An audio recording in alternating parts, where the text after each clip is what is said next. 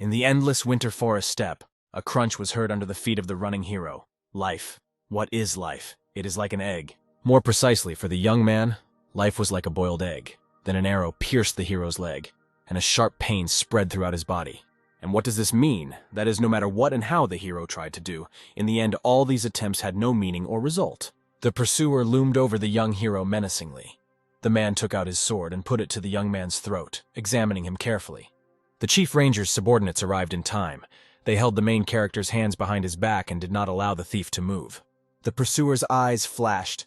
Let the rest of the fighters search this boy immediately. One of them announced that he had managed to find the relic. So the young hero fought until he was killed by 3 bastards in the forest, cutting off his head, just like in the game. But it was necessary. A female voice was heard. It hissed at the young man and ordered him to kill. The body of the dead young man began to emit green light. The hero had to die here. Murder, murder, murder. Here the decapitated part of the young man's body stood up and straightened up. The mother of corruption should not worry about divinity. The young hero managed to take the divinity inside the relic. The headless body approached the head, ran its hand through her hair and lifted her into the air. The mother of corruption ordered to kill again, and that is why the hero needed to get rid of the tail in such a way that the head began to grow together with the body. The young hero caught the bandaged, amputated hand in a flash and laughed, but the young man lost all his money. So the closer the main character felt to 30 years old, the more the young man was busy with ordinary everyday affairs and tired of games. Therefore, the hero had to compromise with reality and use cheats. Now the boy can't even remember the name of that game. However, the young man bought this game in order to play as a phenomenal priest of the mother of corruption. The guy had never heard of such a thing before. So who is this priest of corruption? It is difficult for a player to get the class, it is very difficult to play it, and also the lowest efficiency. However, the main character of the story could not help himself. The young man's heart beat so fast from just one description of the character. Well, when all the class quests of the new game were completed and the materials disappeared completely, the most unforgettable moment in the boy's life happened. The computer monitor screen began to emit a dark green light and illuminated everything around. The main character began to be drawn into virtual reality. The young man himself became a priest of the mother of corruption. The hero got into the game by falling into a teleportation portal, and that's how his story began. The voice of the mother of corruption sounded again. The young man must kill. This thing, whose cry is similar to a death metal singer, is the goddess that the hero worships. So after waking up from teleportation, the hero had 2 only things in the game. The first was the canvas robe of the Order of Corruption. And the second thing is the bandaged, rotten hand of the mother of corruption herself, through which the newly made character felt her presence for the first time. And also through this amputated hand of corruption, the young man felt a connection with the huge incarnation of the goddess. Thanks to this, the guy was able to quickly accept the fact that he was now in the game. So the main character moved to another dimension, where he was no longer alone, and the guy also felt better, stronger, and more natural, as if he had been waiting for this moment all his life. This new reality was given to the hero quite easily, and even pleasantly according to the setting. The priest of corruption was a person improved with the help of drugs. Thanks to this, the young hero became stronger. All his senses became sharper, and the character's body can only be killed by divine power. The young hero sighed heavily, and the guy still had a persistent feeling that something else had happened to his brain. After all, before the boy absolutely couldn't stand the sight of blood, but now he can calmly watch cruel, bloody scenes. However, there is a significant problem for the young man in this pixel reality. The hero has completely lost his sense of taste, and he really wanted brisket and kimchi. So the sun was welcomingly lighting up the lands. The young hero decided to find out about new vacancies. The priest Marnek received an identity card. The young priest of the mother of corruption put his hands in his pockets and walked up to the reception desk, and there was work for the young man. The young man's name is Zarant Viren. The girl smiled at him in a friendly manner. Just a minute. The employee is going to look through the stack of papers. Let him wait a bit. The girl at the reception desk is sure that she recently came across some tasks for the priests of the goddess of support. So when Zarant came to the northern city of Geese, the young hero decided to introduce himself to everyone as a priest of the goddess of support, and not the mother of corruption. If a character is in one order and at the same time appears to be a member of another divine cult, the god immediately becomes enraged and leaves a mark on the young man. This mark is visible only to members of the order.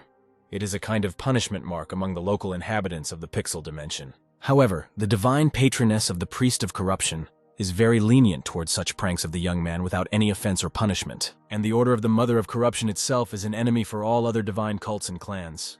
Zarant himself is essentially hated by everyone here. And what is remarkable is that the young hero is the only admirer and follower of the mother of corruption and her cult. The young man was distracted from his thoughts by the voice of a cute girl at the reception desk. She was holding a piece of paper, and here was a suitable job for Zarant. All the enthusiasm immediately disappeared from the main character's face.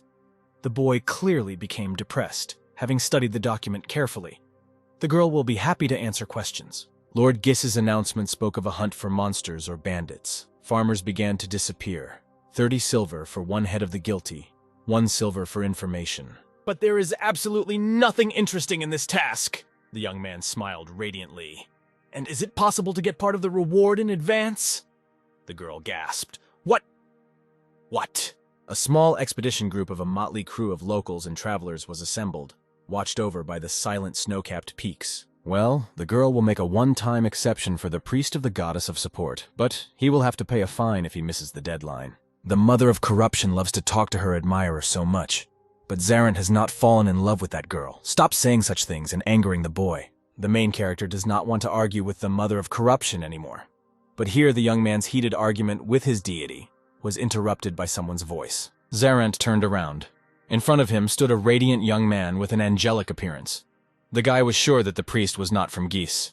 It would not be difficult for him to tell about his native land. By the way, if their group does not turn off this road, then soon the blonde man's village will appear. I think his name is Pierre. He hopes that things are okay with his mother and father. Thanks to Captain Gallad's generosity, the parents shouldn't have any difficulties, by the way. There are rumors that farmers are kidnapped by ghosts. What a talkative guy. Here, the talkative Pierre was called out by a commanding male voice. It seemed that the bright young man was being called ahead of their group to the captain. But he would return soon. The mother of corruption ordered to kill. But why does the goddess again and again order her follower to kill everyone? There will be big problems if this is done. The young man can talk to the goddess about this later. Her disciple needs silver coins. He would prefer to spend the winter in the warmth and is grateful for understanding. The bandaged hand resentfully ordered to kill. It seems the young follower went a little overboard. Let the goddess not be so offended. After which a satisfied hand jumped under Zarant's robe, by the way. How many fingers does the mother of corruption estimate them at? Fingers of the goddess appeared above each member of the group. The acolyte can receive a certain amount of divinity for killing people. 1 finger equals 10 points of divinity, 2 fingers are already some divinity, 3 is 1,000, 4 is 10,000. And 5 fingers are 100,000 divinity. If the main worshipper of the goddess collects 10,000 divinity, then he will receive 1 power. And the young hero received his long-awaited power at the moment when the youth got hold of that very stolen relic and absorbed divinity. Thus, there were still 12 relics to collect. If Zarant managed to collect divinity from all of them, then any of his wishes would come true. The main character licked his cold lips in the frost. First, the young man will get his sense of taste back. The thoughts of the priest of corruption were interrupted by a cute blonde man. Pierre was told not to bother the young man too much with his chatter, so as not to test his patience. The only follower of the corruption smiled at the young man. Zarant is completely fine. Pierre has absolutely nothing to worry about. Then out of nowhere, a hail of arrows fell upon the expeditionary group, killing some of the warriors right there in an instant. What the hell is going on here? The talkative blonde froze in his place from fear. The main character grabbed him by the collar. Why did Pierre freeze in his tracks? Was he really tired of living and telling his stories? Zarant pushed the young man aside, after which the young priest of corruption took the entire blow upon himself. The follower's body was pierced by several arrows. Blood began to spurt. Zarant roared in pain. After which the main character fell lifelessly to the ground like a heavy sack. Pierre extended his hand to him, but not this. Several hooded archers emerged from the ambush and began firing at their group, killing almost all of the people. The body of a young novice lay on the crystal-white snow, scarlet blood oozing from it. It was very painful. The goddess of corruption ordered her priest to kill. A trickle of blood gushed from the young man's mouth. These are most likely those bandits. The emerald eyes of the worshipper of corruption flashed. Well, maybe he should pretend to be dead and take away their divinity when the chance comes. It would be as easy as pie. Just lie there and wait for the right moment. The entire snowy valley was strewn with the corpses of travelers. However, the main character was used to acting directly and openly. The young novice rose from the ground and his eyes fell on the sword of the slain warrior, after which a maniacal smile appeared on the face of the only worshipper of the goddess. Usually a priest of corruption acts like this. The eyes of the priest of corruption flared with a dark flame. The goddess ordered to kill. The novice predatorily rushed towards his victims. The archer who attacked the group members froze in his place, dumbfounded, pulling the string of his bow. What is this brat doing? In just a few seconds, the tree trunks were painted with numerous splashes of dark blood from the attacking bandits. The remaining members of the attacking group began to peek out from the thicket of the forest, their leader casting a furious glance in the direction of the young man. Uncontrollable anger appeared on the chief's face. His veins pulsated rapidly. He grinned, and his eyes were clouded with anger. So the leader of the group will take this damn priest on himself. Let the rest first deal with the survivors, and then help him. The enraged captain immediately rushed at the young novice, but the main character managed to repel his lightning-fast attack. After which, the only priest of corruption with one sharp blow threw the attacking man away from himself, as it is not good to attack from behind. The leader of the group was thrown away from the disciple by the shockwave, and this kid is quite strong, but it won't last long. While the captain of the attackers was coming to his senses, the young follower asked his goddess how many fingers she estimated this freak to be worth. A maniacal look flashed in the eyes of the group leader. What was this brat muttering under his breath? Was he really reading a prayer to his god before he died? The attacker rushed at the young man with lightning speed and dealt a series of blows with his sword, but the novice managed to dodge and parry each of them. So how much divinity does this bastard pull? The bandaged hand stuck out and showed 2.5 fingers. So this is an ordinary bandit. The main one is on the same level as the ranger who cut the boy's throat. A radiant smile appeared on the protagonist's face. His cheeks flushed. This game is so unbalanced. The young follower of the Mother of Corruption took up a fighting position. The goddess ordered her priest to kill for her. Well, nothing new. The leader of the bandit group caught his breath and burst into loud laughter. Zarant had apparently hit him hard. However, here the blade of the young novice's sword shattered into 2 pieces, so the bandit uses a blade made of frost steel. It was all about the weapon, so the bandits have no business with this young priest. If the kid wants, they will let him go. Because this will be the last thing this group does in this area before they leave anyway. The main character smiled contentedly. What a generous offer. The young man willingly believed in the honesty and truthfulness of the bandit's words. So why don't they part ways on good terms with the boy? Zarant has a counterproposal. Why don't they just stop being freaks and do charity work? And the young man seriously believes that after his words, the group of bandits will just go and leave here, of course. The guy is teasing him. Then, from a forest ambush, an arrow flew straight into the head of the only follower of corruption, piercing it right through. Well, finally. Why did these idiots wait so long to kill this brat? The leader of the bandits thought he would die in this fight. The boy turned out to be strong. The others saw how the leader cut the boy's sword in half. The leader simply calculated where to hit so that it would break. As always, the best. The gang of bandits finished with this case. We managed to sort out the rest. Everything was done. Excellent work. The rest of the bandits killed every wandering traveler. Well, here the young novice would argue what the hell it was. Did the bandits kill absolutely everyone? In which case, why is their group so surprised by the priest of corruption? Is this the first time the bandits see a person who survived? The priest of corruption pulled the arrow out of his brain and stood up. The emerald eyes of the disciple of the Mother of Corruption flared up with flame, which made everyone silent. For the first time, they see how an arrow to the head could not kill a person. The group of bandits shook their heads in agreement. Well, yes, cold sweat was running down the leader's face. This is not normal. What kind of psycho is this? So the main character gave these idiots a chance to leave here on their own, saving their miserable lives, and in return, he received an arrow in the head. So why are the other bandits frozen in their places? This priest is a real psychopath. Let them shoot him immediately. Hearing the order from the leader, the archers pulled the strings of their bows and fired a horde of arrows at the novice. Well, now, he definitely won't survive. The Mother of Corruption, her only son, is in trouble, and he is too scared and confused to do anything. If the great dark goddess had not abandoned her devoted and only worshipper, then the assistant would not have refused her help. This can't be. What kind of monster did they get? What the hell is going on?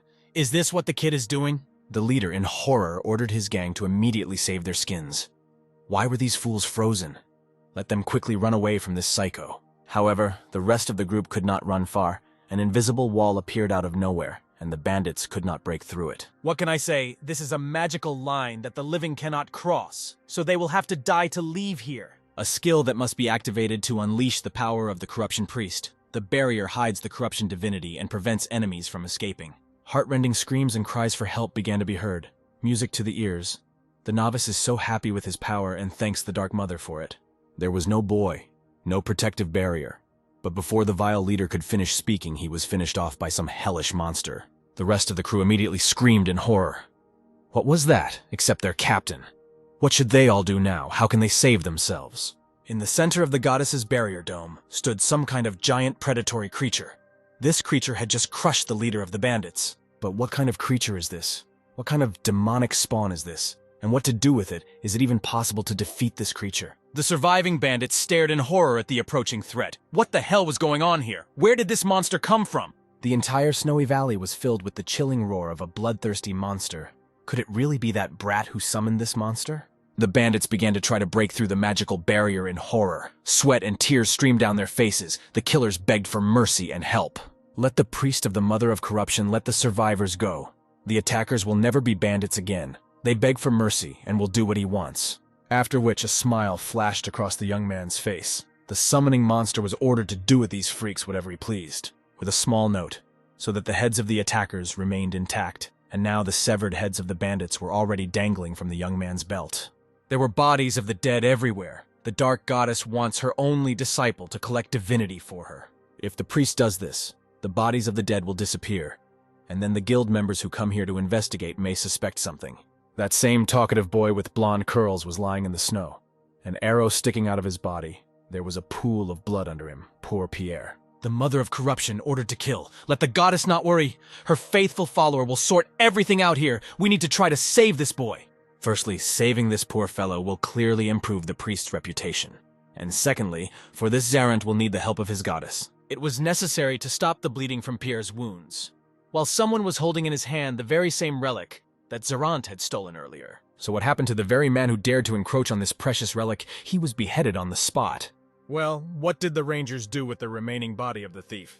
His corpse had to be left in the snow. The guards took only the relic. Since a strong snowstorm arose, there was no opportunity to take the body of that criminal.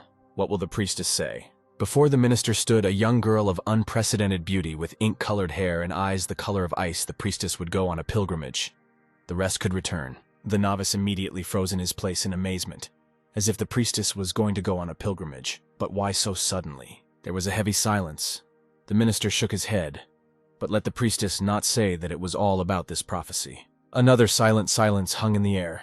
The novice understood everything anyway, and there was no need to give any answer to this question. The beautiful priestess nodded approvingly. Her eyes flashed with flame. It was all about the prophecy. The servant was right. She needed to meet someone. Meanwhile, in the snowy steppe, a deep starry night had already set in. The main character threw the chatterbox's body onto his back and dragged it towards the nearest village. 10 years ago, all religions were given a prophecy that the end that is hidden under the living shell will come to this world. The protagonist brought the talkative traveler to 2 guards and handed him over to them for safekeeping. Pierre still has a chance to be saved. So the young priest Zarant can already be free. The main character turned around at the voice. The girl received permission for him. The guards lifted the big guy onto themselves and carried him to the doctor. And this little fellow dragged him with one hand. You wouldn't even know from looking at him that the boy was that strong. The girl with fiery hair and eyes looked at the arriving young man with interest. Perhaps the priest really was a little strong. How modest, by the way. The girl bent over the priest's belt. She was told that these heads were the source of the problems. And instead of dragging around the area with severed heads, let the priest hand them over to the guild as they wish. By the way, the young traveler already has a place to spend the night. Zarant will look for him. In such a big city, there should be a room left for him. This means that the young priest has absolutely nowhere to stay if Zarant doesn't mind.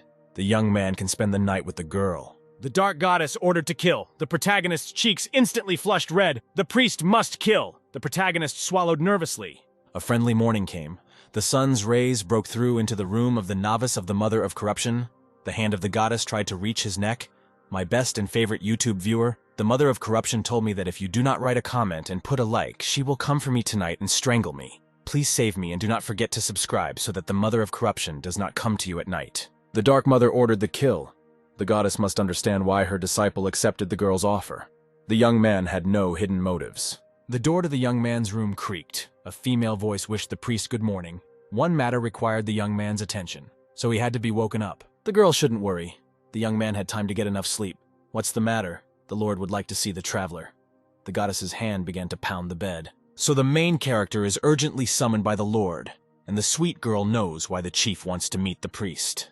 Well, Captain Gallet, who was killed by bandits during a mission in the snowy steppe, was the free brother of the Lord. That's how it is. The butler reported to his master about the arrival of the young priest.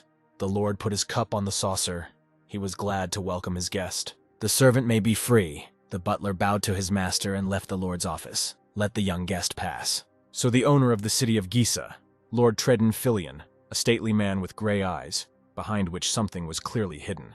So it means that the young guest is the very man who witnessed the last minutes of the life of the Lord's half-brother. The main character was immediately pierced by a sharp sense of danger. The dark goddess of corruption always conveyed her thoughts clearly. Will Zarant have tea? A wide smile appeared on the main character's face. The day is becoming more and more interesting. Well, what is it? The master of the city of Gis froze expectantly, his face clearly showing tension and wariness, as did the face of his young guest. As soon as the dark mother of corruption saw Lord Trayton, she immediately drew the letter X. This could mean only one thing.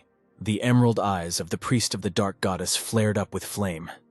Well, how could Tredon Filion live under the guise of a man? The owner of the large city of Gisa, Lord Tredon Filion himself, was a demon. The man's eyes immediately changed color to bloody. Demonic spawn are typically much stronger than any other creature, but are severely limited in what they can do of their own free will.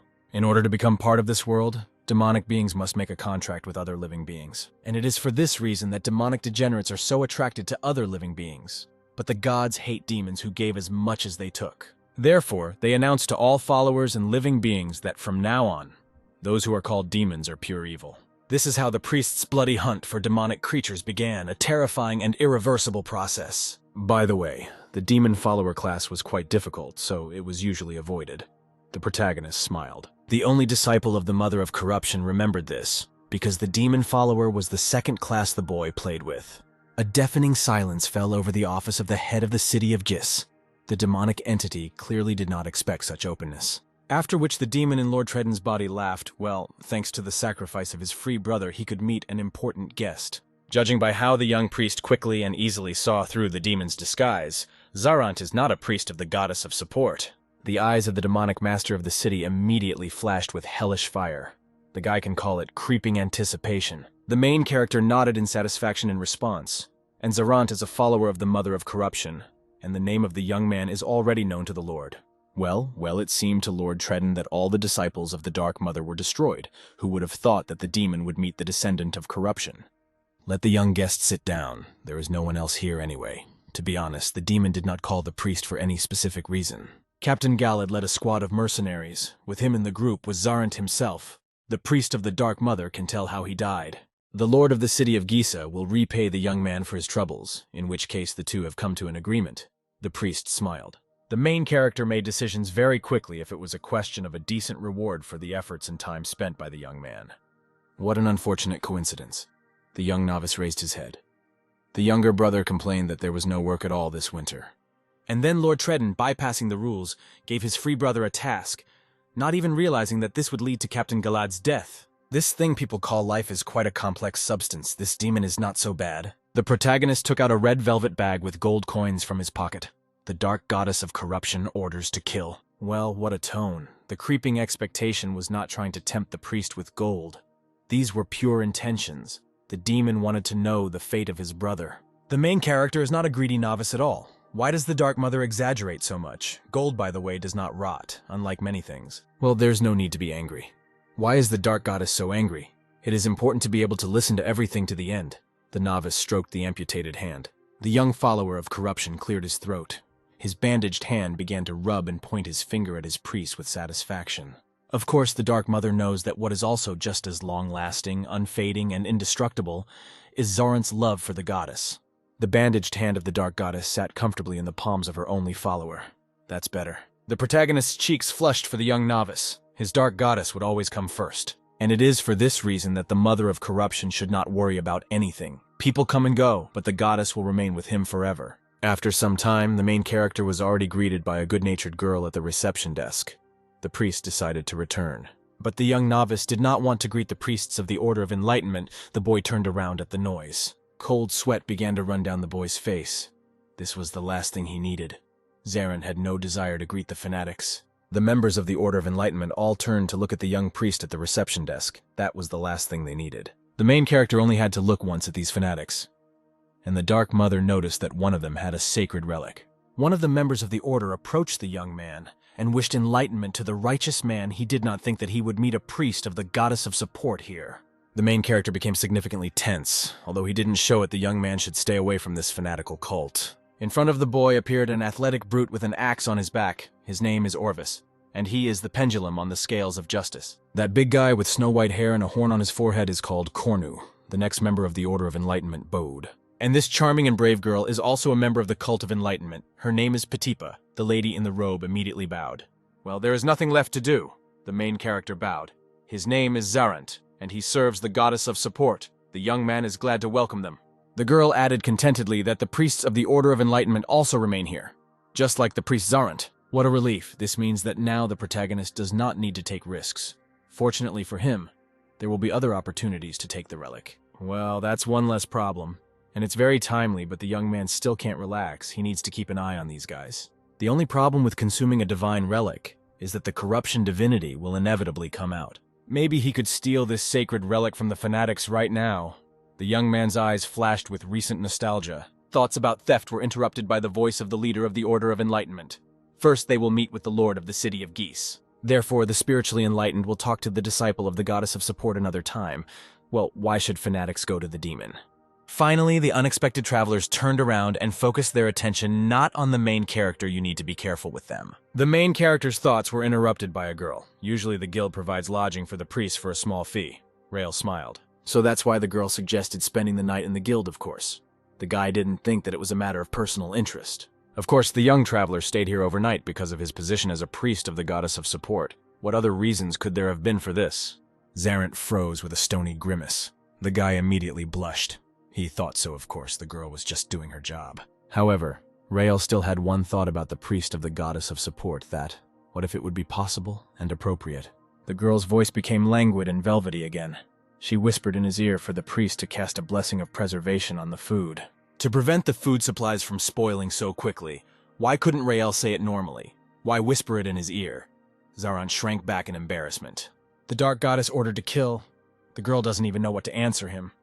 The employee threw a meaningful glance at the guy.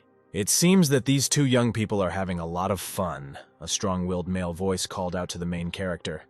The priest immediately turned around. And why didn't the priest Cornu go to the master of the city, along with all the other members of the Order of Enlightenment? This was the most logical and convenient thing for the team and the owner of the city of Giz himself. So the big guy chose to stay here. In fact, the big guy simply has no choice because of the tribesmen of the priest Cornu. Many lords of the north have bad prejudices about him. It's okay. This is already a common thing. There's no need to disturb strangers with a giant with a horn. They'll call him if necessary. Yes, this good guy has it tough. Only in appearance does Cornu seem very formidable and dangerous. In reality, he's a kind giant. For this reason, the priest of Cornu shows courtesy. Rael intervened in the conversation of these two.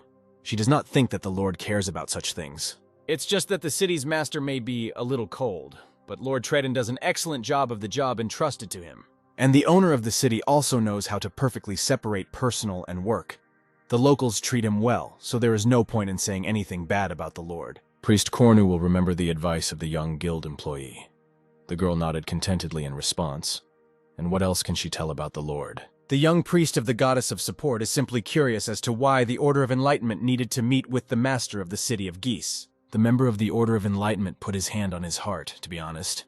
He and his comrades were simply following the prophecy they received 10 years ago. Priest Orvis suggests that the end hiding under the living shell may possibly be a demon. Cold sweat began to run down the protagonist's face. Did the Order of Enlightenment really assume that Lord Tredon was that very demon? Of course, the priests of the Enlightenment clan themselves do not think so, but their direct duty is to protect humanity, so they check everyone. The priest Orvis has a special magical artifact that allows him to detect a demon. Well, in that case, it's the end for both of them. The sacred relic of the Enlightenment clan began to emit a blue light, a sure sign that a demonic object had been detected. The two disciples of the Cult of Enlightenment immediately looked at each other with apprehension and readiness to act they had found the one they were looking for. A deafening explosion was heard throughout the city of Giz, which did not escape the attention of local residents and the two interlocutors. A huge demonic entity emerged into the daylight, and here was the creeping expectation in its natural form. Well, the noise is about to rise. How untimely this is. Cold sweat was running down the main character's face. It's about to start. The leader of the Order of Enlightenment raised his axe. The scales of retribution will destroy the unholy monster. Let him return to hell. The city of Gis will shake under the demonic onslaught today. There will be a bloodbath that could take the lives of many innocent residents. The mark of the magical axe of the priest Orvis lit up in the sky. The priest Cornu announced that his teammates were fighting a demon. They needed help. However, the main character immediately rushed towards the guild. Let the Order of Enlightenment begin without him. He will return soon. A young follower of corruption burst into the guild house, shouting the girl's name. "What's going on here?" Rael screamed in fear. A young disciple of the Dark Mother stood at the door. What are those terrible sounds coming from the street? What is going on there? And where's everyone?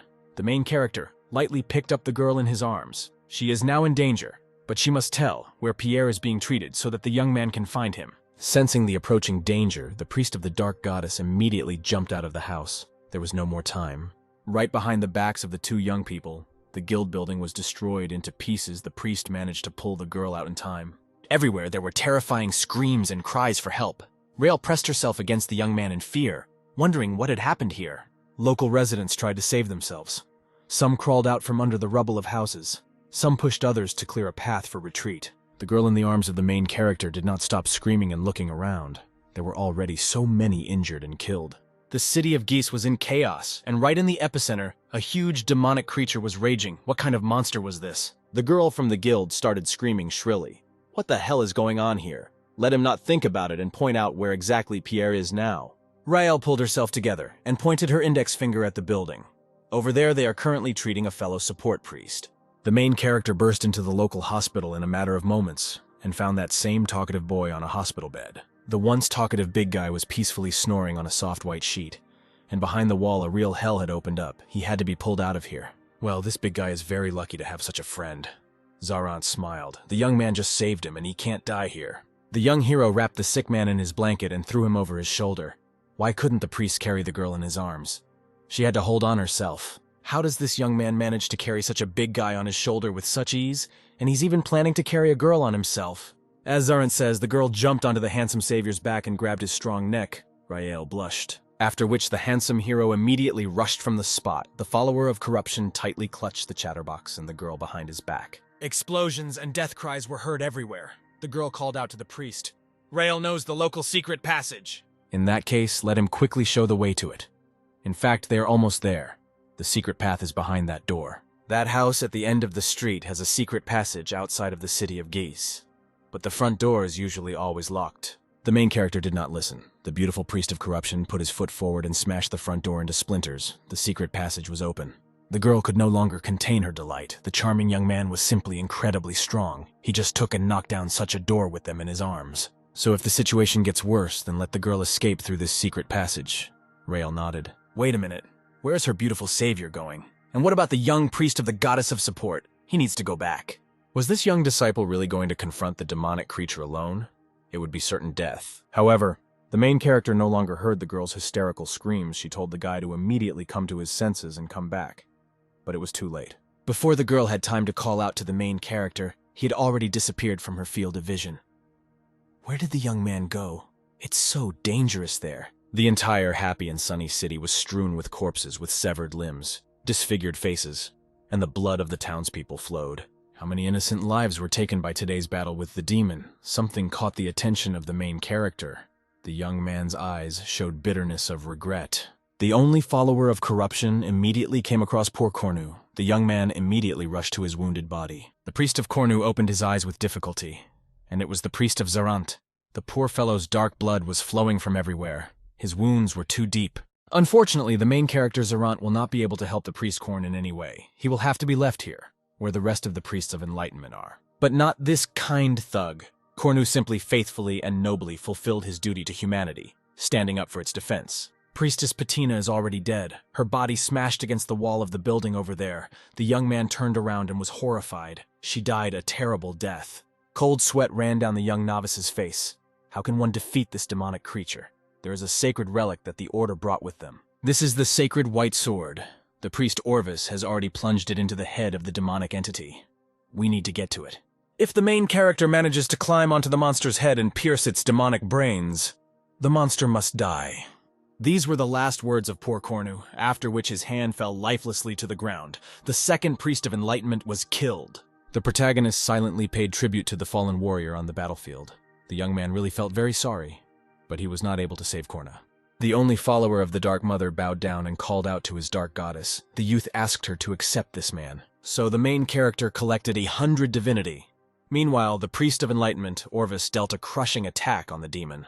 The captain of the enlightenment group was seriously wounded and exhausted, but he diligently continued his fight. A warrior has no right to surrender. He was left alone against the demon. The demonic monster roared in pain. The scales of retribution will destroy the wicked. The hammer of enlightenment will send him back to hell. At that moment, the disciple of the dark goddess saw his chance. The priest of corruption grabbed his sword and rushed towards the demonic creature. The main character is obliged to help the local residents and the owner of the city of Giz.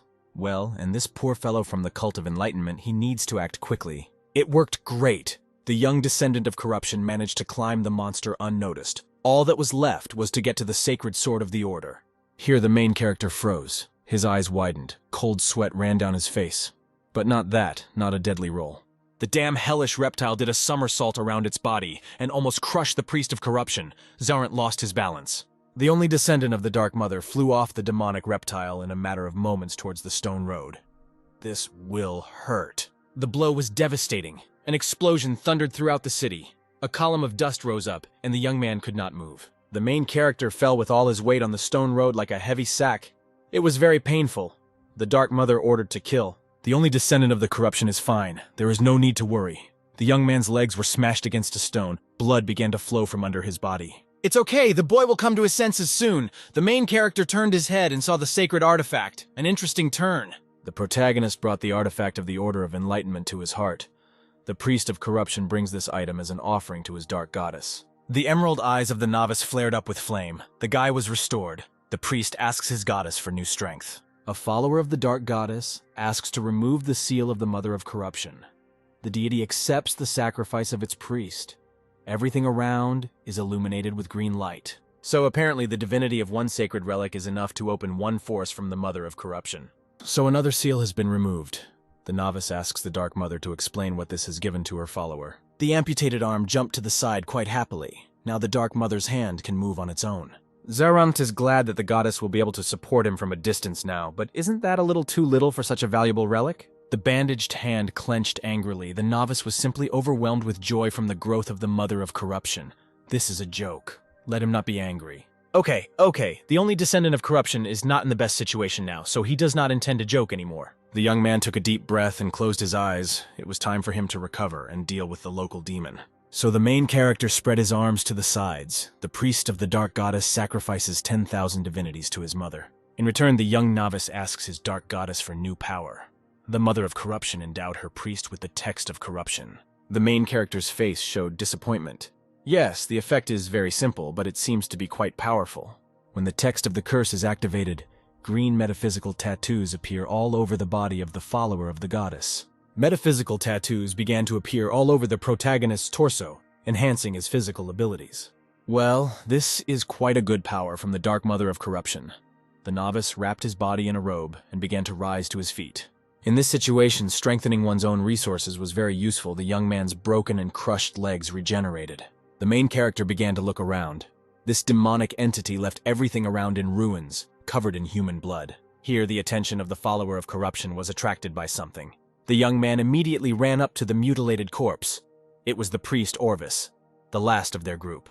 Apparently, the young priest fell from this demon at the same time as Orvis. May the warrior rest in peace. The only descendant of corruption folded his hands and called upon the dark goddess. The priest sacrificed this body to the mother of corruption. Behind the protagonist, the demonic entity let out a deafening roar and continued to destroy the city of Giz. Zarant turned around. Well, this is all very strange. The bandaged hand ordered to kill. That demonic reptile is now in a rage. A huge demonic crocodile began to destroy its own city, its giant, powerful tail smashing the residents' houses into pieces. Although in all likelihood the city's master was angered by the Order of Enlightenment, then why is the demon in a rage even after the death of the priests of the cult? To be honest, the only disciple of corruption believed that the demonic race knew how to control itself and not rely on instincts. The amputated hand stuck out of his pocket with interest and ordered to kill. It would shake a little, so let it hold on tight. The new power of the mother of corruption was activated. Metaphysical tattoos appeared on the young man's body, and the priest immediately rushed at the monster. The giant reptile growled predatorily and struck with its powerful tail. The acolyte managed to dodge the demon's attack. The main character made several turns in the air and found himself right next to the sacred white sword, which is what the young man was looking for. The follower of corruption began to quickly make his way to the sacred artifact of the Order of Enlightenment, which is why the demon suddenly arched his whole body. The only descendant of the Dark Mother does not have much time to solve this problem and eliminate the cause of the unrest. The priest of the Dark Goddess quickly picked up speed, step by step approaching his goal. He needed to choose the right moment. Apparently, this demonic reptile was about to perform a deadly role again, but this was exactly what the priest of corruption was expecting. So the same move wouldn't work on the Dark Goddess's followers twice. The young man smiled predatorily and rushed to the side. This time, you need to be extremely careful to watch the movements and turns of the demonic reptile. There will be only one chance. The young acolyte ran under the demon's giant scaly tail and remained unnoticed, the youth getting closer to his goal. Another deafening explosion thundered throughout the city of Geese. The earth shook. The demon roared furiously. People screamed in horror. The protagonist suddenly stopped in his tracks. His eyes widened. Zorant put his hand to his mouth, trying to hold back the black liquid. After which a black viscous liquid appeared on the palm of the young novice apparently. This side effect is progressing faster than expected. The demonic reptile has already taken a fighting stance. What a powerful creature. When a guy uses the text of damage, his body begins to rot from the inside. And at some point this corruption can come out of the main character, and then the disciple of the Dark Mother will no longer be able to move. Because of this, the young descendant of corruption had very little time left, and so the young man saw the target again and jumped next to the white sword. Cornu's words sounded in his head. Orvis thrust the white sword into the demon's head, but he had to pierce the creature's brain to win. So the demon must die. The protagonist tightly clutched the sacred relic of the Order of Enlightenment in his hand. So be it. After which the young priest tore the white sword from the flesh of the demonic reptile. Black blood gushed out. Let Lord Tredden awaken. This should work correctly. The master of the city should return to consciousness after eliminating the cause of his uncontrollable rage. The entire city of Geese was illuminated with a blue light, and the giant demonic creature arched and roared shrilly. The local residents who survived the bloody chaos stood frozen in their places, mesmerized, watching what would happen next. Meanwhile, Rail managed to drag the wounded big guy to the bed and lay him down.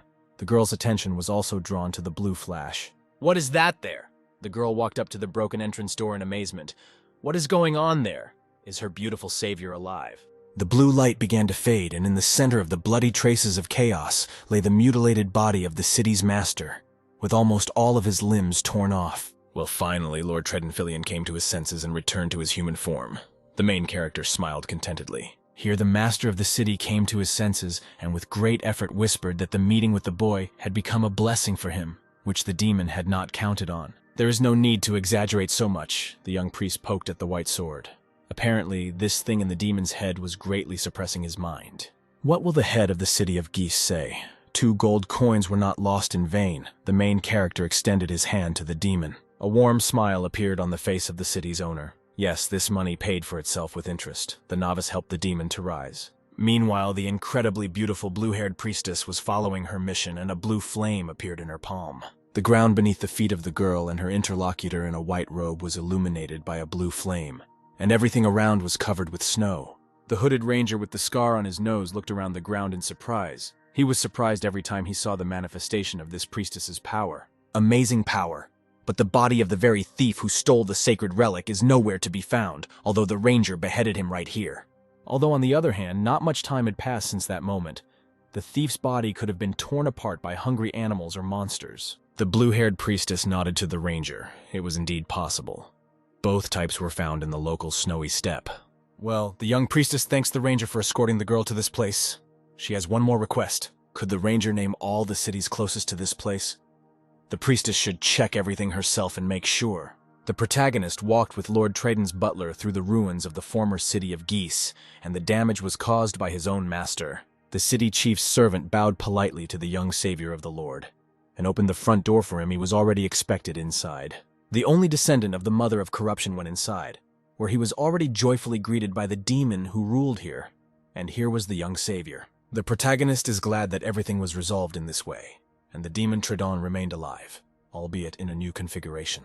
And Lord Tredden was waiting for Zarent. While Tredden looks better with each meeting, the demon thanked the guest for the compliment. Lord Tredden found it difficult to express in words all his gratitude to the young priest and demon slayer, but the boy smiled contentedly. In that case, who did the priest of corruption kill in the square? If the demon is alive and feels great, everyone wants to live.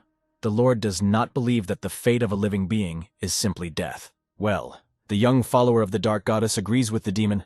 When everything calmed down, the master of the city announced that Zarant killed the great demon and even saved Lord Tredon. And although this does not suit the main character at all, the locals called the young savior of the city a demon killer. Rael seemed to particularly enjoy this, and she never missed the opportunity to call him that in public, attracting everyone's attention. Just like now, the main character froze with a stone face, cold sweat running down him. The girl set him up again. This is a demon killer. Although you wouldn't know it by looking at him. Everyone in town had heard that this guy was incredibly strong, and that he had previously single-handedly defeated 7 bandits. What can I say? This guy killed the great demon himself. The bandits are just a warm-up for him. The young priest hurried to hide in the alley from his fans. And now the young hero of the city of Gisa was already sitting with his lord in a serene and cozy atmosphere, as if nothing had happened. The lord's implants served as a reminder of what had happened. It was so strange to see his wooden prostheses, but they moved so smoothly. In fact, the dominant demon allows himself such ease only in front of the young man, and in front of the locals he always limps. Here the eyes of the demonic character flashed with a bloody gleam. But there is a price for everything, and this case is no exception. In order to move so easily, the demon has to pay a very high price. The young man tensed up. And what price are we talking about? Sooner or later, all the hair on Lord Tredon's body will become completely weakened and will begin to fall like autumn leaves. But that is simply an unimaginable price. And if suddenly the main character happens to meet a demon in a couple of months, then the Lord will already have a bald spot on his head. Tears began to flow from the eyes of the young novice. And why did the priest of corruption even imagine this? He had to return to another. The young follower of corruption has a free week to spare. Of course, the Lord received a request for some work, and it concerns the priest. And why are we suddenly talking about a young man? Rumors about a demon slayer spread very quickly, so people decided that this very hero would suit them best. If the owner of the city of Gis understood everything correctly, then the matter concerns the sacred relics of the ancient empire. Zarant is all ears. So the owner of the city considered this mission to be very beneficial for the young novice, because we are talking about what the young man himself is looking for damage. The reward for the mission will be 5 gold coins, paid in advance, and it was also promised that in case of serious assistance, 1 sacred relic will be given. The bandaged hand rose up in impatience and ordered to kill, like the mother of corruption, and said, it would be better to agree and see everything personally. In this case, the main character agrees and takes on a new task. A radiant smile appeared on the young man's face. Long ago, there was an empire that is now called Ancient. Its emergence ended the era of mad magicians and brought unity to the entire continent. At this time, their technologies are trying to recreate, so their relics are very valuable. They contain powerful abilities. In other words, most of the high-level items in the current world are sacred relics of the ancient empire. The main character approached the group of mercenaries and introduced himself as a priest of the goddess of support. He was pleased to meet the others. So this is the employer of the demon slayer. His name is Carmen Valtis. A very young man extended his hand to the priest. Zarant froze. Yes, judging by the face of the young novice, he had already heard this name. Zarant is not mistaken in his guesses. Anthony Valtis of the Black Wolves is Carmen's father. And to avoid any misunderstandings, Carmen will immediately answer that she is the illegitimate son of that very Anthony Valtis. This is news. A principled man from the Black Wolves has had a child on the side, which means that numerous rumors were wrong. It seemed to Zarant that Anthony Valtis had decided to spend the rest of his days in complete solitude after the death of his wife. But it would be wrong to go into that further. Well, the guy himself is clearly not bad. There is no point in getting into his soul with your questions. These questions probably don't give him any peace anyway. If it wouldn't be too much trouble for the squad leader and part-time employer, Zarant would appreciate it if Carmen introduced the others. So the silent and gloomy girl in the hood is a magician. His name is Tunisa, and she will lead the group to the relics. And this cute big guy named Vukas, he is from the One-Horn tribe and is also a big and kind guy who you can always rely on. Well, the Demon Slayer is pleased to meet each member of his new team, and the guy is not at all thrilled with this nickname. For this reason, it would be better if everyone else simply called the young man Zarant. Why be embarrassed by his achievements? So the journey on foot will take about 2 days, so all the conversations will continue on the way. 2 days have passed of the new mission. A group of mercenaries settled in the forest under the cover of night. A fire crackled comfortably in the center, and Zarant would not sleep. It was better not to miss the opportunity to rest. Everything is fine. The young priest has already slept well and does not feel tired, and Zarant is a hot-blooded guy. There is still a little time before sunrise. Perhaps in this case, the novice will tell some interesting story. Carmen is sure that such a young man has met many girls on his way. The main character's cheeks immediately turned red. Well, in this sense, the guy is like fresh snow that covers a winter field. It is so unexpected with the beauty and achievements of the young man. But maybe there is something that attracts Zaranta to girls. Some features. The bandaged hand of the dark goddess immediately popped into the mind of her follower, in general. That is, something that Zarant likes in girls. What is most important for the priest is that the girl is always on the side of the young man. Carmen agrees with the priest. There is nothing better than waking up in the morning and seeing a girl sleeping peacefully next to you. Carmen thinks that she must have a big heart. The bandaged hand gave an approving thumbs up, the dark mother of corruption agreeing with her only follower. Carmen spread his arms out to the side. His heart is in his chest, and to accommodate all the kindness, the girl must also be big. So Anthony Valtis's illegitimate son loves girls with big breasts. The dark goddess ordered her disciple to kill. It's good that the guy knows his preferences. This can be very helpful to Carmen in his adventures. But if you need Zarant's advice, then it's better not to tell them such things. To be honest, Carmen doesn't discuss such things with just anyone and started talking about something intimate only because his interlocutor was a young man. Because every time the boy talks to the young priest, he gets the strong feeling that Carmen is talking to an old friend. The protagonist beamed. The dark goddess of corruption ordered to kill, to be honest. The young follower had exactly the same feeling. So these two young people spent the whole night in warm and intimate conversations like old and good friends. The next morning has arrived. The protagonist remembers very well that his dark goddess told him to choose his friends with extreme caution. The dark mother ordered to kill, but it is incredibly easy and pleasant for the only descendant of corruption to communicate with this guy, as if they had known each other all their lives. The gloomy girl announced that their group had finally arrived at the place they needed. Teresa took off her hood. The members of her team approached the girl. So now Tunisia will open the magical passage to the ancient ruins. The witch took out the key. Well, getting into the ruins of the ancient empire is quite easy. First, you need to find the right key. After which, travelers will need to get to the coordinates indicated on this key and read the words in the ancient language from the key. Then, after all the manipulations, a magic hole appears in the air. You need to insert the key into it and turn it several times. The key to the ancient empire should be turned clockwise or counterclockwise. Since only magicians can read the ancient language, their role in the mission is irreplaceable. The only exception to these rules are the players.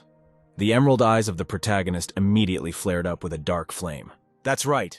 The young disciple of the Dark Mother can also read the ancient language, but the young man plans to keep this fact a secret. The group's employer stuck his hand into the magic hole and contentedly ordered the rest of the boys to follow him inside. Since the young hero has absolutely no connections in this pixel dimension, it would be extremely difficult to find the key on his own. And so 4 wandering mercenaries teleported into the ruins of an ancient empire through a magical hole that opened up to them. The arriving mercenaries were struck by the silent grandeur and beauty of this place of all the ruins. These were the best preserved. The leader of the mercenary group asked where exactly they should start their search. There were probably many artifacts here. A radiant smile appeared on the protagonist's face. Who would have thought that Zarant would get a chance to get into the ruins? The young man had only seen these magnificent ruins of an ancient empire in pictures on the internet, and his heart was fluttering. Gloomy Tunisia, as always, kept to herself. The girl was extremely focused on their mission and distrustful of others. A team of 4 mercenaries passed through the green thickets of the jungle and found the entrance to the underground gates of the ancient empire. The travelers walked through a poorly lit corridor of the dungeon and came across a gigantic door. It was covered with magical symbols. These hieroglyphs are the writing of an ancient civilization. On the door it was said that in order to get inside, it was necessary to prove that the imperial blood flowed in a person. So blood was needed. A gloomy Tunisia announced that their team did not have the blood of members of the imperial family. They would have a hard time. What's going on? The symbols of the ancient language turned red. The huge gates began to open. They should prepare for battle. Then a terrifying animal roar was heard. Apparently this sound was coming from behind the gate. A horde of monsters was approaching the team of mercenaries. The guys grouped together. Well, it wouldn't be easy at all. The mercenaries took up combat positions and waited for a clash. So the terrifying guards of the ancient empire rushed rapaciously at the group of young travelers. The first to rush into battle was the one-horned Vukus. The powerful giant cleared the first line of the invasion of the ancient monsters of the empire with literally a few movements. The silent Tunisia concentrated her spiritual energy and began to read the spell. The girl's staff began to glow. After which, the ground under the clawed paws of the monsters opened up, the stone slabs cracked, and light broke through from underneath them. An explosion of stunning force thundered. The monsters of the ancient civilization were thrown back by the shockwave. Everything was swallowed up by a column of rising dust. The bodies of many monsters of the ancient ruins were torn to pieces. Their limbs flew over the heads of the group of travelers. What a sight. The main character took out his sword. His emerald eyes flashed with a predatory flame. It was time to hunt monsters. After which the only descendant of the mother of corruption soared into the air and made several sharp swings with his sword, cutting through the bodies of the local monsters. Here, the Dark Mother hissed in order to kill. Her young follower managed to parry the monster's blow in time, a sharp blade protruding from its clawed paws. Well, look at the combat kit these creatures have. The young hero has never met such monsters. He needs to get rid of them as soon as possible. The main character thrust the blade of his sword straight into the head of the attacking monster. At the same time, an arrow flew into the monster's head. Zarant smiled. From the other end of the dungeon, his new friend finished off the monster that had attacked the priest with one shot. Carmen smiled. They did it at the same time. The only follower of the Dark Mother swung his sword to finish off the monster for sure, and thanked his friend for his help. The two young men looked at each other and looked questioningly at Tunisia, asking why she was throwing enemies between their lines. Zarant and Carmen could have been hurt or killed now. The girl rolled her eyes and replied that it was the fastest way to get rid of the monsters. The magician added that these three killed everyone anyway, so what's the point of this whining now? Well, Tunisia can talk, so let these two stop. One-horned Vukus turned away in resentment and plopped down on the ground like a heavy weight to meditate and calm down. The main character turned towards the one-horned giant. Well, that means they'll take a break. They're a team. You can't leave one of them, although you can think about Tunisia. But the young priest lives up to his nickname of Demon Slayer. The young man is ashamed to show such behavior. Zarant did everything right. By the way, the main character was amazed by his friend's bow skill. This is because Carmen had been practicing with him since his childhood. Even as a little boy, Carmen spent all his free time training with a bow, sparing neither his body nor his time. The conversation between the two young men was interrupted by Tunisia's displeased voice. If these two had already kissed each other to their heart's content, then wasn't it time for them to move on? It was much better when this girl was silent. The sorceress still had a lot of mana left, so they could continue on their way. The unpleasant lady was immediately called out by the one-horned giant. Why did this evil woman continue to drag the mercenaries forward? Unlike the muttering idiots, physically moving warriors need a break. Tunisia hissed through her teeth that the rest of the team didn't mind. If only Vukus needed a rest, then they should continue and reach the end of the ruins. And don't waste time here in vain. The one-horned warrior has a feeling that this unpleasant lady has no friends at all. What did this big guy say there? The mercenary leader smiled broadly and told both guys to calm down. They were all on the same team. What nonsense. Therefore, all travelers will rest a little. It will not bother anyone, and then they will continue on their way. The conversation is over. The girl angrily kicked the wall. The main character laughed.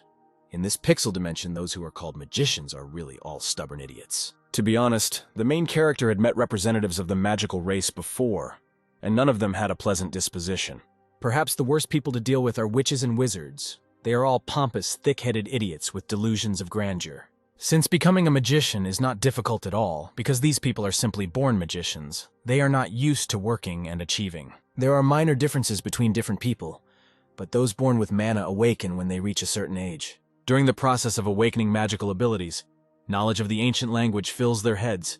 They swarm in an endless stream. And also, without any payment or effort, all magicians can immediately understand spells, which is why they are not particularly inclined to develop. The use of magical mana often leads to the violation of the laws of this dimension. They are reborn as magicians, but because of the large amount of knowledge that fills their brains, these people simply hate learning new things. And as a result, the majority of all these magicians become stubborn and unteachable donkeys while confident in their own exclusivity. Often these people are egocentric, do not pay attention to others. Tunisia is a bright representative of his category. Although it is possible that the girl is simply defending herself from potential attacks and prejudice against magicians, they have already had enough rest. All members of the mercenary team rose from their seats. They have to go to the end of the ruins of the ancient empire, so it's time for them to go. Here, throughout the entire dungeon of the ancient civilization, a loud sound of a mechanism being triggered was heard. What is happening here again? Suddenly, unexpectedly, the huge stone door slammed shut, cutting off the traveler's possible escape route. That's so bad. So if this is a trap, then it definitely means further big trouble for the whole group. You need to be extremely careful. In addition to the door closing behind the mercenaries' command, another unpleasant surprise awaited the guys. The travelers immediately turned around. A giant stone monster formed behind the four mercenaries. Its magical aura was bright red, and here was another problem. The protagonist gritted his teeth. This ancient giant was very strong. He had to be careful. The guy shouldn't act recklessly. The single eye of the huge Cyclops flashed with blue flame. As Zarant knew, the first wave of monsters was too weak for the ancient civilization. Apparently, the real battle of the Relic Hunters team is about to begin, and this guard will already correspond to the level of this place. One-horned Vukas took up a fighting stance and held his weapon out in front of him. Tunisia came out in front of him and ordered the brute to move out of her way. After which the gloomy girl held her magic staff in front of her. The stone on it began to emit a blue glow. Then the silent witch began to whisper a magic spell, and boulders began to circle around her. This entire typhoon of boulders moved and hung menacingly over the head of the stone monster.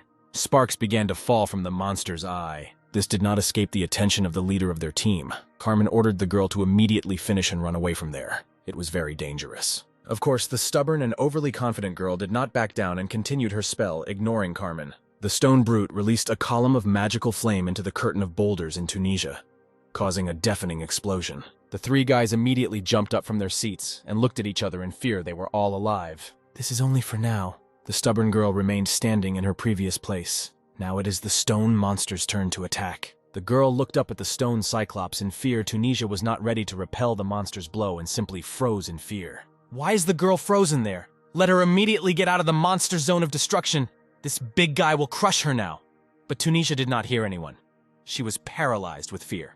After which the giant monster of the ancient civilization smashed Tunisia with one sharp blow, and her blood gushed onto Vukas' face. The one-horned warrior froze in horror at what he saw, and in rage, Vukas had to leave there immediately. Why was the big guy frozen there?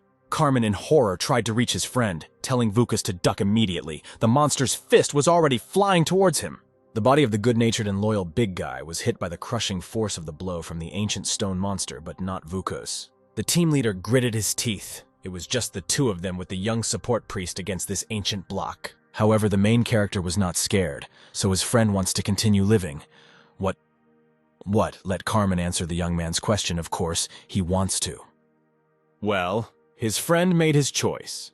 In that case, Carmen should clench his jaw tighter. Why is this all of a sudden? After which Zarant hit the young man in the jaw with his fist. The young leader of the mercenaries lost consciousness from Zarant's blow, while the priest of corruption was lucky to have a giant on his side. The acolyte has no time for prayers. The protagonist is in a hurry, so let the dark goddess send her predatory giant now. A deafening roar was heard. The stone monster of the ancient civilization was immediately hit by a stunning blow from the white monster of the Dark Mother. Then a whole wave of crushing attacks from the young priest's summoned monster rained down on the ancient boulder. The young man threw his friend over his shoulder and rushed to run. The main character turned around quite happily to look at the tame monster. This big guy can always be relied upon. The dark goddess agrees with her priest. Along the way, the young follower of the Mother of Corruption grabbed a couple of ancient relics and absorbed their divinity, after which the only descendant of corruption carefully leaned his friend against the wall and began to watch his monster. In all likelihood, it will take the summoned monster a decent amount of time to deal with this ancient monster. The dark goddess ordered her follower to kill.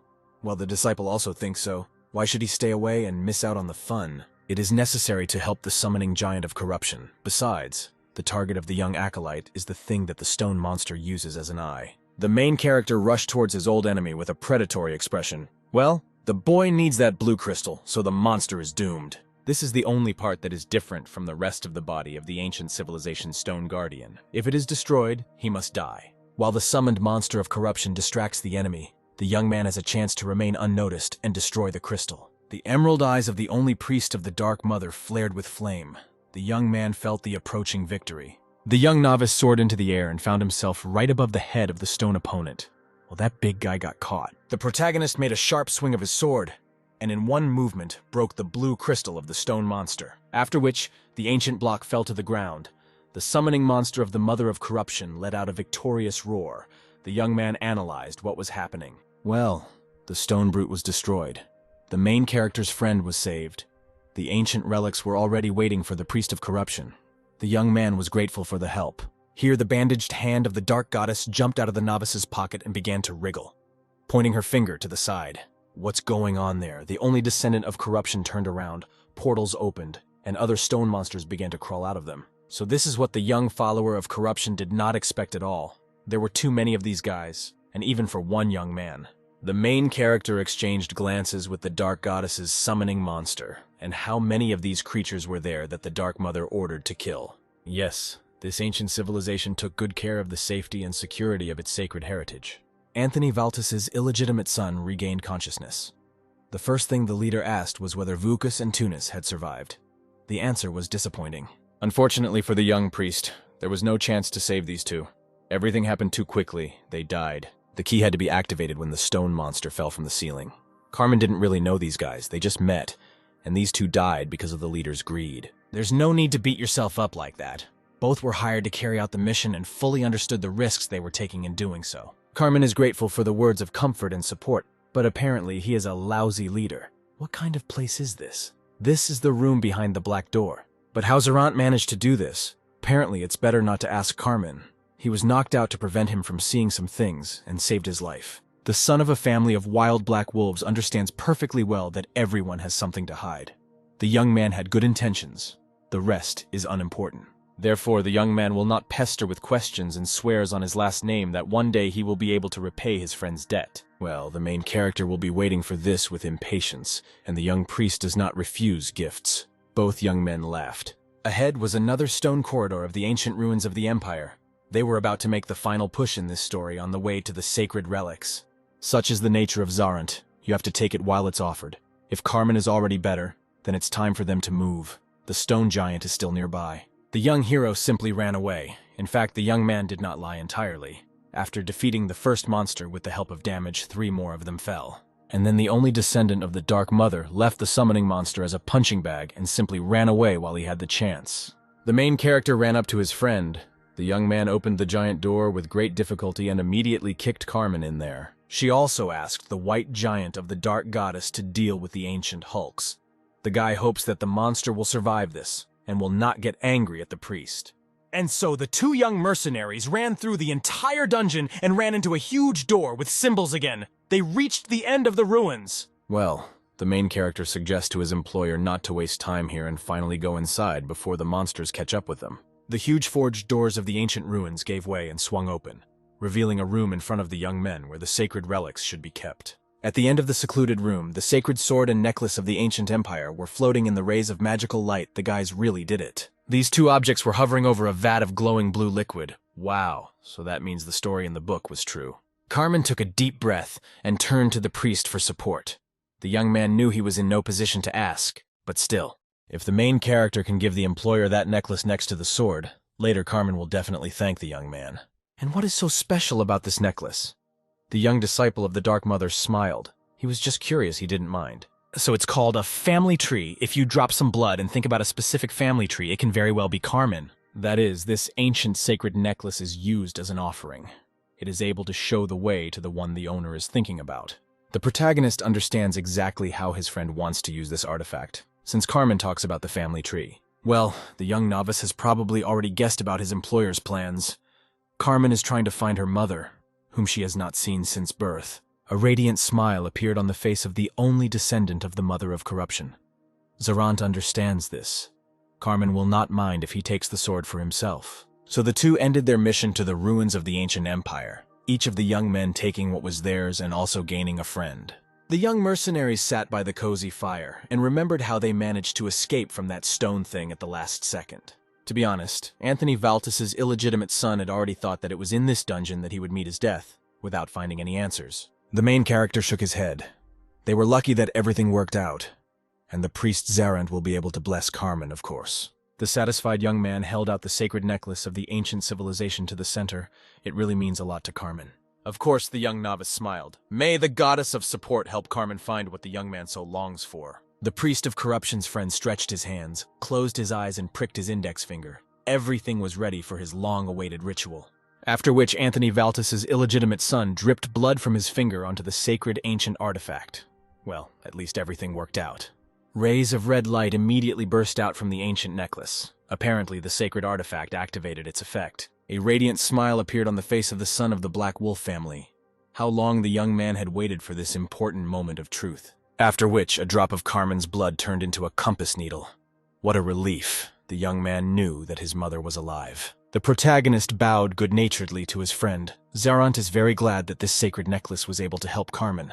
Without the help of the demon slayer, the young man would not have coped. Carmen does not even know how to thank him. Zarant will gladly accept anything. And the main character can listen to another request of the young man, of course. Carmen would like to continue their cooperation until he finds his mother. And since the novice is heading west anyway, the young men can stop by the capital, where Carmen can pay Zarant back with dignity. Let the main character not worry about anything. Carmen takes care of all the travel expenses and other things. He has enough money. The young man's emerald eyes immediately flashed predatorily, but his friend sees right through him. The guy will only be glad to agree. There was a deafening and awkward silence as the young follower of corruption relished the thought of the potential payment for the service in his mind. The satisfied friend was already imagining in his head that he would set off on the long-awaited journey together with his new friend. How lucky he was. Carmen looked expectantly at his friend, cold sweat running down his forehead, which is why the support priest suddenly fell silent. The main character's face was full of smiles. If Zarant accepted Carmen's offer, he would definitely not think that the young man was greedy. The main character shook his friend's hand. Since Carmen needed the help of the young priest, Zaranta would be glad to support him on his journey. How lucky was the disciple of the Dark Goddess to go on such a noble mission, and even in the pleasant company of a friend, and in addition, for good pay. The young man returned to the guild house, so the priest Zarant was about to leave. Just like that, after everything that Rael had done for him. The Dark Goddess of Corruption ordered to kill the impudent woman. The girl boiled with indignation. Rael cannot believe such impudence. Well, why exaggerate so much? It is clear that the girl's business flourished when the nickname of the priest Zarant was mentioned. But this could not last forever. Let the young man extend his hand to Rael. Why does she need it? Let him silently do what he is told. Well, since the girl asks so. Usually this process does not happen so quickly, but the girl made sure that everything was completed in the shortest possible time. Now everything became clear to the demon slayer. The main character looked at his palm in amazement. Wow, this is a silver mercenary token. Rael will repeat once again. The girl made every effort to make this token as quickly as possible. She needs to explain what Zarant has to say. The main character bowed and thanked the girl. This is not it at all. The guy should say that they will see each other soon. Something like a promise that Zarant will return here. This is exactly how the demon slayer should have answered now. Unfortunately, the young man leads the life of a vagabond and he is unable to fulfill this promise. So if the young priest of support does not decide to change his way of life, he will never meet a girl and will die alone. The Dark Mother of Corruption hissed and ordered to kill the scoundrel, in which case the girl would again tell everything herself, since the young man preferred to remain silent. Rael smiled. They would soon see the demon slayer. What? She suggested that they meet when they had the chance. And Rael is sure that this will happen sooner than Zarant expects. How to understand this? The young man does not need to know everything. Let him just remember some things. The main character's cheeks immediately flushed. The girl coquettishly raised her finger to her lips. The last thing she gives is punishment. It seems the side effect showed up much faster. Every human is born without hair anyway, so the Lord achieved the true form of human nature. So the master of the city of Gis heard that his young savior was going to the capital, so he tried to prepare something. So the chief demon will prepare a letter with the best recommendations for the boy. The Lord would like to pay with money. However, all the funds from the city treasury went towards its restoration, and the Lord has no extra, as the young man himself knows. For this reason, Lord Tredden decided to write a letter of recommendation, so that Zarant would be able to get help from his friends if he needed it. However, they are very difficult to cope with, so it is better not to use this service unless absolutely necessary. The main character laughed loudly. Yes, friends really are different. The young man understood the instructions of the city's master and will take them into account. Zarant is grateful, as is the demon himself, for his salvation. And so the head of the city of Gis hopes that the young priest will live a long and exciting life. The main character said a warm goodbye to his new friend, the demon, and set off on a journey with his young friend. Several days of travel passed. Carmen smiled. The next city, called Kelton, was still about the same number of days away. The Dark Mother had ordered him to kill. The Mother of Corruption still doesn't like Carmen. The only reason the goddess agreed to go with him was because of the 3.5 fingers of divinity.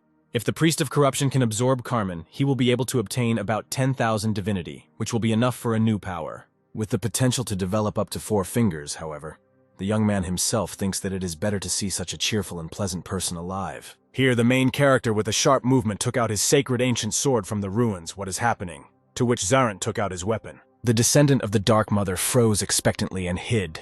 The young man frightens his friend. What's wrong with him? Zarant feels blood. What does this mean? The emerald eyes of the disciple of corruption flared up with a predatory flame.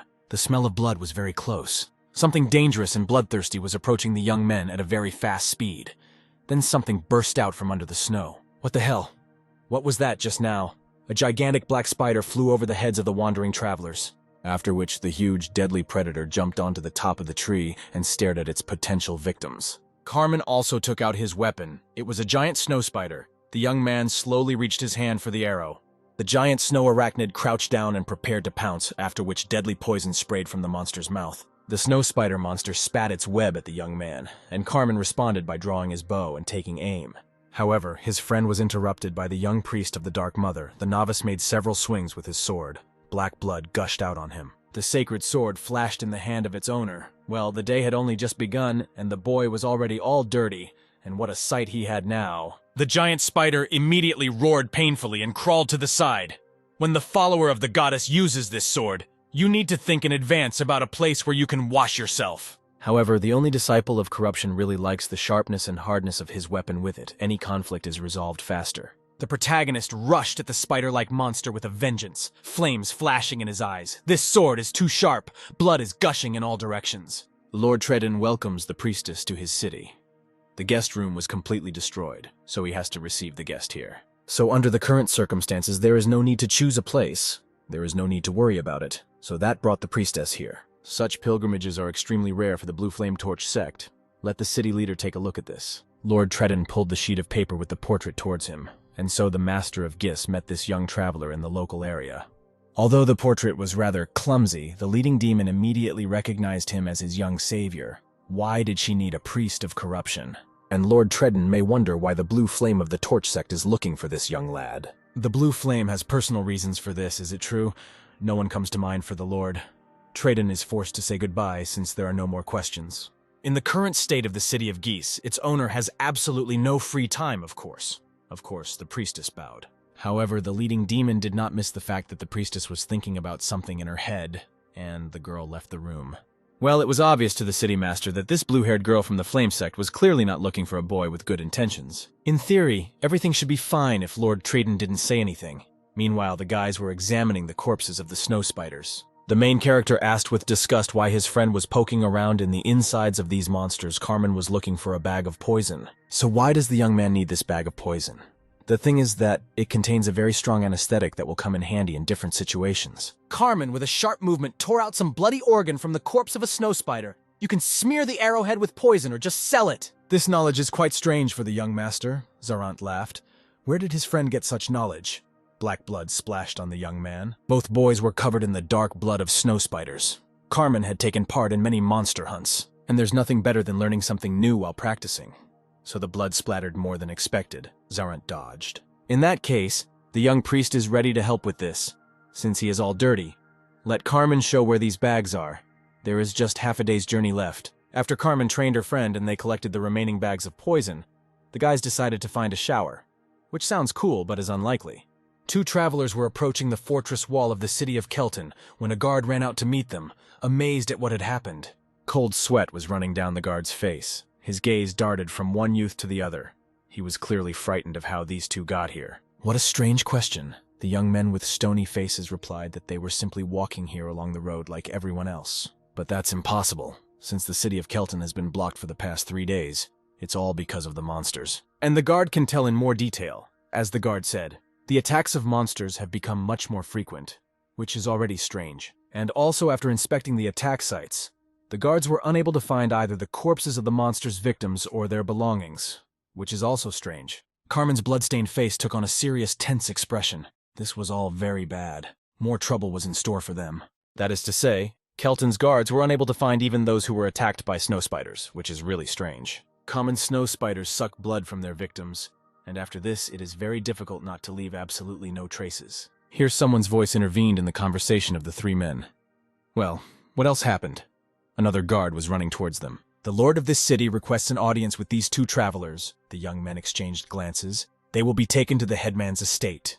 Lord Strawn met the priest Zarant with tears in his eyes. After all, he is the demon slayer. Words cannot describe how happy the chief was to meet them. The Dark Mother's disciple is already aware of the situation in the city, and this is precisely why Lord Stern invited the boys to meet. These two travelers have probably already noticed that the problems are not caused by the monsters themselves, which is what Chief Kelton means. All of Kelton's events were orchestrated by the followers of the evil spirit. There was a deafening silence. The guys looked at each other. And Lord Kelton doesn't think that blocking the entire city is too much of a task for one follower. Well, If we believe the words of several priests, then at least 4 different sects worked on blocking the city. They have united to cut off Kelton from the rest of the world. And yet it is a very ordinary town. Nothing special. There were beautiful aromatic dishes on the table, as if it were an ordinary warm welcome to guests, and nothing was happening around. But alas, Lord Stern doesn't understand why this is being done. And it all started right when he became the new head of the city. His father would have definitely found a way out of this situation. The locals have enough supplies, the guards are motivated at a good level, but even this was not enough. However, the city's inhabitants were taken by surprise. The siege was so sudden that Kelton was instantly cut off from other cities. It is for this reason that this city needs people who can break through and tell the outside world about the current situation. In general, this should be a group that is not afraid to die. The main character's face changed, and he immediately rose from his seat. Lord Stern immediately froze in his place, waiting in hope for an answer from his young guest. The Demon Slayer was his last hope. Well, the main character closed his eyes and took a deep breath. In this case, Zarant is ready to help with all his might. The Dark Mother of Corruption ordered to kill, which means it was necessary to hit in the face and leave. This is already too much even for a goddess. The Goddess of Corruption hissed furiously at her only descendant. Zarant laughed. At least he got an item from the Seekers of the Flow. Such a valuable thing can only be found in the Western Desert region, which is why the young man did not expect to stumble upon it in Kelton. The main character sat in the room. Next to him was a white sword and an ancient sword, which he called a butcher. Now he would not have to worry about washing after it. The Dark Mother hissed with displeasure, but the goddess herself said that the butcher would cut better if he soaked this weapon in water. In any case, isn't living life to the fullest the best option? That was all Zarant wanted to tell the goddess. The real reason the young priest of corruption agreed to his offer was a premonition that the main quest would soon appear. And not because the young man was touched to the heart by that crying big guy, but because the premonition arose because 4 different sects were working together.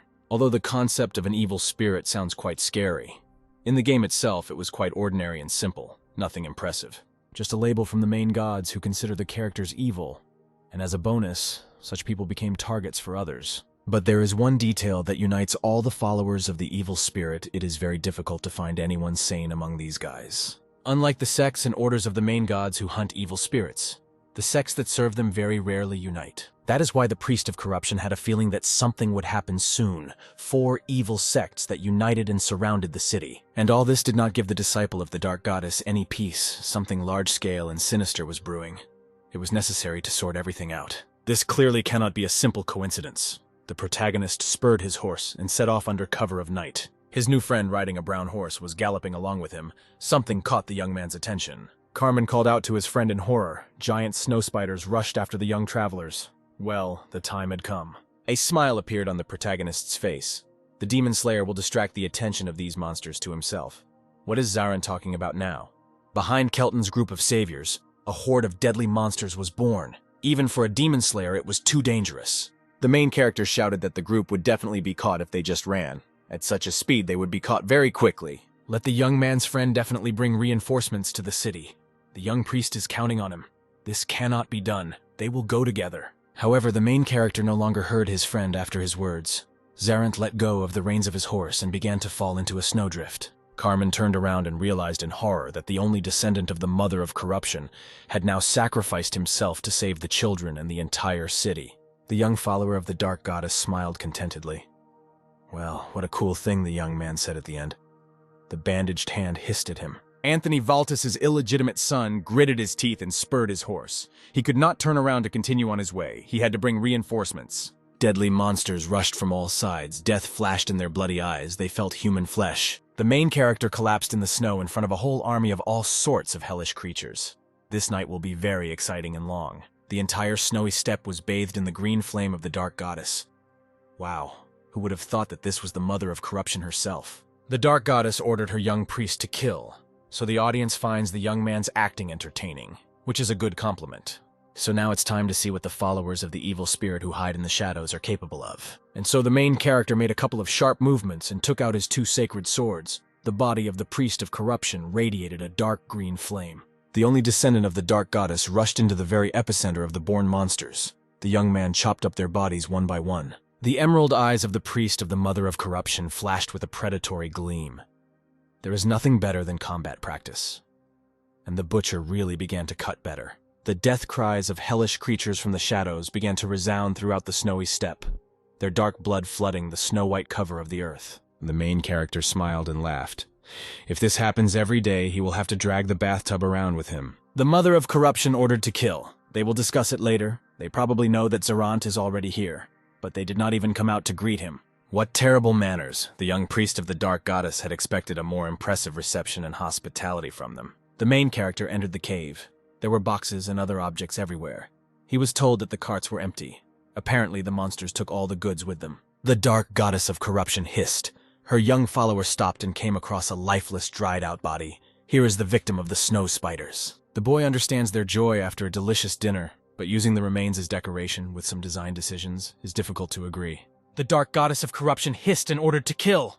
The Mother of Corruption should not worry. Her disciple is not going to let down his guard. As the Dark Goddess suggests, how many people have these creatures managed to eat? Too many bodies in 3 days. Maybe they are raising offspring here. The only descendant of the Dark Goddess began to look around.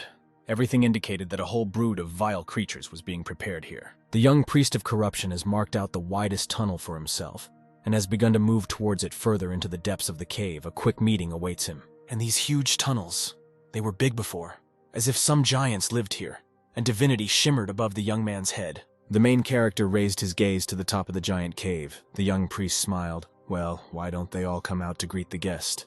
In the darkness of the darkness, thousands of bloodthirsty eyes of monsters flashed. Well, that's what the young man thought. A whole brood of deadly creatures. After all, the only descendant of the Mother of Corruption has long been aware of their presence. The swarm of huge monsters let out a deafening roar. The Dark Goddess of Corruption ordered to kill. Her disciple took out his sword from behind his back, and a huge spider immediately rushed at him. The emerald eyes of the protagonist flared with a predatory flame. The Dark Goddess can draw a line of corruption for her disciple. A dark magic circle of the Dark Mother formed around the young follower of corruption and the giant predatory spider. A summoning monster of the Dark Goddess jumped out from the teleportation curtain. The Mother of Corruption sent it to help her priest. The main character today needs the power of his goddess.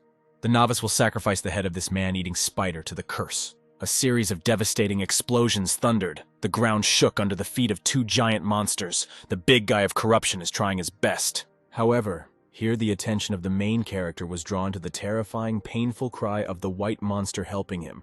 Zarant's face changed. The entire body of the Dark Mother's summoning monster was pierced through by the clawed paws of the man-eating spider, and dark blood gushed out. This deadly insect is twice the size of the Dark Goddess's monster, so the young man must find a way to help the big guy. The main character immediately rushed at the man-eating spider. The young man made a couple of sharp movements. Black blood flowed everywhere. The disciple of the Dark Goddess acted quickly and carefully. It was impossible to allow the deadly poison of the spider to get on the young man's body. Zarant senses the energy concentrated inside the body of the queen of the man-eating spiders, and therefore tries not to damage it. The Dark Mother of Corruption ordered her priest to kill, that's right, and this predatory giant must have at least one vulnerable spot. The giant bloodthirsty spider jumped up and appeared right above the main character's head. The young priest immediately raised his head. The disciple of the Dark Goddess cut off the man-eating spider's clawed paw with one movement in order to obtain divinity. It is necessary to cut off all of this creature's paws. Splashes of black blood from the giant spider flowed from everywhere. The main character stretched out into a smile. A typical insect only of an especially large size. As expected, even the most terrifying creature has a weak spot, and the young man will take advantage of it without fail. The Dark Mother's summoning monster roared furiously, the giant spider giving it no rest, continuing its deadly attacks. Now everything is clear. The main character ordered the summoning monster to run straight to the spider. The priest of corruption will help him deal with the monster. The protagonist's monstrous assistant understood his task. The monster roared, attracting all the arachnids' attention to himself. The white monster of corruption needs to make it so that the giant predator cannot move. The white monster lets out a warlike roar and squeezes the cannibal. The main character hurried to the intended goal. Even though this creature was gigantic in size, a spider would remain a spider. Therefore, the young descendant of corruption will simply cut off the thinnest part of the body of this predatory monster, and that's the end of it. He just needed to get to the most vulnerable part of the monster's body at the right moment, and the young man rushed to the side. The priest of the Dark Mother did a few somersaults in the air, got as close as possible to the cannibal, and made a sharp swing with his sword. The giant spider didn't even have time to realize his opponent's plans. The white monster of corruption held him tightly, not allowing him to move from his place. The painful roar of the huge insect was heard throughout the gorge. The priest of the Dark Goddess cut its body in the thinnest place. After which the dark goddess's summoning monster roared triumphantly and began to tear the man-eating spider's clawed paws from its grasp. The summoning assistant of corruption clearly enjoyed defeating this creature. He got it badly from the giant spider. The only descendant of the Dark Mother landed back on the ground, the youth as usual covered in dark blood. Here, a summoning monster of corruption appeared above the head of the young priest. He growled angrily at Zarant. Sweat began to flow down the young man's face. After all, the big guy was offended. The protagonist stretched out in a radiant smile. The young man apologizes to the naked man for leaving him back then with those bad guys. The summoning monster let out a deafening roar and hit the ground with his powerful fists. Well, let the big guy not be so angry. They had been through so much together. Here, the conversation between the two servants of the Dark Mother was interrupted by a woman's curse. What the hell? What happened just now? What kind of degenerate did this? Well, the young man knew that someone was warming up inside this giant spider. And how was life inside? The lady smelled terribly. This is where the aura of divinity emanated from, which the young man felt when the giant spider queen approached. The evil spirit immediately bared its teeth and hissed at the priest of corruption. "Fuck this brat! Who's this puppy to ruin her plans?" Does another follower of the evil spirit, the brat, even realize how long it took her to gain control over this spider? For what purpose did these abnormal fanatics surround Kelton? And why should the evil spirits answer this brat? He ruined her hard work. However, the main character does not intend to waste time in vain. The priest of corruption stuck the blade of his sword into the neck of the wicked girl. How painful it is. The only disciple of corruption repeats his question once again. Why did these idiots surround the city of Kelton? What an impudent human offspring. Steel flashed in the protagonist's eyes. Did this wicked lady really think that the boy would take pity on her? The young man rolled his eyes and thrust the blade of his sacred sword into the hand of the evil spirit. Damn it. Why did these idiots surround the city? The wicked lady hissed and bared her teeth, after which her eyes flashed red. She stuck out her tongue contentedly. She will not say anything even on the threshold of death. "Well, what will this impudent puppy do now?" "Well, oh well," the young man smiled. "Just wait a minute. What did this brat think of doing?" After which the main character, with one sharp movement, cut off the head of the unholy follower of the evil spirit, and the body fell to the ground. The young priest of the Dark Mother began to draw divinity from the evil spirits. How many followers need to be beheaded to find out the truth about what is happening? The Dark Goddess ordered to kill, which means the Mother of Corruption puts the evil spirit on the third follower, in which case Zaran puts it on the fourth. Well, it's high time to resolve the dispute between the Dark Goddess and her only disciple, and also find out what happened to the city. The protagonist came out of the cave and looked down on Kelton. The city was on fire. These fanatical followers had outplayed them. And this pig jumped much better than expected. Maybe it was a pig rabbit. The body of the Lord lay on the floor. The eyes were frozen in deathly horror and tears. The precious time of the evil spirit's followers was wasted by the freaks who tried to stitch up this very Lord or whoever he was. What about the incarnation? Something is still unstable. It's not so easy to collect the divinity of living beings. Besides, even though they weren't fully prepared, the evil spirits still missed a couple of rats because of someone. Not only did they have to speed up the plan, but now the chances of success are even lower. The blonde believes that the follower did it on purpose. She gave it her damn best, to the fullest. The servant of the evil spirit showed everyone present the middle finger. No one dares to reproach her for failure to comply. And those two stupid muscular monks and the idiot from the Enlightenment sect were always in the way, so let them be blamed. And if stupid Layla had sent her comrades at least a dozen man-eating spiders, then this annoying archer would have been caught long ago. And what do the followers of the evil spirit have as a result? That snotty boy with a bow is riding his horse somewhere? They have lost a lot of time and are not ready. By the way, Layla still hasn't come, and is this the first time? All she can think about is her damn spiders. And if this idiot had brought her squad of predatory insects here, she would have been able to play with the bodies around her to her heart's content. The follower in the vampire robe ordered both girls to immediately stop their argument and quarrel. They were on a mission after all. And since that snotty archer could survive and escape from their monsters, then very soon the troops will come for the followers of the evil spirit. Let no one forget how many years they had to spend preparing all this. It wasn't just them who spent 3 years doing this. Why did the guy give orders here? The follower was fed up with the constant criticism directed at her, and was tired of hearing screams because of one little rat. This pompous goth has clearly gone off the rails. And the blonde is standing there. She probably turned this guy down. Why is he in such a bad mood?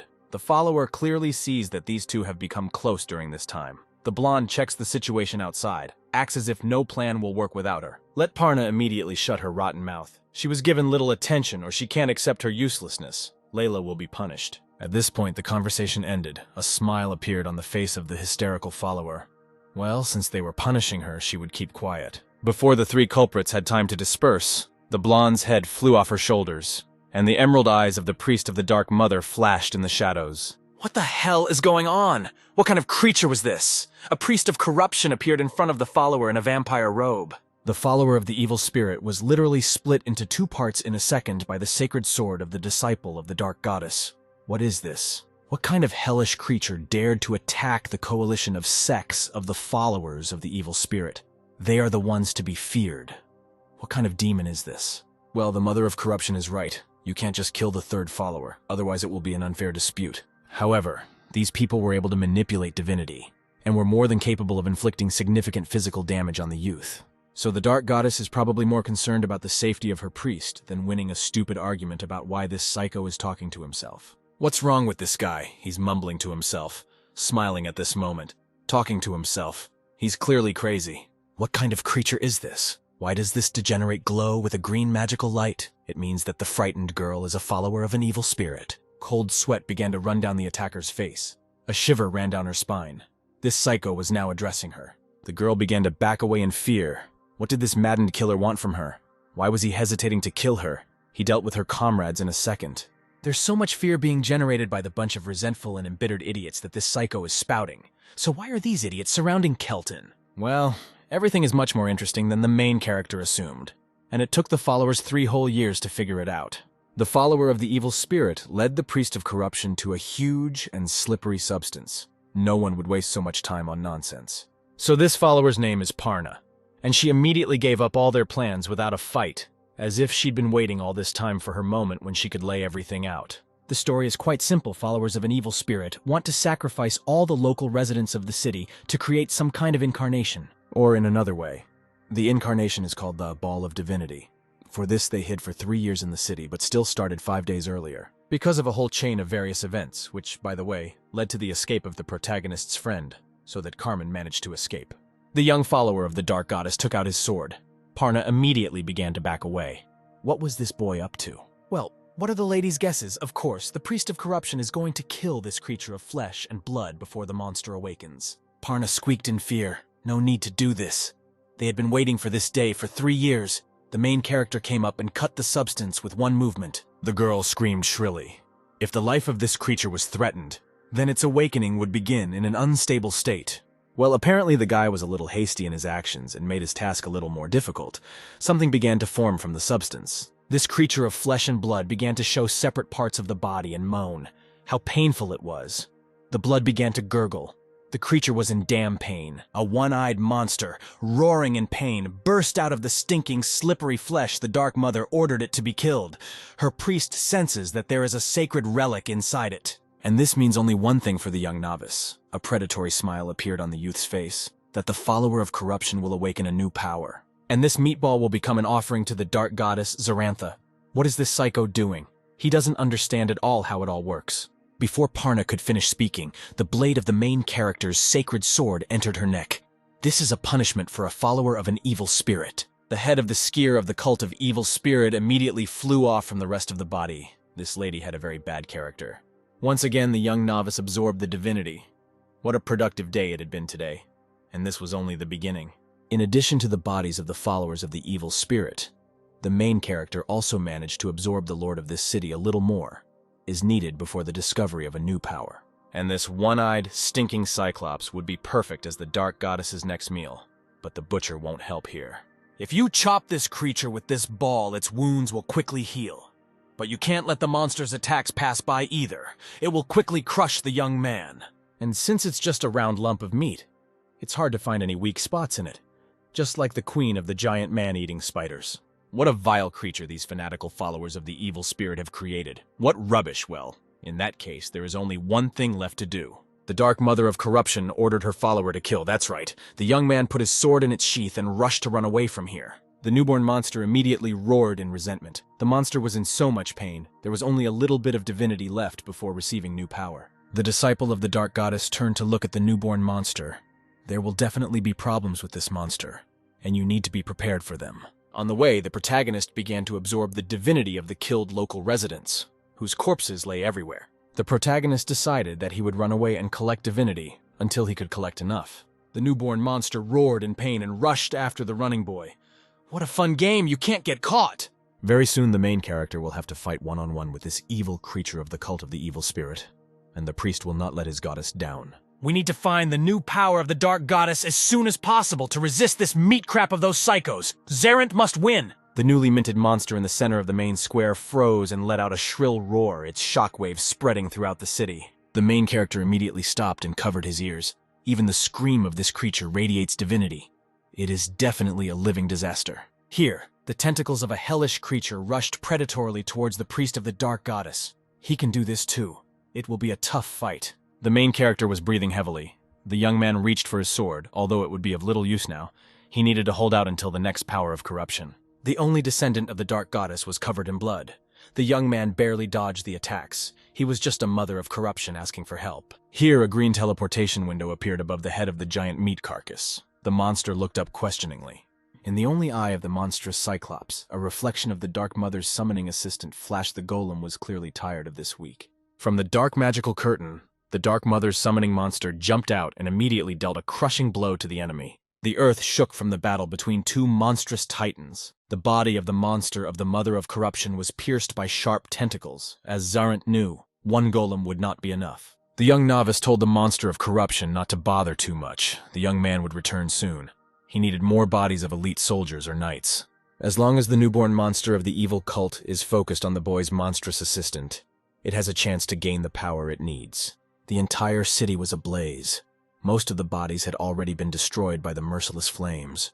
The priest of corruption understands that he will no longer be able to absorb some.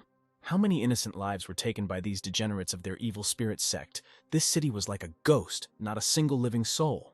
If the protagonist had known that this would happen, he would have absorbed divinity while searching for followers of the evil spirit. The young man clenched his jaw. He had no right to make a mistake or delay. He needed to act immediately while the golem was still in action. At this point, almost all the necessary divinity has been collected. The young hero rushed through the flames. He must receive new power. The main character continued to rush through the ghost city in search of new bodies. Then the bandaged hand hissed. Something is wrong. An explosion was heard over the main character's head. Predatory tentacles pierced the roof and immediately began to strike the boy. The young disciple of the Dark Mother did not expect such a quick attack from the newborn monster. It is much stronger than expected. The only descendant of corruption took out his sword and began to parry each attack of the vile meat clot. The monster roared that it hurt. The stability of the birth and formation of the evil cult monster was disrupted by the protagonist, so the monster experienced unbearable pain. The follower of the dark goddess began to strike blow after blow, but it was all in vain. He did not have enough strength to fully defeat this creature. The main character was thrown away from the tentacles to the other wall. The young novice managed to group himself in time and land. The descendant of the Dark Mother froze and carefully examined his opponent. Well, apparently the meatball had become stronger. The newly minted monster had clearly transformed after the battle with the summoning monster of the Mother of Corruption, and had become much more powerful. And so, in the middle of the ghost town, engulfed in merciless flames and a pile of mutilated corpses of residents, only two remained. The newborn and reincarnated monster of the evil cult stretched out his hand towards the enemy. It hurt. It hurt so much. The terrifying monster grinned predatorily, so apparently this degenerate was going to go on the offensive, and the guy had not yet received the new power. In an instant, sharp tentacles rushed out of the newborn monster's body. The monster is in great pain. The bastard needs to be answered. The protagonist took out his sacred sword and began to chop with his butcher tentacle after tentacle. The monster roared painfully. So the disciple of corruption managed to really anger this freak. This was not in the plans, but there was not much choice. The newborn demon launched its tentacles at its target. They wrapped around the protagonist's limbs and squeezed him tightly. So the main character was caught in the most unpleasant way. The young man could not even move his fingers in the iron grip of the monster. After which, the hellish creature pulled its long tentacles towards itself and began to spin in the air. What this monster was doing made the young man feel sick. Then the newly minted evil, with a sharp movement, threw his opponent into the wall of the building. The young man could not breathe or move. There was a deafening explosion. The main character flew into the stone. The earth shook. The newly converted monster roared victoriously. Lately, the young man has had very bad luck with flights. Every time the guy breaks his legs or spine, he needs to be more careful. The Dark Mother of Corruption ordered to kill. Her only descendant is fine. Luck is definitely on the side of the young man. Zerent stretched into a smile. And the Dark Goddess remembers what those followers of the evil spirit said? Their precious time was wasted by the fools who tried to protect the Lord. And apparently the place of this battle is right here, and the main character was looking for elite knights or warriors to absorb. The roof of one of the local barns was torn off with terrifying force, and in its place stood a newborn monster of the followers of an evil spirit. It was necessary to create such a vile meat clot. Well, let the mother of corruption take every elite warrior who died here as an offering. Everything around began to glow with a dark green flame. The emerald eyes of the priest of corruption flashed. The young man reached the required level of divinity. The newborn monster of the evil spirit followers looked at the young man questioningly. What a curious meatball. So the protagonist brings 10,000 divinities as an offering to his dark goddess, so that his mother may grant him new strength. Above the head of the only descendant of the dark goddess appeared the face of an incredible girl with a predatory smile.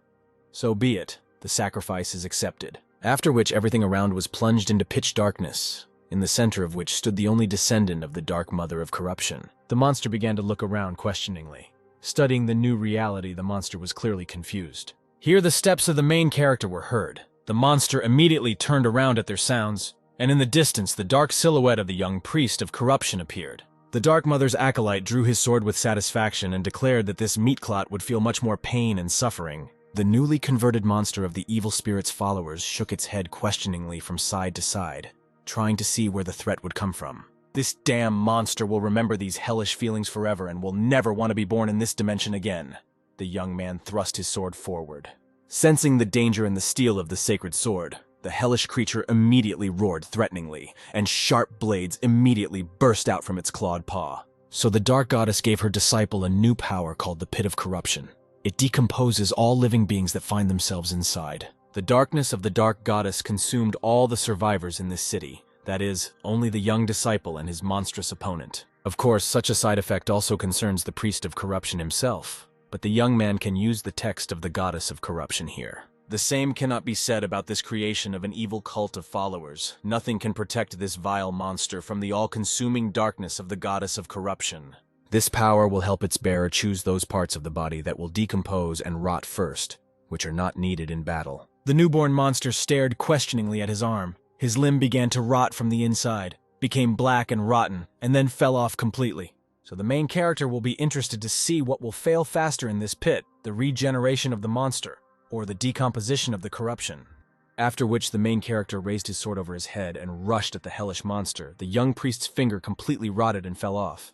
The monster of the evil spirit's followers breathed heavily and announced that its pain was over. It was pierced by the protagonist's sword. Almost its entire body had rotted. So the only follower of the mother of corruption managed. The young man brushed the black blood of the slain monster off his sword. And here is that very sacred relic that the priest of corruption felt inside the monster. A bandaged hand lay on top of the sphere. Let this sacred, powerful relic become another offering of the disciple of corruption to his goddess. Let the mother remove the seal. The hand of the dark goddess of corruption ran her fingers over the sacred relic. The sphere began to emit a dark green light. Everything around was illuminated by the dark green flame of the mother of corruption, and the main character stood in the epicenter and savored new sensations. However, here all the thickness of the darkness suddenly disappeared. A clear and sunny day came again. The young man did not feel any changes that had happened. The main character shook the sacred relic. Why the mother of corruption does not answer her priest? Then her voice was finally heard. Opposite stood a very young girl. The young novice's cheeks immediately flushed red. Something flashed in his emerald eyes. Could this really be what the young man was thinking about? In front of the boy stood a confused and bewildered very young girl. Her arms, legs, and neck were bandaged. Her dress was black, and everything was torn. This girl who appeared out of nowhere was incredibly beautiful, although still very small, her cheeks also flushed with color. Could this really be the mother of corruption? The dark goddess awkwardly took a step towards her admirer. Well, the main character thought so. He immediately felt her. The main character managed to praise the mother of corruption in time and prevent her fall. The goddess happily pressed her cheek to the warm palm of the young man. Is there any point in asking why the dark goddess has the body of a very young girl, albeit a very beautiful one?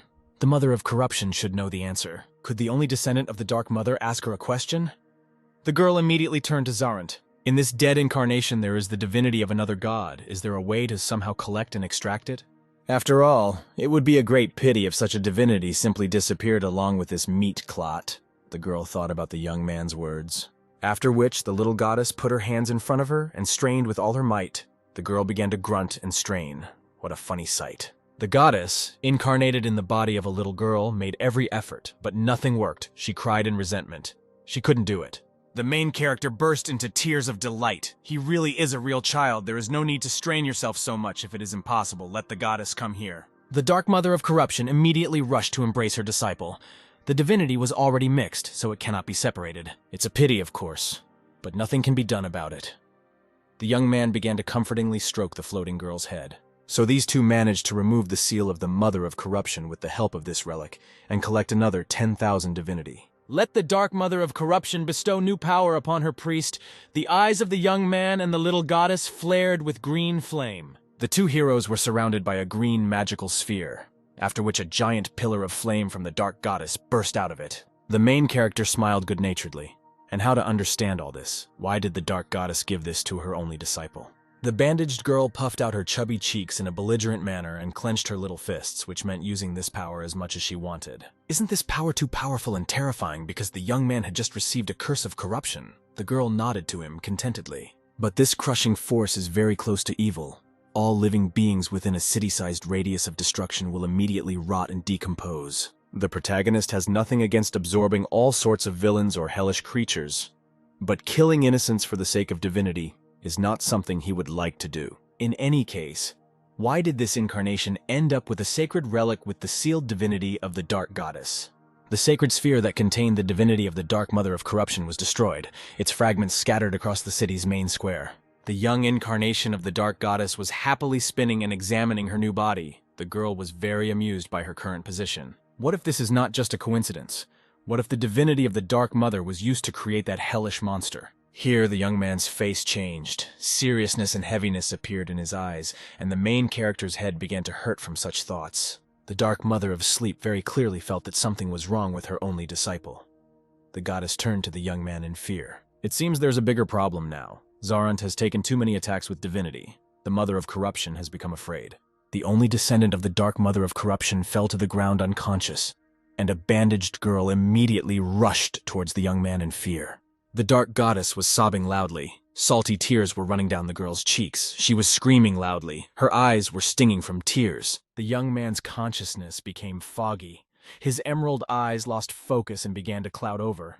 Zarant made a final effort over himself. The main character opened his eyes with his last strength. A sobbing girl hung in front of him.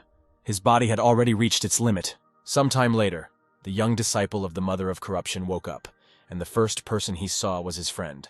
Zarant finally woke up. The emerald eyes of the protagonist widened in amazement. What was going on? Where did the young man end up? What happened to him? Finally, the guy woke up. The main character immediately jumped up from his seat and began to look around his room and where all his things were. The young man can't jump like that. The son of the Black Wolf family asked his friend in a calm, velvety voice to save his strength and give himself time to recover. However, the young priest of corruption did not calm down. There was obvious fear in his eyes. Where are his things? Let Zarantu bring his things immediately. So the priest of support needs to take a deep breath and calm down immediately. The guy has been through this. He needs peace. Zaran's friend placed that very cherished bandaged hand of his Dark Goddess into his palms. It was an incredible relief. The main character plopped back down on the bed. The young man had already thought that he had lost it. Carmen thought that this limb was important for his friend. The others chattered that no one would carry such a strange thing around with them and wanted to throw away this amputated limb. However, Carmen decided to take this limb with him and give it to his friend. Zarant doesn't even know how to thank him for this. He is eternally indebted to his friend. Yes, it was all nonsense. The friend's cheeks immediately flushed. These two were clearly glad to feel each other's company again. If it weren't for the protagonist's sacrifice back then in the snowy steppe, Carmen would have definitely died without ever getting out of that damn Kelton. By the way, where are these two young men now? They are still in the same city. And how long was Zarant unconscious? For 10 whole days. Yes, that was too many days for rest. And were there other survivors among the local residents?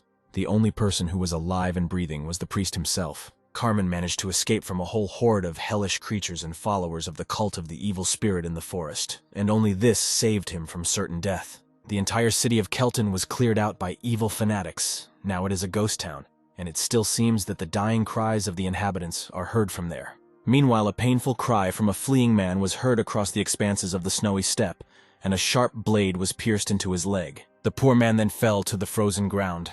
dark blood oozing from his leg, staining the snow beneath him. The other men in robes were afraid to even look in the direction of the injured fugitive. Cold sweat was running down their faces. A blue-haired priestess walked past the frightened prisoners, the snow crunching under the girl's feet.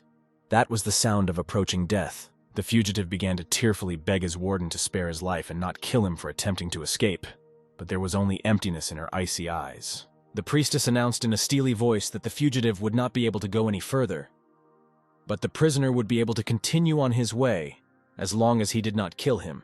The prisoner will no longer try to escape from the convoy. Tears of horror appeared in the eyes of the fugitive. He begs for mercy. However, the blue flame priestess of the Torch sect did not even listen to the plea of the escaped prisoner. She beheaded him with one movement. After which, the blue-haired priestess closed her eyes and called upon the sacred flame to burn away the sins of this prisoner. The poor fugitive's body instantly burst into flames of the blue flame of the Torch sect, and the priestess thanked the sacred flame. The other prisoners turned away from the chilling sight, fear for their own lives frozen in their eyes. That priestess was a real monster. The blue flame priestess of the flame sect, as if she had heard the prisoners' thoughts, suddenly turned around to look at them and told them to keep going. The men in shackles took a step forward in unison, not turning around to look at the burnt body of one of them, afraid to anger the blue-haired priestess. This priestess of the Blue Flame clan is more terrible than any killer. She is a real psychopath. Not one of the hardened thugs dared to oppose her. The guard looked at the prisoner in amazement. Cold sweat was running down his face, which meant he wanted to hand over these bandits. The prisoner was disfigured. His face was broken by beatings and torture. Tears were frozen in his eyes.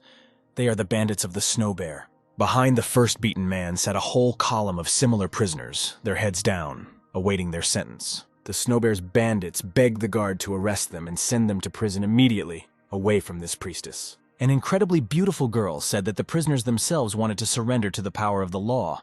The guard nodded his head in agreement, as it were.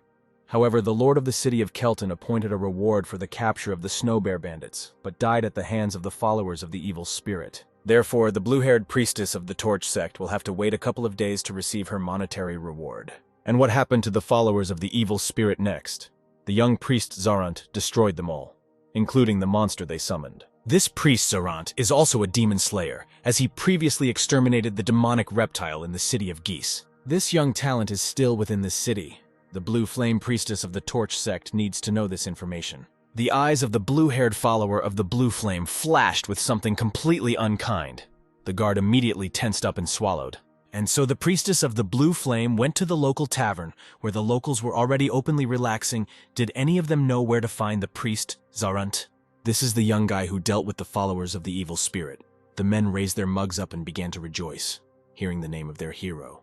The rest of the patrons of the entertainment establishment immediately picked up the general wave of jubilation in honor of their savior, becoming quite tipsy. Long live the young opponent of evil spirits! The locals will never forget his feat! The priestess of the blue flame sighed heavily. Meanwhile, while the priestess was drowning in the chaos of the tavern in search of the main character, the young man and his friend had already set off on their journey.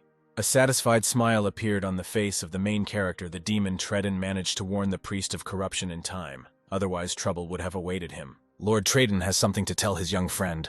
A blue-haired priestess from the Temple of the Sacred Flame has been asking about him. Now this is a real problem. No newborn monsters of the hellish sect of fanatics can compare with this obsessed lady. This priestess is looking for Zarant. Did this lady really find out that the young man remained alive after that night? It seems that the girl was not sure about it. The owner of the city of Gis is sure that this priestess from the sect of Flame will definitely continue her search. The lady does not intend to give up. This is not good. The dark goddess of corruption ordered the kill. Her only descendant knows everything.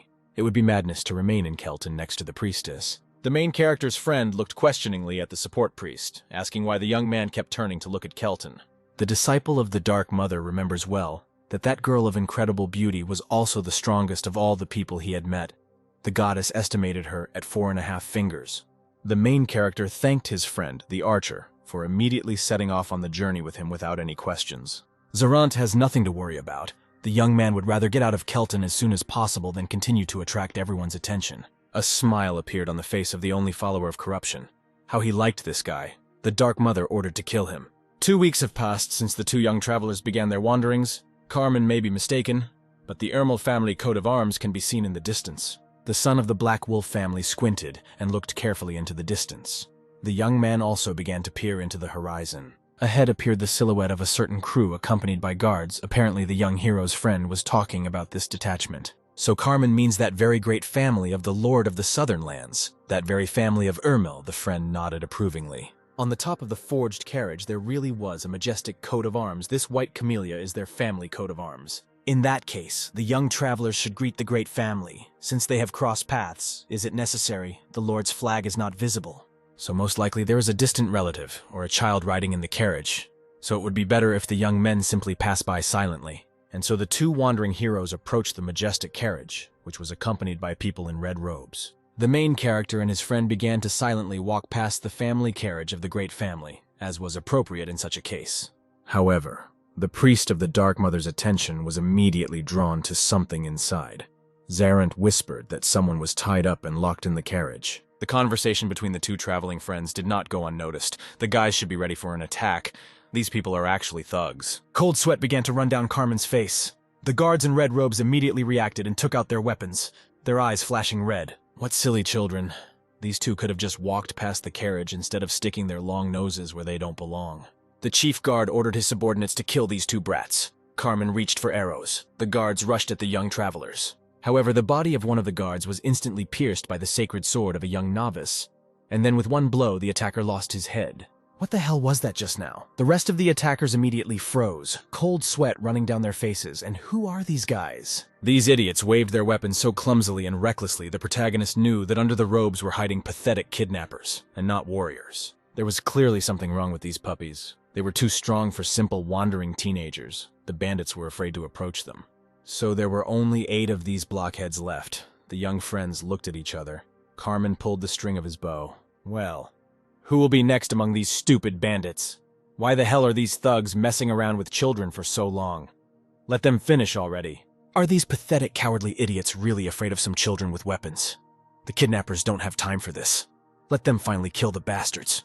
The red-robed blockheads heard their master tell them to go on the offensive, and 2 young men took up fighting positions. Another bloody brawl began, but it did not take the young warriors much time. The guys quickly dealt with the squad of thugs. An arrow from the archer Valtus immediately flew into the head of the bald captain of the thugs, who loudly wished death on the 2 noobs. Well, this was the last member of the kidnapping gang. The commander was lying in the snow in a pool of his own blood with a hole in his skull. It was all over. Anthony Valtus's illegitimate son looked around the perimeter. Everything was clear. How was Zarant doing? He was distracted by the sounds of vomiting. Carmen immediately turned to the carriage. The only priest of corruption was clapping the kidnapped man on the back, who was vomiting terribly after seeing the bodies of the bandits. And the young man managed to find out the name of their victim, as Carmen himself could notice. The current situation is not particularly conducive to dialogue. The main character managed to find out one thing for sure. It was definitely a girl. She was poisoned with something. The captive still cannot move normally. No identifying marks or jewelry were found on the kidnapped captive, and the young man himself does not recognize her.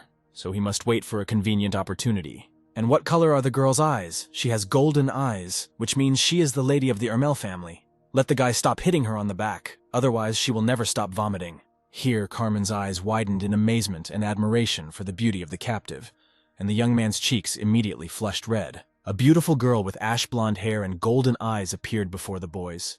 She is grateful for the rescue and is the eldest daughter of Kalto, the smiling Irmel. The firstborn of the great family is called Darkia Ermel. The girl came to her senses and carefully examined her young saviors. Well, if this girl really is the daughter of Kalto the smiling Ermel, then Darkia must be a magician. A stony expression appeared on the priest's face. Well, it was simply delightful. They saved a magician, and one from a famous family at that. Zarant was already imagining how rude she would be to them. The girl looked questioningly at the 2 young men.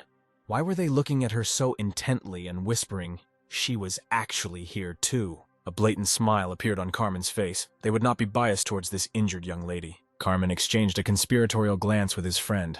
This beautiful girl clearly had a huge heart, Zarant also noticed and agreed with it. The dark mother of corruption ordered to kill.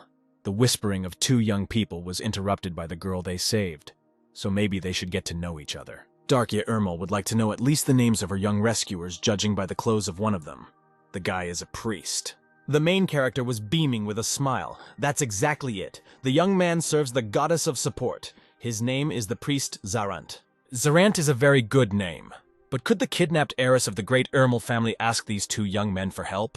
The fact is that these degenerates poisoned Kalto Irmel's eldest daughter with something, and Darkia still moves with great difficulty. The legs and arms of the rescued captive were indeed shaking violently. The girl had inhaled anesthetic gas, and it still hadn't worn off. Here, Carmen spoke up. The young man, with the girl's permission, would like to offer his help to Darkia. He is the son of Anthony Valtis, named Carmen. The face of the heiress Irmel showed amazement. Wow! The son of Anthony Valtis himself. And the young man is sure that he wants to help. If suddenly a random curious onlooker notices that Irmel's daughter is clinging to a member of the family of wild black wolves, he will definitely spread rumors, which can reach the capital. And there will certainly be people there that Carmen has to worry about, and the girl would not want to harm. And putting the saviors in such a position is the smallest gesture of attention that Darkia can make, isn't she right? What will the boys say to this? Both young men froze in their places, stunned. They would be struck by lightning. What a turn of events. This girl is a hereditary magician and a noblewoman, but at the same time she can be attentive to other people.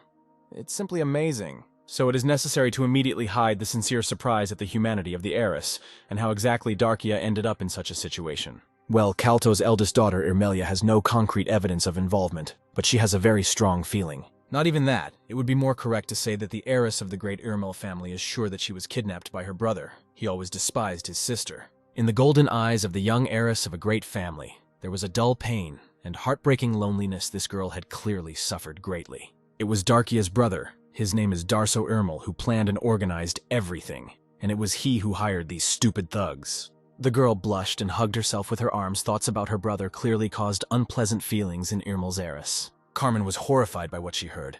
Could it really be true? Her own brother hired bandits to get rid of her sister? Was she serious? The thing is that just recently, Darkia received a marriage proposal from the Dragon Kingdom. The girl is first in line to become the head of their clan. So her brother wanted to use this marriage proposal to sell her, and thus get rid of Kalto Irmel's heiress. So it's all obvious. In the golden eyes of the first daughter of a great family, there was hidden painful melancholy and sadness. The young heiress had a hard time. The brother wanted to get rid of his sister, and it seems that the girl was also noticeably affected, because people of noble birth and magicians are not welcome anywhere. The thing is that all the famous noble families hate the race of magicians, and Darkia was born into just such a family. To be more precise, when it comes to noble families, they consider the awakening of a mage in their bloodline to be a real problem. The first and most obvious problem for noble families is the traits that are inherent in all mages by birth.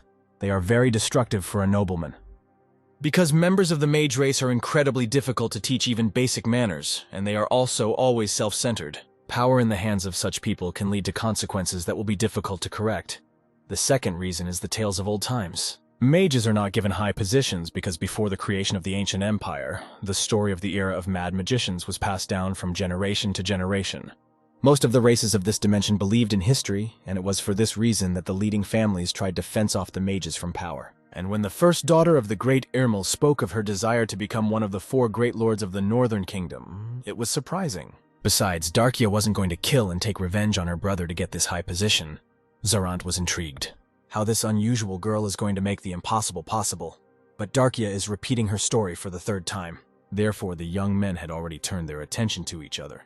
So let these two say honestly, they no longer pay attention to her words. To be honest, the two saviors understood the whole point the first time. They wanted to get rid of Darkia through marriage in the Dragon Kingdom. The heiress of a great family puffed out her cheeks in resentment.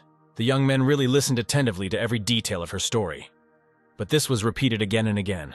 For this reason, the Priest of Corruption hopes that Irmel's first daughter will understand how difficult it is for the guys to keep their attention on the next repetition. The offended heiress threw an angry look at the main character. Cold sweat began to run down the young man's face. They did not want to offend her. By the way, the lady of the great family's flesh was completely burned while the girl was telling her endless story. Let Darkia take and eat Zarant's meat, and the acolyte of the Dark Mother will take her meat. The girl beamed and thanked the guys for the food. The main character carefully removed another portion of meat that had just been cooked on the fire and handed it to the girl, who was very hungry. There's no need to worry about it. Next time Irmel's heiress will do better if she talks less while she cooks. The two guys laughed good-naturedly. The rescued heiress threw an offended glance at her saviors. What bores.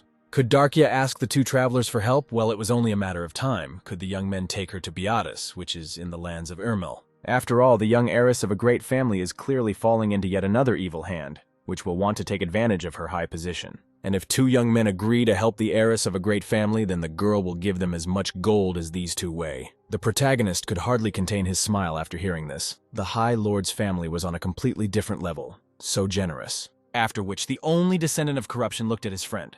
But now the young man's client is his friend. Carmen looked at the sacred necklace of the ancient civilization with annoyance. If he helped Darkia, he would have to postpone the search for his mother. But the main character's friend even saved the hand of the dark goddess for Zarant, which could have burned to the ground during a fire in the city. If Carmen decides to continue on her way, the young man will follow his friend, and not the Golden Lady.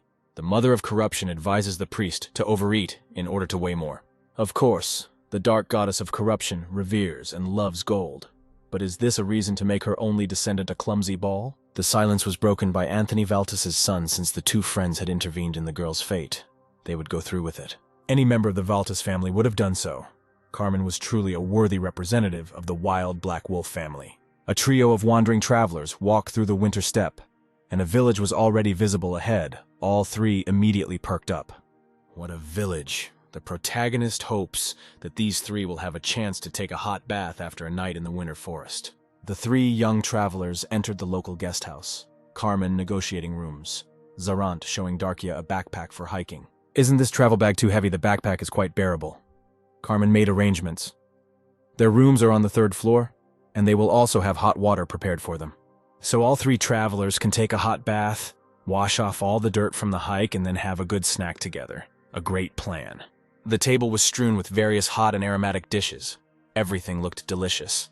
They know a thing or two about cooking here. At such moments, Zarant wants more than anything to regain his sense of taste, and here arguments could be heard at the next table about what this drunkard was doing. The maid's hands are so smooth. Let this beauty sit down next to the men. She needs to take orders to other guests. The owner of the tavern intervened in the conversation. The man insistently asks not to create problems in his establishment. But what's the matter? Some kind of problems. The guest simply asked the girl to sit next to him and listen to a couple of his stories. What's wrong with that? Did the man behave inappropriately with her? The nasty guy continued to rage, which the tavern owner clearly had no intention of putting up with. The men got into an altercation, and they couldn't even eat in peace. Well, it looks like there's going to be a fight at that noisy table. Maybe the guys should intervene and help them. Some of them are already there. A woman's graceful fist in the Snow-White lady's glove flew with all its force into the cheeky drunkard's jaw. The man didn't even have time to react. The two guys saw that their companion was already waving her fists with all her might. What kind of girl with gray hair was this? Attacking everyone here? The heiress of a great family dealt with a drunken thug in 3 blows and threw him towards the exit. What the hell is she doing? The rest of the bastard's drunken drinking buddies stood up from their seats. This girl had run into big trouble. Behind them, Zarant was flexing his fingers. These drunken freaks were clearly street thugs, as evidenced by their turns of speech and the way they intimidated those around them. Who is she anyway, and what does she allow herself to do? The main character grabbed the bastard by the back of the head with one hand and hit his face right on the table. Several teeth fell out of the drunken freak's mouth. Thick blood gushed from his nose. His eyes rolled back and the bastard lost consciousness. The main character disgustedly released the strands of the scoundrel's hair from his hand. Well, the evening had been fun and satisfying. He could hardly wait to rest. Kalto's first daughter, Ermelia, smoothed her hair and thanked the guys for their help. But there was something to thank them for. It was nothing. Carmen held the second drunkard by the scruff of the neck, but next time both young men asked to tell the girl in advance when she is going to intervene in the fight. After all, these three are one team. The drunkard's body fell like a heavy sack onto the tavern floor. The owner and waitress applauded. What can I say? Even when Darkia was little, she couldn't pass by injustice. A very interesting person. With such a genetic makeup, the heiress of a great family has no problems with anger and intolerance, but has an excessive sense of righteousness. The son of the Black Wolf family searched the drunken culprits and found a money bag on one of them. Let Zarant take it. As expected, the robber's canvas bag was filled with gold coins. Apparently the thugs were celebrating a successful robbery. The main character picked up the bag and exchanged glances with his friend, then handed it to the tavern owner. This should be enough to repair the broken furniture. It was deep night. The three of them went to their own private bedrooms, and then there was a knock on the door of Irmel's heiress. The girl looked questioningly at the door. Darkia was definitely not expecting anyone at such a late hour, and who was there behind the door? It was Zarant. The Dark Mother's disciple covered the girl's mouth with his hand in one lightning-fast movement, and Darkia opened her eyes wide in fear. After which the main character stuck a dagger next to the head of the girl he saved. Darkia looked in horror at the blade next to her face. From this moment on, the heiress of a great family must obey and behave quietly. So as not to wake Carmen, Zarant explained it clearly. So the next head of the Ermel clan said that she could not pass by injustice, but next time let it pass, because they were still being hunted. Today, the heiress of a great lord's family has put the safety and security of the young men at risk by focusing only on her own needs. The boys are now required to avoid any attention. If Darkia continues to behave like this, the boy will have no choice but to harm her. The steel tip of the night guest's dagger flashed menacingly in the semi-darkness. The protagonist says this very seriously. And handing the girl over to the followers, wouldn't that be tragic? So let Darkia show wisdom and discuss everything with the guys. If she understood, then let her nod. Well, since the heiress of a great family understood everything and heard the young priest, then the young man will go. Zarant wishes Darkia good night. As soon as the door to the room slammed behind the disciple of corruption, the girl began to catch her breath. Darkia was breathing with difficulty. The dark mother of corruption ordered to kill. Her disciple understands that Zarant probably rushed. But it is better this way than to wait for huge problems. The main character walked through the tavern to the end of the corridor to his bedroom, but now they will have a chance to find out if Darkia Irmel has it. The first daughter of the head of the great family slid down the wall to the floor in horror. The girl was breathing with difficulty. Her whole body was shaking with horror. The protagonist's eyes flashed with some kind of gleam. A smile appeared on his face. And now they will see if the heiress has an uncontrollable sense of justice. This is how the first quiet night without murders in the new city passed. It ended differently for each of the three heroes. Meanwhile, a commanding male voice was heard. That is, how could they not catch her? The mercenary does not even know how to justify himself. The short man lowered his head. New circumstances had arisen, so they would need more money, which was even more. The customer was furious. He had already given a mountain of gold for this matter. Well, how could the contractor come closer to him? The man who was hit in the face by a fist was named Hilden, the head of the eastern branch of the secret world organization Ila.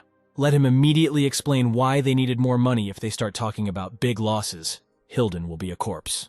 The head of the secret organization's branch, Ile, shamefacedly rubbed the swollen place of the blow.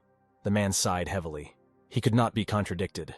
Besides, if Hilden fails this mission, his beloved family will be in danger, and he cannot allow that. The head of the eastern branch, Ilaha, fell at his feet and began to bow obsequiously. This young priest of the goddess of support was to blame for everything. Everything went wrong because of a young man named Zarant.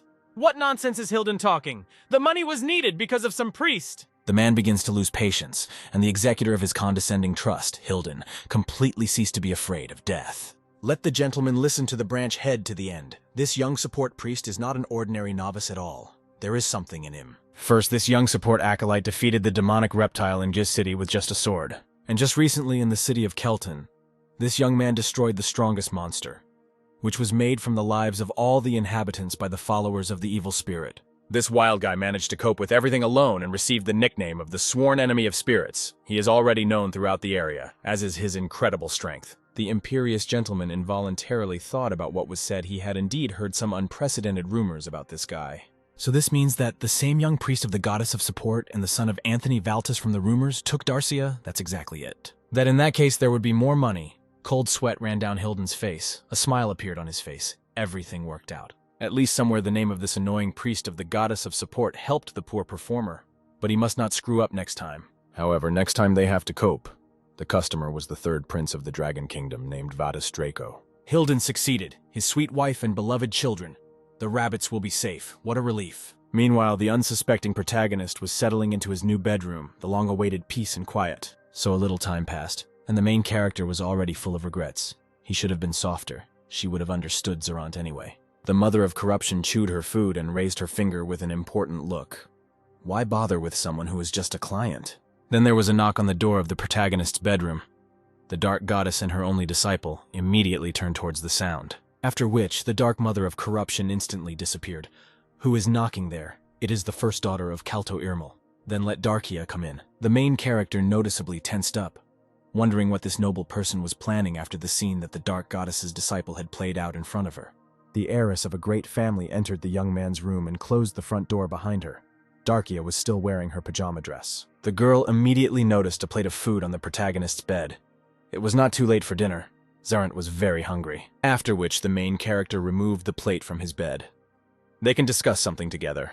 They have a special reason for this. The first daughter of the head of the great family sat down on the bed of her savior.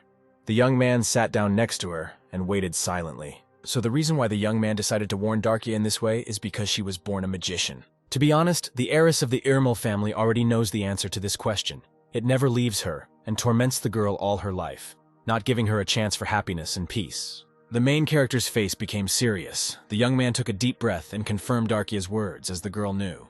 The way the young priest looked at Irmel's first heir was a very familiar sight. The girl sighed. Something flashed in the emerald eyes. The guy looked at his interlocutor with a different look. There was understanding and recognition in it. The main character clearly began to look more humane and softer after hearing this, but he still couldn't get rid of the ingrained stereotype about the race of magicians. Most people who had ever been harmed by magicians looked at the girl with exactly these eyes. She remembered it well. But the heir apparent saw something for the first time. There was rage in Zarant's eyes, but his words were at odds with it. The young priest only reminded that all three were now one team, so the girl should be more careful. And most people with such a furious look wished only bad things for Darkia. The boy's cheeks flushed. To be honest, the heiress of a great family does not think that she can ignore injustice. That is true. However, before taking any further action, Darkia will now consult with the guys. Since these three are now companions, the girl came to say this, and now it's time for her to go to her room. Black curls fell on the protagonist's face and covered the young man's guilty gaze. Zarant must say this out loud. So the girl wishes pleasant dreams to the priest Zarant, the main character called out to the girl as she was leaving the room. The young man flared up then. What? What is the novice talking about now? Zarant scratched his head guiltily. The young man really did the wrong thing, and he was ashamed. And he was too rude to the girl he saved. So Zarant apologizes to her, and the girl accepts it. In fact, for the heiress of a great family with magical abilities, such treatment has already become a normal norm. Well, after all this time, the main character looked at Darkia normally for the first time. The girl is very happy about this, then everything is decided. No hard feelings. This is a great relief for the young man. He was noticeably tormented by his conscience after what he did last night. Zarant is glad that it turned out to be unnecessary. The first daughter of the great Lord Irmel smiled contentedly. The girl would look forward to their next journey with impatience. The main character again began to feed the hungry dark mother of corruption, so it turns out that magicians are also people. Well, the only descendant of corruption came face to face with the reality he had been trying so hard to escape. The goddess opened her mouth. The dark goddess, incarnated in the body of a little girl, was happily gobbling up the local food. It was already the third sausage. Wasn't it too much for the night? The girl only opened her mouth. Under the cover of night, a whole squad of thugs stood outside the tavern. A bald mercenary kicked the door down. They need the priest, Zarant. Everyone present stared in shock at the big guys with weapons who had arrived. Let the tavern owner immediately drag this brat here. If anyone does not obey the leader of the band of thugs, he will personally kill everyone present here. Meanwhile, a certain man was looking at the ad. He doesn't like it, okay? The capture of the girl from the Irmel family with golden eyes. But what kind of priest is this? Some youth has already become a sworn enemy of the followers of the evil spirit. In the man's hands was a portrait of Zarant. Such a young guy, and also a disciple of the goddess of support. Who could such a young man cross? This boy's name is Zarant. The main man named Sajit was called out by his subordinate. A priest came to them, but without the girl Irmel. What? Sajit jumped up from his seat. And where's that notorious guy now? The mercenaries didn't attack him. The chief should see this himself. From the street, a man's shrill screams could be heard. He ordered the brat to let him go immediately. Cold sweat began to run down the faces of both men. The main character stood in the center of the broken camp and held a healthy bald brute with one hand. Does the kid not value life at all? The chief ordered his armed men to immediately lower their weapons. What the hell is going on here? He said to put away their weapons immediately. Why do these stubborn idiots need to be told everything over and over again?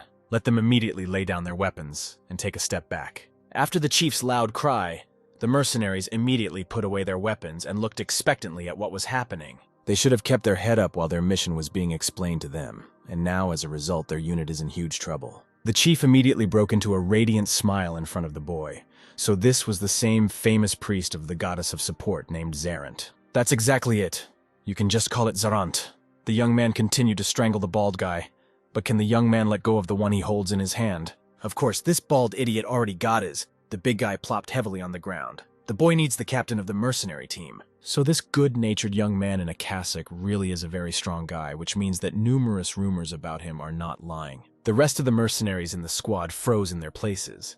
Their heads hanging in shame, the thugs were clearly afraid of the young disturber of their peace. Well, the captain of the Red Bear mercenary group himself is at the service of the main character. The man's name is Sajit. The main character thanks him for such an offer, but the young novice is not a big fan of alcoholic drinks. It's a pity the captain of the Red Bear hoped to appease this boy in this way.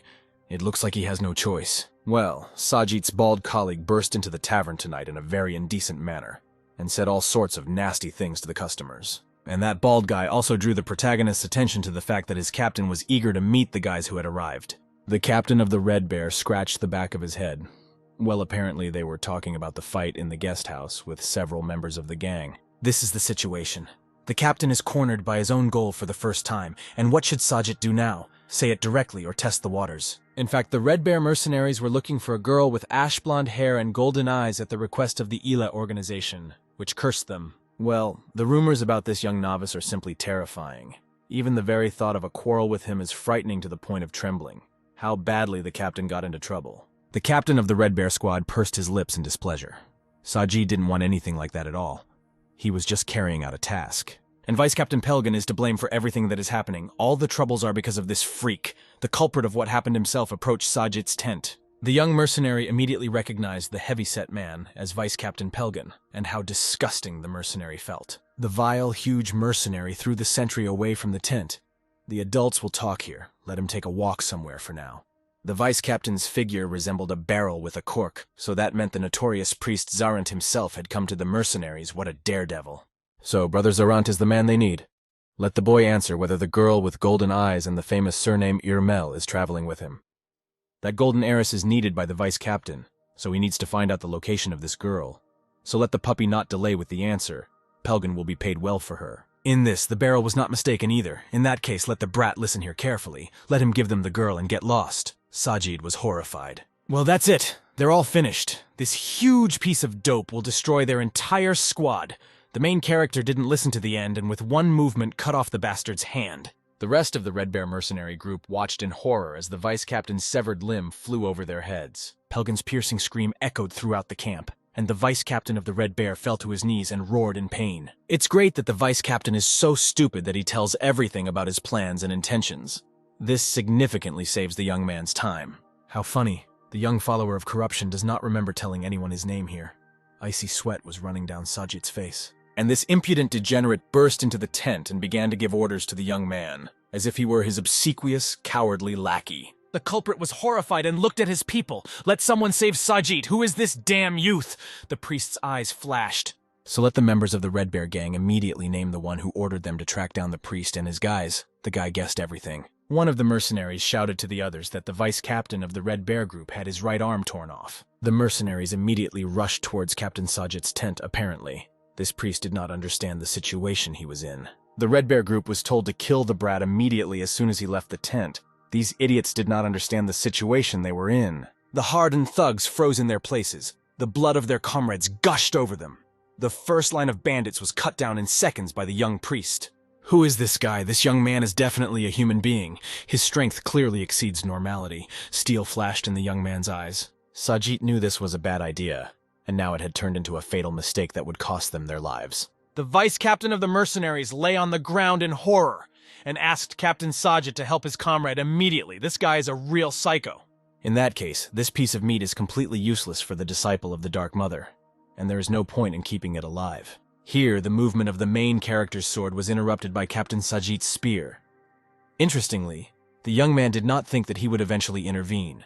The captain was to the protagonist's taste. Sajid is clearly a noble and honest man, as far as possible for a man of his profession.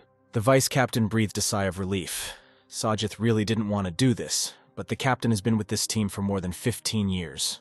Therefore, the captain's dignity and honor do not allow him to watch as a comrade. Even the most complete scoundrel is killed before his eyes. The Dark Mother of Corruption ordered her only descendant to kill. The young disciple immediately rushed into the attack and cut the enemy's spear with one blow. The captain of the Red Bear mercenary group looked at the remainder of his spear in his hand and threw it aside, grabbing onto the white cloth. After which Sajid began to wave a piece of white cloth in front of the main character. The young man does not quite understand what he is doing. While the disciple of corruption was in confusion, Sajid ordered all his men to leave immediately. The captain saves his men. He is worthy of his title. Are these idiots dumbfounded, or do they need to be told several times again to start following their commander's orders? The mercenaries froze in amazement. His men had gone deaf or something. Why were they frozen? Let them save their skins if they weren't tired of living. Here, severed body parts of the Red Bear's thugs began to fly over the heads of the mercenaries. The rest froze in horror. There was no end in sight to the bloody harvest of the Dark Goddess's disciple. The Red Bear's bandits were dying one after another. This guy is a real monster. We need to save ourselves quickly. This psycho cut up the best mercenaries in a couple of seconds. The captain had never met such a dangerous and strong enemy.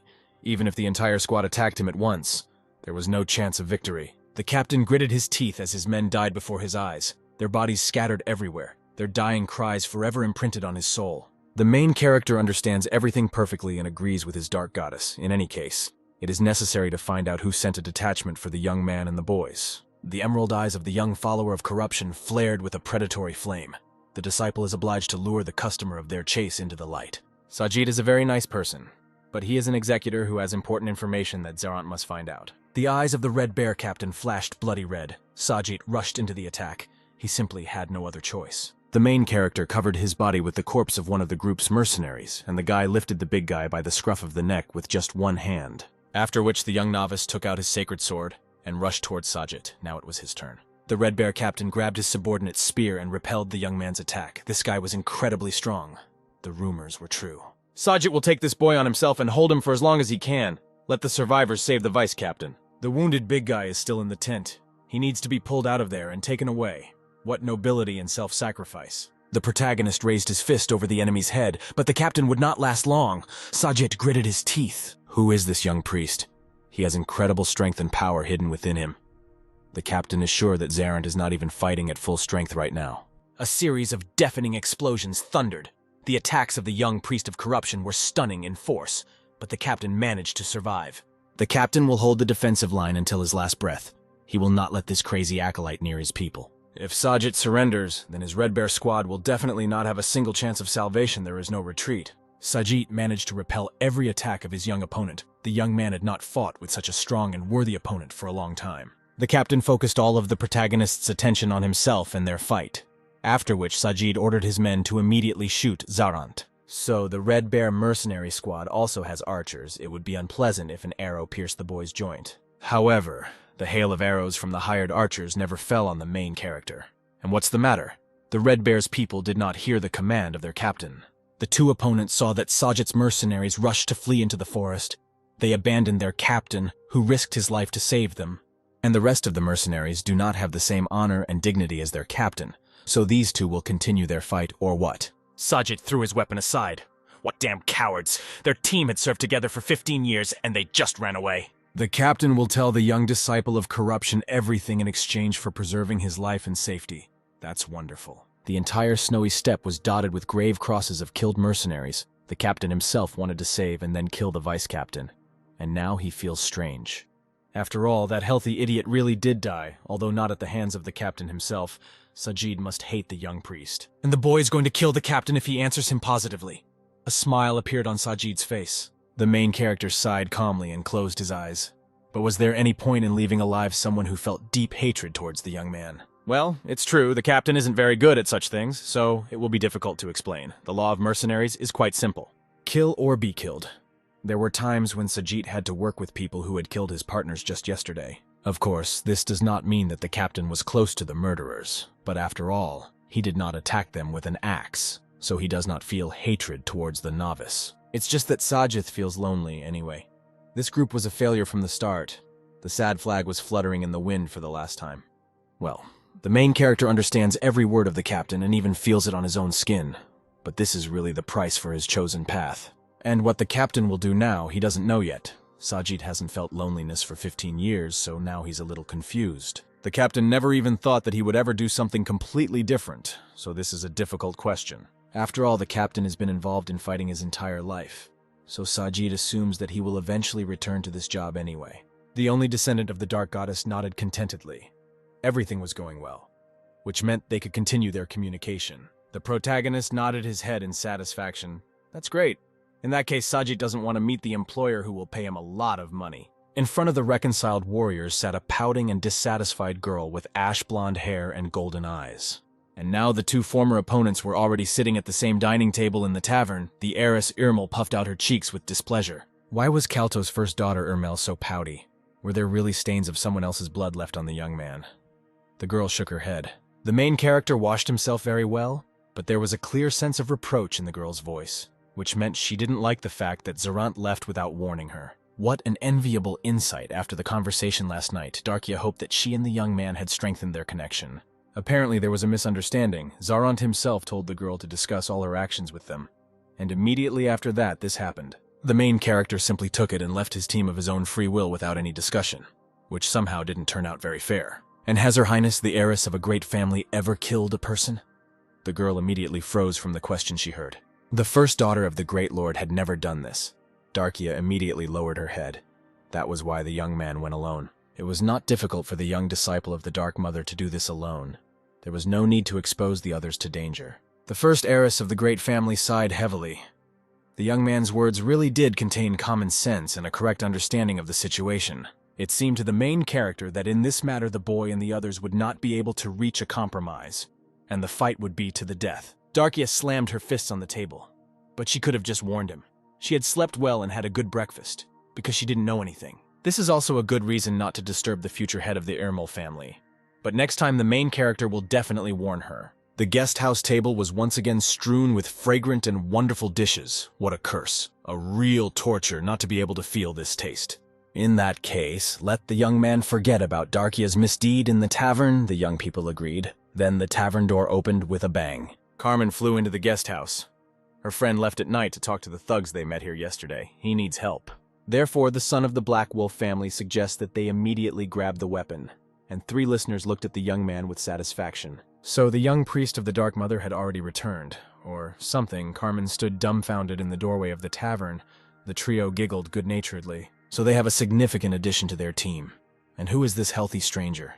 He is a mercenary hired by the heiress Ermel. The 2 men shook hands. The priest Zarant trusts Sejit, so the girl hopes that there will be no problems in the future. These 4 will make a great team. Each of them is impressive in their skills and strength. The girl nodded reservedly to the guys. The captain of the mercenary group smiled good-naturedly and nodded. And Carmen was very glad to meet such a strong companion. The young man winked. Well, the son of the Black Wolf family is glad that he worried about his friend in vain, and everything turned out well for each of them. Priest Zarant and Captain Sajit needed some time to catch their breath, and the girl wanted to take a hot bath. And Carmen also had unfinished business here. Once everything was resolved, the young man would return to the forge. Carmen was choosing arrowheads when he rushed off to save his friend. The sun was already high, so tomorrow the group of guys would be able to set out early in the morning, at which time evil lurked in the darkness of the night. Meanwhile, the little girl with purple hair screamed shrilly. "When will they come?" She was choking with indignation and impatience. Well, when will they arrive here? There were 2 more adults sitting in the room with dejected looks. How tired I was of these vile screams. The girl was lying on the floor and punching everything around her. Where are they? When will they come? They are already heading here, right? If this continues, the man will go crazy from the whining of this hysterical girl before they get here. When they get here, they definitely haven't turned off the road. They'll be on the road for a long time, very soon. The woman regularly checks their location. She's sure of it. The capricious girl's face immediately lit up with joy and pleasure, which meant the woman was confident in her predictions. The girl immediately flew up to her interlocutor, which meant they would come here to Eradicate. Well, the woman had already answered her. Why doesn't this capricious girl believe the woman? Of course the girl believes her interlocutor. She really believes her. She happily waved her hands. But if they don't come here soon, the woman will have to die. The girl's eyes flashed with a bloody gleam. A terrifying grin appeared. The first daughter of the head of the great family jumped up and down in her seat and began to spin around. Finally, their team had arrived in Eradicate. Kalto's heiress Ermelia will finally be able to take a hot bath. The 3 men looked suspiciously at the silent town. The noble lady clenched her fists contentedly. Anticipating the joys of local comfort, no one seemed to think that it was somehow too calm here. The team began to approach the gates of the city outpost. They were immediately noticed by an unfamiliar man in a hood. They were almost there. The main character looked around the local area with restraint and attention. Something was wrong here. The young man felt it. Someone called out to the travelers. That guy with emerald eyes is a priest. That's exactly it. But what actually happened? A strange man grabbed the hand of a young priest of the Dark Goddess. The residents and guests of this city need help. The man begs the young priest to go to the Trumpeter of Peace. He does not listen even to their lord. There was cold sweat on the man's face. The stranger begs the wandering travelers to somehow stop this. Let the Trumpeter of Peace stop calling the dead. They will pay well for it. The protagonist thoughtfully rubbed the back of his head, but the only descendant of corruption does not think that words will stop him. But the young man is also a priest. The rest of the guards are already at their limit. Everyone is intimidated. Let the main character at least try to talk to the Trumpeter of Peace. Chilling dead bodies walk around the city every night, terrifying the locals and all wandering travelers. The stranger no longer knows who else to turn to. Let him not expect much. The man beamed from what he heard. He is so grateful to the young man. The main character turned to his team. Let the guys settle in the city and look for shelter. Zarant will help the townspeople and catch up with them. The guard was delighted. His cheeks immediately turned red. What a relief that at least one brave man was found for this mission. The young priest of corruption will try to return as quickly as possible. Let him not worry about the others. The guys will have a good meal and find them a place to stay for the night. And the team members are also going to take a hot bath, so the boy can take his time. And now, the only descendant of the mother of corruption was already making his way through the thick fog of the forest, trying to find the summoner of the dead. Among the many different priests of the most diverse gods, the trumpeters of peace stand out from the rest the most. Other gods choose their disciples and followers in order to endow their priests with some special power. However, on a random day, for no reason at all, absolutely random people become trumpeters of peace, who receive terrible power. The chosen ones always choose the path of the trumpeter of peace, and then dedicate their entire lives to the service of death, not exactly a rosy prospect. Each dark summoner of the dead, after agreeing to the fate of the trumpeter of peace, puts a white, faceless mask on his face. After which the dark trumpeters receive their phenomenal gift of death, dead souls begin to hear their call, because it brings them back to life. Why the chosen people for such a terrible mission agree to something like this, frankly, is still a mystery. To which no one knows the answer. The trumpeters simply appear in places with a large number of corpses and blow their silent trumpets. This ultrasonic, super-sensitive signal of the Dark Summoner is accessible only to non-living souls, while the living simply cannot hear it. In this way, these Dark Summoners resurrect the dead, who walk like an army behind the Trumpeter of Peace, unquestioningly following the Master. Most rulers look down on this phenomenon, which is to be expected, since none of them try to touch the dead led by the Trumpeter. Therefore, the highest noble families and local authorities simply turn a blind eye to the actions of the Trumpeters of Peace, having no way to influence them. And there is logic in this. Absolutely no one wants to confront an army of the dead that can grow infinitely. It is for this reason that the Trumpeters of Peace live in total solitude and appear only to hang around with the dead. This format of magical abilities is more like a natural phenomenon. The main character greeted the Trumpeter of Peace. However, in response, there was only a chilling silence. It seemed as if death itself was looking at the young man from under the darkness of the hood. However, the young man was not at all embarrassed by the gloomy and frightening appearance of the summoner, which usually terrified everyone. The guy had been communicating with death for a long time. So to what extent are these two even somewhat similar? The disciple of the Dark Mother and the Trumpeter of Peace both cross the border of life and death without hindrance. The only descendant of the Mother of Corruption already knows that many have come and gone here, but the novice could not ignore the request. So the main character came to this thicket of the forest to say what the Trumpeter of Peace had already heard many times, whether it was time for him to leave this place. As the summoner of the dead himself can understand, for ordinary people the walking dead are not a pleasant sight. Or is there some special reason that keeps the Trumpeter of Peace here? Usually the summoners of the dead do not stay in one place. The gloomy Trumpeter of Peace also did not answer the main character. A gray fog was thickening around. The resurrected dead were waiting for the Master's command. However, here the hanging silence was broken by the summoner of the dead himself. The gloomy trumpeter pointed his index finger to the side. Followers of the evil spirit. What? What? The followers of the evil spirit will bring many deaths to this place. The young follower of the Dark Mother immediately turned around. The Trumpeter of Peace pointed towards the city of Eradiki, which means the summoner of the dead wants to say that the followers of the evil spirit are now there. That's the last thing we need now. His guys are there now.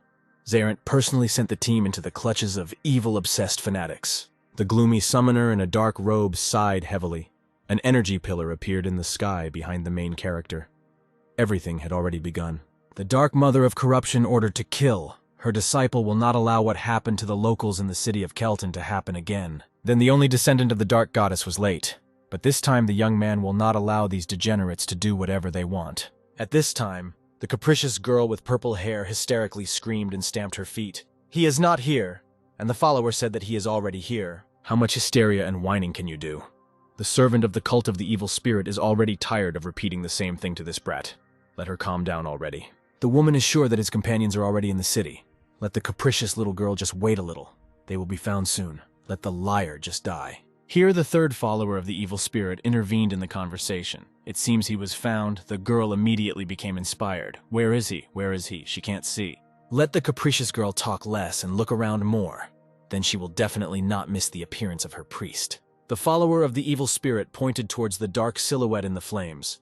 And there he was, that same priest named Zarant. And indeed, it is definitely the priest Zarant. How long the girl had to wait for him to appear. And now he is finally here. She is beyond words glad to see him. The emerald eyes of the follower of the dark goddess flared with a threatening flame. The mother of corruption ordered her priest to kill. The mustachioed follower of the evil cult stretched into a mocking smile. How funny. This brat actually thought he could deal with them. The protagonist got his sacred butcher. The dark goddess ordered to kill. Her follower himself knows that he should calm down. The follower of the evil spirit nervously took a fighting stance and prepared to attack. The girl squealed with delight. How wonderful it was. That rotten grin on the ugly face of that servant of the evil spirit sect was painfully etched into the protagonist's memory. The face of the young disciple of corruption was distorted by uncontrollable rage and thirst for revenge. This time, the young man will give free rein to his emotions. This degenerate himself should understand the situation he found himself in, since this damn magician was the one who killed Zarant's benefactor and the young man himself. The main character will forever remember this vile grin on the face of this freak. The descendant of the dark goddess is obliged to erase it from the face of the culprit and take revenge. So many years had passed since the most terrible and painful moment in the boy's life, but the feelings and sensations were so vivid, as if it had happened yesterday. The young priest of corruption mentally transported himself to those very times. The young man was lying on a fluffy blanket of snow. Then he had so many unusual concerns. Living day by day, there were moments in his life when the young hero was unable to earn anything. Then the hero had to go hungry. Then the main character was lucky to find himself in the forest thicket, not far from the very person who became the most important person in his life. Salvation appeared when the young hero no longer even hoped for it, but simply gave up and resigned himself to his harsh fate. And in one of these moments, the main character was discovered by a certain young man, and in the middle of a snowstorm, the exhausted guy met his savior. This man was filled with light. He radiated it and was able to illuminate all the dark corners of this world. Zarant had never met anyone like him on his path. This bright and pious young man was named Shantux. He put the dehydrated protagonist on his back and dragged him away from the forest thicket. Shantuxa was a middle-aged man, not too young, but he couldn't be called old either. His eyes were always filled with kindness. Zarant's savior was an easygoing person, but at important moments the man always became serious. He did not try to ask anything when the young man woke up. Shantux only said that the boy could stay with him as long as he saw fit. He was a priest of the goddess of support. Shantux was also the caretaker of the city cemetery on the outskirts, where there was always silence and peace. On the wall of the main character's mentor's house hung the coat of arms of the cult of the goddess of support, which reminded with its presence of the righteous man's mission. So day after day passed. The young man enjoyed working in such company. He enjoyed doing something for others. Then, one of the happy days, when Zarant was helping his mentor, he decided to find out why Shantux saved him in the forest. Then the main character's savior smiled and replied that the man just wanted to help the young man, that's all. And that smile that the main character saw that day forever took a special place in his heart and soul, which he will carry through time. Shantux always helped the people around him, helped, and helped again. All the locals knew and loved him. And in turn, the priest of the goddess of support always insisted that no reason was needed to help, only desire. And then the main character really wanted to become like his savior, or just be like Shantux, helping the locals, albeit very clumsily in the first days. Thus passed a whole happy year of their peaceful life. This harmony and absolute grace lasted exactly until the arrival of the next winter. During that cold, snowy time, the main character found a wounded man in the forest who had lost consciousness and decided to help him. The hero simply could not act otherwise, because he himself survived only thanks to the help of his benefactor. He too must be useful and justify the value that Shantux invested in him. Just like Shantux saved the young man back then, it was the worst mistake in the protagonist's life, for which he was never able to forgive himself. Having received unlimited help from the young man and his benefactor, this damned degenerate very quickly recovered and came to his senses. And after which this offspring, with a disgusting smile on his face, confessed that he was a follower of the evil spirit and served him faithfully to this day. This insignificant rotten spawn, with a couple of sharp movements, cut the main character's body into pieces with its black magic, smiling all the while. Those crazy eyes of an obsessed fanatic, his maniacal smile mocking the helplessness of the young man. All this will remain with him forever. After the evil spirit cult servant committed the crime, the young hero was resurrected and restored his tormented body. But his mind was weak. When the young hero woke up and began to regain consciousness, the hand, which was burdensome to carry around, somehow got out of the inventory. And after the main character woke up, he had to face the most painful and severe consequences of his actions. A young disciple of the Dark Mother ran to the estate of the priest of the goddess of support. His benefactor was cruelly tortured and killed. The brightest and most worthy person in the world experienced unbearable pain and suffering before his death. And all this is the fault of the one whom Shantuk saved from death. Here it also dawned on the rotten spawn that the follower of the evil spirit had already seen this notorious priest before. Or rather, the dark magician had killed him before. That cemetery caretaker, hearing these words, the protagonist's body began to emit a black aura. His eyes flashed with the dark flame of death. How strange, that brat died during their last meeting. The black magician is absolutely sure that she cut the youth down with her own hands. Well, since this priest came to the followers of the evil spirit alive, then this conversation loses its meaning. Let the mustachioed man not interfere and not disturb the girl. By the way, this young man is wearing the very same robe of that priest of the goddess of support, so that means the brat is now wearing his cassock. So the main character borrowed his savior's clothes, and the black magician then borrowed his hand, and it performed very well over 3 years. The main character's face was distorted by a grimace of furious anger. The veins on his forehead bulged and were ready to burst at any moment. This spawn must die. Tears appeared in the eyes of the capricious girl with purple hair. She ran to the young man. She heard that Zarant was very strong. The young follower of the evil spirit waited for the priest Zarant for so long. With one movement, the disciple of corruption cut the girl's body. A smile froze on her face, after which the main character rushed predatorily towards the vile killer of his benefactor. The black magician responded to the young man with a counterattack. And the snotty youth is very different from the numerous rumors. Let this rotten offspring immediately close his mouth. Zarant grinned. However, the righteous rage and pain in the protagonist's eyes clearly pleased the vile degenerate. The black magician broke into a smile. What further unsettled the uncontrollable anger of the only descendant of the mother of corruption, he could not escape. The black magician felt the strength of his young opponent and tensed up, and this brat grew up and became stronger. The fanatic activated a protective shield. The great mother of corruption ordered her follower to kill. The disciple broke the black magician's barrier magic shield with one blow, after which the young descendant of the dark goddess chopped off the left hand of the vile murderer with the sacred butcher. And this is only a small part of what he deserved. Suddenly, a capricious girl appeared next to the main character's ear. She liked the priest so much that hearts appeared in her eyes. The main character once again decapitated the vile brat. With a light movement, the severed head continued to admire the priest of corruption. While the young acolyte of the dark goddess was focused on the evil child, the wounded assassin kicked and called forth the scales of vengeance. Some kind of magical blue mark appeared above the young man's head. The main character lifted his head up. What's this? The black mage burst into mad laughter and raised his leg up before the finishing blow. Now the brat would be in as much pain as he was inside. After which the vile madman broke into a wide smile and kicked the ground with all his might, and everything was illuminated with a blue light. The follower of the evil spirit closed her eyes and began to cover them from the blinding flash of light. What else was going on there? A lightning strike of stunning force thundered. A column of black smoke rose from the epicenter of the strike. And so the young man had a hard time. The protagonist was kneeling. His sacred sword lay next to its owner. The young man's body was pierced by unbearable pain. The divine power that emanates from the notorious priest clearly does not belong to the goddess of support. It's all a lie. However, the blessing on the robe of Shantuks of this brat perfectly hides this fact. The main character grinned viciously. This creature is not worthy of pronouncing his name. Well, they have another follower of the evil spirit on their team. The nasty freak once again stretched out in a mad smile. How much does this freak talk? No one ever listened to him in childhood. But it's okay. Zarant will plug this bottomless verbal well forever. The protagonist ordered the vile abomination to close his mouth. The emerald eyes flared with flame, and a summoning monster of corruption appeared above the young man. The descendant of the dark goddess radiated a dark aura. His eyes flashed with the flames of death. It was time to pay what he deserved. The black follower of the evil spirit looked questioningly at the monster. Well, what an interesting power this brat has. Well, since this puppy dared to cut off the left hand of the black magician, then the follower of the evil spirit will have to take the hand of his summoned monster. And the limb of the monster would perfectly suit the follower. A huge fist of the dark mother monster flew towards the vile degenerate. A deafening explosion thundered.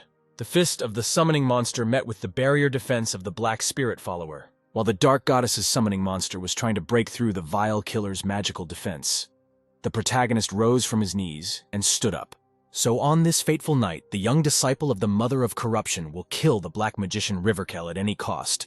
The young man has been waiting for this for 3 years. The protagonist will never forgive himself for that fatal mistake, and revenge on this degenerate is the least he can do for his benefactor. Meanwhile, the captain of the Red Bear fought off the attackers. The whole city was burning in flames, and these travelers were incredibly lucky in their adventures. The heiress of a great family asked her mercenary if he had killed the attacker. Not yet. But everything was heading that way. Carmen also protected their groups from the other side, so the travelers need to continue moving towards the castle. But what about Zarant? The first heiress of the great family was worried about the fate of their friend. They had separated, and it was unknown what had happened to him. What if their friend dies in the middle of this deadly chaos? This guy is clearly not one of those who will die so easily. It is better to get out ourselves. It was already becoming too dangerous. The merciless flames were consuming everything around. The guys had no other choice. They had to keep going. The 3 travelers finally reached the Lord's castle. There were corpses of people lying everywhere. They were burning in the fire. There was a terrifying stench of burnt flesh. Cold sweat was running down Carmen's face, apparently. The locals were going crazy, not because of the local lord. The captain of the Red Bear regretfully announced to Lady Ermel that they would be forced to kill the attacking residents.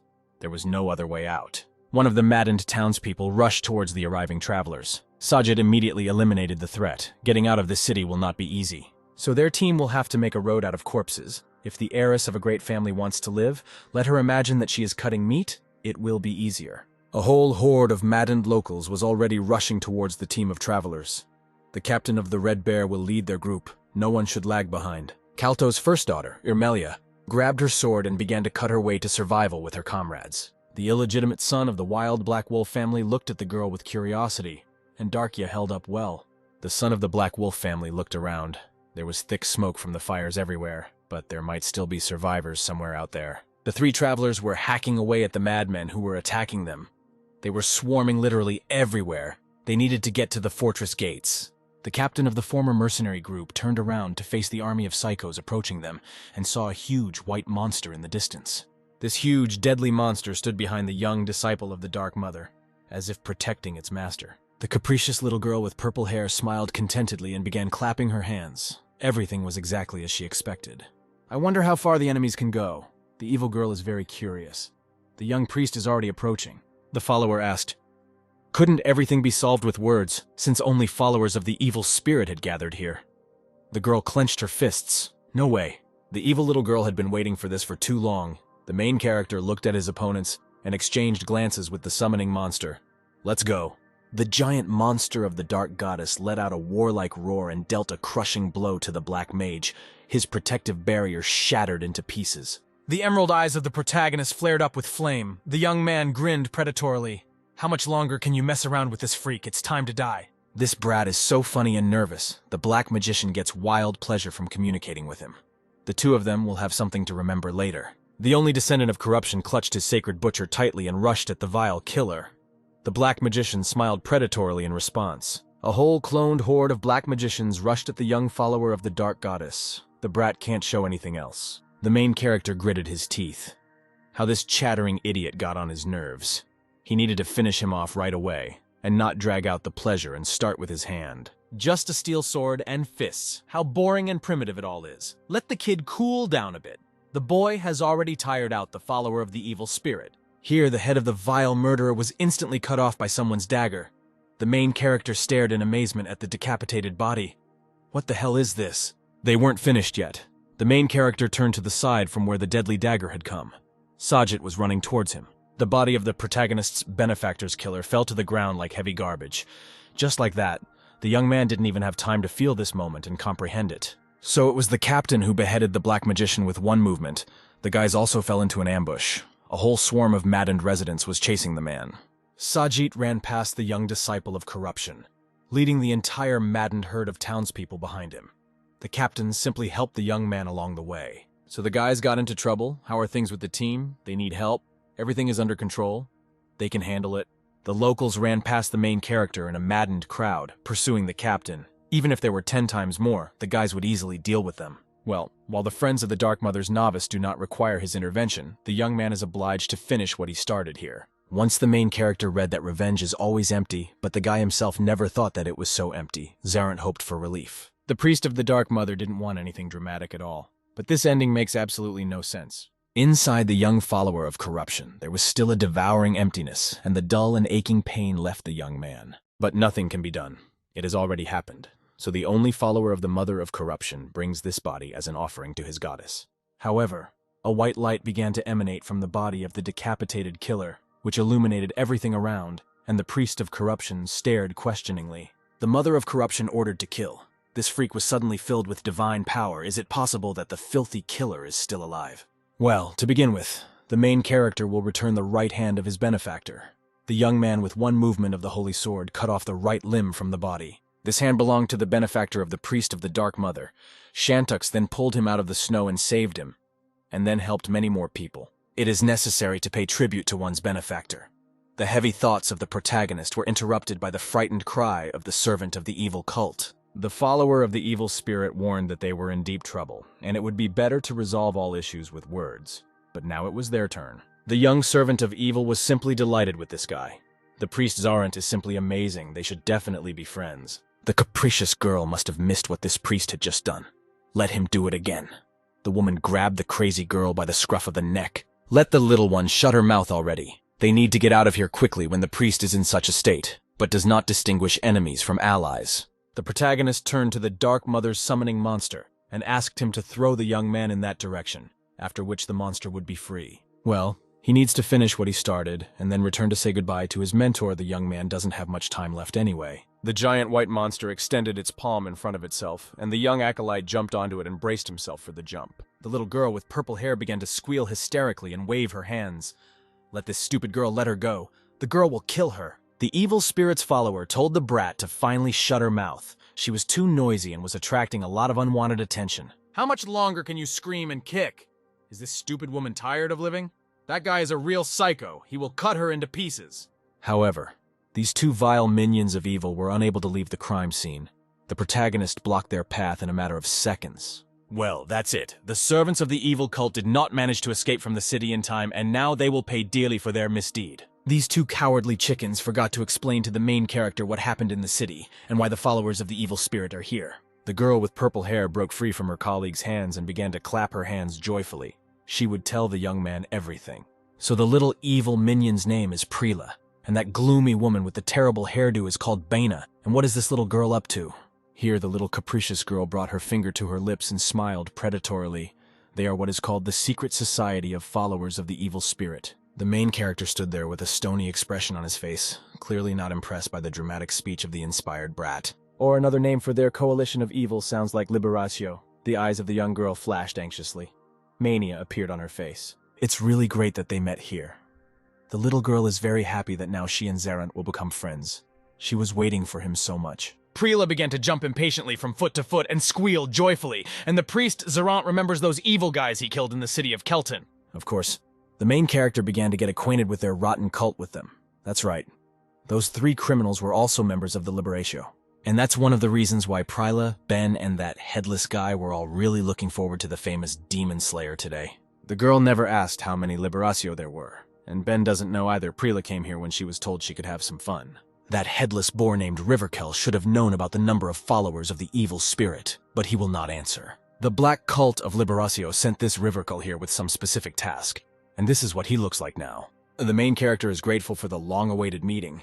This freak was good at hiding, but this does not change anything. The young man needs to know more. And what is the goal of these obsessed fanatics? Ben wants to answer this question instead of the noisy brat. Their goal is very simple. The dark cult of Liberatio wants to create a world in which it will not matter at all which god each of them serves. A world without persecution. A predatory smile appeared on the face of the servant of the evil spirit cult. This is just an empty justification for cruelty and thirst for revenge. Otherwise, the cult would have used other methods, and for this purpose, these fanatics did this to this unfortunate city and its local inhabitants. The followers silently listened to the famous disciple of the Dark Mother, of course. The pain of other people brings them pleasure. It is difficult to hide or contain this within oneself, but it is all supported by a higher purpose that will serve the good of this society. The capricious girl rolled her eyes. Oh well, no need for all this pretense. They were here to have some real fun. An unkind seriousness appeared on the face of the main character. Thoughts were clearly swarming in the eyes of the young man. The novice was making a decision for himself. In fact, Ben didn't want anything like this at all. All this horrific chaos was started by Riverkill, and they are collecting some items. And one of these items is in the possession of the young novice, as the follower of the evil spirit says, about a sacred relic. We are talking about the bead that was inside the incarnation. It was taken out by the young man when he killed the newborn monster Liberatio. Apparently, the main character was not mistaken in his guesses. Fanatics collect items in which the power of the Mother of Corruption is sealed for some purpose. But what exactly does this sick cult want to accomplish by gathering all the sacred relics with the divinity of the Mother of Corruption together? The only descendant of corruption declared that that bead from the incarnation was destroyed. Let the priest Zarant not lie to them, because it is impossible. This bead cannot be broken, but the protagonist does not deceive the followers of the evil spirit. The fragments are thrown out somewhere in Kelton. The bandaged hand of the dark goddess began to emit a green aura. The Mother of Corruption clearly does not like the words of those servants of the evil spirit. And that bead is the only one of its kind. The girl happily put her fingers up. There are still 4 left. When will this stupid brat learn to stop babbling? Why did they even make Ben a nanny for this upstart? The Dark Mother of Corruption ordered her priest to kill. Apparently, the mistress of the sealed power is now in a frantic rage. The little one shouldn't have said that. This guy is not on their side. Ben is so petty, the girl will definitely kill her someday. This means that somewhere in this dimension there are 4 more such pearls, in which the power of the Dark Goddess is sealed. This is important information. By the way, the main character broke into a wide smile, and which of this evil trinity drove the locals crazy? Preela smiled back. It wasn't her. The girl couldn't do that. Bina hissed at her. Why did the brat continue to answer his questions? The only descendant of the Dark Goddess took out his sacred sword, and with one blow cut off the head of the follower of the evil spirit. This is the punishment of the servant of a fanatical cult for driving the locals crazy and being responsible for the death of so many innocent lives. Preela was wildly delighted with what she saw. How cool it was! It was high time to kill this boring lady. She irritated her. With the second movement of the sword, the main character decapitated the noisy young girl. The flying head winked at the young man. They would see each other again soon. Finally, it became quiet and calm. The young man could hardly bear the endless chatter and squeals of this crazy brat. The only priest of the Dark Mother of Corruption brings these bodies as an offering to her. May the Dark Goddess accept their divinity. Pryla's decapitated body was still radiating life. The little bastard wasn't dead, but it wasn't clear how she did it. Something still haunted the young disciple of corruption. There was a feeling that this was not the end of this dark story.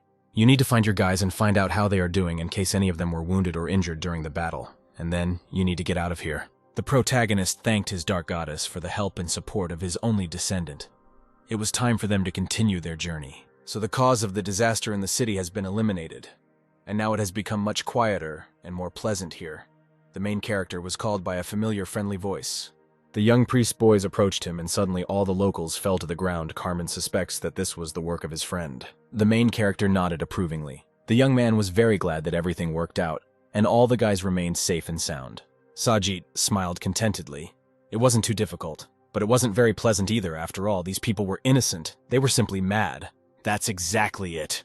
The threat is eliminated, and the dagger of the captain of the Red Bear helped the young man, and how the main character is very grateful to Sajid. Cold sweat began to run down the face of the young disciple of corruption.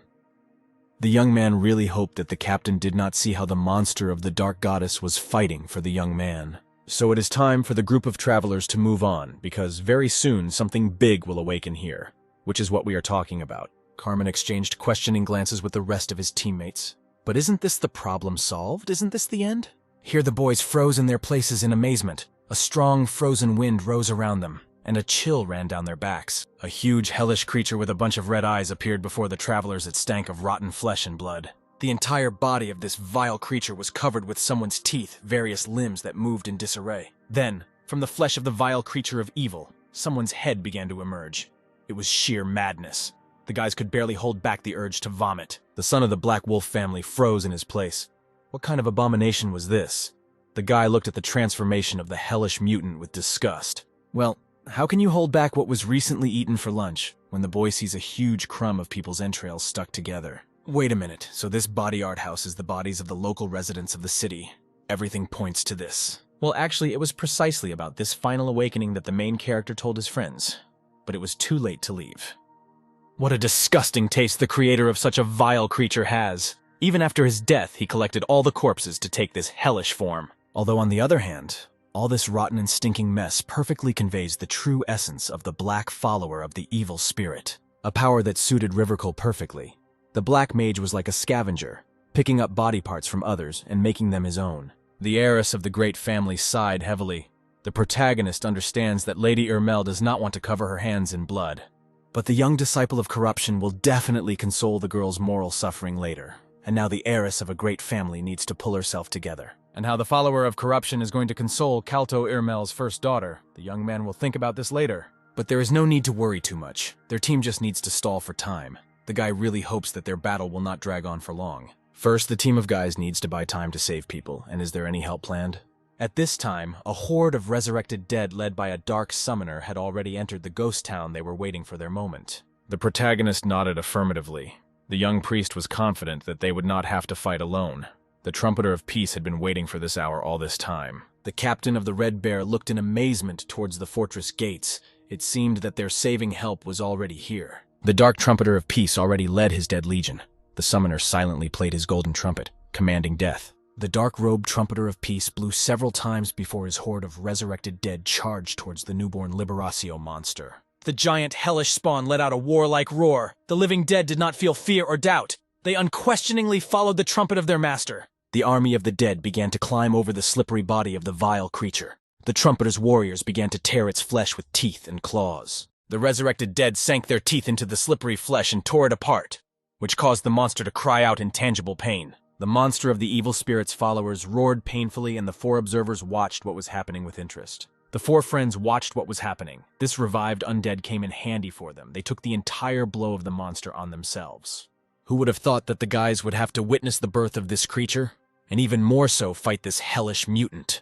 The hereditary head of the great family nudged the protagonist with her elbow. What is this? That ruler of the resurrected dead is approaching them. And indeed, the trumpeter of peace approached the boys himself. The heroes froze expectantly in their places, afraid to move once more. The dark summoner of the dead silently looked at the young heroes. His faceless mask did not give any idea of what the trumpeter was thinking about now, and what he was experiencing. So among these wandering travelers, the trumpeter of peace needs one who is strong enough to take this spear and pierce the heart of the giant. The heart of this hybrid of flesh and blood of the natives can only be pierced by the bone weapon of a dark summoner. The team of young travelers stared in amazement at the mysterious dark savior the trumpeter of peace could summon even such things. The guys looked at each other. What a big responsibility. The three friends looked at the main character at once. The main character, without any unnecessary questions, approached the trumpeter of peace and took his spear in his hands. And he didn't happen to have a sword. He was somehow more comfortable with it. However, there was no answer to this question. So the main character simply joked that the spear would suit the young disciple of the Dark Mother just fine. The trumpeter of peace opened his palm. A giant sword appeared in it. Wow! The summoner put it in the protagonist's hand. So the trumpeter of peace can give the weapon any shape, in which case the summoner can make a couple more swords and arrows. The young follower of the Dark Goddess picked up the bone spear of the trumpeter of peace, a weapon that is quite light, but at the same time its blade is extremely strong and sharp. The dark summoner of dead souls did not utter a word. So how to understand this? The young man should wait or ask again. In the background, the hellish spawn let out a painful roar. The protagonist smiled radiantly, so with the request of the priest of the Dark Goddess. The trumpeter of peace activated the magic mark. The necessary weapon rained down on the young novice from above. Zorant was delighted. This weapon was enough to arm their entire small team. The heiress of the great family made a couple of swings of the sword. This weapon is so light. The rest of the guys took apart the sword and arrows and began to prepare for the next battle. Well, this is a great addition to the victory. The main character nodded approvingly to his friends. This weapon is really very good, very sharp, even though it is made of bones. And even endowed with the divinity of the trumpeter of peace, which should be very effective against the newborn undead of the evil spirit. The vile, slimy mutant made of human bodies roared furiously. Attracting the attention of the heroes, this monster was eager to meet them. So the summoner of the resurrected dead will be able to stop the movements of this spawn for a short time, during which time the guys must plunge the weapon as deep as possible into the heart. If the Corruption Priest's team could complete this task, they would be able to keep the bone swords and arrows for themselves after this battle. The young man nodded. This type of payment is also accepted. A radiant smile appeared on the main character's face. The guy was just joking. It's time to destroy the monster. So the battle with the hellish spawn of the followers of the evil spirit begins. The trumpeter of peace played his trumpet, giving commands to his dead. The vile giant of flesh began to shake its head questioningly, as if trying to get rid of the itch that was oppressing it. The resurrected dead began to climb up the giant slippery body of the hybrid, clinging to literally every part of it, which is happening. After which the revived horde of the dead froze in their places. The puppets of the Trumpeter of Peace began to disappear one after another. Kalto Ermel's first daughter looked in horror at the monster of the Black Cult, who had just melted down his army, which he had brought with him. The main character froze in surprise and began to peer into the body of the hellish creature, trying to understand what the summoner of the dead had in mind. It wasn't just like that. Here's the thing. The Trumpeter of Peace first covered the body of the vile giant with dead people, and then melted them in order to bind his movements with this substance. The giant clot of human flesh and blood emitted a painful roar. These poor dead people sacrificed themselves to save people. The four friends exchanged meaningful glances, each of them dissatisfied with the sacrifice that had been made. Well, this is very cruel. Isn't it worse than the actions of the Cult of Liberatio? The Trumpeter of Peace simply gives empty shells their deserved peace. So the main character should not be distracted by anything. The bone weapon of the Trumpeter of Peace will indicate the location of the giant's heart. Now it's time to get down to business while this newborn creature can't move, and the team has a chance to defeat it. Well, the only descendant had a few more words for the Trumpeter of Peace, but the summoner is right. Now we need to focus on the monster. If the guys start to postpone their fight even longer, something very bad and irreparable might happen. We need to act immediately. The Crown Lady Ermel clenched her sword in satisfaction. Why can't this vile monster even move normally? There's nothing to be afraid of. However, from the flesh of the hellish creature of the Black Cult, the stuck-together bodies of local residents burst out and rushed towards the girl. The heiress of the great family continued to run towards the hellish hybrid, not noticing the danger. Someone called out to the girl from behind. The first heiress of the great family raised her head up in horror, sensing imminent danger. The girl squealed in fear. However, the son of the Black Wolf family did not allow the girl to suffer. Carmen directed his bone arrows from flesh at the enemy and destroyed him. The son of the Black Wolf family covered his friends from the far flank, bone arrows gliding through the air perfectly. The captain of the Red Bear was breaking through to the hellish giant Liberatio. The main character was covering Sajid from the left flank and clearing the way for them to the heart of the creature. The first daughter of the Ermel family, together with Carmen, will distract this vile substance from below, while Zarant and Sajid will break through to the heart. The only descendant of the Dark Mother nodded approvingly and asked the captain if Sajid would be able to take good aim and pierce the giant's heart. The captain of the mercenary group nodded affirmatively. In this case, the main character will distract the head of the Black Cult monster. In that case, the two must separate. As soon as the young man focuses the mutant's attention on himself, the captain will break through to his heart. Sajid began to swing his bone weapon, fighting off the disgusting clots of flesh from the locals. There was very little left to the heart, the young man went ahead. Now it was up to the disciple of the Dark Goddess. On the way to the head of the hellish mutant, the main character's path was blocked by his disgusting, slippery flesh. Who even thought of this? The young disciple of the Dark Goddess rushed towards the head of the hellish creature and began to deliberately provoke it. Zarant plunged his sword into its flesh. The Dark Mother of Corruption ordered her priest to kill. The young man did not aim for the monster's head without reason. Judging by the Dark Goddess's concern, there is a cluster of divinity in the head of this molded monster. The hellish mutant made of human flesh of the locals let out a warlike roar. This monster was clearly preparing to attack. But there is another obvious reason for the hero. That ugly piece of flesh is very similar to the head of the black magician Rivercul, who killed his benefactor. The main character was very close. This time the black magician will not get off easy with death at someone else's hand. The young man is obliged to fulfill his plan. The image of the killer appeared before the protagonist's eyes, his arrogant gaze, his vile grin and impudent mannerisms. Today he will die. The young follower of the Mother of Corruption was given a second chance to take revenge on this degenerate. This time the young man will feel everything well. The young priest of corruption jumped up and made several sharp swings with his bone sword.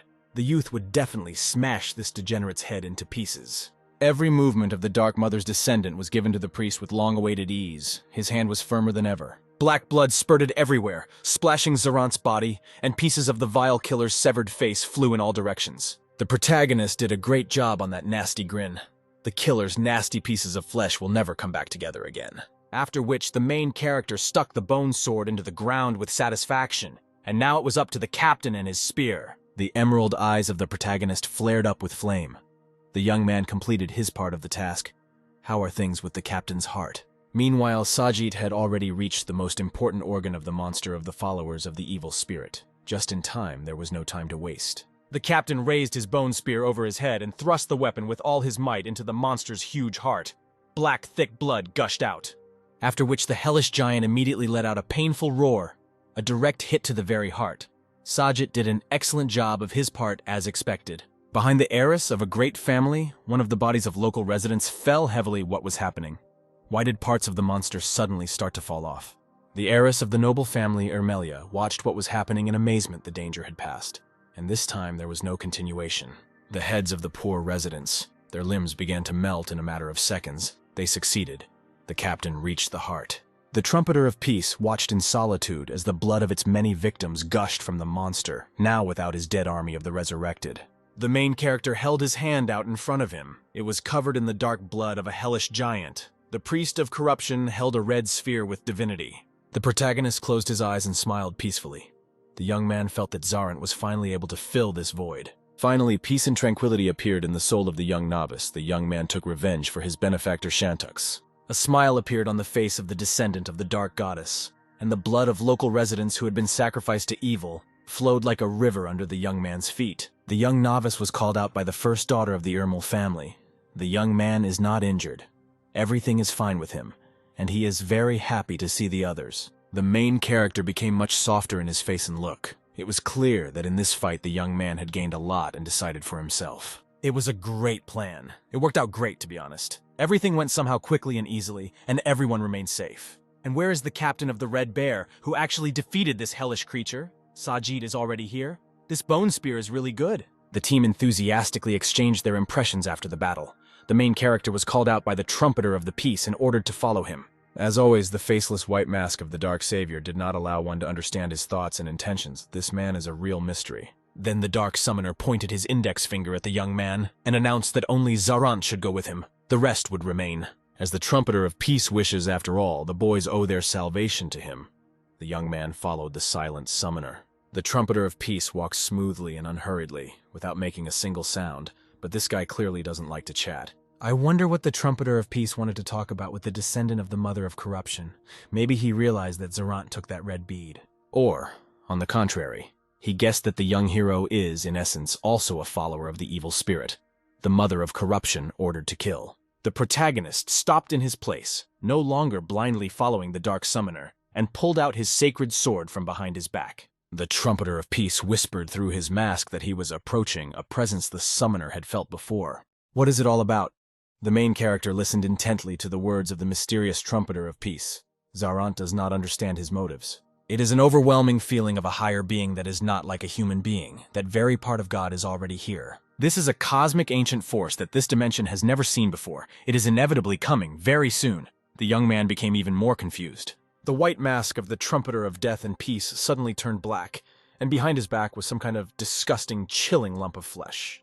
The Dark Summoner was in a trance. The Death Trumpeter pointed his finger at the youth and uttered a single word: capital. So it means that the main character needs to go to the capital.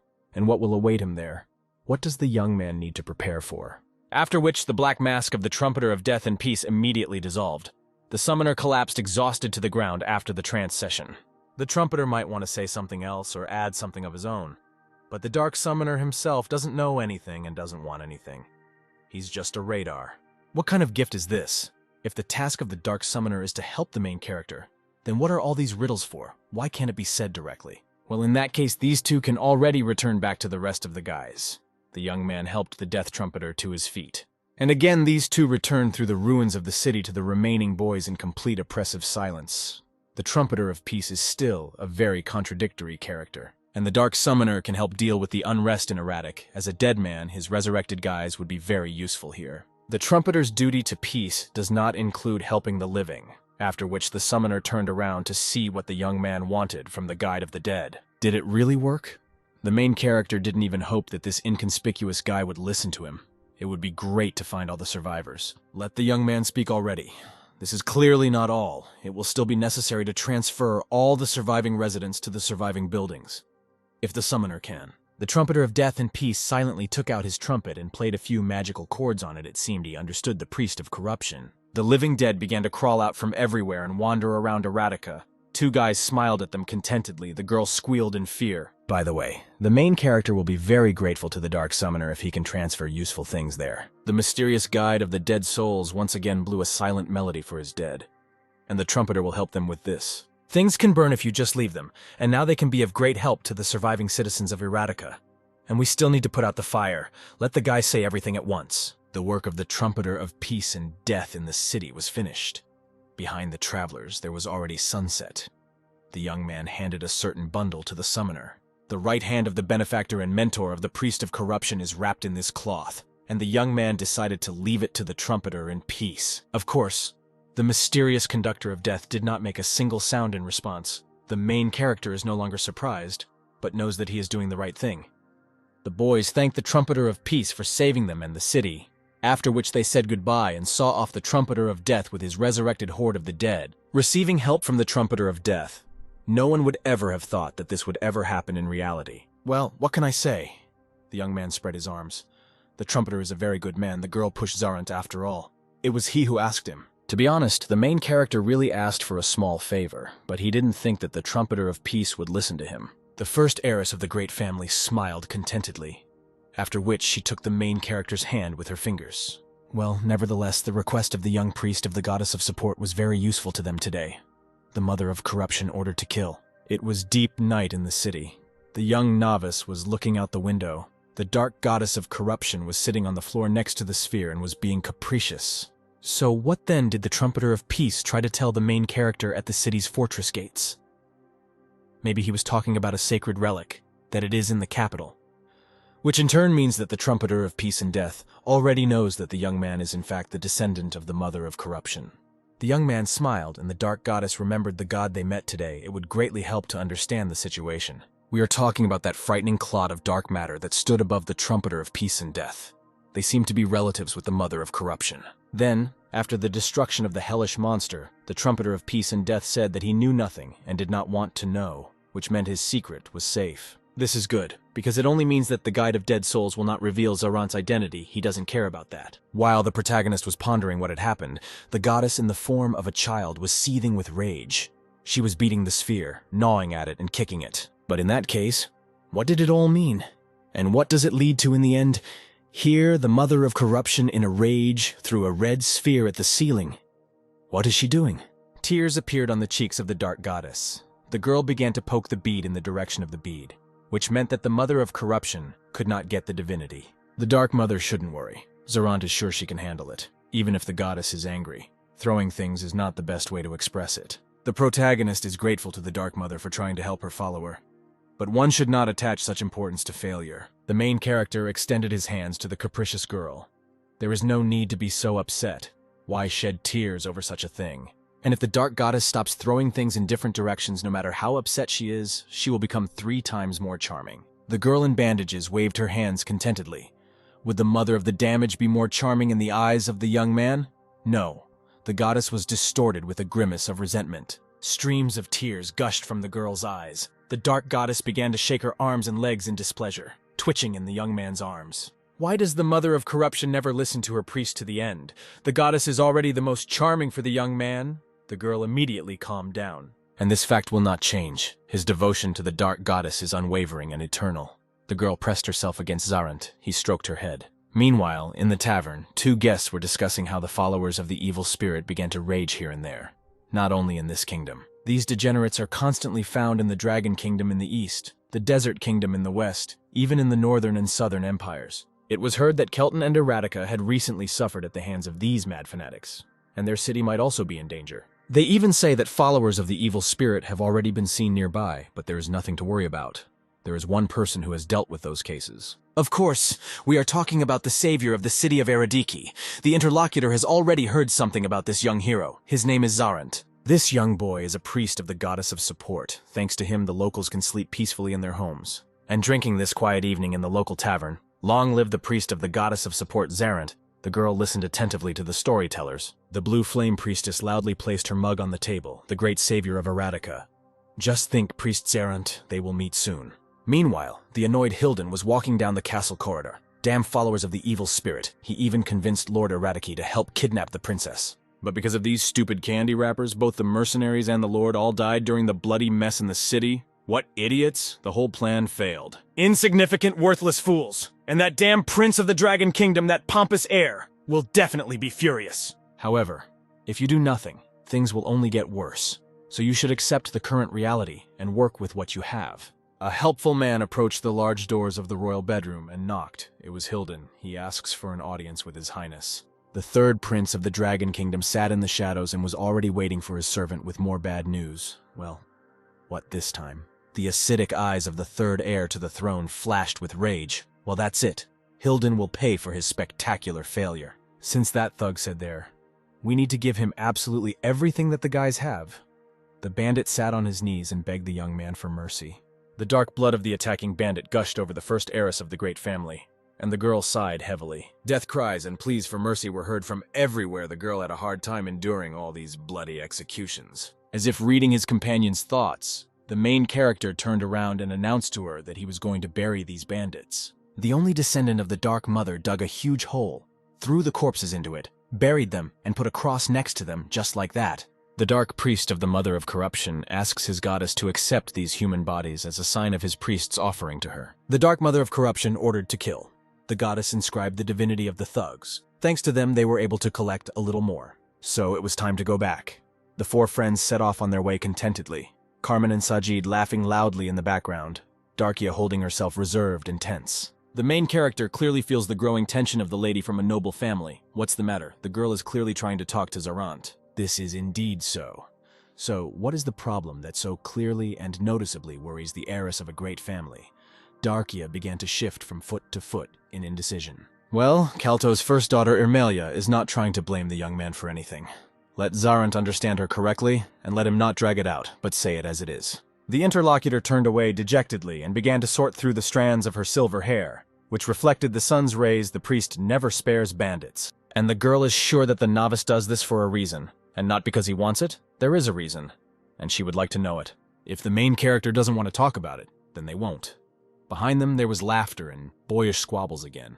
These two had become such friends. The lady had already asked the two of them. Carmen said that the bandits had attacked them with weapons, which meant that they would also attack the weak and unarmed, and the guy couldn't allow that. And Sajid is simply carrying out the will of his employer, but he can try to save the lives of more bandits if Darkia wants. So the girl became interested in what drives the main character. The young man smiled. It's all about the potential of people. That is, the guy believes in the reincarnation of the dead, or how to understand the words of the young man, because Zarant takes care of the dead, makes graves for them. Zarant smiled as the heiress of the great family said, "The priest of corruption truly believes that they can repent and live a good life." Wait a minute! The princess of the Ermel clan jumped up in indignation, while she had no need to kill everyone so mercilessly. What can I say? The first time is always the hardest. The main character is sure that in this situation they will not achieve repentance. It is much easier to return to the path of evil.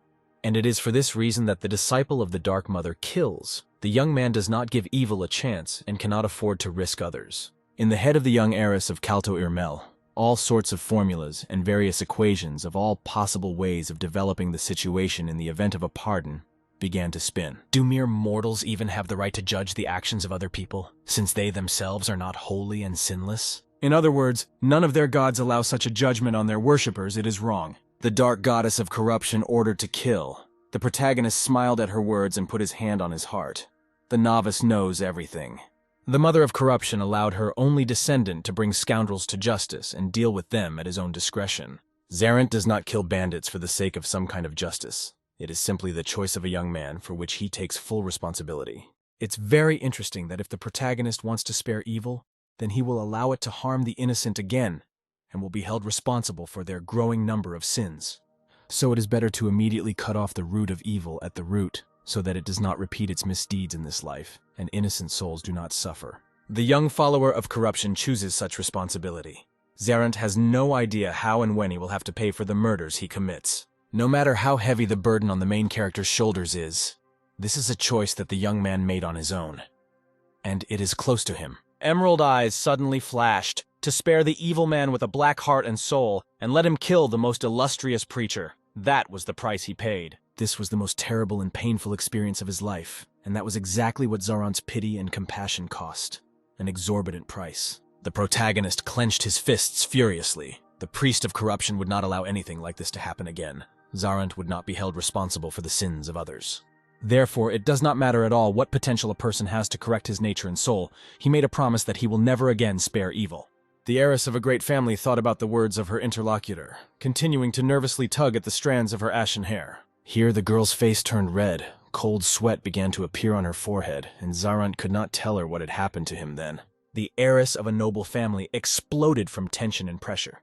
But if suddenly the priest does not want to do this, but it is not worth it, she does not want to ruin their communication. The main character laughed good-naturedly. Everything was fine. The young man would leave this conversation for another time. The situation was not conducive to it now. Well, whatever. Let Darkia not be upset. They will definitely talk, but for now let the girl look over there. The four travelers turned around at once towards the Rocky Mountain peaks. There was a group of traders walking in the distance. It would be nice to meet them. A trading group of this size should have a large selection of goods, and the guys will also be able to sell them the equipment they took from the bandits. In that case, it was decided that the team of friends would greet the hard-working travelers and try to establish business relations with them. The four travelers were already greeted kindly and welcomingly by a certain robotic merchant who had 3 lasers instead of normal eyes. The guys sat comfortably in chairs at a large table. Well, what an exquisite metal. This is an immortal alloy that is filled with the essence of the technologies of the ancient empire. The merchant had never seen such a weapon before. This sword contains so much immortalium, he was even confused, holding such a relic in his hands. The son of the Black Wolf family intervened in the conversation. The merchant had just mentioned immortalium. It is also called the Metal of Immortality. That's right. And this is not just any immortalium. This deadly sword contains twice as much metal as the merchant was able to collect in 120 years of life. This is an incredibly rare item, and the dealer would be delighted and respectful to buy it at any price. The main character blushed and turned away his butcher. In fact, the young man had not planned to sell his rare sword. The merchant would have done the same. The two friends looked at each other. Since the merchant had managed to delight them with the relic of Zarant, they would like to hear the reason.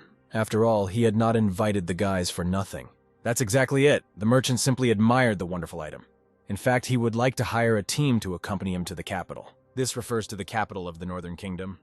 The guys mentioned that they were moving from Eradicate, that's right. So in front of him is the killer of the demon Gis. Well, here it goes again. Rail with this nickname, and here she found Zarant, the sworn enemy of the evil spirits of Kelton.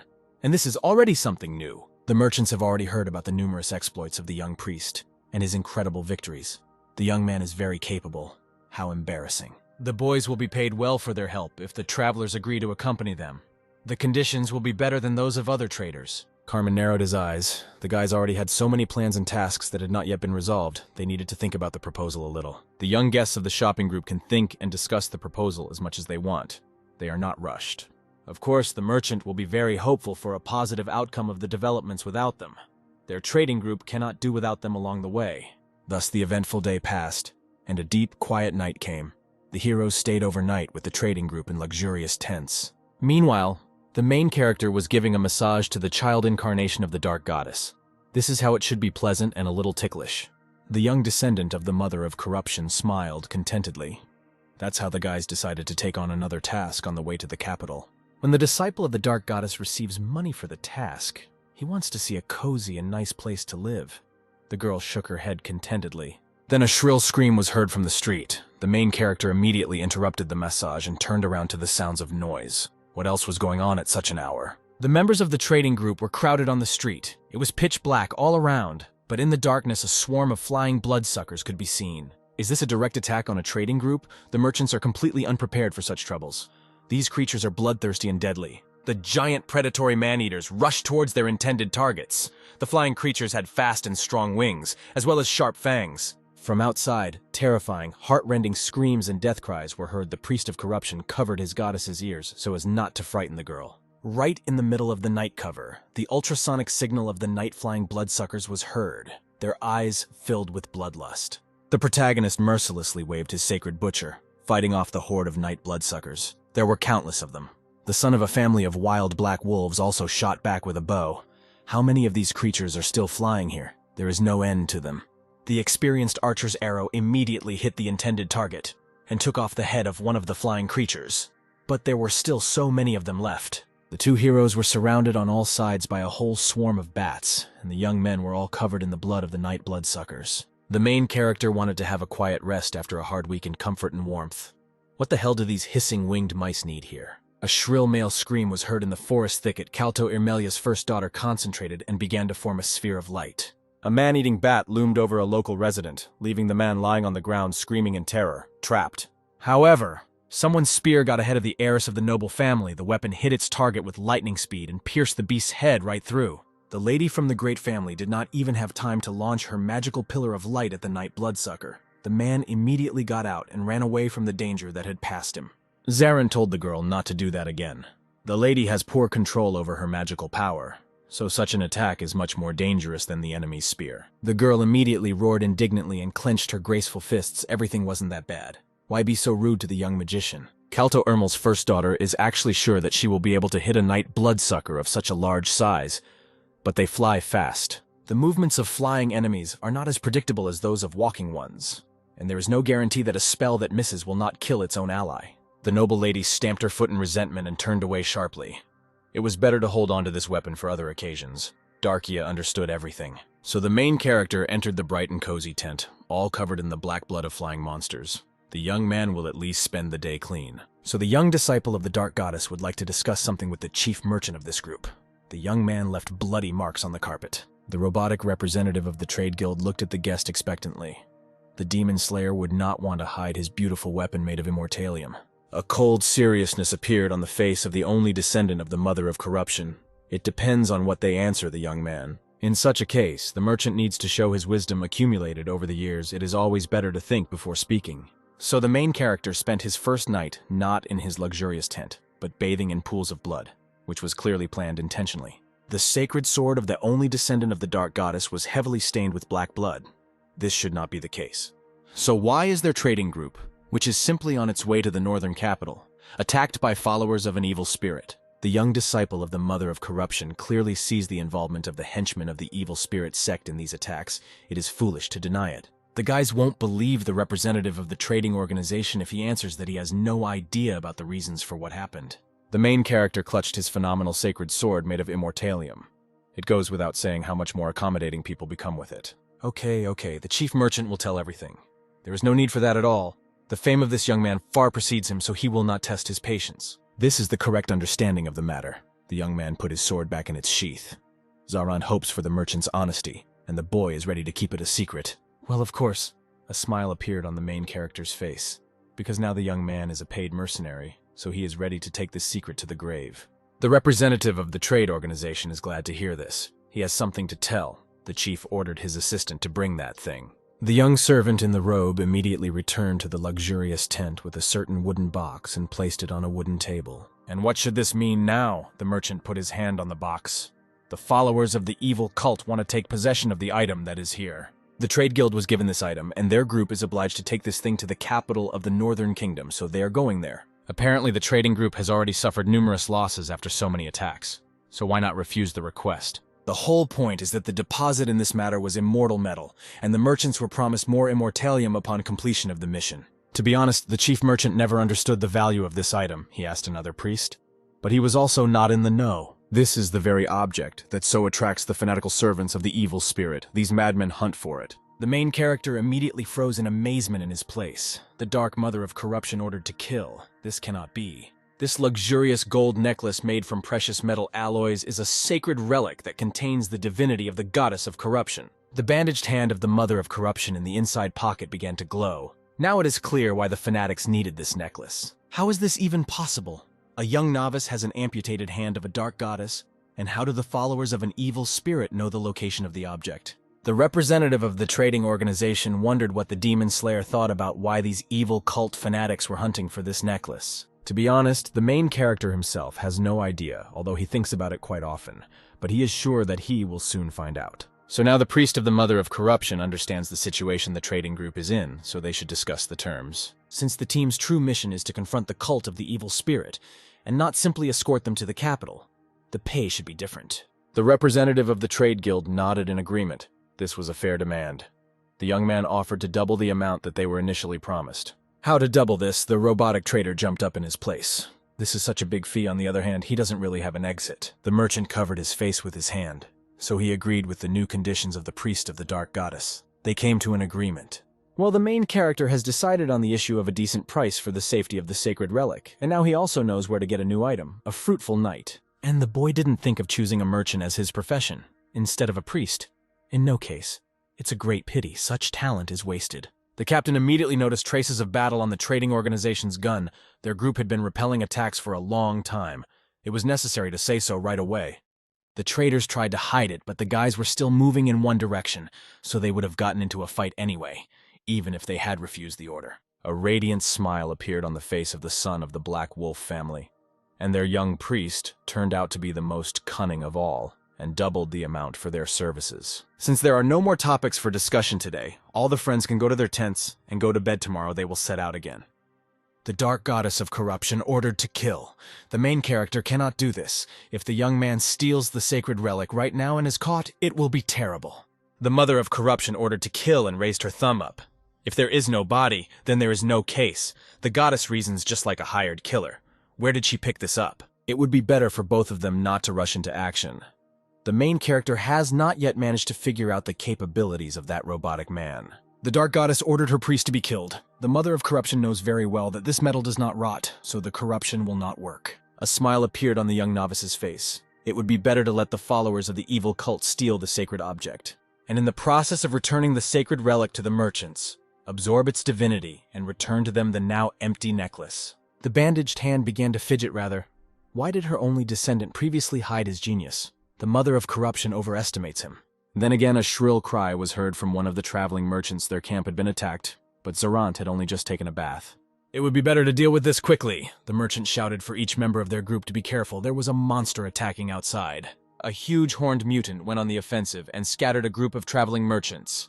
This hellish creature is incredibly strong. The main character sighed tiredly. Maybe the young man should stop washing himself altogether, since it was useless anyway.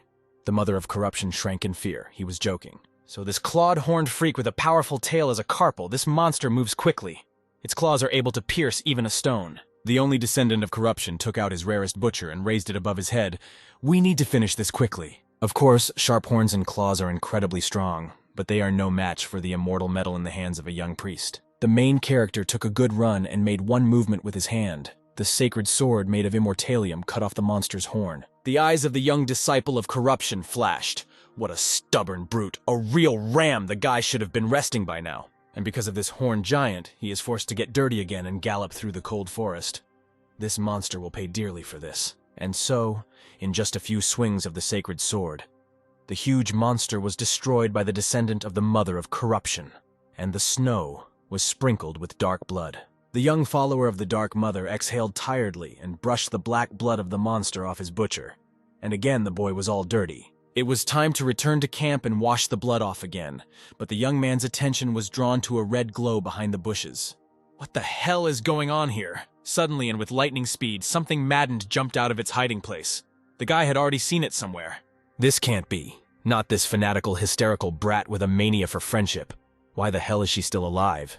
Zarant killed her twice already. The main character grabbed Prila's thin neck with a death grip. The crazy girl burst into loud laughter. They hadn't seen each other for so long. The young servant of the evil cult thought so much about her new friend, and the young priest thought about Prial. All her thoughts were only about him. The boy completely forgot about this snotty, unbalanced clinger. Everything is fine. Prila thought for both of them. What a disgusting thing. Since the annoying little girl decided to spoil the young man's day with her presence, Zarant will ask her a couple of questions. The crazy girl excitedly licked her lips in the cold. If Prila answered her friend, then what would the young man do for her? The main character jumped high and with one movement cut the body of the flying creature in the air with his sword. The young man had already lost count. How many followers of the evil cult brought hellish creatures into this forest to get that sacred relic with the divinity of the Dark Mother? Today the guy will be given at least an hour for a calm and serene rest. Someone's spear flew into the head of the attacking monster. The monster immediately fell lifelessly to the ground like a heavy sack. The main character turned around and thanked Sajit for his help. How annoying they are. All the other guys were also tired and dreamed of finally going to bed before the upcoming difficult journey.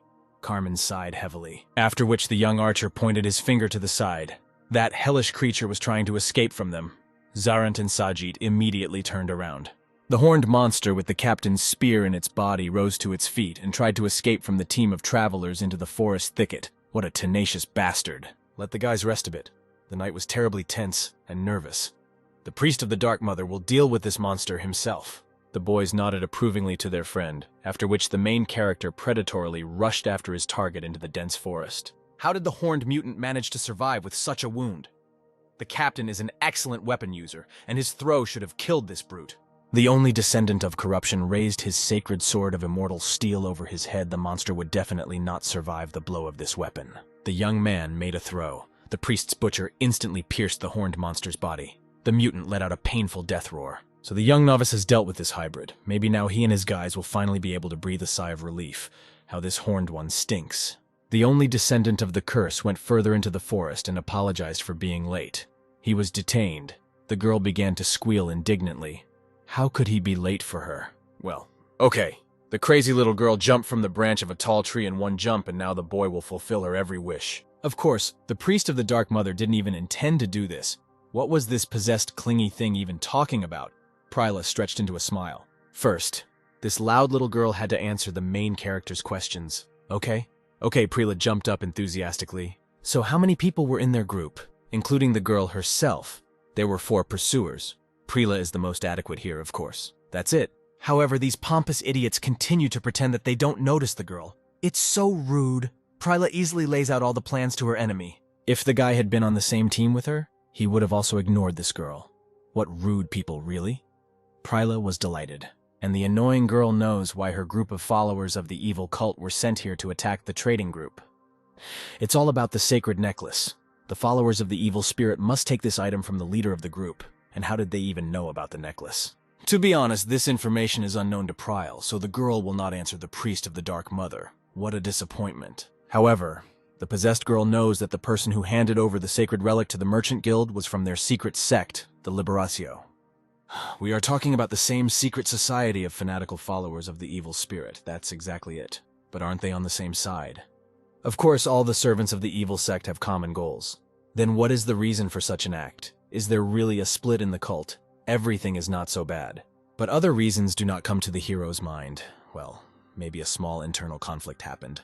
Like in any family, nothing serious. The young disciple of corruption smiled. And what was the reason for this family feud, someone told Pryla. But she had already forgotten. So the chatterbox recruited by the evil cult has forgotten what faction Pryla is a part of. The girl is neutral. She just does the things she is paid for. Sometimes the cost of performing such services is paid for in items or materials. And what kind of materials? For the dolls she uses, of course. A maniacal smile appeared on the face of the young follower of darkness. Pryla is a priestess who worships the shaking string. So that's what was going on here. It turns out that all the bodies of this chatterbox that the main character decapitated earlier were just her dolls. By the way, the descendant of the Dark Mother had better be careful. The guys who came with her are planning to do something without Pryla. The face of the young priest of corruption immediately became serious and thoughtful. This girl had spilled all her plans, although she was responsible for them before others. So why is the young follower of evil showing such kindness to the young man? Zarant asks her seriously now, of course. The girl's eyes immediately flashed with madness and thirst. How interesting, because all of Zarant's previous questions were different from this one. After which there was a deafening silence. The main character looked expectantly at his young interlocutor. Why waste time? The main character rolled his eyes and abruptly turned away from Pryla. Well, that's it. The young man lost all interest, the girl roared indignantly. But why? Why did the young man lose interest? Let him ask her again quickly. It was too late. She had to answer his question right away. The capricious little girl was rolling around in the snow and banging her head on the ground. The young man cleared his throat. Let her tell him what she wanted from Zarant. The girl from the evil cult immediately jumped up happily. There was snow in her hair. Pryla would definitely tell about this at their next meeting. The only descendant of the dark goddess did not let the crazy brat finish speaking and cut off her head. Pryla burst into loud laughter. In that case, their conversation was over for today. Pryla had already tired the young man out a lot. The severed head promised to see him again. Finally, the main character can return to his tent and breathe a sigh of relief. This day was too full of adventures. Zarant was called by a female voice. The main character turned around and saw the heiress of a great family. And what was Lady Ermal doing here at such an hour? Something had happened to the girl. It would be better for Darkia to rest while she has the opportunity, because no one knows when the next attack will happen, and the girl will do just that. The first daughter of Calto Ermelia lost sight of the novice of corruption for some time. So where was the main character at that time? All this time, the young priest was pursuing that carpal. Zarant felt the presence of followers of the evil spirit on the other side, so he looked around a little. The noble lady jumped in horror. Did the young novice really have to meet those crazy fanatics of evil? Everything turned out well. At least the evil cult pests that were there had already managed to escape by that time. What a pity. Darkia reached out and began to wipe the young man's cheek. The main character jumped away from the girl in shock. What is Darkia doing after all? Her snow-white scarf will be all dirty and bloody after this. The dark goddess of corruption squeezed the skin of the young man and ordered him to kill him. The girl winked good-naturedly at Zarant. She took this scarf especially for the boy. So let the young disciple of the Dark Mother stop moving away from her. Darkia took the young man by his hand. That's better. After which the heiress of a noble family began to carefully wipe the dirt from the hero's face. The young man stood frozen in fascination. The Dark Mother of Corruption ordered to kill. Well, that's all. The girl cleared the face of the young priest, and then the young man will cope on his own. The heiress of a great family put her handkerchief into the young man's hands. Let him use it. Zarant nodded approvingly and thanked the girl. And now it was time for the girl to go and rest. Darkia wished her interlocutor good night. The young man reciprocated. Sweat was running down his face. The dark goddess of corruption squeezed her acolyte's skin viciously, writhing in the inner pocket of his cassock. Today had been a hard day. A dark goddess jumped out in front of the main character and snatched the girl's handkerchief from him. The mother of corruption snorted resentfully at her disciple. What did the dark goddess think up? The mother of corruption ordered to kill. Everyone washes their own face. There is no need to do this. The dark mother of corruption pulled the young man down by the collar of his cassock and began to wipe his face. Actually, it hurt Zarant. She didn't need to do this. So the night passed. The morning came very quickly. The trading organization had already packed up its tent camp and set off on its journey with its escorts. Here the main character's attention was distracted by something from the conversation with the future heir to the Ermel family. Someone else heard it. What the novice was talking about, the main character listened again and looked at the snowy peak of the mountain. This strange sound. So wait a minute. Wasn't this the danger that Prila was trying to warn the follower of corruption about? Could it be that her comrades had prepared an ambush? This sound does not bode well at all. It is the sound of a deadly and imminent danger that will cost them their lives. The main character roared in horror that a snow avalanche was approaching the trading group and his friends at lightning speed, and they needed to escape from here. The entire trading organization immediately froze in fear. It was too late to think of a plan. Let everyone drop their things and quickly get out of here. The avalanche was approaching their slope too quickly. If they could gain even a little time, then there would be a chance of salvation. Something needs to be done urgently, otherwise the main character will lose all his friends at once. The young man suddenly looked at the girl next to him. The main character was struck by a desperate idea, but in this situation there was absolutely no choice. Darkia raised her head in horror. The girl's thoughts were interrupted by the serious tone of the young man. Zarant put his hand on her shoulder. The novice needed Darkia's help right now. The avalanche is coming down from the summit too fast. The others won't have time to escape. No one will survive if we don't intervene. However, with the help of a sorceress from the great Ermel family, the entire trading organization and their friends will have a chance to save themselves. Darkia must use her magic. What? What? The girl turned around in amazement at the main character. The guy just joked like that. Zarant himself had very clearly forbidden her to do that. The main character sighed resignedly and pointed his finger behind his back, telling the girl to use her magic not on people but on an avalanche. After all, the heiress of a great family herself was looking for a chance to use her magic, and now is the time to try. Darkia opened her mouth in surprise. The main character is indeed right, but the young man does not understand that no matter what magic Darkia uses, she will not be able to stop such an avalanche. The heiress of a noble family does not need to eliminate the threat. She just needs to buy time for the rest of the people by holding back the avalanche. Therefore, the girl needs to gather all her internal magical mana and launch it into the snowstream. But Darkia will not be able to move during concentration and after using it. Whatever happens, the priest of the Dark Mother will not leave Darkia here alone. The young man gives his word that he will protect the girl from danger. The noble lady took a breath and turned away from the young man abruptly.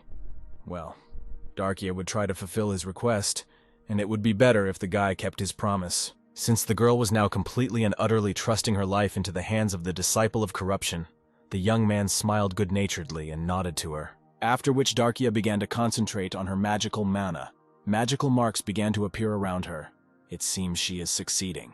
Everything around was illuminated with a blue magical light. A powerful snowstorm arose. The main character took a couple of steps back. Then a blue pillar of active magic burst out from the girl's hand. Darkia could barely stand on her feet. The princess used her magic like this for the first time. The heiress Ermel's magic pillar hit the center of the snow avalanche. Great job, Darkia did everything perfectly. The heiress of the noble family let out a painful roar. The girl was exhausted. She could no longer control the magic.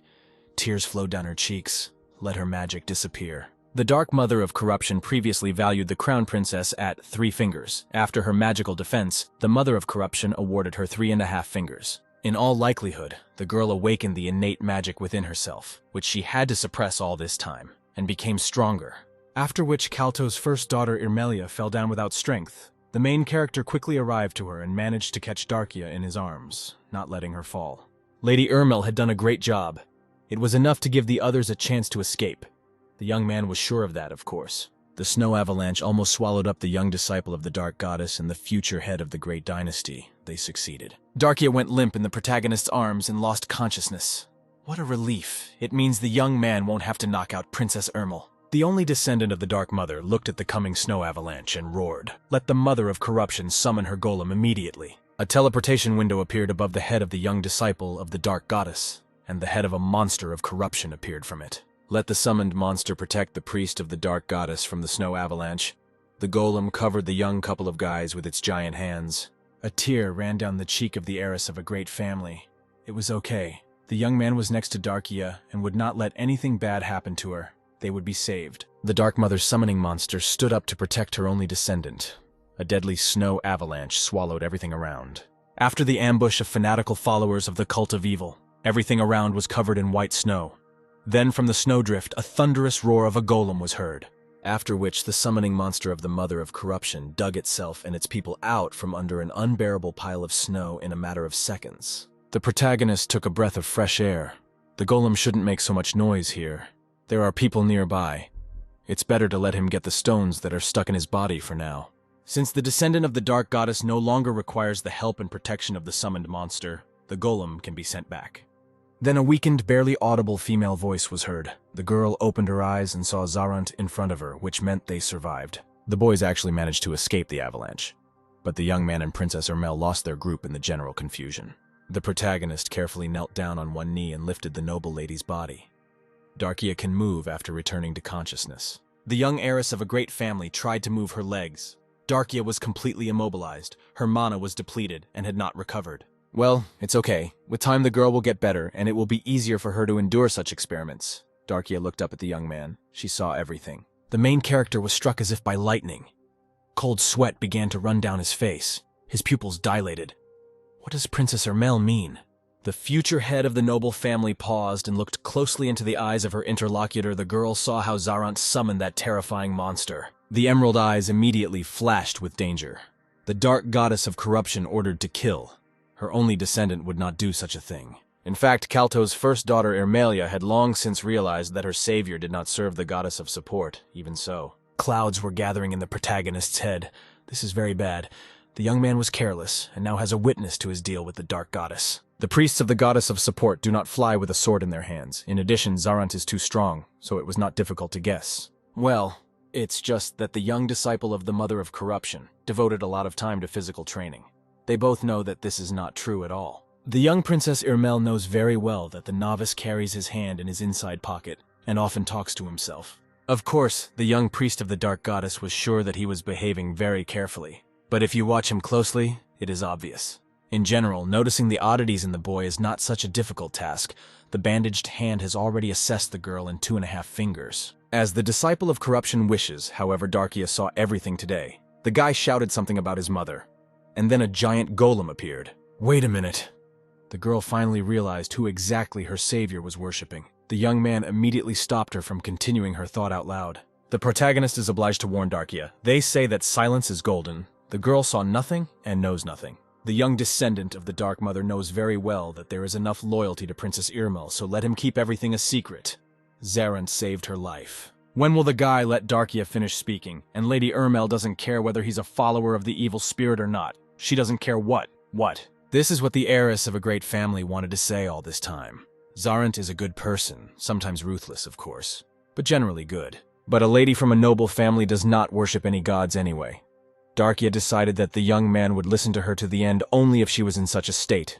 So Princess Irmel was born a magician and was rewarded with hostile looks and unreasonable hatred all her life. For this reason, the girl understands the main character's situation a little. She is also on the other side. Her attitude towards Zarant has not changed. Of course, Kalto's first daughter, Irmelia, will keep the young novice's secret a secret, and he has absolutely nothing to worry about. Then something small jumped onto the snow-white hill. It moved very quickly and flew straight at the girl. The dark mother of corruption ordered to kill. The capricious incarnation of the goddess began to beat Darkia with her fists. What kind of corruption does this? The girl is actually for them. Let the young novice stop this mad child. Where did this strange child come from in the middle of a snowy desert far from the city? The protagonist intercepted the small bandaged hand of his goddess. Let the mother of corruption calm down. Darkia's words were sincere.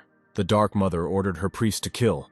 The young man understands the concern of the mother of corruption, but Zarant wants to trust her, as the goddess herself trusted the priest. In addition, this girl with real hair and golden eyes is also a mage from birth, so Zarant can ask her for an oath. After some thought, the child incarnation of the dark goddess took a deep breath and looked at the princess with a stony face. And what was that just now? What strange gestures with her fingers did that girl in bandages perform? The priest of corruption smiled. The mother of corruption warned Darkia to be careful. She would be watching her, but the young man needed an oath in the ancient language anyway. To be honest, the heiress of a great family already wanted to offer to take the oath of a magician in the ancient language as a guarantor. Kalto's first daughter, Irmelia, gathered her remaining strength and began to read aloud her oath as a magician in the ancient language. After which the girl's body began to emit magical light. The dark mother of corruption stood discontentedly, folding her hands in front of her. That's great. A radiant smile appeared on the protagonist's face. Darkia had just taken her oath, so now she could answer any questions. And why doesn't the young novice even think about the fact that the girl could have lied about the oath? Zarant knows the ancient language, even though he is not a magician. It's amazing to learn such a complex language without being a mage. Darkia can ask whatever she wants. The girl has one important question. The main character listens attentively to his interlocutor. Princess Irmelia raised her golden eyes in embarrassment. And what kind of girls does Zarant like? The dark goddess of corruption jealously intervened and pushed the two young men away from each other. The mother ordered her disciple to kill. The only descendant of the mother of corruption scratched the back of his head in embarrassment and smiled. The two of them had better continue on their way. So the main character is apparently going to find that sacred relic that the followers of the cult of the evil spirit are hunting for. Darkia will help him. On the snow-white hills lay numerous corpses of the guild's trade representatives, their bodies ripped open by blocks of ice. The three servants of the dark sect mocked the dead and rejoiced at their prey. It was so simple that they even got bored.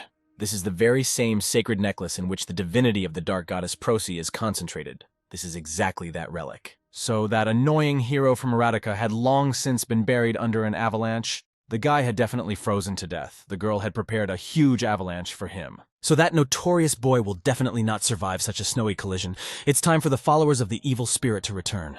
Here, the attention of one of the crazy fanatics of evil was attracted by some movement nearby. The gloomy guy ordered his colleagues to turn around.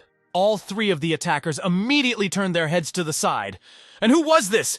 Hadn't the followers of the evil spirit killed everyone here? Apparently, this big guy was somehow missed by the crazy fanatics. How dare these degenerates attack his organization? How dare these pathetic, vile rats touch the belongings of a representative of the trade guild with their dirty paws? Why is this big guy suddenly talking to the followers of the evil cult in such a tone? Does he even understand who is standing in front of him here now? The mad fanatic activated her cold magic and launched ice stakes towards the robotic chief merchant. Well, we've talked, and now it's time for the followers of the evil spirit to go. Here, the crust of thick ice cracked and shattered into pieces. A robotic merchant burst out from under the ice and rushed towards the intruders who had attacked his organization. Androids are creatures that are created in metal, known to be lovers of minerals, as they are able to replace any part of their body. They are obsessed with finding rare metals, so they choose the path of a merchant for this. This species becomes stronger through money and time. So the robotic androids wouldn't stop moving until the core was destroyed. The trade group representative was already very close. How dare these insignificant slugs, subservient to the evil cult, encroach on the organization of the trading android? They will pay dearly for this. The android started the process of mechanization. Its robotic parts began to change places and emit blue light. What is happening there? This healthy robot is apparently transforming to go on the offensive. We need to stop it before it's too late. The melted ice has been activated. Let this vile wretch not even think that she will have a chance to escape her inevitable fate and save her minions. Such childish pranks will not stop the robotic Punisher. So the pathetic lady should not waste her time on such nonsense. Ice blocks flew towards the blue-haired minion of the evil spirit sect. The girl covered her face with her hands, which made the guys freeze. She could die like that. One of the evil cult's henchmen shouted at his comrade to endure the android's attacks a little longer. It was easy for him to speak from a safe distance. Wait a minute. What is this idiot going to do there? The follower of the evil spirit has completely lost his mind. Let the girl stop being hysterical. She is only getting in the way. The android approached the follower of evil, as if it were possible to assemble an entire body of frost steel and cover all its parts with gold. The stupid henchmen of the evil cult actually think that these idiots are capable of dealing with the robotic Punisher. One of the dark followers of the evil spirit sect looked warily at the transforming android. This big guy is really strong. This idiot just noticed it. The girl already said it a long time ago, and these two idiots continue to stand aside and not interfere in the process. Let the girl calm down already. The follower in black robes folded his hands in front of him and stamped his foot. His eyes flashed with acidic flame. After which slimy resinous tentacles burst out from under the icy layer of snow. They attacked parts of the body of the attacking android. The representative of the trading organization began to slow down in his movement. Well, the follower of the evil spirit did it. Black viscous whips began to restrict the movements of the robotic merchant. What vile magic this lackey of the evil cult has. The girl squealed contentedly and promised to kiss Pelham for his wonderful magic. The man really did manage to stop this terrifying robot. The evil sex minion's eyes flashed predatorily. A nasty grin appeared on her face, and now it was her turn. The melted ice was activated. Ice chunks began to burst out of the ground all around the robotic guardian of the sacred relic. They were almost done with this big guy. Finally, this android will calm down. The followers of the evil spirit have already lost so much time with him. Let the girl freeze him quickly. The android crossed his powerful robotic arms in front of him. Such dirty tricks of these idiots will not work on the merchant. With one sharp movement, the android cut through the thickness of the ice and freed himself from the shackles that bound him. The merchant would kill each of these pathetic minions of evil. Why the hell did this piece of iron get out of the icy shackles of the evil cult's disciple so easily? The girl squealed in horror. Here, the third minion of the evil spirit intervened in the fight with the robot. Let Pirun duck. Now the show will begin. His eyes flashed predatory. A predatory plant monster burst out of the ground in front of the robotic merchant, and the mutant let out a warlike cry. What kind of vile creature is this that blocked the android's path? Well, what will this piece of iron do now? It won't be able to reach the followers of the evil spirit. The flesh-eating poison of the hellish plant got on the robotic parts of the android's body. And what will this android say now? Maybe the sales rep should just accept his defeat. This carnivorous plant can spray him with its poison all day long. This iron merchant clearly underestimated his opponents. A mocking smile appeared on the face of the evil cult follower. They were well prepared. In fact, the people who carried out the order were immediately informed that the keeper of the sacred relic was an android. On the snow-white cover, the robotic merchant was shaking. Its parts were burned by the mutant's poison. Let the bugs spit out more. The monster doesn't want any more. And this is not spit, but acid. Such cold is absolutely not suitable for a predatory plant. They love a warm climate. In such conditions, it is impossible to create much poison. The core must be destroyed. Otherwise, there is a chance that that piece of iron will survive and catch up with the attackers. And what other terrifying thing is that running towards them? Why are the guys frozen again? Let Ludum do at least something. Let his flower wash their new acquaintance with acid, and quickly. Fear appeared on Ludum's face. But his mutant would not kill such a monster. Then let him call another one.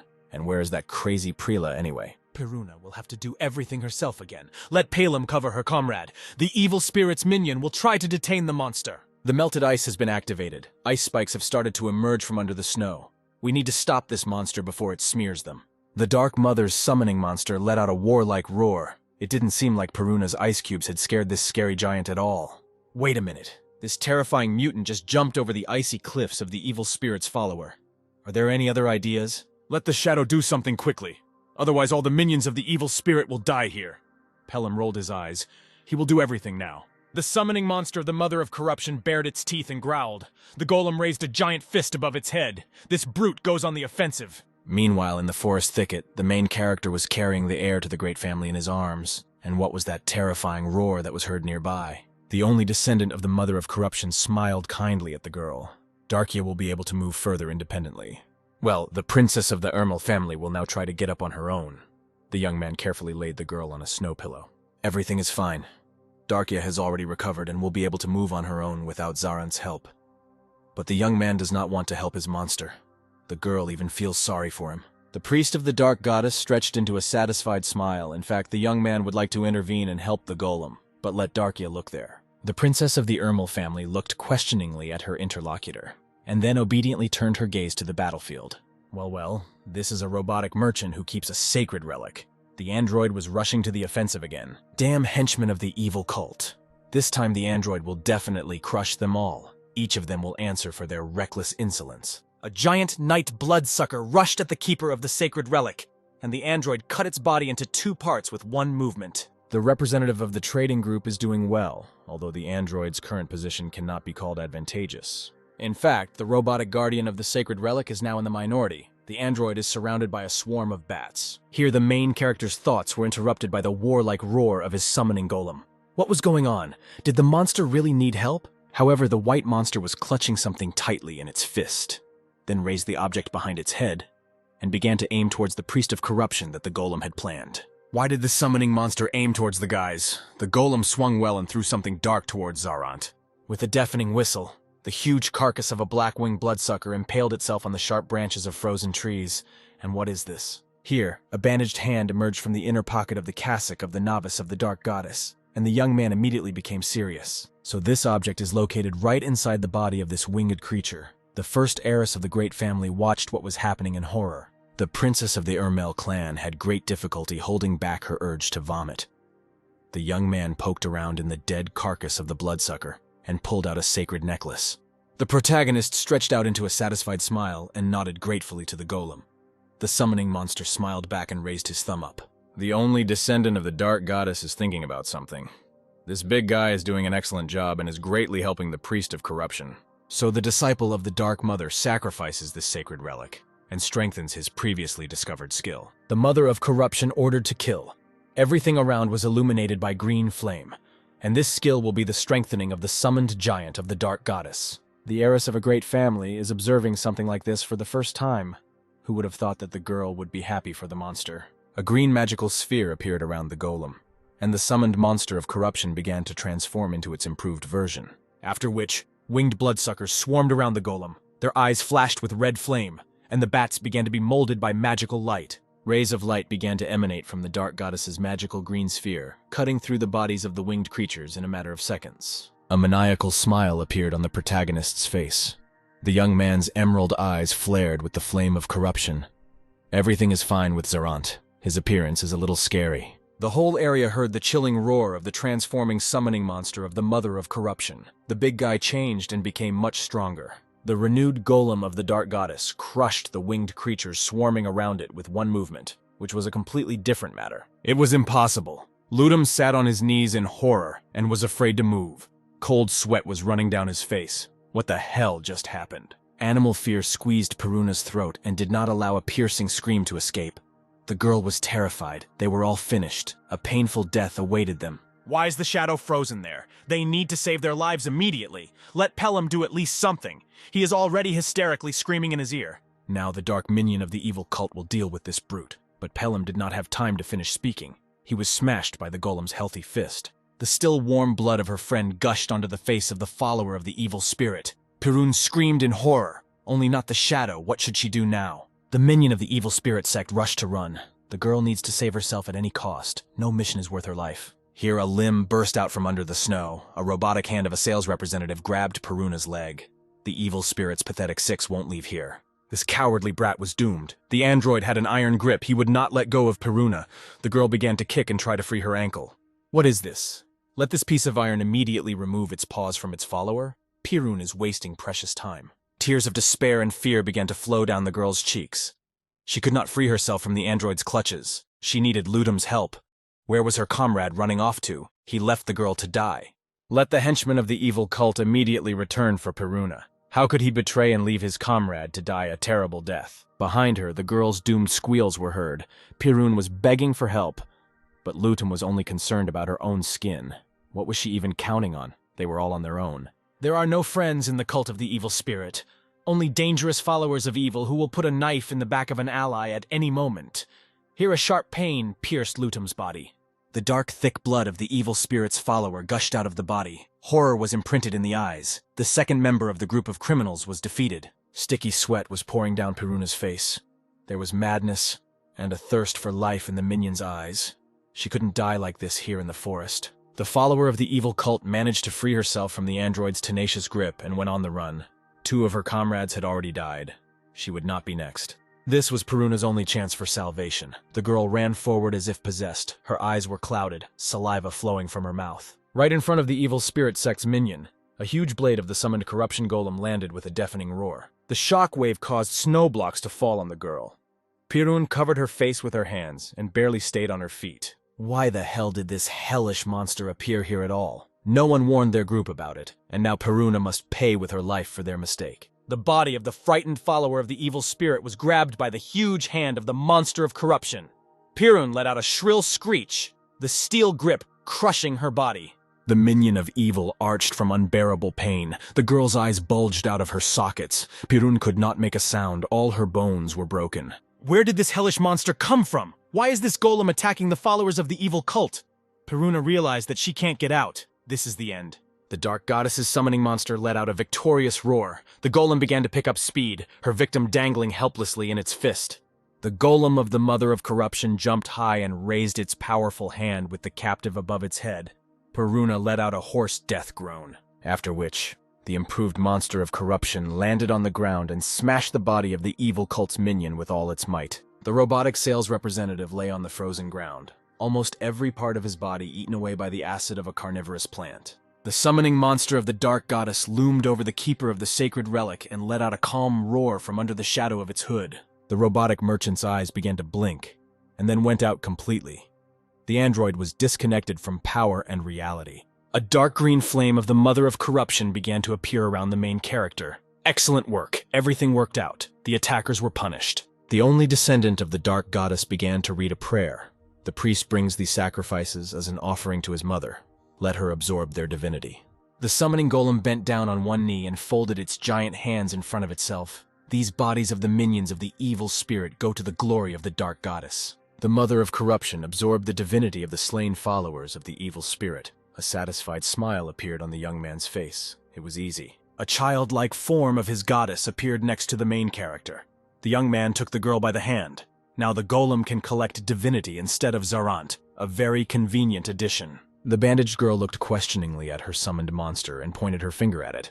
The mother of corruption did not know that the golem could do that. Well, the only disciple of corruption thought about it and took the girl by the shoulder. The dark goddess became much more eloquent than before. Could removing the seals with her sealed divinity and the sacred relics make the damage smarter? The girl blushed with anger. The child's incarnation stamped his foot in displeasure. The priest of the mother of corruption had not considered his goddess stupid at all until this moment. Why be so angry? The main character stretched out in a radiant, warm smile. On the contrary, the mother of corruption understands how dear she is to her disciple. Here, the princess of the Ermel family intervened in the conversation, and this girl is definitely a goddess, and not the secret daughter of Zarant. The mother of corruption showed the middle fingers on her hands. The dark goddess ordered to kill. The bandaged girl furiously poked the girl with her middle fingers. What is she doing? Well, the mother of corruption is a little angry. Yes, this is very similar to a manifestation of anger. The girl began to be touched. How cute this child is, even when he is furious. And could the future head of the great family ask for a favor? What kind of a favor is it? The girl would also like to hug this cute little girl. The dark mother of corruption immediately hissed furiously at Darkia and rushed to embrace the main character. The goddess ordered her disciple to kill. It's better not to do this. Next time the girl can try to bring tasty snacks and ask again. Well, as the mother of corruption wishes.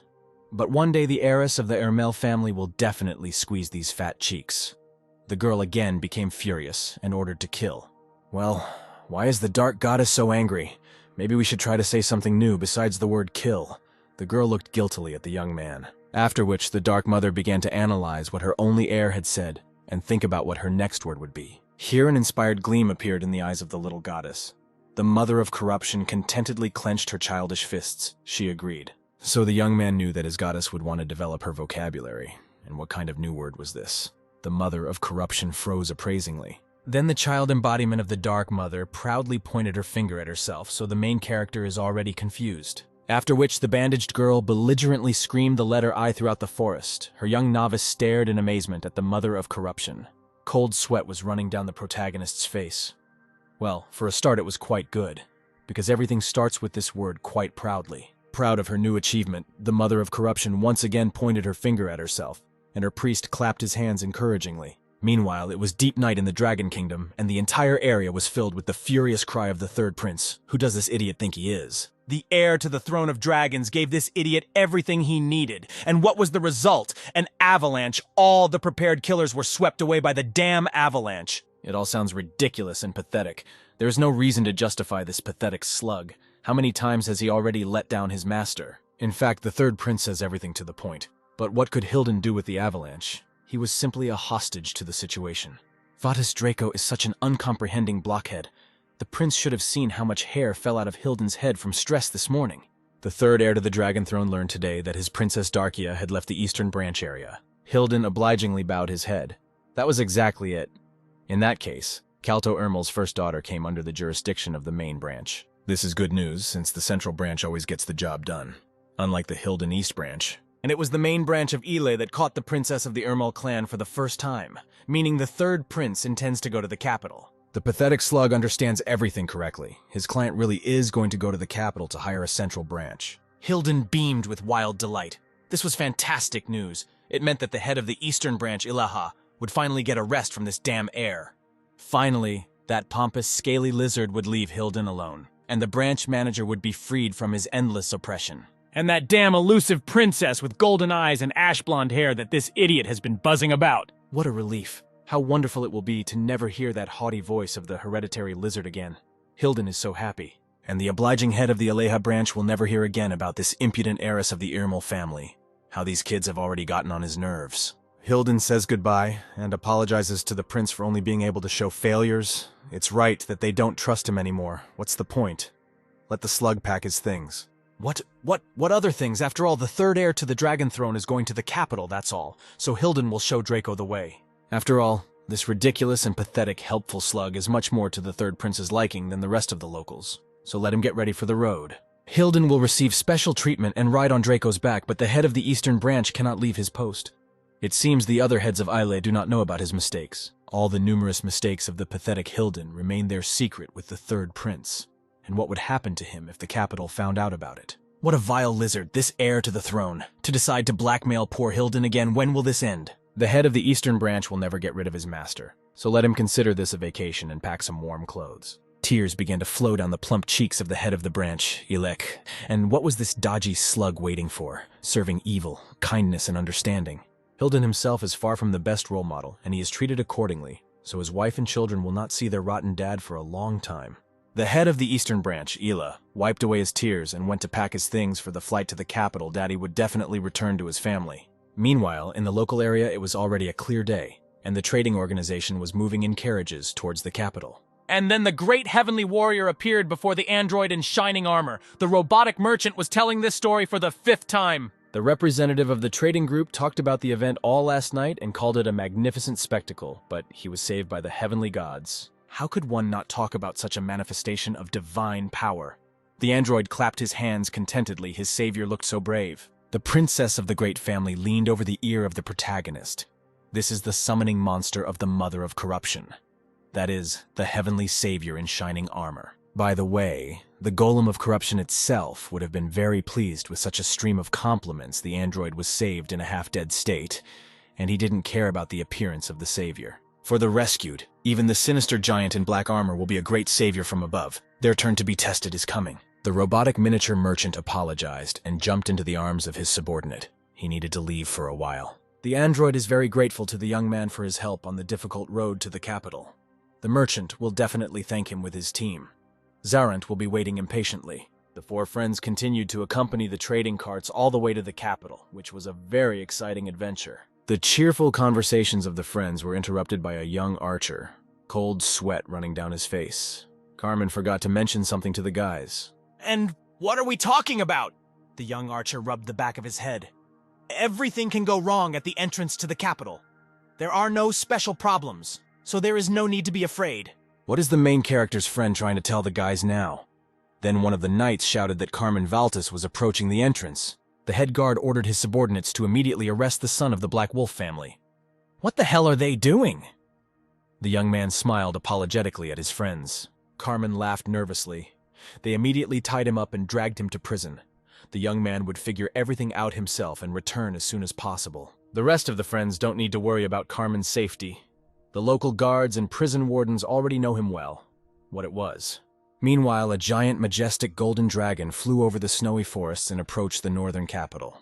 Finally, the third heir to the dragon throne arrived at the right place. Vadis Draco began to transform into human form.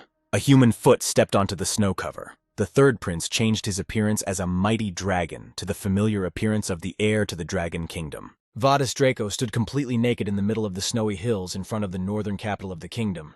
Let Hilden give the prince his clothes. The third heir to the throne threw on his clothes and fixed his hair. Hilden broke into a sinister smile. The heads of the local branches would try this scaly monster for themselves. So the northern capital is right in front of the guests. Hilden is going to show his master the way. The henchman will lead him along the shortest route. We need to go there quickly. Hilden decided to rush the prince. He completely lost his fear. Meanwhile, in the tavern, the guys were told about Carmen's regular pranks. In fact, the youngest son of the great Anthony Valtis was constantly creating problems in the capital. And what did Carmen do this time? The answer would be better heard from the youngest Valtis himself. If Carmen's friends go to the guards and ask to meet with the young man, they will be let through. The princess of the great family enthusiastically suggested buying something delicious before visiting their friend in prison. She knows several suitable places in the area. The idea sounds just great. Their friend is probably already hungry and will be happy with delicious food, so the guys will do so. In this case, if the team of travelers has already decided on their plans in the capital, the android would like to repay them with the promised reward. This heavy canvas bag contains gold coins. 15 coins for each member of their team, 60 in total. The emerald eyes of the protagonist flashed treacherously. Cold sweat began to flow down his forehead. Zarant was in a state of frantic delight. What a sum! The trading android was so generous the young man saw such a large sum for the first time since he came to this world. The future head of the great family looked questioningly at the main character. What's wrong with Zarant's face? He now looks like a cat in a fish shop. The dark mother of corruption ordered to kill, and now on the gold-obsessed leprechaun. Why is Zarant staring at gold coins like that? The heiress of a noble family burst into loud laughter. She had never seen such love in her friend's eyes. So this is who occupies his heart. Has the main character never seen so many gold coins in his life? The young man's mouth is drooling. So the disciple of the dark mother has such a sweet side. The princess of the Irmal family coquettishly bit her lip. If greed can be called sweet, then yes. The rest of the interlocutors looked questioningly at the two young guys. And what was happening between them now? Nothing like that. It's just that the main character is always cute. Cold sweat began to run down the face of the follower of the dark goddess. Darkia laughed. Zarant was just joking, no. The boy is actually very cute in all his manifestations. This is a deliberate misconception. The main character smiled contentedly, and they should also be given a reward for returning the item. They will receive it tomorrow. They need to go through a number of specific procedures. So let the saviors of the sacred relic not worry about their reward. Darkia laughed again. The priest Zarant will still be there. Well, so be it. Since all the affairs for today have already been settled, then we can go to our imprisoned friend. Sajid also needs to leave. There are only 2 young people left, so they will buy some tasty hot food and visit their captive friend in the capital, and that's the beginning of the day. The princess of the great family immediately ran up to the enticing sweet aroma of freshly baked pancakes with powdered sugar and ripe strawberries. Wow, how beautiful! There are so many amazing places with delicious food in the capital. The girl enthusiastically pointed her finger at the gloomy building of the capital's prison. In this gloomy building, the guards of the northern capital keep prisoners. The building looks hostile. Well, it is not as cute as Zarant. The future head of the great family burst into laughter and nudged her interlocutor with her elbow. The girl was going to tease the young man for a long time. By the way, the princess of the Irmal family is a little intrusive. A calm and warm smile appeared on the protagonist's face. The girl's cheeks immediately flushed red, that's true. And this makes Zarant angry. How can a young man be angry at the heiress Irmal? He's so sweet. The 2 young men laughed good-naturedly, so they had to go to Carmen quickly. Otherwise, his food would soon get cold. The heiress of a great family will no longer joke about Zarant's obsession with money. The young man is not angry with her, of course. He is not offended. That's right. The boy is very cute, but enough already. Meanwhile, the son of the Black Wolf family opened his mouth wider in front of the spoon with soup. Carmen sat tiredly on the stone floor of his prison cell, chewing his lunch, with a friendly girl sitting in front of him. Well, the soup is very good. The broth is so aromatic and rich, the prisoner really likes the caring girl's cooking. Well, let the charming finished one open his mouth wider. The spoon with soup goes to him. So apparently the guys are superfluous here. Carmen immediately jumped up from his seat with enthusiasm, forgetting about his soup. His guys had come to visit their friend or something. That's exactly it. They couldn't abandon their friend in difficult times, but it turned out that the boy felt right at home here. It was indeed true. The prisoner scratched his head with satisfaction. It was just that the boy found himself behind bars quite often and had managed to settle in. The caring girl sighed with displeasure and added, "Not just often, but too often, so what does his savior say?" So the young guys traveled with young Valtis around the kingdom. Carmen warned that they could end up in prison.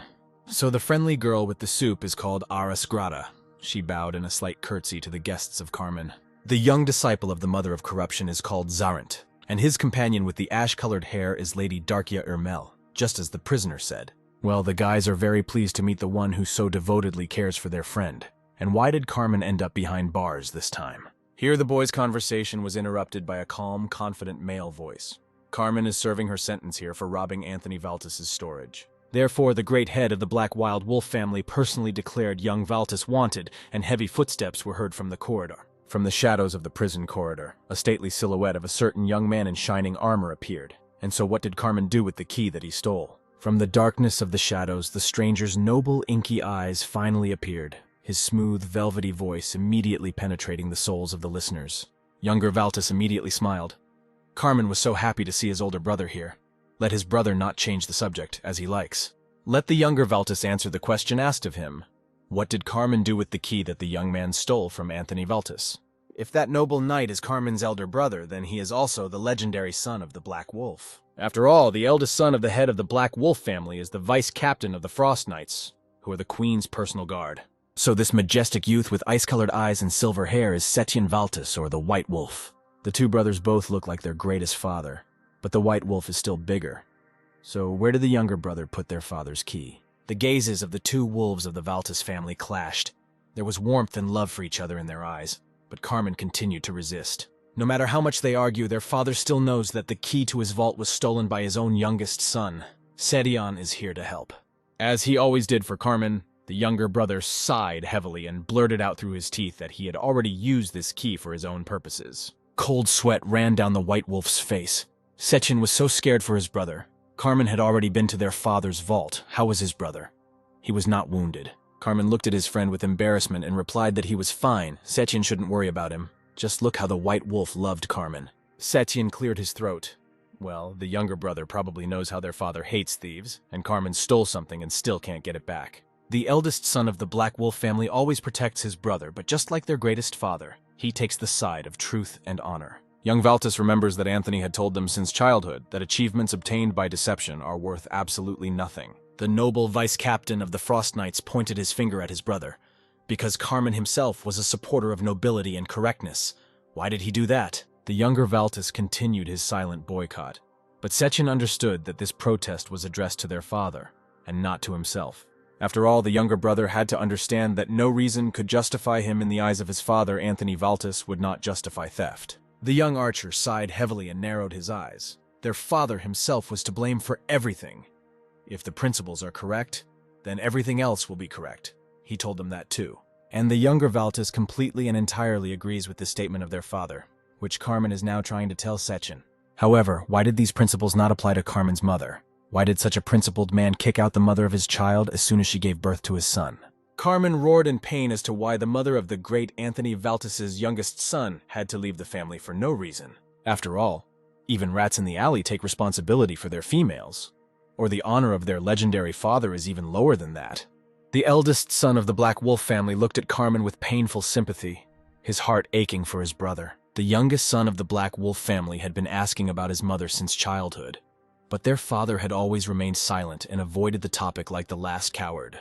And it was for this reason that the youngest son of the Black Wolf family stole the key to their father's vault, because he had been deprived of all the answers. And so Carmen Valtis decided to find her birth mother on her own and find out why her father was so cruel to her. The vice-captain of Her Majesty's Guard understands her brother's pain and good intentions. Their father really avoids this topic. Of course, Carmen wants and has the right to know about the woman who brought her brother into this world. How can he be blamed for that? Setien sighed heavily. He heard his younger brother, Carmen, really stole the key from their father in order to search for their mother. Of course, there were simply no other reasons to steal from the younger Valtis. The White Wolf would talk to his father, let Carmen give back his key. The younger Valtis beamed. Tears appeared in his eyes. Again, his older brother would sacrifice himself for Carmen. Life would not be enough to repay him for everything. Carmen didn't want Setien to have problems because of him. The main character's friend has such a wonderful brother. Anyone would dream of him. Here the gaze of the noble vice-captain of the royal guard fell on his younger brother's friends. They forgot that they were not alone in prison. The main character and the princess of the Ermel family immediately turned away, pretending that they were completely uninterested in the family conflicts of the Black Wolves. Setien apologizes for what the boys had to see on their first meeting. It must have been hard to deal with his brother's affairs. To be honest, the guys find endless pleasure in the company of young Valtus. There is no chance of getting bored with this guy. The cheeks of the future head of the great family flushed. And what is Princess Darkia doing here? She hasn't seen Setien for a long time. She is happy to see the young man. And why is the heiress of the great lord now in the capital, and not in Biotis? Lady Ermel decided to travel a little. The White Wolf sighed heavily. These are very turbulent times. It is very dangerous for the princess to move like this. Her father is probably going crazy with worry. Whatever. Sir Kalto Ermel is worried about his first daughter. Something like that will never happen, so Setien shouldn't worry about it. Aris intervened in the conversation of the young people. Lady Grata would like to clarify with the White Wolf how long his younger brother would have to sit here. Setien lowered his head and sighed deeply. The applicant and concurrently their biological father ordered that Carmen be kept here for about a month. However, the younger brother will not face such a fate. The White Wolf will talk to the head of the Black Wolf family and take their father's wrath upon himself. As for the friends of the younger brother Setien, they have decided on their plans in the northern capital of the kingdom. They will not stay here for long. The priest of the Dark Mother Zarant completely misunderstood everything. The princess of the great family did not rush the young man at all. There was no need for that. The White Wolf immediately turned to the notorious disciple of corruption, which means that this is the same priest Zarant, the sworn enemy of evil spirits. Yes, the main character's nicknames are getting better and better. The young man smiled shyly. That's true, but Zarant doesn't take his nicknames into account. By the way, the White Wolf's younger brother was part of the saviors of the city of Eradicca. Carmen blushed. That's exactly it. A satisfied smile appeared on the White Wolf's face. In this case, the conversation with their father would go much better and faster than expected. Well, the vice-captain of the Royal Frost Knights is very pleased to meet the Demon Slayer and enemy of evil spirits. If the main character has time in the capital, then he should definitely visit the Valtus family residence with Carmen. And now it is time for the White Wolf to return to his business and gain freedom for his younger brother. Setien bowed to the boys. The vice-captain of the Royal Guard had little time to visit his younger brother. His absence might be noticed. It's amazing how different the two brothers are from each other. The White Wolf radiates a calm and gentle strength, while Carmen is so capricious and impulsive. The younger Valtus sighed dejectedly. His older brother really was an amazing person, not to mention Carmen himself, a real role model. Well, what revelations, Princess Ermel smiled, and the younger Valtus so easily got angry at the one he wants to imitate. Carmen scratched the back of his head and hurt. The young man simply wanted to say what was on his mind, that's all. And that delicious-smelling package for Carmen. The prisoner understood everything correctly. The guys bought him food, assuming that their friend was starving here in the dungeon. But the main character and Lady Ermel already understood that they clearly shouldn't worry about the prisoner, so let them enjoy their reunion with Aris, and it's time for them to go. The food will remain over there. Carmen thanked his friends for the food and their visit. Lady Ermel knows a place and suggests going there. Yes, the only descendant made a conspiratorial face. Looking back at the prison couple, it will be better for everyone. The prisoner was in good hands. Zarant and Darkia waved to the embarrassed boys and left the capital prison. So if we follow the words of that trumpeter of peace and death, then the sacred relic with the divinity sealed within it must be somewhere here. The dark goddess of corruption beat her hands and feet against the bed in displeasure. But this was not the best place to look for information. Apparently, he will have to use the item that the owner of the city of Guise gave the young man in order to obtain at least some information. Before parting with his young savior, Lord Tredden gave Zarant his letter, which should help him with this. Then someone knocked on the door of the protagonist's bedroom. Someone came to visit them. It was Lady Ermel. The dark goddess immediately hissed and ordered to kill. Why is the mother of corruption so rude to the heiress of a great family? Let Darkia get out of here. This time, the girl will not be refused. She brought a treat. These are snacks from the most popular bakery of the northern capital. The dark goddess ordered her priest to kill. It is not nice to behave like that. Darkia pulled out freshly baked goods with custard from a craft bag, and a captivating aroma filled the entire room. This is the most delicious thing you can eat in the capital. And instead of gratitude for the treat, Lady Ermel would like to hug the mother of corruption. From the moment she met this cute little guy, the girl thought only about his chubby cheeks and little fists. The dark goddess hissed angrily and knocked the bag of baked goods out of the hands of the heiress of the Ermel family. You can't be so capricious and rude.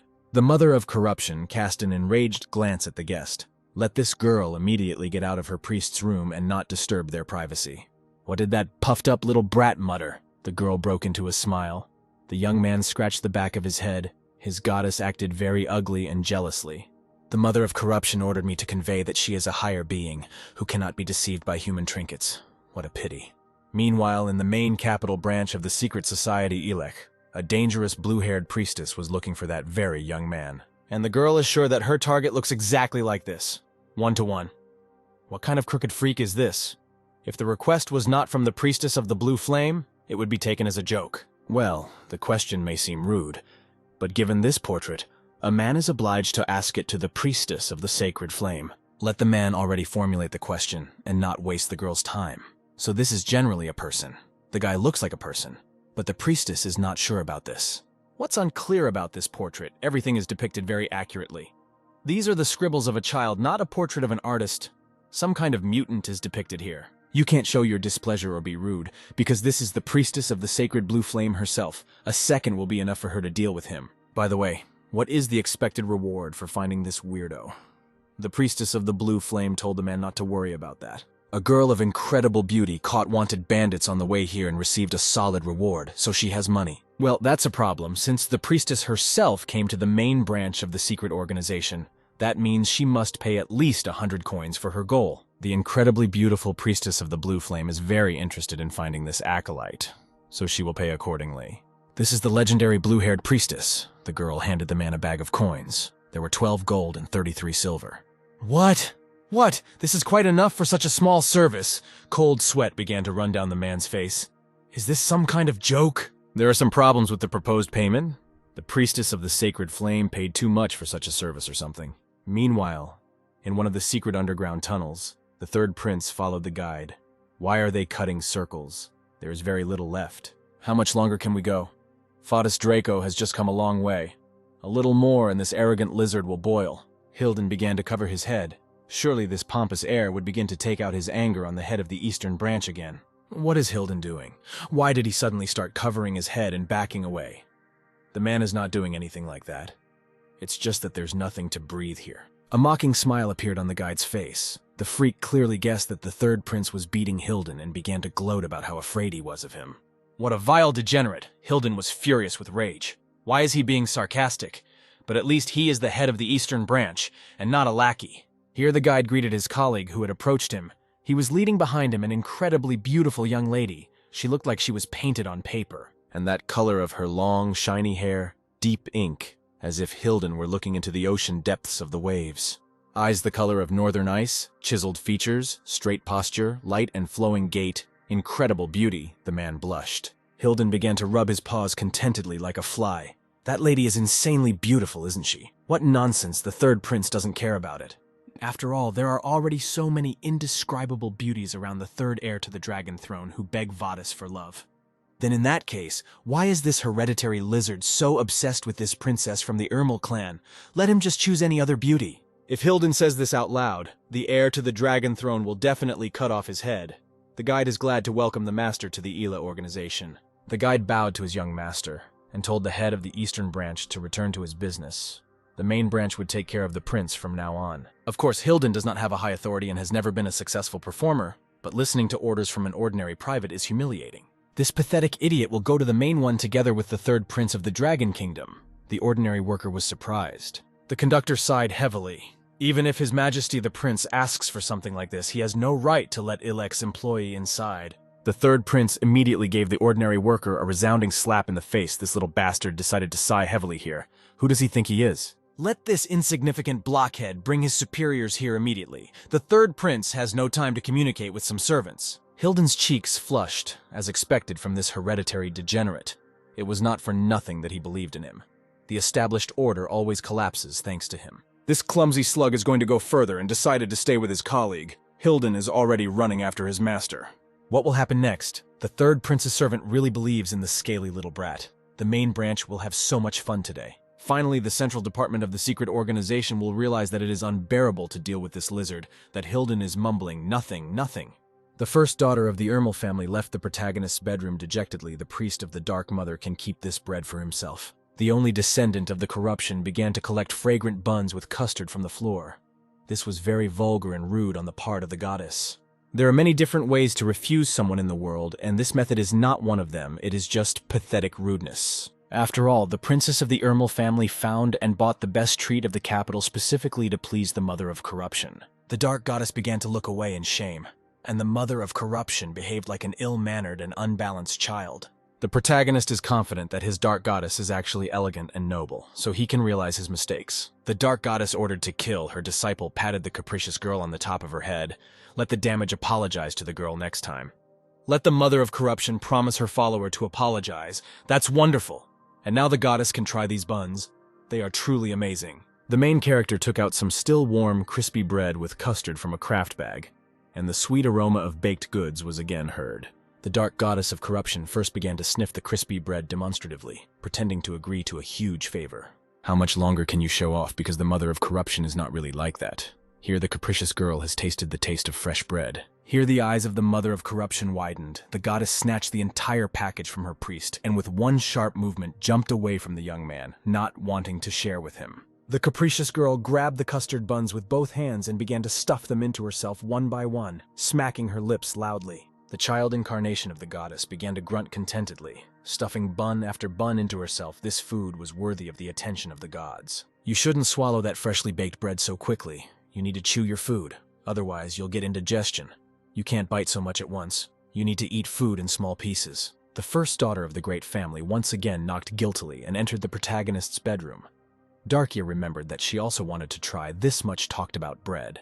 Therefore, the princess of the Ermel family would like to take one crispy bun for herself. The mother of corruption immediately froze in her place, having been caught red-handed. One of the freshly baked buns with custard treacherously fell out of the mouth of the gluttonous goddess.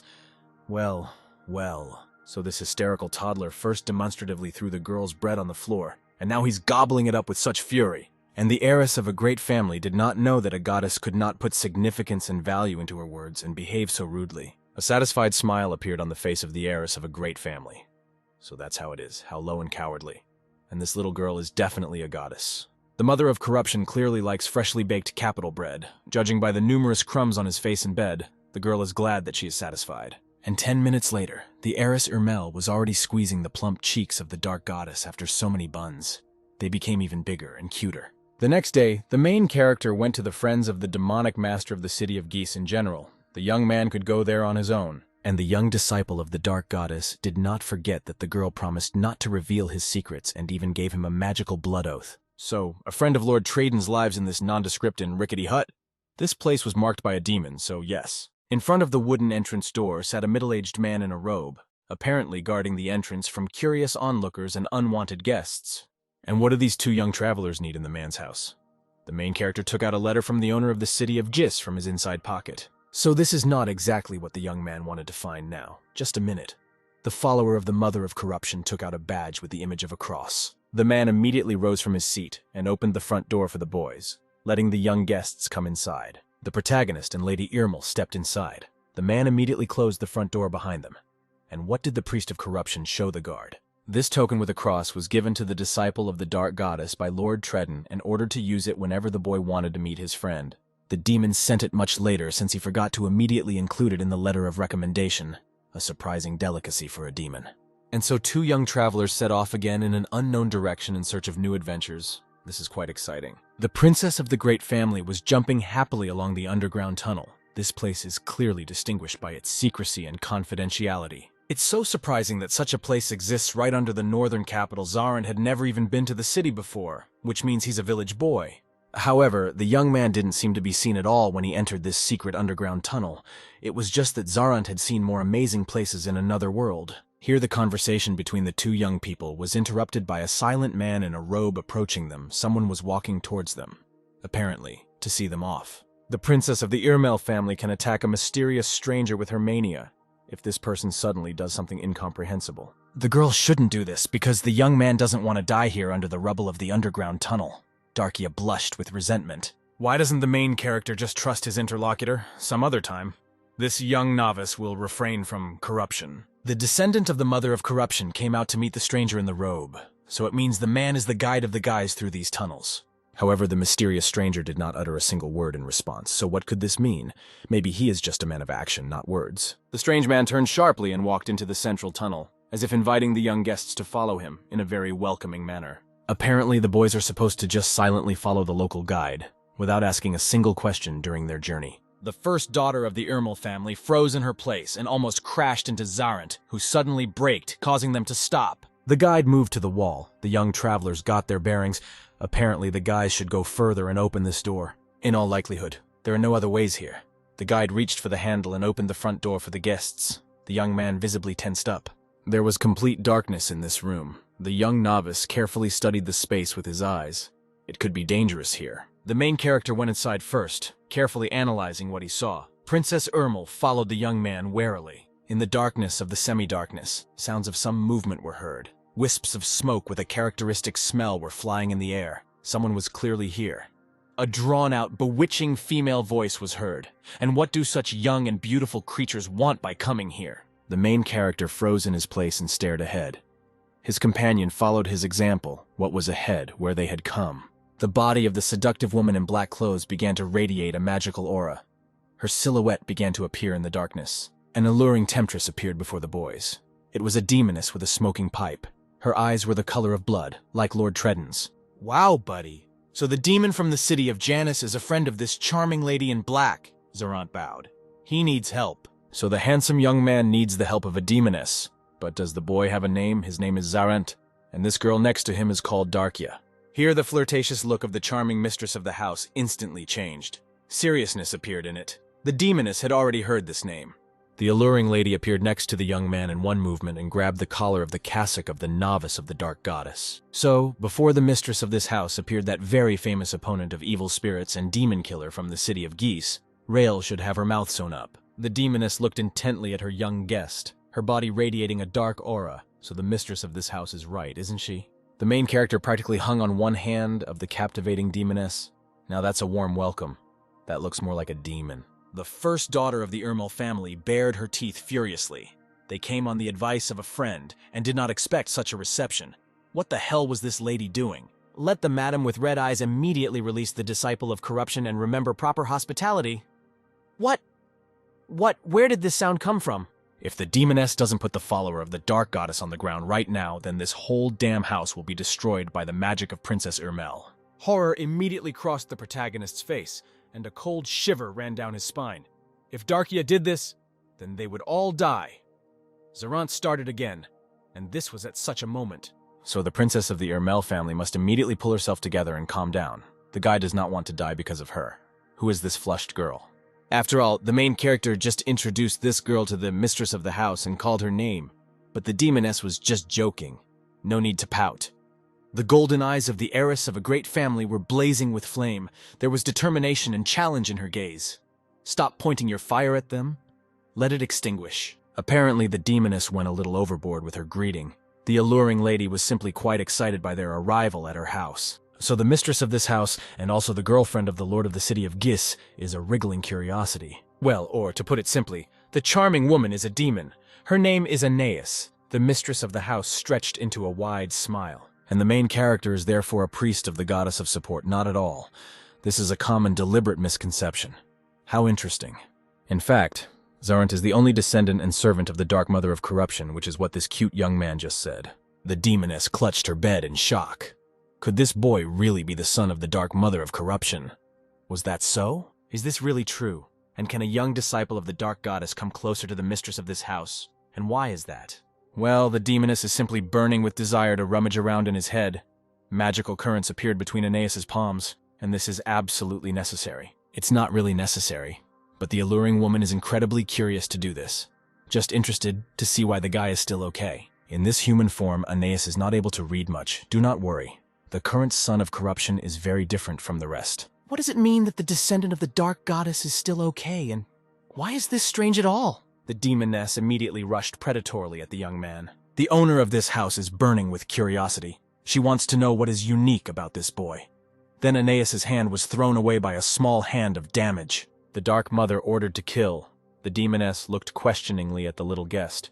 And where did the little one come from here? What the hell is this girl? The child incarnation of the Dark Goddess of Corruption covered her son with herself. A smile appeared on the young man's face. The main character laughed loudly. Well, the guy had already introduced himself to the hostess of the house. Why did he have to do this several times? This is news. This will definitely all end very badly, so what is the demoness talking about? Anais clearly knows something. The young novice has big problems, which the demoness is talking about. Let him say it straight out. The guy is collecting sacred relics for damage. How many she already has? 4 or 5. And how does the demon of writhing curiosity from the capital know about what exactly the descendant of the dark goddess does? Let him tell in more detail. But Aeneas can't do that. The demoness winked at her young guest. Let the boy ask his dark mother himself. The bandaged girl looked closely at her follower. And so what the corruption knows about this? Zarant needs to know this. The goddess guiltily raised her gaze to her only son and spread her hands, since the corruption knew absolutely nothing about what had just been said. What? What? The demoness's bloody eyes widened in amazement. How is this? The guy really just talked to the mother of corruption. But it's impossible just like that. The priest of corruption communicated with her personally and without any consequences. They say this every day. Communication is important for a strong relationship. What does this all mean? The only descendant of corruption in his right mind and not gone crazy communicates with the goddess without payment and also the mother of corruption, who knows nothing. Well, these are the times. What an interesting and serious situation. The dark goddess has changed her methods quite dramatically. The hostess of the house moved closer to the guests, and since this had been happening for a long time, the young man did not quite understand Aeneas's question. He exchanged glances with the damage. How much time had passed since the modification of Zarant's body, until the moment when the guy regained his sanity and began to communicate normally? Somehow, the main character got completely confused. Zarant never lost his mind. Everything was absolutely normal from the very beginning. Well, everything is clear. Seriousness and some apprehension appeared on the demoness's face. Putting all her eggs in one basket is not the goddess's best idea. The child incarnation of the mother of corruption clutched the young man's cassock with displeasure. Apparently, the dark goddess simply had no other choice. Aeneas blew a stream of smoke from her mouth. Well, for such gifts, the boy will have to try very hard to repay the dark mother for everything.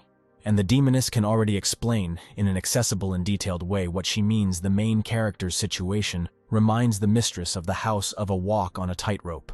Aeneas really can't say more to her interesting guest, because those guys will definitely notice her, and she doesn't need any extra attention. Where the demon of writhing curiosity points his finger into the sky or something, the main character became gloomy and thoughtful. What does all this mean? The face of the young descendant of the ancient goddess became puzzled again. The young man did not expect to stumble upon information about corruption here. Are we really talking about heavenly gods? And can these higher beings really notice something like this? Somehow, this is all strange. The young man is now completely confused and does not understand what he was drawn into on the day of his appearance in this world. By the way, the demoness stuck out her long tongue and licked her lips with it. If Zarant needs the help of a demon, then he should repay him with something. The main character nodded approvingly. Everything here is as always, without changes. And what does the owner of this house want to receive in return for her services? Let the young descendant of the Dark Mother spend the night with the demoness. The boy did not hear right now. Cold sweat began to flow down Zarant's face. What is this demon of writhing curiosity talking about? There was a crushing silence. The girls froze, staring at Aeneas in shock. Why did everyone suddenly go silent? Everyone in the capital makes such an offer. Aeneas will be interested in getting to know the boy better. Aeneas slowly walked up to her young guest and put her hand on his shoulder. They would have a fun time together. She had never done this with the son of corruption. After all, usually all the descendants of the goddess are psychopaths, but here an adequate disciple came across, so Aeneas was curious to try him out. Then the whole room heard a shrill scream from Princess Ermel. The girl blushed with anger and clenched her fists. Zarant would not do this to her. The demoness looked over the screaming heiress of the great family from head to toe with great condescension. Why is that? And why is the girl talking about this? Lady Ermel stamped her foot and blushed even more. This guy just wouldn't spend the night with her without any explanation or reason. Somehow the girl reacts too violently to a proposal that was not intended for her. Darkia blushed. And this is what else is happening. The bandaged girl climbed onto the demoness and began to beat her with her little fists. The mother of corruption ordered her to be killed.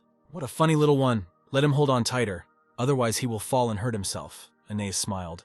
She does not feel the fists of the curse at all. They are so soft. The furious girl in bandages let out a battle roar and continued to beat the lustful lady with her fists with even greater fury. The protagonist sighed heavily. The demon of writhing curiosity was indeed right, but this should be discussed calmly and without fists. Demons do get paid for their service, but any conditions are negotiated. Everyone needs to breathe a sigh of relief and calm down. You shouldn't take Aeneas's words seriously. The hostess was just joking. What the boy brought with him was enough for her. What are we talking about now? The only descendant of the Dark Mother again does not understand anything. A badge with a cross. Didn't they explain anything to the young man when he was given out? In fact, the main character did not receive a word about the value of this token. Well, that happens. No big deal.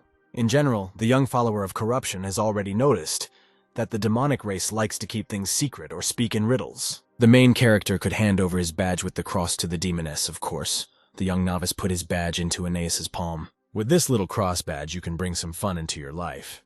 The owner of the city of Giz said nothing of the sort. The demoness looked meaningfully towards her young guest, squeezing the mother of corruption. Aeneas will have a lot of fun with this thing. The main character nodded approvingly. Well, as the demoness wishes, let her take the young man's token. Then they had an agreement. The capricious child finally broke free from the hands of the lustful demoness and immediately rushed to run to his follower. And now, after the boy has paid his price for the service, let him speak about his request, because Zerant is looking for sacred relics for damage. And he needs Aeneas's help precisely in solving this issue. But how does this lady know everything? Everything is exactly like this. The main character is very curious to know what Aeneas knows about the Dark Goddess and her previous followers. Well, the mistress of this house really does have one sacred relic. This is wonderful news.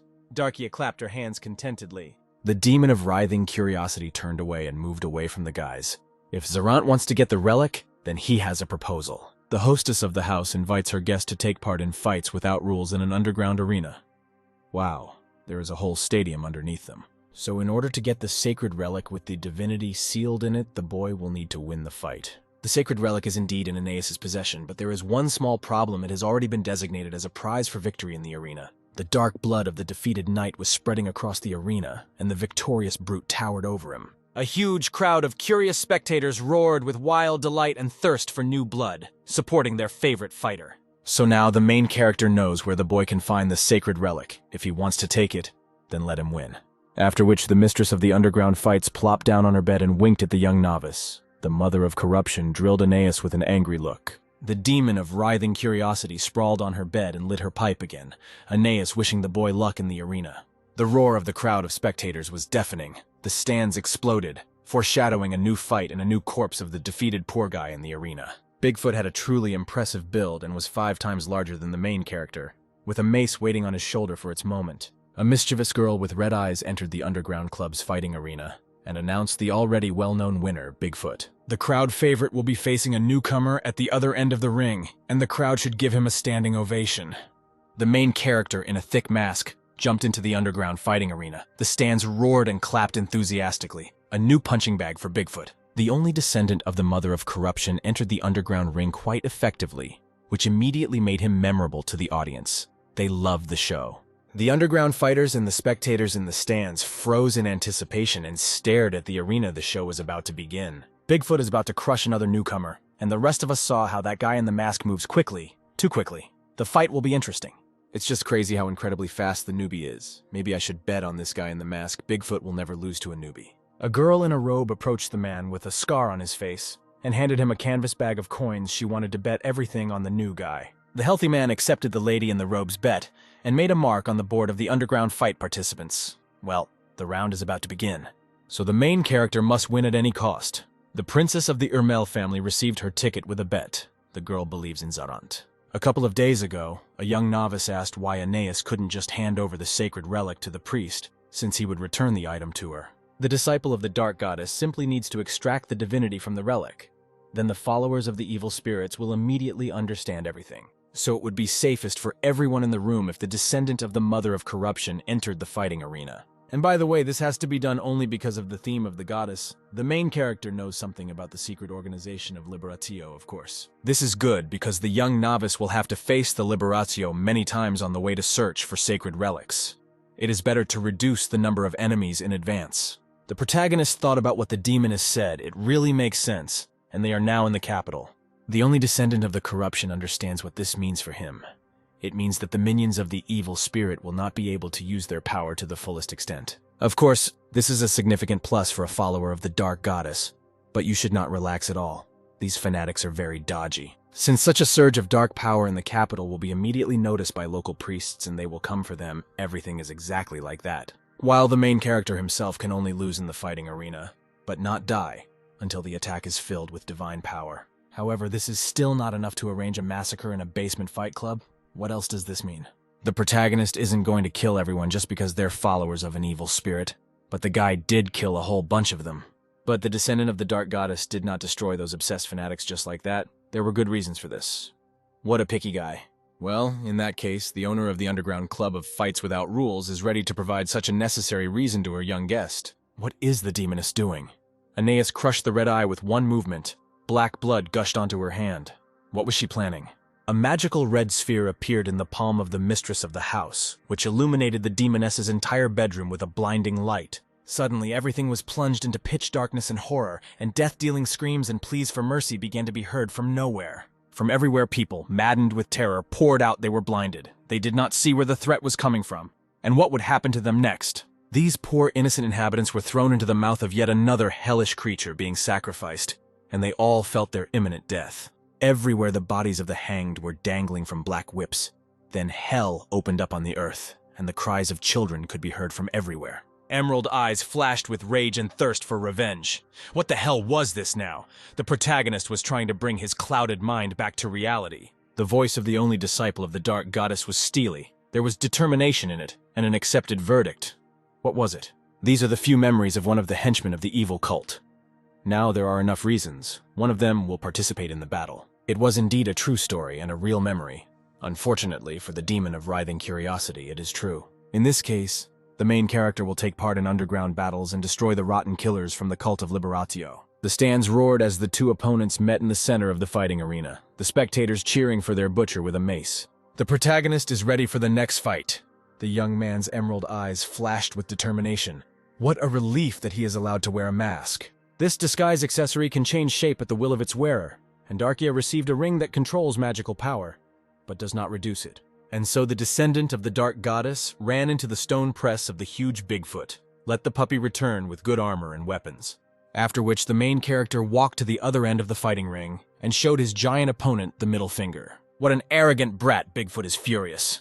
The fighter will tear this impudent teenager to pieces and feed him to the monsters in the forest. How dare this brat laugh at Bigfoot? The huge opponent jumped high and raised his mace above his head. The bully will break all the limbs and bones of this snot-nosed youth.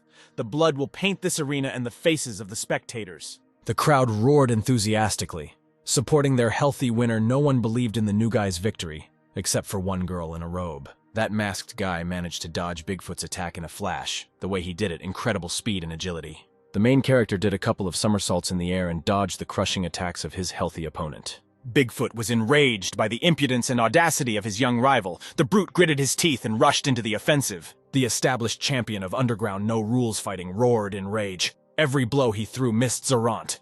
What the hell was going on? Cold sweat was running down the huge fighter's face. Bigfoot was clearly exhausted and had difficulty breathing, but he still hadn't caused any damage to his opponent. The brute opened up and let the main character give him a juicy and resounding slap in the face. The young novice performed his move with lightning speed. The bully's cheek flared red. It burned and itched after the blow from the Dark Goddess's disciple. What a little bastard. The crowd favorite and undefeated champion of the underground fighting ring gripped his weapon tightly. Bigfoot's eyes flashed with rage and bloodlust. The big guy swung his mace over his head. This impudent brat was finished. The huge giant struck the fighting arena with his mace with all his might, causing a deafening explosion and a column of dust to rise. However, the main character remained safe and sound. And again, this big blockhead missed what this young man was doing. This is the first time that avid spectators of underground fights have seen such agility. And now it is clear why the new fighter entered the ring without armor. The audience began to whistle and shout in displeasure for Bigfoot to finally get his act together, which further infuriated the big guy. What a bunch of worthless onlookers. They really think that the thug misses because he wants to or something. Bigfoot has destroyed every opponent here. This is his fighting arena and his admiring crowd of spectators. The agility of the kid will not help him withstand the blow. Someday the youngster will make a mistake or let his guard down. And then the bully will smash his body to the mad screams of his fans. How much longer can we mess around with this brat? Let the bully finish off this jumper already! Bigfoot roared furiously and rushed at the young man. Here, the huge fighter with the mace froze in amazement in his place. The hand of his young opponent grabbed Bigfoot by the top of his head. What the hell is going on? What is this brat doing? The main character with one hand lightning fast-dragged Bigfoot around the fighting arena. This young man is too strong. Who is he anyway? Why has no one heard of him before? The audience stared at the ring in shock. The crowd roared. The newest participant in the fight had just lifted the enormous Bigfoot into the air above the arena with one hand. He was actually human. The big guy was lost in space and looked down in horror. The stands roared below him. Bigfoot whispered a plea for help in horror. Here, a young participant, hiding his face under a mask, leaned towards the thug's face. How scary. Who is this guy? Here, the main character turned his body around the body of his opponent, took it with both hands, and rushed straight down into the ring. After the crushing landing of the two fighters, a stunning explosion thundered and the ground shook. The stands roared with delight at the exciting spectacle of what this new guy was doing. Wow, what a fight! The young disciple of the Dark Goddess and the brute fell onto the fighting arena. The earth shook and clouds of dust rose. The smoke began to clear. The main character huddled up and sat in the center of the ring, with Bigfoot lying next to him, paralyzed by pain shock. A trickle of blood flowed from the mouth of the former winner of underground fights without rules. The big guy could hardly see anything. Everything was spinning before his eyes. The girl with the loudspeaker, announcing all the participants before their performance, was wildly delighted by what she saw. What a guy. At this point, the entire crowd instantly muffled their excited shouts and stared at one point, wondering what this guy was doing again.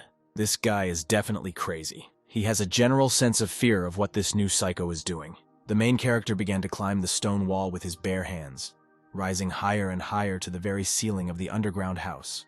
After which, the young follower of the Mother of Corruption gained the necessary height and pushed off with his feet from the stone wall. This youth is definitely not a human. The mysterious masked contestant did a few somersaults in the air and regrouped, aiming at his opponent, who was lying in the ring. The young follower of corruption rushed at the brute with lightning speed and delivered the final fatal blow with his elbow. Blood gushed from Bigfoot's mouth. After which the big guy collapsed lifelessly onto the fighting ring. This kid had indeed defeated their inveterate champion. The audience enthusiastically rose from their seats and greeted the new winner, and a girl with a megaphone announced the newcomer's triumphant victory. It was an incredibly exciting match. Watching the actions of the young fighter was a real pleasure. Let him say a few words. The new winner in the mysterious mask carefully studied the hall of the underground club. These guys are really wild with delight. The curious spectators immediately fell silent and stared at the stage, wanting to hear the voice of this butcher. The masked fighter pointed his finger at himself. The only descendant of corruption roared into a megaphone that he would kill everyone in this ring. Now there was a new champion, and this guy knew how to make noise. The crowd was screaming like crazy. Everyone was excited about the new player in the underground fights. It was fresh young blood. The spectators watching the bloody fight began to shout at their new favorite to kill them all. Let the butcher kill everyone. The princess of the Ermel clan also rejoiced in the crowd along with everyone else. The child incarnation of the Dark Goddess also rejoiced and ordered to kill. It was another clear and friendly day in the capital. The heiress of a great family waved to her companion and urged him on. Let the young priest of corruption come here quickly. In this wonderful bakery, there is the last freshly baked bread left, the Dark Mother ordered to kill. If that fluffy and aromatic bread really was the last one, then in that case, the guys shouldn't hurry anymore. What is the young man talking about? That time there was such a long line for this pastry. Let Darkia turn around. Her desired bread was just taken away by some red-haired lady. The emerald eyes of the protagonist immediately focused on the bread thief. Something about her clearly made the young man think. The silhouette of this girl, her gait, her hairstyle, her hair color, all of this seems very familiar to the young disciple of the Dark Goddess. Where the main character could see this girl. In that case, the young people need to get to another place and buy more supplies, since they made a good profit in the arena. The princess of a great family pulls the young man too hard and is about to tear his cassock. The main character again turned to the red-haired customer. They just look alike, don't they? They can't be the same person. This thought was firmly rooted in the creation of the young man. After a short walk through the capital's shops, the two young people returned to the guest house. The Mother of Corruption began to climb onto the back of the bed. What is this Dark Goddess doing? The childish form of corruption began to balance, having reached the required height. After which, the girl in bandages pushed off the back of the bed with her legs and began to float in the air. She should be more careful. The bandaged Mother of Corruption put her small elbow in front of her and fell with it on the soft bed. The dark little goddess stared at her imaginary opponent with a serious face. She defeated and destroyed him. The letter I thundered throughout the guest bedroom of the tavern. This little guy really can kill with his cuteness. After which, the satisfied girl jumped to her feet and ran her thumb over her neck. Just as her descendant had done, the corruption was very proud of itself. The heiress of the great family looked at the girl with fascination and was touched. Everything was exactly like that. The damage perfectly repeated Zarant's fight. There is no need to imitate the priest of corruption. The young man was embarrassed. Did the guys really decide to have fights here? Zaranta apologized for the noise. Anais also loves the show. The demoness joins the girls in their delight. This fight was truly impressive and bright. Aeneas offers her congratulations. At first, the demon of writhing curiosity did not expect anything from such a young disciple. But the guy is just an uncontrollable psycho. Everything is not like that at all. That's why the demoness is very impressed. Such a handsome and also incredibly strong guy. And the mistress of the basement fights managed to talk to Bigfoot. The demoness has no idea how the young man managed to do it. From the middle of the fight, everything was a brilliant show for the public. The young man did not want to just kill the big guy, and told him to feign pain if he wanted to live. So Bigfoot actually survived. The kid didn't really plan anything like that at first, they just managed to come to an agreement. In her entire very long life, the demoness had never seen the noble and compassionate descendants of the Dark Mother. What else can be said here? Despite the fact that it was a spectacular performance, it was a success and caused wild delight among the audience. Therefore, the hostess of the underground fights was very pleased with what happened, because after such a success, there will be even more people. And the demon of writhing curiosity even thinks of adding this game in the future. So the young man brought modern staged shows to the virtual world. However, the demoness realized, looking at her handsome interlocutor, that her underground fights needed fresh blood and new faces. After today's furor, Bigfoot retired from mixed martial arts, deciding to become a real professional actor. That's news. Therefore, the demoness offers the young talent to work with her on a fighting show. Zarant will quickly be able to become a star of the arena. The main character nodded gratefully and shook his head. The young man is forced to refuse Aeneas' offer. The guy cuts her without a knife. The only descendant of the Dark Mother placed his hand on the girl's shoulder and looked devotedly into her big eyes. The young man knelt before his dark goddess and declared that first the priest of corruption must remove all of the girl's seals. The Dark Mother of Corruption clapped her hands enthusiastically and was proud of her descendants' attitude towards her. Zarant loves her so much and spoils her. Well, what a couple. What a disappointment. Aeneas won't force anyone. But the demoness can at least borrow this idea for her show, of course. To be honest, the main character himself only repeated the tricks that he saw on TV in his past life during wrestling matches. Aeneas thanked her new acquaintance. The demoness would generously thank the young man if this idea took off in the capital. Of course, the main character will not refuse a generous reward from the owner of an underground fight club. As for the young acolyte of corruption's next fight, the demoness can help Zarant with his attitude if needed. This is not necessary at all. The young follower of the Dark Goddess has seen enough. His next opponent is a servant of the evil cult. The smile that had just washed over the young man was immediately replaced by a tight string on his lips. The priest of the Mother of Corruption would not play death with this degenerate. The main character entered the fighting arena from the shadows to the enthusiastic cries of his new fans. The guy carrying Bigfoot's mace in his hand. The stands roared and praised the young winner of the previous match, the same psycho who climbed the walls. The girl announced Zarant's opponent over the loudspeaker, a well-known bloodthirsty big guy nicknamed the Head Crusher. At the other end of the fighting ring is a much-talked-about newcomer, who has already become a leader in public sympathy. Let the crowd decide who will be the Head Crusher's opponent. Shouts are heard from all sides. The butcher enters the ring. The audience went crazy with wild delight. This guy is just crazy. Who knows what's going on in his head? He's a natural-born killer. Some spectators noticed a huge mace behind the young blood. Wait a minute. Isn't that the same weapon? This is the same Bigfoot mace that he used to crush all his opponents except for that crazy guy in the mask. In all likelihood, after the death of the former Invincible winner, this psycho took his signature weapon for himself as a battle trophy. The Head Crusher had already taken his position opposite the young opponent, and there were no older fighters to be found. Getting lost with a child would be boring and quick. And so the two followers stood at opposite ends of the fighting ring, waiting for an opportunity to strike at each other. The young underground fighter looked at his opponent and asked his name. The Head Crusher is Getum. The opponent looked at the young man in amazement. And how did the newbie know the name of the Head Crusher? That really was his name. The main character needed to make sure that it was him. The emerald eyes flashed with rage. The fighters should take their positions. The girl with the loudspeaker began to get the crowd going and torment them with anticipation.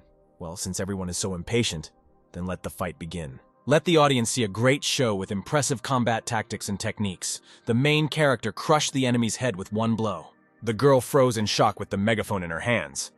The dark blood of the Head Crusher gushed onto her dress. What the hell was that? All the stands fell silent in unison. The spectators were struck by lightning. They stared in amazement at the new participant in the underground fights. A viscous and oppressive silence hung in the air. No one could utter a word, afraid to draw unnecessary attention to themselves. On the ring lay the body of a follower of the cult of an evil spirit with his head smashed by a mace, and the main character towered over the corpse. The heiress of the great family sighed heavily and looked away from the bloody mass. Darkia was not yet accustomed to violence. The entire audience froze in fear, and only the girl pointed her finger at the corpse and laughed loudly, grunting with delight. The entire underground mixed martial arts hall was riveted to the new participant. The spectators did not yet understand how to react to this. That the main character can play and show fighting tricks without harming his opponent. But the young man will not play with a killer of innocence. This vile murderer was condemned before he even dared to step into the fighting ring against the new winner. Meanwhile, in the secret organization of Ile, the third heir to the Dragon Throne furiously slammed his fist on the table. Last time, the main branch of Ile did an excellent job of carrying out their mission. Why is Prince Draco hearing a refusal from them this time? The calm man with the mustache was named Kantar. The employee is the head of the local central branch of the secret organization Ile. There are reasons for the branch's refusal. The princess came under a pseudonym the first time, so she was kidnapped secretly and without noise. However, this time the future head of the great family is officially in the capital, so it will be very difficult to do this secretly. Secondly, the heiress of the Ermel family is accompanied by 3 people, dealing with whom will be incredibly difficult and will not be without consequences. One of the people accompanying the heiress of the Ermel family is the bastard of the great Black Wolf, the son of Anthony Valtis named Carmen. Also, Princess Darkia's group has recently been joined by a former commander of the Red Bear mercenary group named Sajit. And finally, the most dangerous man, about whom legends have already reached the capital, the enemy of evil spirits, the killer of demons, a certain priest named Zarant. The third prince snorted dismissively. And what problems could there be with these 3? You can give the priest and the mercenary more money, so they will also help Ilek. However, the head of the central branch of the secret organization thinks that it will be impossible to bribe this young novice. What nonsense. This guy is known for destroying evil in his path, so it's hard to believe that such a person is capable of betrayal for money. In addition to all this, why are there very frequent rumors that this notorious young man is in some kind of relationship with Princess Darkia? The entire estate of the central secret organization heard the piercing cry of the third heir to the Dragon Throne. Let this idiot stop talking nonsense. However, these rumors have strong evidence to support them. An informant reported to the central branch that Lady Ermel regularly visits Zarant's room in the middle of the night. Such night walks take place every day without exception, so one can safely assume a love motive. Who else knows about the night adventures of the heiress of the great Ermel family? Only the main branch of their secret organization. This information must be kept secret at all costs. The organization has no intention of allowing it to leak, and there are other reasons for their hesitation. The third reason is the already legendary White Wolf. His name is Sishan Valtis. He met with the princess and will definitely make a move if Darkia disappears. And thus the White Wolf will cause a chain reaction that will lead to a direct clash with the Great Black Wolf. The patience of the heir to the Dragon Kingdom was clearly running out. Prince Draco's fists were clenching convulsively with anger. Whoever the customer was, the secret organization will not go against Anthony Valtis, as will any sane person. How difficult it is to convince this stupid lizard. But the head of the central branch has all the facts on his side. Even the third prince of the Dragon Kingdom can't do anything about it. A satisfied, nasty smile appeared on the face of the vile servant. This hereditary freak is about to explode. Now it will be fun. The mustachioed man turned his gaze to his colleague from the eastern branch. Why was Hilden smiling so disgustingly? What's so funny about what Kantar just said? What's wrong with this crazy performer of the third prince? They're both so nasty and unpleasant. Everyone around keeps repeating the name of that damn Anthony Valtis. The head of the central branch is pressed to the table. These idiots from the secret organization are afraid because of this one single person. What kind of nonsense he is talking to his master. Let Kantar listen to the prince carefully. The heir to the Dragon Kingdom can tell the queen about all the dirty deeds of the organization. That these idiots kidnapped the heiress of a great family for money. Or maybe they will immediately meet with this Black Wolf, which they are so afraid of. If the third heir to the Dragon Throne were to be foolish enough to do so, then Vatis Draco himself would be in imminent danger. And Kantar really believes that the third prince is afraid of such a threat. The demonic Dragon King is his father. Vatis will fall at his feet a couple of times, and everything will be fine. So let the central branch of the Ile organization immediately begin the task, and deliver Darkia to the Dragon Kingdom without damage. These idiots can use absolutely any methods. Prince Draco pressed the head of the branch's face into the table even harder. His tasks were clear to him. So the butcher guy is definitely targeting them. Most likely the owner of the fighting arena asked for it. Liberace is holding an emergency meeting. Since things turned out this way during today's battle, the fanatics of the evil spirit cult will take the sacred relic with divinity from its owner. All followers of the evil spirit are allowed to use their power, but everything must be done quickly so as not to run into the priests and knights of the queen. The attacks will happen extremely quickly and quietly, with a group of fanatics acting secretly to the sound of the roar of the crowd. Let every servant of the cult of the evil spirit not forget that their goal is placed above their own skins. The mad fanatics bared their teeth. At the same moment, the secret organization Ile called its mercenaries. They will carry out the operation today. In 10 minutes, the arena will be blown up. We need to find their target. The explosive device is all right. Everything is ready to plant the bomb, even spare fuses are ready. Great job. So the reputation of the secret organization Ile is at stake. So the performers simply have no right to make mistakes, much less fail. All mercenaries must clearly carry out their tasks and find the heiress of the great Ermel family. The princess must be delivered unharmed. Meanwhile, in the ring of the underground fighting club, new members were welcomed, a redhead and a young butcher of the capital. The crowd roared in delight. This psychopath went out to fight his opponent again without a single armor or weapon. What a madman! The spectators were already impatient to watch this fierce fight. The stands were thirsty for new blood and an impressive spectacle. The main character's opponent at the other end of the ring winked at the main character. Their battle will be bright and will definitely impress their fans. The girl with the loudspeaker squealed with delight and announced that the fight between the two opponents was already beginning, and the crowd should support the participants. After the girl's loud announcement, a stunning explosion was heard, and one of the walls of the underground fight club was completely destroyed. What the hell is going on? Debris from the building began to fly into the crowd of spectators, and people stared questioningly at the hole that had formed in the wall. The thick black smoke from the explosion began to dissipate, and the silhouette of some dark figure appeared. What the hell is going on there? The main mercenary of this mission carefully examined the underground house and announced to his men that their target was somewhere here and could hide his face. The secret organization's executors must immediately find the heiress of the great family among the crowd and take her out of the building. Down on the first floor of the underground club, followers of the evil spirit began to penetrate into the hall. And what are these idiots doing here? Everything didn't go according to plan. We need to take advantage of the general confusion and find the owner of the fighting arena. The main character's opponent began to shake his head questioningly, not understanding what was happening here and what he needed to do about it. The redhead turned to the dark goddess's disciple and asked what they would do about this situation. The young man looked around carefully. So, it is absolutely certain that two different organizations with different goals broke into Aeneas's underground house. Darkia needs to be brought in from here. A familiar male voice was heard. The anti-illegal underground fighting squad had arrived. In the name of Her Majesty the Queen, everyone must remain in place. All present must immediately kneel and await further instructions from the royal guard. What kind of joke is this? The head of the secret organization, Elec, and the cult of the evil spirit froze in amazement, and these royal bloodhounds are here today. The son of the great black dog raised his sword above his head in a warlike manner and announced to his men that they should fine all visitors to the arena. The royal knights began to surround the visitors of the underground fights. It was better to just pay them a fine and get out of here as quickly as possible. The son of the Black Wolf family thought and began to look around. Something was clearly wrong here. And why was that wall destroyed? The leader of the mercenary group from the secret organization Isla noticed the royal guard on his way, and they are here today too. All people in black robes and with masks on their faces are ordered in the name of Her Majesty the Queen to stop and fall to their knees. Under the hoods of the robes were hidden the followers of the evil spirit. None of them would stop. Let these fools in armor catch up with them first. Commander-in-Chief Valtus gritted his teeth. The attackers were about to escape. They had to be stopped immediately. The youngest son of the Black Wolf family commanded the royal guard to follow him and block all entrances and exits of the arena. This should not be done. A participant in underground fighting intervened in the conversation between the commander-in-chief and his subordinates. Who is this? The commander-in-chief of Her Majesty. The Queen's Guard began to approach the participant in the underground fighting. What the hell is the masked fighter doing interfering with the Royal Guard's orders? Let him get out of the way. Now is not the time to pursue them. Those people in black masks who are hiding on the second floor have come here to kidnap the heiress of the great Ermel family. She needs protection. The two men in the stands of the fighting arena nodded their heads in agreement. Those people really did say the name of Princess Ermel. They heard it. That's right.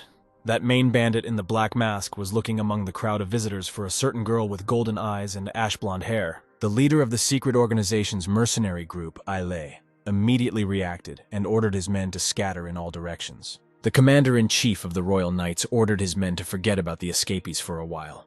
They needed to catch the men in black. If they resisted, they could be killed. Carmen shouted to his friend to let the captain of the Red Bear deal with everyone he met on his way. Sajid immediately rushed into the thick of things and began to scatter all the attackers with his spear. It was necessary to prevent the kidnapping of Darkia. The head of the secret group, Ile, stared in horror at the big guy with the spear. This captain was incredibly strong. The rumors about him were not lying. The young Commander-in-Chief Valtus rushed to pursue the evil kidnappers, followed by the Royal Guard. We need to get out of the sight of the Royal Guards as soon as possible. They are seriously ruining the plans of the Elec organization. The customer must not be dissatisfied. Meanwhile, the main character managed to quietly slip away from his friend's eyes and find Lady Irmel. The young man reached out to her with his hand. Just then, the unsuspecting heiress Irmel was walking down the corridor of the underground club.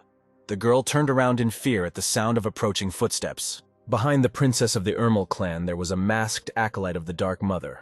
What a relief. They needed to get out of here quickly. What's going on here? What kind of explosion happened? The followers of the evil spirit went to the demoness for the sacred relic. They will be busy for a while. And the pursuers of the heiress of the great family are now confronted by the Royal Guard, but they still have to flee. Because there is a high probability that some mercenaries have managed to hide in a secluded place and are waiting for a convenient moment to kidnap you. While chaos and fuss reign in the underground fight club, they need to get to the exit. It would be better if Darkia puts this mask on her face. And why should a girl wear this mask? Long ash hair and golden eyes immediately catch the eye. The princess is immediately recognized. In that case, Darkia really should buy some time for the boys to escape, since Lady Irmel is still being sought by the kidnappers. The main character changed into a cassock and took the girl by the hand, and now it was time for them to go. Aeneas told him about a spare exit in case of raids, which was very convenient. Zaren's former rival in the fighting ring appeared before the young people, and who these guys are and what they forgot here. But before the red-haired man could finish speaking, someone's dagger flew into his forehead like lightning, and the young man immediately fell heavily to the floor, dead. The young travelers were covered in the poor guy's dark blood. The dagger belonged to a mercenary from the secret organization Elec.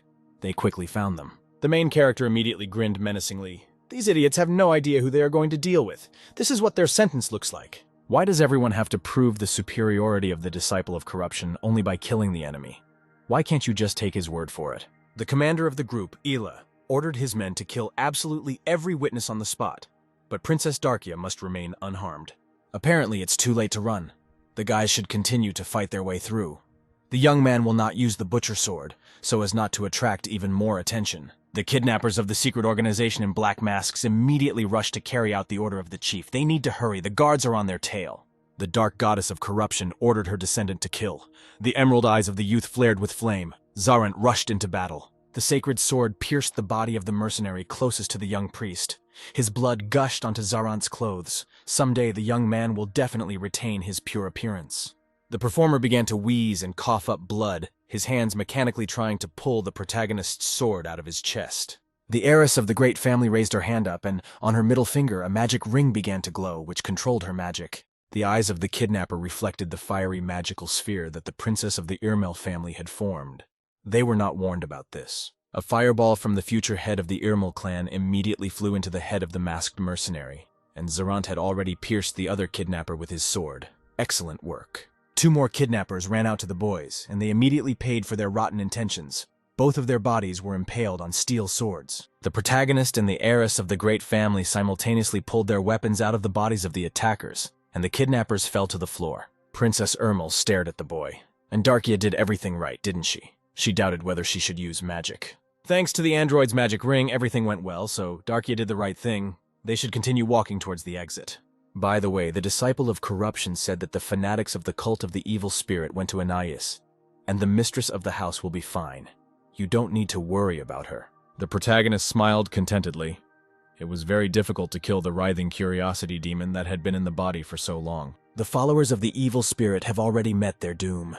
No one warned them that the demoness would be so powerful and ancient. These idiots could have asked Anais. The demoness would have immediately explained to them that they shouldn't compete with her. But now the guys simply have no choice. Why didn't any attack work on this demonic person? This vile creature must pay a price to show its power. No need to worry.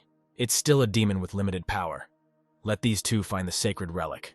The rest are busy exhausting the demoness. Everything around began to shine with a red demonic aura. Anais, the owner of the underground fight club, smiled contentedly. Wow, these guys are so well informed. But these idiots didn't take one thing into account.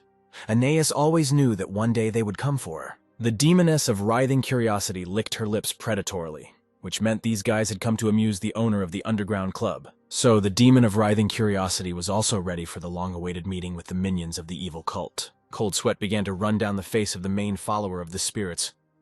What the hell is going on now? What is this spawn up to?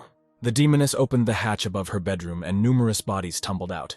It was very easy to make such preparations in a battle arena. These stupid fanatics of the evil cult saved the demoness a lot of time by coming straight to her bedroom. Now they can play. They were going to have so much fun today. Aeneas hadn't had the time to fully entertain herself for a long time. The eyes of the mistress of the house flashed with a bloody flame.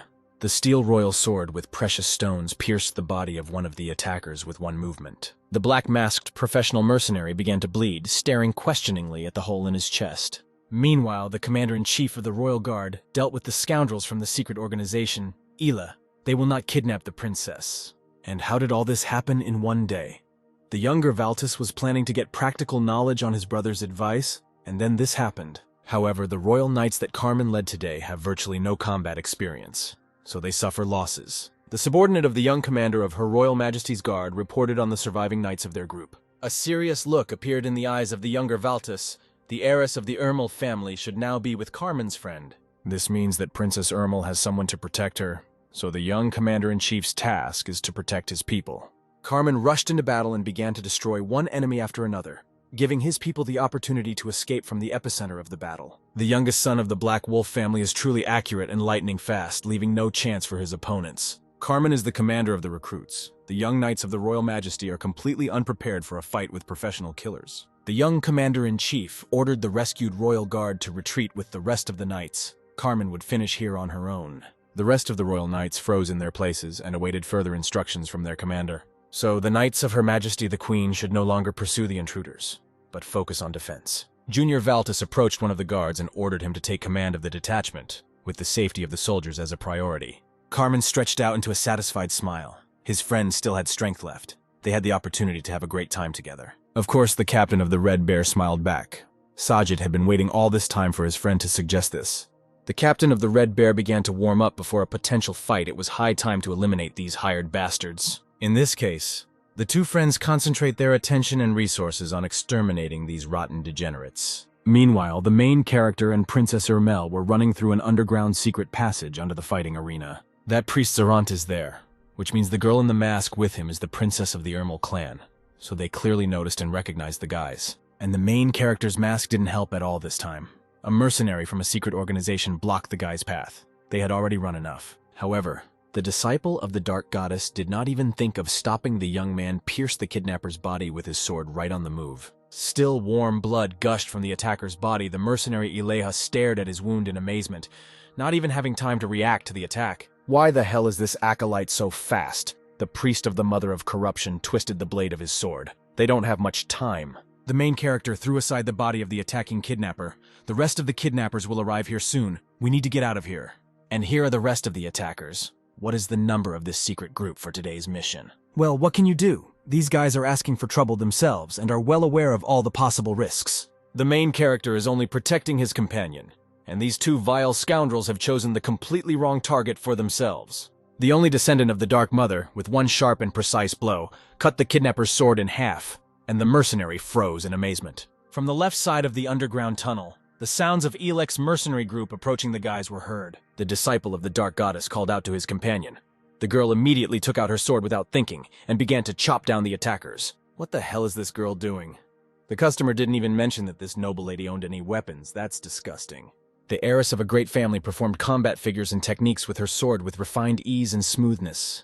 Darkia is doing an excellent job. These pathetic idiots are taking up too much of the boy's time. Lady Ermel began to concentrate. A pillar of fire burst from her hand. What was that lady planning to do now? Where was the crown princess directing her magical attack? The mercenary was horrified. A deafening explosion thundered throughout the entire secret dungeon.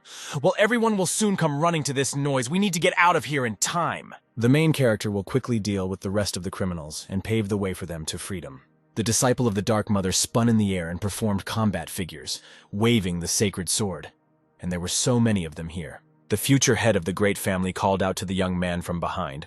The girl decided to return the young man's mask. Darkia handed the item to Zarant. It's too hard to fight and breathe in this mask. It really restricts movement and interferes with coordination. It would be better this way. Anyway, Princess Ermel was recognized even in this mask, so there is no point in wearing it. The Mother of Corruption ordered to kill it. Another secret group of Elek's mercenaries ran out from the end of the underground tunnel and surrounded Princess Ermel And what will the guys do now? A multitude of trained professionals are running towards them, whose only task is the girl herself. The main character winked at his interlocutor and pointed upwards. Let the princess of the Irmel family collapse the ceiling with her magic, and Zarant protect her. Well, as you wish. Lady Irmel began to concentrate her internal mana and form a fiery sphere for the collapse. After which the heiress of the great family launched a crushing pillar of fire into the ceiling of the underground tunnel. Now everything here will collapse. The ceiling of the dungeon began to collapse on the mercenaries of the secret organization, and the kidnappers began to be buried under stone blocks. Darkia did an excellent job and did everything flawlessly. And now it's time for the guys to run away from here again. The main character held the heiress of the Irmel family by the hand and dragged her along with him into the depths of the underground tunnel. There was very little left. However, here the young people suddenly stopped and froze in their places. They had almost disappeared from here without consequences. The two heroes' path to retreat was blocked by a detachment of Elek's mercenaries. This time there were significantly more kidnappers, and they looked determined. One of the professional mercenaries in a mask raised his sword up and pointed it at the main character. They don't need the acolyte Zarant. Just let him give them the princess. No matter how much the heiress of a great family promised this young priest, their secret organization is ready to pay much more. In addition, their group would turn a blind eye to the fact that this impudent youth had killed so many of their people. Darkia offered a mountain of gold equal to the youth's weight. These mercenaries from a secret organization are ready to give the novice such a sum. What is Zarant doing? Is he really ready to betray the girl for gold? The employer of their mercenary group immediately offered to give the novice who was accompanying Darkia more money so that they could reach an agreement faster. Of course, their secret organization is ready to pay a similar price for this girl, and their employer will easily double it. Yes, such resources are really impressive. What is going on? What is the young man saying? Zarant put his hand on the girl's shoulder. The heiress of a great family began to peer into the eyes of her friend. The girl does not understand what is happening. Zarant loves money so much. After which the main character pulled the princess of the Irmel clan to his chest with one movement. But the guy does not think that the mercenary's gold smells as nice as hers. The face of the future head of the great family immediately became flushed. Her eyes widened treacherously and began to shine. Her lips pressed into a tube from the extravaganza of feelings. So this little bastard even decided to make fun of their group. This idiot understood everything correctly. But this brat doesn't see that the impudent rescuer and his companion are already cornered in this narrow underground tunnel. There is no other way out. Or the notorious acolyte assumes that he will be able to deal with such a number of the best professional thugs. The main character began to emit a dark green aura. A smile appeared on the face of the priest of corruption. For the cat there was no difference. 2 rats or 12. What an impudent bastard! The commander-in-chief of the secret group immediately roared and ordered that this damn acolyte be killed. The follower of the mother of corruption smiled predatorily. Now he could get the butcher sword. The young man was already bored without it. The kidnappers from their organization Elek rushed at the main character. This young man had a chance to leave here unharmed and with a bag of gold. But now, he will die. These idiots have never been able to grasp the essence of their real situation. It is not the priest who is cornered. It is these idiots who are cornered, and they are doomed. The Holy Butcher cut the body of the secret organization mercenary in half in a split second, and thick blood gushed out. The emerald eyes of the young hero were blazing with flame. The mother of corruption ordered to kill. Her descendant completely agreed with the verdict of the goddess. Why the hell does this young man move so quickly and deftly? Is he even human? In a split second, this damn brat cut down the members of their squad. Who the hell is this psychopath anyway? In a split second, the young man emerged from the shadows opposite the leader and plunged his sword into his body. A predatory smile appeared on the young man's face. His eyes sparkled with excitement. Well, Zarant said, there is no difference in the number of rats. Meanwhile, the owner of the underground club destroyed the entire squad of followers of the evil spirit, leaving only one surviving fanatic. Well, the owner of the sacred relic with the sealed divinity was very bored playing with his guys. A complete disappointment? This creature is disgustingly strong. How long has this demoness lived? Aeneas laughed loudly. She appeared here even before the first son of the mother of corruption. The wounded follower of the evil cult stared at his opponent in amazement. Let her not rush to analyze. They have time. And what does this mean? This idiot is a priest of the stitching needle. His head is in complete disarray. This is probably his work. The face of the evil spirit cult's lackey immediately changed in expression. Something alarming and threatening appeared. Let this pathetic servant immediately answer the demon of writhing curiosity. Aeneas's snakes hissed predatorily. Dark blood was running down the face of the follower of the evil cult. The priest began to read an ancient spell. Well, what agility. The demoness recognizes the familiar speech. In front of her is exactly the priest of the stitching needle, which means he decided to call a part of his god into this world. What a naive fool. People in this world try so hard to please their gods, thinking that it will pay off in full, but alas and ah. Wait a minute. So that's what it was all about from the very beginning. And Aeneas kept wondering why these fanatical idiots were collecting sacred relics that contained corruption. This is what these possessed fools have planned! An angry grin appeared on the demoness's face. These sick guys are going to bring a piece of God down to Earth! To upset the ingrained balance of this dimension that has been formed and maintained for so long. What bad guys? After all, the demon of writhing curiosity is right in his conjectures, isn't it? What will Aeneas the sewing needle answer about this? Instead of the usual human eyes of the henchman, the vertical predatory pupils of the heavenly god appeared. And here is the main loser. Let the demonic spawn be silent immediately. A hellish spawn of flesh with giant claws appeared in front of the mistress of the house. Meanwhile, the group of the secret organization Elec stared in front of them in shock. What kind of day is this? In front of a bunch of frightened, hired thugs, the protagonist stood contentedly with a butcher in his hand, a green aura emanating from his body. So no one should be afraid of this psychopath in a cassock. He is just a man. They only need to destroy one enemy and they will have a target. The descendant of the Dark Mother carefully examined his opponents and smiled. Well, the time has come. And the young man is sure of it, of course. In this case, the main character should not even dare to forget that he personally asked the heiress of a great family about this. Everything around was engulfed in a merciless fire, and the emerald eyes of the follower of the dark goddess flashed with a predatory gleam in the tongues of flame. The hired kidnappers of the central branch roared in pain, burning their bodies. What the hell was going on? What should they do? No one talked about elemental fire magic. From the wave of flame, the main character's sword began to emerge and chop down the frightened attackers. How hot it was. The shrill death cries of Elec's mercenaries were heard everywhere. The fiery flames and the butcher of the priest of corruption left no chance. The protagonist's face was melting with the heat of the fire. His skin was burning, emitting a disgusting smell of burnt flesh. A predatory grin appeared on his face. A hole was formed in the huge wall of the underground club after the explosion. The guys finally managed to get out. What a relief. In the future, the heiress of the great family will not even come close to this place. As she pleases.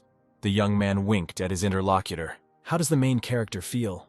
The girl probably shouldn't have used fire magic. Zerant is almost healed, and the boy's hair has almost grown back. A warm smile appeared on the face of the dark goddess's disciple. And how was the kidnapper's target feeling? Darkia was not injured anywhere. It was okay. It was quite unpleasant and sometimes scary. But the future head of a great family would definitely be able to live with it. What is it? Why did the follower of the Mother of Corruption suddenly tense up and start looking around? Could there really still be mercenaries wandering around nearby? Here, one of Elec's mercenaries appeared before the eyes of the two young travelers. His eyes were bloodshot and rolled back. He was dead. The body of the attacker fell to the ground like a heavy sack, and behind him appeared a certain silhouette that emitted a blue aura. Who was that? The main character's face immediately changed. Cold sweat began to run down it, but not that. Now the young man really had problems. The heiress of the great family immediately noticed the confusion of the young man, who always remained cold and fearless. Who is this? What is going on?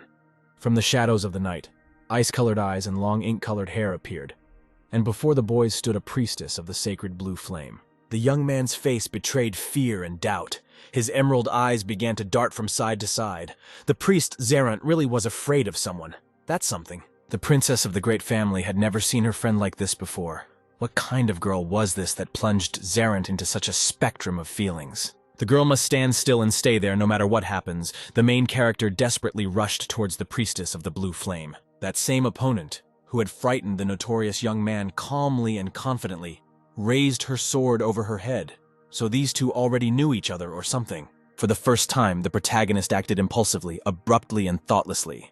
The priestess of the sacred flame radiated cold calm and complete control. The dark goddess's disciple didn't even have time to swing before the blue-haired priestess's sword pressed the young man into the snow with one movement. The heiress of the great family screamed in fear. How was this possible? The priest was the strongest of all those whom Darkia had met, and that girl eliminated him with one blow. Who is she? What kind of incredible power does she possess? Dark blood gushed from the protagonist's mouth, and Zerant began to choke. Did the boy really believe that he could win, even though the girl was holding back her strength? Well, the two of them met again. How was her only student doing? So this is an old story. After the death of the mentor Shantux, the main character went on a journey in search of sacred relics for the Mother of Corruption. And as a result of his long journey through the outskirts of the Northern Kingdom, the disciple of corruption managed to find one sacred relic. This item contained the divinity of the Dark Mother, but this relic was hidden in the temple of the sacred blue flame, and this became a big problem for the inexperienced follower of corruption. The morning air by the water is good today, isn't it? Why is the goddess angry again? Of course, the main character understands that everything is very boring and depressing for now, but the Dark Mother should show her patience. After all, her only descendant is always looking for an opportunity to obtain that sacred relic with divinity for corruption. The bandaged hand of the Dark Goddess began to kick the small pebbles on the shore of the pond with displeasure. Well, enough of sulking at the young man. Well, on the other hand, what did the young man count on, because the only skill of the priest of corruption is a line that the living cannot cross? And this relic with the sealed divinity of corruption is guarded by a legendary priestess who has already reached the level of a master. Then, behind the main character, the same priestess who was guarding the sacred object he needed appeared, and the young man froze in fear. You need to continue to wash your dirty laundry so as not to arouse unnecessary suspicion and not seem strange. A girl of incredible beauty walked past right to the water. The guy had never seen anyone come here at such an hour. How beautiful. The only descendant of corruption had never seen such beauty. A bandaged hand clutched his cassock, and the guy could help if he had time left. If the young man suddenly has such an opportunity, the girl will be able to offer him a monetary reward. Zarant has already finished everything. The main character was overjoyed. The girl really approached him, even offered him money. The young man quickly completed the task. Well, the boy really did a great job. Let him take the basket with the girl's clean laundry over there, as the lady wishes. The cheeks of the Dark Goddess's disciple treacherously flushed red. The guy was glad to help his new acquaintance. But who was she, and what was she doing here? At that moment, Zarant realized that this was the same priestess of the blue flame. The girl handed him payment for his services. The keeper of the sacred relic handed the coins to Zarant, and she could ask the young man for help next time, of course. She could confidently rely on him. The boy was happy with the silver coin and danced a victory dance, and thus a strange relationship began, starting with washing. So the keeper of the sacred relic of incredible beauty brought her laundry to the pond several times a week. And the main character, with great pleasure, washed the clothes of the priestess of the sacred flame for 1 silver coin. However, after a few weeks, the acolyte of the Dark Goddess was no longer asked for this service. The priestess of the blue flame ran out of money. The girl spent all the money that was left over from her predecessors, so now the priestess will have to do the laundry herself. The main character nodded understandingly and smiled good-naturedly. He didn't need the girl's money. Zarant would help her with the laundry anyway.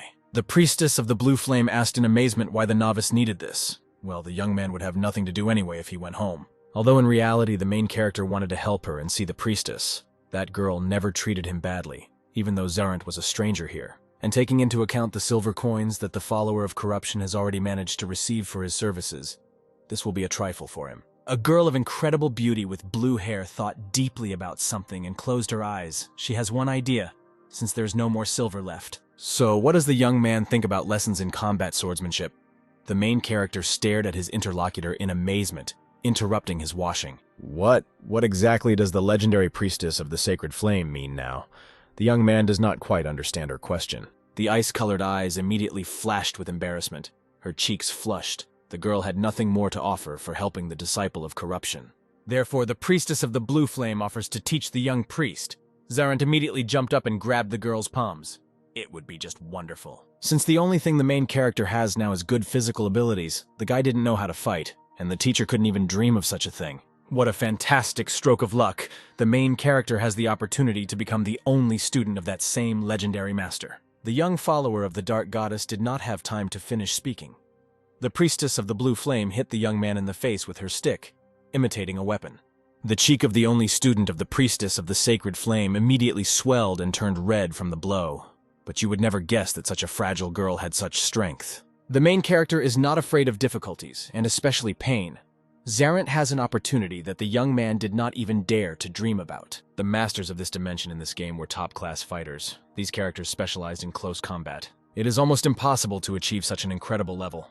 But this girl managed to reach the top at her young age. Martial arts masters are those who have perfected them and gone beyond the limits of ordinary mortals. There were only 3 of them in the entire country. And the main character's first martial arts and swordsmanship teacher was one of this legendary trio, a girl named Pridia. However, the legendary priestess's training methods ended with simple and primitive sparring, which was repeated over and over again. The priestess of the blue dress asked the young man to clean her house and do household chores in addition to washing. The main character agreed to help his teacher, by the way. Zaranta and Pridya, are now near the repository of sacred relics. Could the only disciple of the legendary master see such a sacred place with his own eyes? The young man had never been to the temple. What the student just said, Pridya was clearly wary after the question, nothing special. Zarant was just curious about what kind of valuable relics these were. Since they require the protection of the legendary priestess of Blue Flame, that's all. There shouldn't be any problems from watching. Let there be an exception once. Thus, the main character entered the sacred vault with the permission of the keeper herself. Who would have thought? The young man thanked his teacher, if he thought about it. The priest of corruption did not know what the object with her sealed divinity looked like. While the main character was walking through the sacred vault accompanied by his mentor, the hand of corruption tightly gripped his cassock and began to pinch. What is it? Let the bandaged hand calm down. Otherwise it will give itself away, so that's what the Dark Goddess wanted to say. It's all about this precious cup. Here the emerald eyes of the only descendant of the mother of corruption widened. This was the very thing the young man had come here for. On one of the display cases of the sacred vault stood a cup of silver and gold, studded with precious stones. This is that very object. The protagonist continued his exhausting and painful training with the keeper of the sacred relic, for which he came here. The legendary master of combat easily repelled all the attacks of his only student. There was already some progress. After the young man was deprived of his wooden weapon, the boy raised his fist above his head and rushed towards Pridya. However, the Blue Flame Priestess did not take her student's attack seriously again. The elbow position was incorrect, and it was not worth making a battle cry. It was warning the enemy. Pridya made a single movement with her leg, the keeper made a light sweep, and her student immediately fell to the ground. So, for today, the training of the Priestess of the Sacred Flame and her student is over. The boy is already barely breathing and is completely exhausted. Today, Pridya will need to leave, so the keeper asked to finish cleaning before her return. Zaranta nodded in agreement. For the last 3 years, the main character lived with the blue-haired priestess and took care of her household chores, cleaning, and trained in the arena. Now the strength and patience of the disciple of the ancient goddess were already running out. It was time for the young man to finish this mission. He had no right to stay here. Of course, being able to not worry about accommodation and food is a great feeling, but it's time for the young man to run training is unlikely to give him anything anymore. These sparring sessions are more like survival lessons and honing some skills and instincts, rather than swordsmanship. So it's time to take on his main quest. The young novice must collect the sacred relics and avenge Shantux's death. The main character spent enough time here. There was a lot of pleasant things, but the life of a priest of corruption is a constant wandering. This moment had to come. So the only student of the keeper of the sacred relic waited until she was gone and entered the storage of objects. It was very easy to find again among all the objects the necessary sacred cup with the sealed relic of the Dark Goddess. The youth stole the sacred object and fled from his pursuers. The priest of corruption easily extracted the divinity of his dark mother from the cup. It was then, thanks to the theft of the relic, that the young follower of corruption received a summoning monster as a gift from his goddess. And then the Dark Goddess began to speak, of course. The young man did not want to say goodbye like this and leave at all, but this was his unbreakable duty. The young man shook his head, so how did the legendary priestess of the Blue Flame know that her student was still alive? To be honest, Pridya didn't even know this, that is, how. The girl stood in front of her only student and extended her hand to him. For 3 years, the keeper of the sacred relic beat the young man every day, but he always fully recovered. That's why the girl had the idea that the boy could have simply grown a new head when the old one was cut off. But is that even possible? But Zarant is alive. And the priestess of the sacred flame also looked for her student in the immediate vicinity, giving this portrait of a young man. What kind of freak is this? What a furious horror that is. Pridya wants to say that she really found the young man thanks to this terrible image. The proof of this is that the guy is standing right in front of her now, so calmly. Zarant is actually charming and cute. What nonsense. Ice-colored eyes flashed with displeasure. Pridya didn't care at all who the young man was, but hurting the girl's pride was a mistake. So the legendary master will train him until Zarant becomes an expert. That's what the boy thought, and how long it will take. Well, the keeper of the sacred relic herself dedicated every day to martial arts training, not allowing herself to rest. And the young disciple of the Dark Goddess will need about 30 years, taking into account what his mentor was now seeing. Although the only disciple of the Blue Flame Priestess does have talent, so it can be done in 27 if you try hard. By this time, none of the main quests of the protagonist will be important, and you can't compare Zarant with the genius of Pridya. She's a real phenomenon. Cold sweat was running down the protagonist's face in front of the young man. Indeed, stood that same girl with blue hair again. Heavy footsteps under the weight of the royal chainmail echoed across the fighting arena. The cleanup was almost complete. Meanwhile, the young commander-in-chief continued to clean out Aeneas's underground club, as many as remained alive, about 30 people. Many of the royal knights have serious injuries. The rest of the guards only have minor injuries. This is a very small number. Today, the Royal Guard lost too many of their people. Senior Valtus definitely does not expect this. This is a senior failure. But no one could have known that the new recruit would have to face 2 professional squads of killers, and not just find an underground club. If only the young commander-in-chief knew about this. He would have taken at least 100 elite royal knights with him, and that's nothing. Here, the second wall of the Demoness's underground fighting club exploded, and stone boulders rained down on the royal knights. In front of the younger Valtusov, a hellish monster of gigantic proportions appeared from the darkness, the degenerate stank of rotting flesh and death. The young commander-in-chief gritted his teeth. What kind of creature was this, and where did this ugly mutant with claws come from? By the way, this huge monster is very similar to that monster from the city of Aradiki, only that one was much larger in size. Junior Valtus ordered his subordinate to immediately lead the surviving guards away from here. Carmen would buy time for her people. The commander-in-chief asked his friend what he thought of the hunt they needed to let Her Majesty's wounded knights escape. The Red Bear captain rushed straight at the giant monster without further ado. Sajit launched his deadly daggers forward. One of the flying knives immediately found its target and pierced the left eye of the vile abomination. A shrill, painful roar was heard. It seemed that Sajit had really angered this hellish freak. That was the idea. The captain threw another blade towards the monster, after which the mighty captain raised his spear with a sharp tip over his head. It was necessary to buy more time for the young guys. The bone spear from the trumpeter of peace and death came in very handy today. Sajit pierced the flesh of the ugly creature in a second. A great strike! Carmen rushed to his friend's aid. The stitching needle began to swing its deadly claws. Now it was the young commander-in-chief's turn to strike. Carmen let out a battle cry and rushed at the vile mutant. The youngest son of the Black Wolf family made several precise and sharp swings of his sword, and the black blood of the monster gushed out onto Carmen. The disgusting body of the stitching needle began to emit a magical aura. This freak was clearly enraged by the attack of the 2 friends. The young commander-in-chief stood tensely in his place, so something was clearly happening. This creature was preparing to go on the offensive. The rotten mouth of the hellish mutant began to sew itself up with white thread.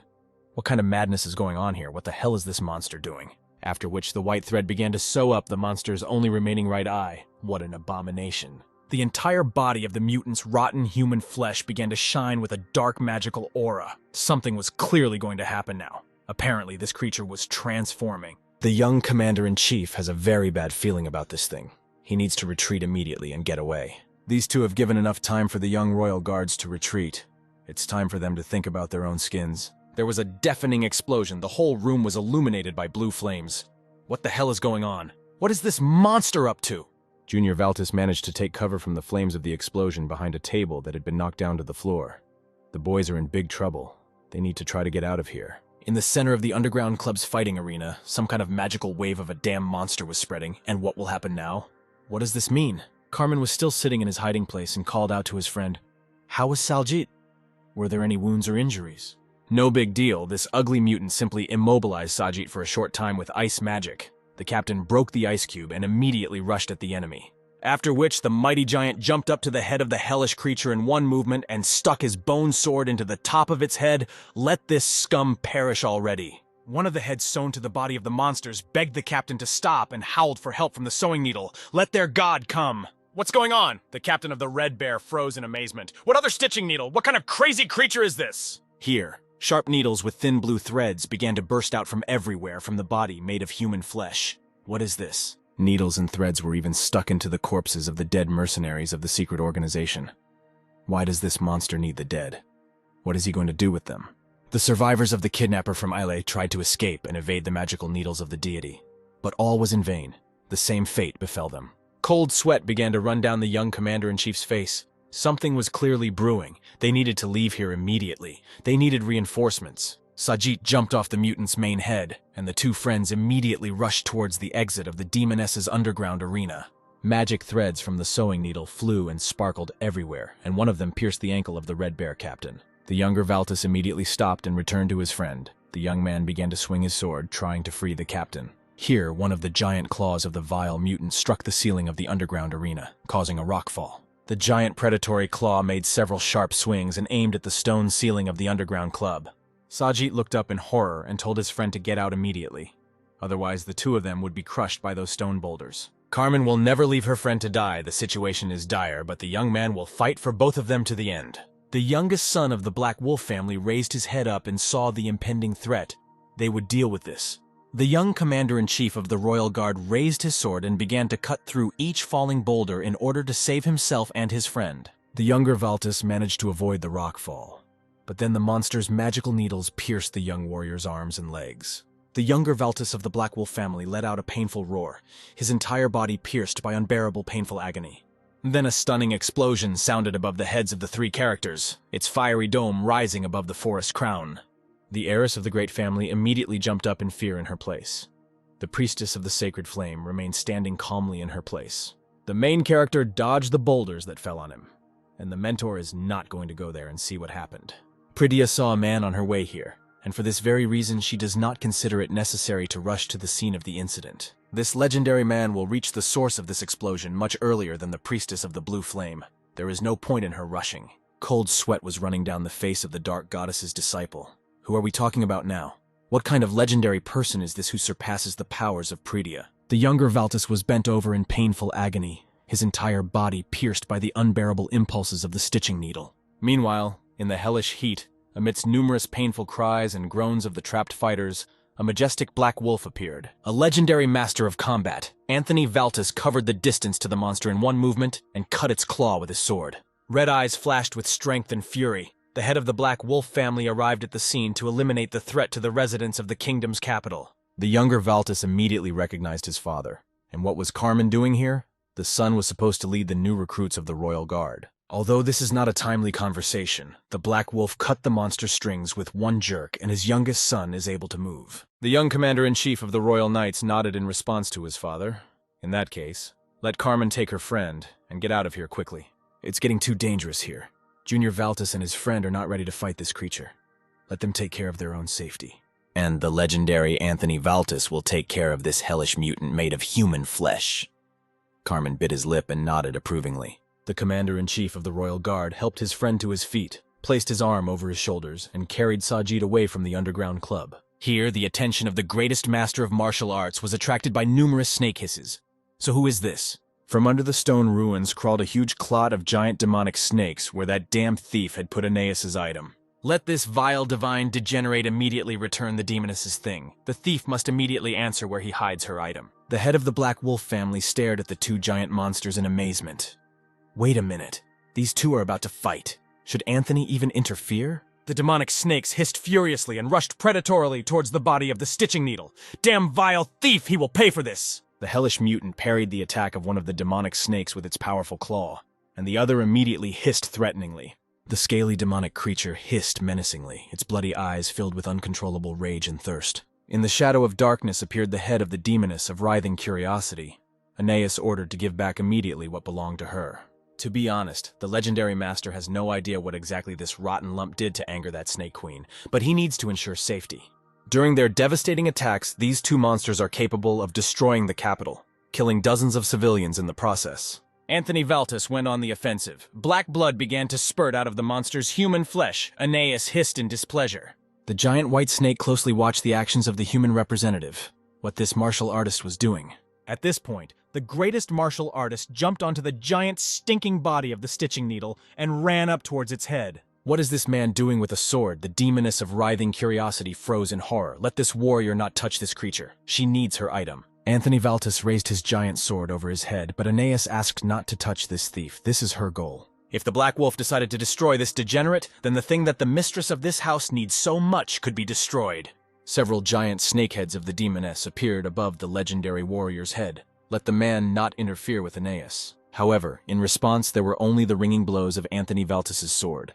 The scaly bodies of the demonic snakes were cut into pieces. Black blood was gushing from everywhere. The head of the Black Wolf family does not negotiate with demons and does not leave the threat to civilians alive. The legendary martial artist completed his mission and destroyed the hellish divine degenerate. What the hell did this man do? This insignificant celestial degenerate stole the most precious thing to the demoness's heart, and now Aeneas will not be able to return it. The demoness needed to get her thing, and now it was lost to Aeneas forever. She could have waited a little until they finished. Does the demoness of writhing curiosity really have absolutely no choice but to simply give in? If only the only descendant of the mother of corruption would come to the aid of the mistress of this house. She needs this thing so much, she can't cope on her own. Here, behind the back of the greatest martial arts master, long blue strands of hair appeared. And who is this? Today is a very busy day. A young priestess of the sacred flame appeared before the legendary head of the Black Wolf family.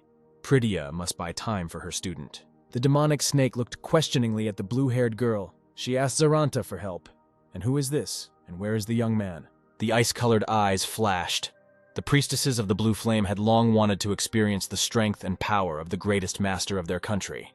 And so the two legendary martial artists clashed their weapons without any further ado. Every movement perfect and precise. What an incredible vitality this girl, although very young, clearly has fantastic potential and power. Apparently in front of Anthony Valtis is a priestess of the blue flame. The girl is brilliant in the use of weapons. All her movements are perfect. Prydia took advantage of the greatest master's confusion and found delirium in his defense. The priestess immediately dealt a crushing blow. The elder Valtis flew into the stone wall with a deafening crash, so this girl is clearly provoking Anthony Valtis, even though he is holding back his strength. Now the legendary martial arts masters have decided to sort things out in Aeneas's underground club, which has already been destroyed. The greatest warrior of the northern capital does not understand the intentions of the young priestess of the blue flame, what she is trying to prove or do. Why does the young priestess of the sacred flame do this? The Black Wolf's job is to protect innocent people from evil of any kind. He has no need to harm the girl. Prydia is very curious about the worth of the best swordsman in the Northern Kingdom, because Anthony Valtis is the greatest and most terrible man in the country. And why did the priestess of the blue flame suddenly decide to train at such a moment? They can return to sparring at any other time. Now let the curious priestess of the blue flame get out of the way. While they are chatting, people may get hurt. The great master cannot allow this. Apparently, the talent of this big guy with a black mane is only to chatter his long tongue. Prydia will not let him go anywhere. She is stalling for time. It saddens the greatest sword master to see such a talent so neglectful of others, relying on his superiority. Well, if the priestess of the sacred flame considers it her right to risk other people's lives for her own amusement, so be it. The young martial artist doesn't care about strangers. She needs to help one specific young man now. That's why she's here. And then again, there were deafening explosions of attacks from legendary martial artists. The two clashed again. It was a fantastic sight. These two decided to finally finish off the owner's underground club. The demoness will not be able to restore it at all after such titans. There is a demonic snake hanging over the two legends. What the hell are these two human idiots doing? They know they are on the same side. Two legendary martial artists clashed in earnest in battle. The earth shook. These titans were about to destroy everything. Here the attention of the demoness of writhing curiosity was attracted by the sounds of approaching footsteps. The main character returned and was ready to help Aeneas. What does the young priest of the Mother of Corruption need to do? The young man began to run along the lifeless body of the monster. How Aeneas is glad for the young man and grateful. The royal guards are already somewhere nearby. There is little time left before the expected reinforcements from Her Majesty arrive. There is absolutely no time for conversations and gratitude now. Let Aeneas quickly tell what is going on. Prydia will not last long with the legend of martial arts. This freak of human flesh dared to steal a sacred relic, and even hid this object right inside his vile body. And this clot of a sewing needle also allowed itself to grab one thing that remained from Aeneas's daughter. It is very important for the demoness. Therefore, the demonic queen of snakes begs the young man to find these items and return them to their rightful owner. The priest of corruption understood everything. So that means the sacred relic with the sealed divinity of the dark goddess is now inside this nasty lump of skin. Well, there is such a stench here. Different types of divinity are mixed here. How much is sewn into the body of this hellish mutant? The black blood of the vile hybrid was gushing everywhere, and with so many limbs and stitched bodies, it would be difficult to find items. Nothing of the sort. The main character will definitely cope with his task.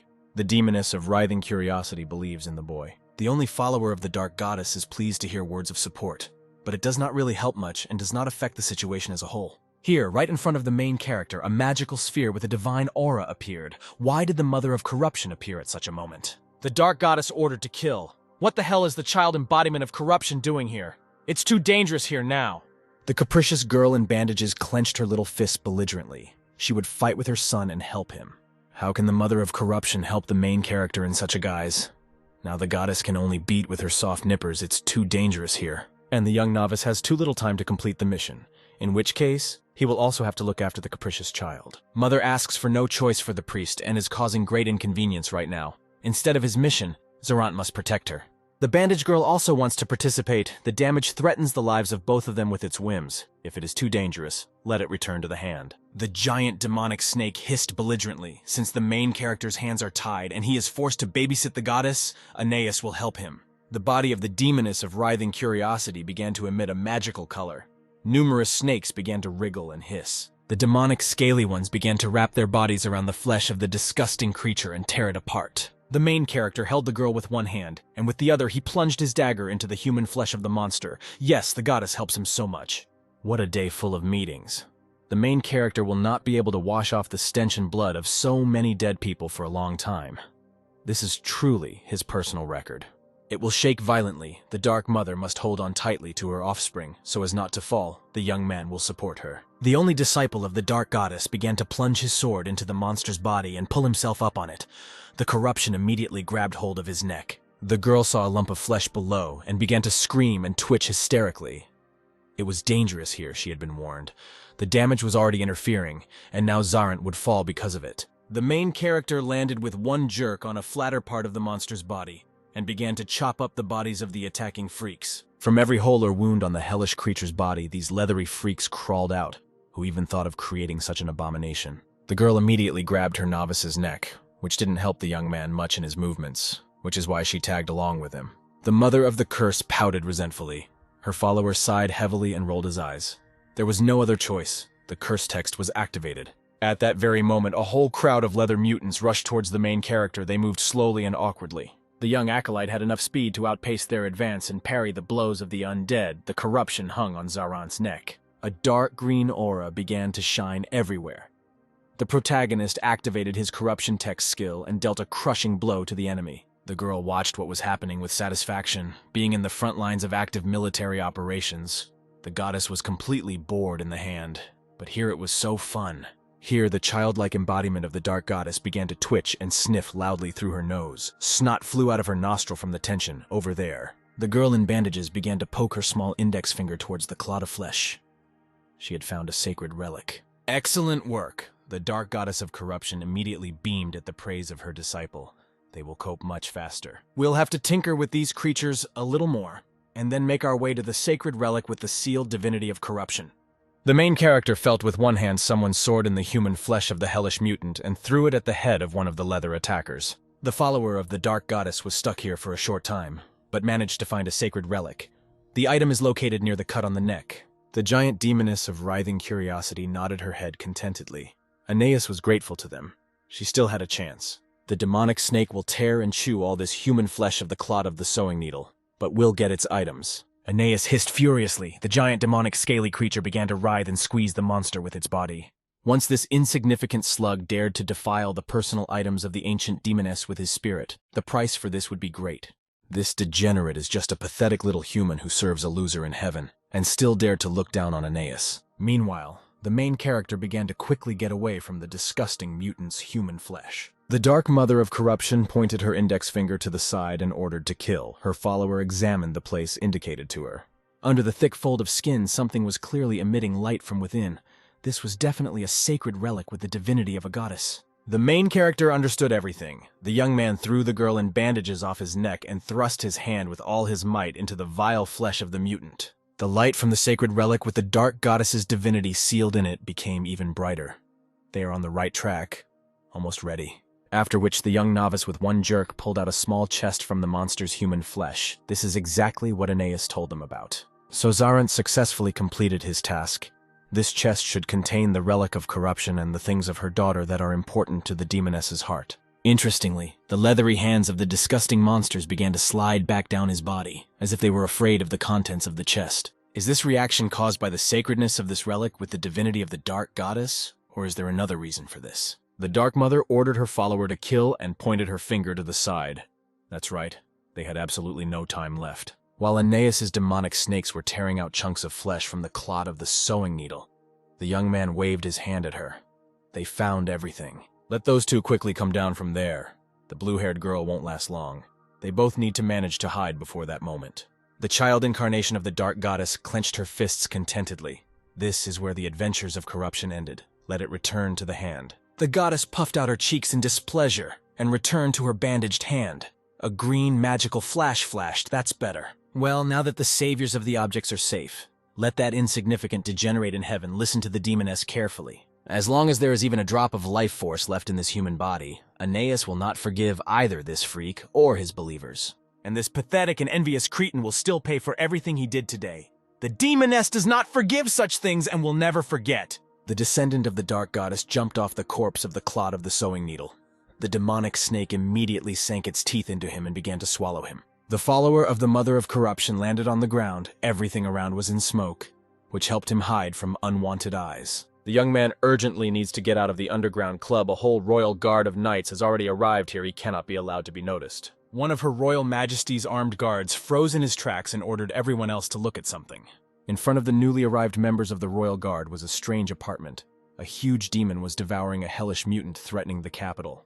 The main character managed to take cover behind a rockfall. At the last moment, the royal reinforcements arrived faster than expected. Meanwhile, Pridya continued to hold back the onslaught of the greatest martial artist. The legend about this warrior really did not lie. The head of the Black Wolf family parried brilliantly. His movements had a perfect appearance and result, truly the greatest swordsman of the country. However, the priestess of the sacred flame must detain the great Black Wolf. Her only disciple must complete his mission. It was an incredible sparring. The girl got real pleasure and colossal combat experience, but she won't last long. In the clouds of smoke, the silhouette of the greatest fighter rose up. Anthony Valtis was clearly fighting the priestess with half his strength and did not want to harm her despite her provocations. Why does everything always need to be explained? Let the greatest master simply do what he's going to do, that's all. The reason for the Blue Flame Priestess's attack just escaped from here, so there is no point for her to attack Anthony Valtis anymore. What is the blue-haired priestess of the sacred flame talking about? Pridya stared at one of the secret tunnels. This means that the martial artist put the lives of ordinary people at risk for her own benefit. This is unworthy behavior. The priestess will be punished for this.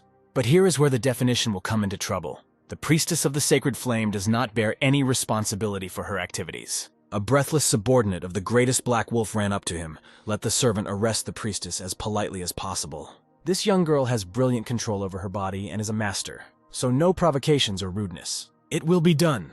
The servant caught his breath and bowed to his master. As the priestess of the sacred flame herself heard, she must bear responsibility. The Blue Flame Priestess obstructed justice and endangered the lives of others, creating a threat to the kingdom as a whole. Therefore, on behalf of Her Royal Majesty, the guard requests the martial artist to conduct herself with dignity as befits her status and to cooperate. So let this diligent executor of the royal will wait a couple of minutes. The priestess of the Blue Flame has something to show him. Where was this parchment lying around? Pridya definitely put it here. The girl started rummaging through her pockets and there it was. Here is the very document that will quickly resolve their current situation. Let the employee take a look at it. Cold sweat ran down his face. The royal guard jumped in horror in his place. What kind of hellish creature is this? What? The girl does not understand why the royal guard is screaming so much and why he is surprised. It is all written there. The royal servant's face was filled with horror and furious disdain. And what did this guy see there? After which the priestess of the sacred flame took the leaflet back into her hands. Pridya apologizes. This is not it at all. And this piece of paper is a portrait of her only student. This blue-haired lady conducts her training in hell or something. Really nice guy. A good-natured smile appeared on the girl's face. He's a real person. Let him put it back quickly. So it means that we need to find the paper parchment again. The priestess of the blue flame began to move her hand further through her inner pockets. This parchment must be correct this time. The clerk cautiously took a new sheet of paper from the girl's hands. Let her study it. The parchment had complete immunity. No matter what the owner of the parchment did, she would not be held accountable by the kingdom. Is this really a real document? Then why would the priestess show it to the guard? It has a seal on it, and where did the girl get it? It is necessary to remember that this happened a long time ago. Then Pridya destroyed one follower of the evil spirit and received this paper from the king. Then His Majesty the King said that the priestess was the savior of the kingdom. His paper came in very handy. Since all the issues have been settled, and no one has the right to encroach on the girl's freedom, Pridya goes about her business. The priestess of the sacred blue flame needs to look into one place, so the girl will not delay anyone anymore. Meanwhile, in a secret underground tunnel, a cute little mouse was enjoying a piece of yellow aromatic cheese, twitching his nose contentedly. The gastronomic pleasure of the tailed gourmet was interrupted by the steps of the protagonist. The young man was in a hurry to get out and remain unnoticed. Then from the darkness of the underground tunnel, Aeneas threw herself on the neck of the dark goddess's disciple, and the demoness tightly embraced her savior. The owner of the underground club is so grateful to the young novice. Aeneas pressed her body into the body of the young man. It is better for her to let Zarant go. What nonsense! The demoness really wants to thank such a wonderful young man. Zarant impressed her and simply saved her. She does not forget such things. Here, The enraged mother of corruption stepped between the two adults and pushed the two away from each other. Aeneas burst into laughter. The child incarnation of the mother of corruption pushed the demoness. Tears began to flow down the cheeks of the capricious girl. She bared her teeth angrily. The demoness of writhing curiosity attached the girl to her body and hugged her tightly. She is also grateful to the corruption for its contribution. The Dark Mother ordered to kill. The girl began to try unsuccessfully to fight off Aeneas's mental onslaught and beat her with her fists. After 10 minutes of strong hugs and grateful kisses, the girl sat exhausted in the chair. Without strength, the child had really had it. By the way, the demoness prepared freshly brewed aromatic tea and sweet crispy cookies for her saviors. The owner of the underground club put elegant cups of fragrant tea on the table. The drink smells truly wonderful. And with fresh spicy cookies, this tea will be much tastier. Let the guests not be shy and try. Saliva flowed from the mouth of the mother of corruption. The protagonist sipped some hot tea from his cup and ate some crispy cookies. As expected, the young man had no taste at all. The dark goddess extended her small bandaged hand for the cookie and took a displeased bite, after which it was as if lightning had struck her. The little goddess felt a real extravaganza of sweet taste. The girl seemed to flutter in spicy clouds. This taste inspired the damage. The girl furiously attacked the crispy pastry, which the goddess Zaranta says the cookies have an amazing taste. The entire demoness's dining room was filled with greedy crunching and grunting. Who would have thought that this girl had such an appetite? The main character was a little late in returning. The young man put a wooden chest in front of the mistress of the house. This is the thing that is so dear to Aeneas. The demoness has already repeated this many times, but still thanks the young man once again. And where is Aeneas's daughter now? Her girl has long since died. A warm picture appeared in the mind of the demoness of curiosity. A charming girl was waving at her on a field filled with sunbeams. The young disciple of corruption really shouldn't worry about the demoness's feelings. Aeneas has been living with this reality for a long time. Everything is fine. Her sweet and brilliant girl lived during the times of the ancient empire, so it would be strange if her daughter still remained with her. The main character nodded understandingly to the demoness. And as for the girl's husband and father, whereas Aeneas' chosen one now, the girl has no husband. In fact, everything is very simple and banal.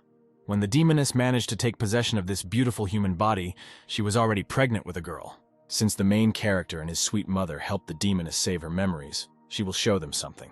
The mistress of the house moved her wooden chest and opened it, revealing her most precious things.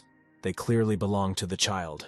In the demonic world, it is customary not to give birth to children in the body they own, because their only goal is to enjoy this world and leave. And along with the child carried in one's own womb and born comes total attachment to the human creation. And such an incredible and unbreakable attachment will inevitably develop into an insatiable and unbearable sadness, because the demon will live longer than a person. Therefore, the demonic race often tries to avoid regrets that will bring sadness, so they do not stay in one body for long. The main character smiled good-naturedly at his interlocutor, but Aeneas had been in this body for a long time, and also decided to keep her child in spite of everything. Aeneas laughed.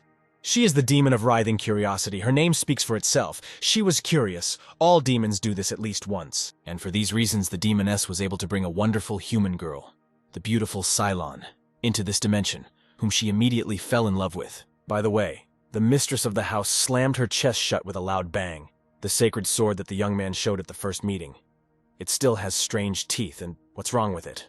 The main character immediately tensed up, not expecting to hear anything good. Let the boy relax. Nothing terrible happened. Is there something wrong with this fantastic weapon? The priest even gave it a name and can't even imagine himself without this deadly big guy. It's okay, Aeneas didn't want to say it right away, so it wouldn't be considered bragging. But this sword was made by the daughter of a demoness. How is that possible? What news? This is an amazing weapon that has no equal. Let the young man give this sword to the demoness. She will show you something. The main character took out his butcher and placed it on the dining table in front of the mistress of the house. The demoness began to read an ancient spell, after which Aeneas sat down contentedly on the back of the chair. The sword began to emit light. The mother of corruption rose up on her chair out of curiosity. A notice appeared that this sacred sword is dedicated to the beloved mother Aeneas. This is the 6th creation of Cylon, the greatest craftswoman of the empire. Considering that this perfect weapon was made by her Cylon, this sacred ancient sword may be related to her other creations. Her charming and inventive little girl loved all sorts of transformations from an early age, so it is quite possible that there are secrets in the sword. The rest of the things in the box are real treasures for the demoness. But let Aeneas not ask to give her her daughter's sword. The mistress of the house nodded her head understandingly. The young man need not worry about this. She had already received everything that was most important for Aeneas. For the demoness of writhing curiosity, only what her daughter gave her herself has value and significance. And the rest of the perfect products were made to be used. Aeneas they were without any need. All these ancient inventions will only take up space. And besides, the demoness is afraid of breaking them.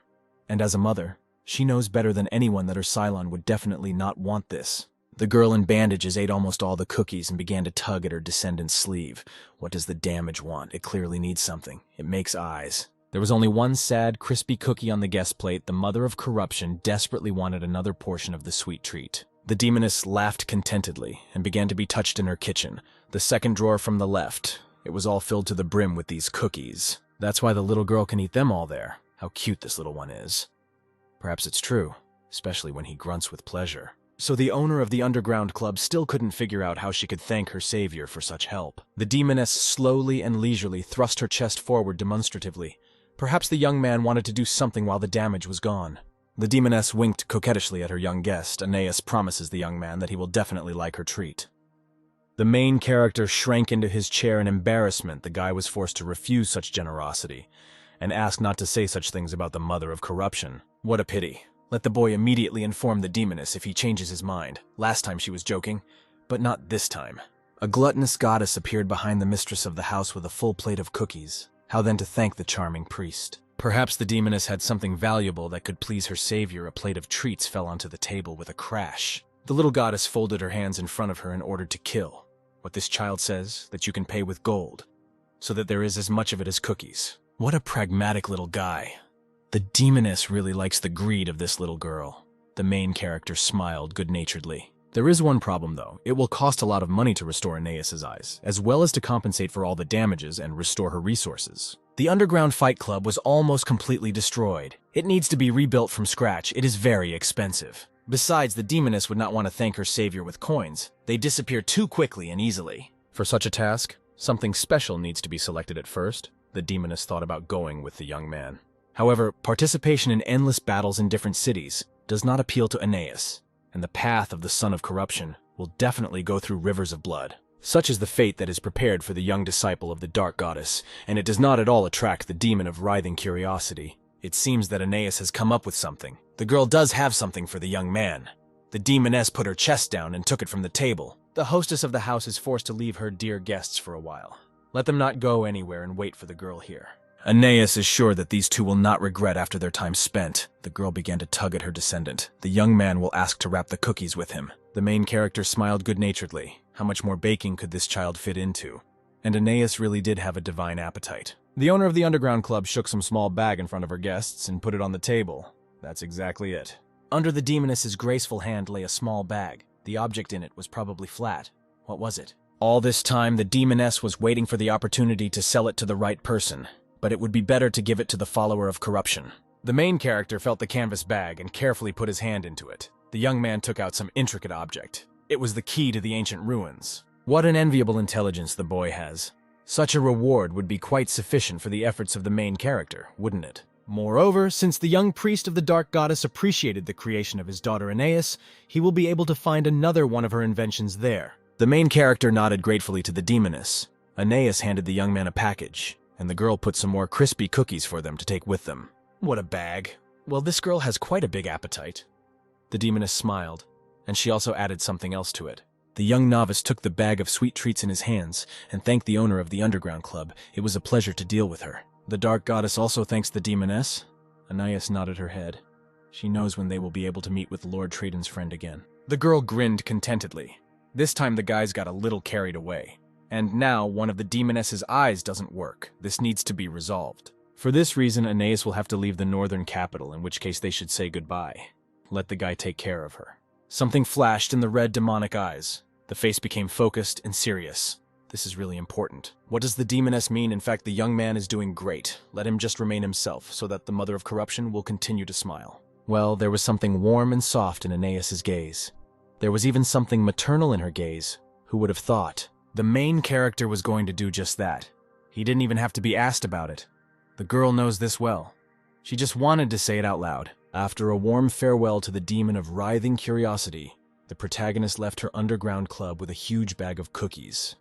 Well, this time the gift for saving the valuables was very generous. The item that is in the ancient ruins should be very useful. An unkind smile appeared on the face of the demoness, who was seeing the young man off. This was an excellent opportunity to carry out her revenge. The young descendant of the Dark Goddess assumes that with his help, his mother will fully regain her divinity. The demoness remembered the heavenly gods. The one who wanted to take away the gift of his beloved and only daughter Aeneas will pay for his insolence. The stitching needle and his pathetic fellow tribesmen would pay dearly for what they had done. The demoness's eyes blazed with the flames of vengeance. The main character was joyfully greeted by the princess of the Ermel family. The novice is fine, he is not wounded anywhere, and Pritia was not accidentally looking for the boy. So we are talking about that incredibly handsome teacher of the young priest of corruption. The girl did not hear that Pritia was looking for her student. The protagonist was a little depressed after what was said, but Darkia received a message from Carmen and Sajid. They are over there now. And why is this girl pointing to the capital's hospital for the wounded? What's wrong with their guys? Are they really in serious condition? Does he have something to worry about? Fortunately, the guys didn't have any fatal wounds, but their treatment is going hard. That hellish monster really battered their friends. The main character sighed heavily. Princess Darkia is also worried about the guys. Since they are here, the priest of corruption wants to personally look at their wounds. The first to catch the eye of the young novice was the youngest son of the Black Wolf family, with the same aristocrata already faithfully watching over his bed. It seems that the young people were once again outpaced, and again these two were hindered. Carmen is so happy to see Zarant and Princess Ermel. The other sounds healthy. Young Valtis shouldn't be upset about such trivial wounds. It could bring shame on his family, a few broken bones and bruises. A restoration priest can handle something like this. The problem is with everyone's favorite big guy. Sajid got it worse. The captain of the Red Bear began to wave his hand in embarrassment. The guys were so happy to see this big guy, they missed these two friends. If Sajida is healed by the priest of restoration, the captain will quickly get back on his feet. The big guy began to awkwardly try to hide his legs in the blanket. This did not escape the protagonist's keen eyes. The young man immediately appeared at his friend's hospital bed and asked him to show his ankle. But why would the priest of the Dark Mother need this? Let Sajid just show his wound. Well, that's what Zarant assumed, what was going on. The divinity of several evil gods has been mixed, which is why it will be difficult for restoration priests to cure it completely. The poor big guy's ankle was too deeply penetrated by the divine threads of various celestial beings, and Sajid had a hard time. And the Dark Goddess can help their friend with this. The problem can be solved if the damage absorbs the divinity of the relic that they received. However, the problem is that such interference will be immediately detected. Something like this cannot be carried out in the northern capital without consequences. Apparently the main character will have to go to the ancient ruins. The young man already has the key, so it's decided. The ruins of an ancient empire are located in an isolated area, so no one will notice anything from the outside. That's wonderful. The young novice's thoughts were interrupted by the voice of his wounded friend. The priest, Zarant, shouldn't worry so much about the guys. Everything will be fine. The priests of restoration said that over time, the divinity of the evil heavenly gods would weaken, so the wounds would heal. However, such a process will not happen quickly. It will take a significant amount of time, which is very unpleasant. Yes, this news is quite burdensome considering the plans of the four friends, and how long it will be necessary to wait for the end of this process, Carmen thought. The priests of restoration said that it takes several months or several years if you bring out the divinity naturally. The girl looked at Carmen with embarrassment. These terms only concern the younger Valtis. The young man rubbed the back of his head dejectedly. In the case of the captain of the Red Bear, natural treatment would take much longer. The guys looked at their friend with concern. There's no need to despair. They are looking for new and more effective ways to neutralize the divinity of the evil gods, so they should succeed sooner. The youngest son of the Black Wolf family apologizes for how things turned out, which is what Carmen is talking about. In such a state and with physical ailments, it will be very difficult for Carmen and Sajid to accompany the heiress of the Ermel family. The girl smiled contentedly. What are these two thinking about now? Let the friends focus on their recovery. The guys want to see their friends healthy. The princess of the great family will be fine if the guys don't mind. They will leave the capital for a few days. The young man has one idea on how to help them. The disciple of the Dark Goddess said this seriously now. Well, of course. Darkia stared at the priest in shock. The young man would explain everything later. Junior Valtis happily thanked his friend Zarant as the best, although the guys would not like to bother the novice and Lady Ermel. Good friends should not worry about such things. They should rely on the priest of corruption. Then they will wait impatiently for his return. By the way, while the main character has not yet managed to leave the hospital ward, guys, he and Carmen need to talk alone. The caring girl and the youngest son of the Black Dogs exchanged conspiratorial glances. What was that? Nothing like that. The friendly girl took the heiress of a great family by the arm and led the girl away from her friend's hospital room. So what was it now? What did the younger Valtus think up again? The main character is distinguished by his enviable insight as always. Carmen is sure that the priest of the Dark Goddess will not find a girl with a heart as big as Darkia's. So let the friend not miss his moment and take advantage of it. What is the point of this strange conversation? Well, the younger Valtus simply assumes that his friend is quite attractive to Lady Ermel. The main character immediately put his palm in front of him as a warning. What nonsense his friend was talking about. That mutant had hit him hard. Their healthy friend intervened in the conversation, to be honest. The captain was sure that these two had been together for a long time. They understood each other perfectly. The dark mother of corruption furiously squeezed the cassock of her descendant. There are no close or personal ties between the main character and the heiress of a noble family. The main character began to stroke his bandaged hand. The damage is constantly near the young man. What else should he explain to the Dark Mother? Well, if the words of the young novice are really true, then there is no point in wasting time and missing such a chance. There will definitely not be another one like it. Well, if that's all the son of the Black Wolf family wanted to say as a parting word, then it's time for the young man to look for a cure. Let them take care of themselves. The young man already misses these blockheads. And so the two young people set off on a journey again. Lady Ermel is so excited it is hardly possible to go to such places together. But with the young man, nothing is scary. And in general, the future head of the great family was so happy about new adventures. Then the girl's attention was attracted by something inside the room. The main character entered the room first. The priestess of the Blue Flame, the same girl, was sitting at the wooden table. The student had not been here for a long time. The princess of the Ermel family swallowed nervously. How beautiful this girl was. Fantastic facial features, hair and eyes the color of ice. And what is the legendary martial arts master doing here? Pridey was not seen after the girl helped the young man escape from the underground club. The priestess of the Sacred Flame smiled contentedly and pointed with her hand to the bench, so that her student could pass by and sit down next to Prydia. The main character nodded obediently, walked up to the dining table and sat down directly opposite his teacher on another bench. Lady Ermel sat down next to him. The face of the incredibly beautiful priestess showed confusion as to why her student did not sit next to Prydia. What else did this mean? The main character treacherously blushed. Cold sweat ran down his face. The master appeared here much later than expected. Everything is explained quite simply. The priestess of the Blue Flame had an urgent matter. The ruler of the Northern Kingdom had a request, especially for the girl. What an honor. It seems that crazy fanatics of evil gods are raging north of the capital. The queen politely asked for help, and the blue-haired priestess agreed. And here the legendary warrior came to tell this news and offer the student to go with her to Eagler if he wishes. Therefore, if a young novice wants to go on a journey with Prydia, then let him go to his bedroom and collect the necessary things. The main character sighed heavily and shook his head. What is this? It's just impossible to fulfill this offer. This is also why something happened. Or the priest of corruption has some problems in Eagler. The young man's goal is in a completely different direction. And also the main character has one very important matter that the young man cannot put off, much less simply ignore, as the student says. The Blue Flame priestess went through so much hardship and shame to help her only student, and Zarin just up and leaves. It was incredibly cruel and mean. How could a young man do this to a girl who had given him so much? Salty tears ran down Prydia's cheeks. This impudent and ungrateful boy even knows what path the girl took to find him here after all. There is no need to blow this topic up.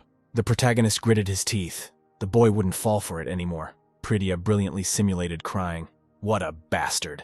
She thought that at least this would work. The only student of the legendary master of combat should know that crystal tears are also a weapon of any girl. Here the emerald eyes of the main character flashed with unkind suspicion. So what is Prydia doing under the table? The guy lived with her for 3 years and knows her very well. Just a minute. The young disciple of corruption roared and slammed his palm on the table. Let the mentor immediately put her hands on the table. If the legendary master of the Blue Flame wanted to simply knock out her student and drag him along by force, then Zarant would be very angry. The martial artist rolled her eyes and pretended not to have any bad intentions. What kind of nonsense was that? Why did the only student of the priestess of the Blue Flame suddenly assume that Prydia would resort to such cruelty? Behind the blue-haired girl's back lies her sword, which she tried to get. Prydia was definitely thinking about this. Let her not pretend. The main character took a few deep breaths and calmed down, so all the words spoken by the young man are true. And right now, the only descendant of the Mother of Corruption really cannot follow his mentor, but will return to her after the mission. Well, so be it. The legendary martial artist is a very compassionate and understanding teacher, so he will agree with Zarant. This blue-haired mentor is understanding and merciful. and who then, for a few more minutes, was going to knock out the priest of corruption and drag him away without his consent. So it means that the two young people really agreed, and the young man does not need to go with the mentor. Everything is so. Priya plans to wait for the student. However, this will only happen if the only disciple of the priestess of the sacred flame is strong enough to not be beaten. Cold sweat began to run down the protagonist's face. Wait a minute, this was the idea of the legendary warrior. The young man understood her correctly. Everything is exactly as it seems. The priestess of the blue flame placed her palms on the table. The backyard of this guest house is quite suitable for sparring. So let the protagonist take his sword and follow his mentor. The priestess raised her weapon. Zarant jumped in horror. Darkia was delighted. What a woman. What was the young disciple of the dark goddess standing frozen in the corner for? The girl coquettishly threw her sword over her shoulder. Priya ordered him to follow her immediately. A silver moon hangs over the northern capital, illuminating the city's night cover, and so the young priest of corruption is ready for a duel with his mentor. The conditions of their long-awaited sparring are very simple and fair. The priestess of the blue flame will use as much power as he does. It is in the interests of the protagonist to give it his all and not spare his physical resources. Let him show what he has learned during this time. Well, so be it. The descendant of the dark goddess pulled out his sacred sword. It will be more difficult for him to move with his beloved butcher. And now the battle will begin. The blue-haired warrior rushed predatorily at her student first. Where did Priya suddenly get such fury from? So the main character must focus on this fight. Zarant knows the priestess better than anyone. After such a blow, the mentor hits him in the chin with her fist. The emerald eyes of the descendant of the mother of corruption carefully followed every smooth and precise movement of his mentor that she makes. The priestess of the sacred flame jumped away from her student and beckoned the young man to follow her with her fingers, Priya provoking the priest to action. The main character angrily clenched his teeth. The boy doesn't like all this, but the young novice shouldn't be beaten today. The legendary master of combat clashed his weapon with his only student. Priya was as perfect and graceful as ever. Nothing changed. Emerald eyes flared with a dark flame of corruption. The young man must defend his intentions and goals. Zarant cannot let down his mother and his friends. The blue-haired warrior parried accurately and with lightning speed, using only a quarter of her real strength. What a strong mentor. The priestess of the sacred flame knocked the weapon out of her student's hands with one aimed blow. So what aspect is important for those who want to become a master? The swordsmanship, honed to the limit and perfection, and the body trained. Cold sweat flowed down the young man's face. The listed things are only the basic conditions. The satisfied priestess gave the young man a good kick in the face. That's nasty. The main character flew away from his mentor with a loud slap. Zarant began to rub the place of the blow. If these things were enough, everything would be so simple. In that case, it only took the priestess of the sacred flame 5 years to become a martial arts master. Sometimes the legendary warrior can be too arrogant, it's true. But what can you do? The student knows her well. So the most important thing in any fighter is always his heart. The legendary warrior jabbed her sword into her student's chest. The main character doesn't quite understand what this could mean. Let the teacher explain to him. The student's upset face is so cute. Wow. Everything is very cyclical. A master of combat can direct his will into his weapon, and then he can cut even what was previously impossible. And in order to possess such a level of supreme mastery, the main character needs to make his heart independent of others. However, it will be very difficult for the young novice to cope with this.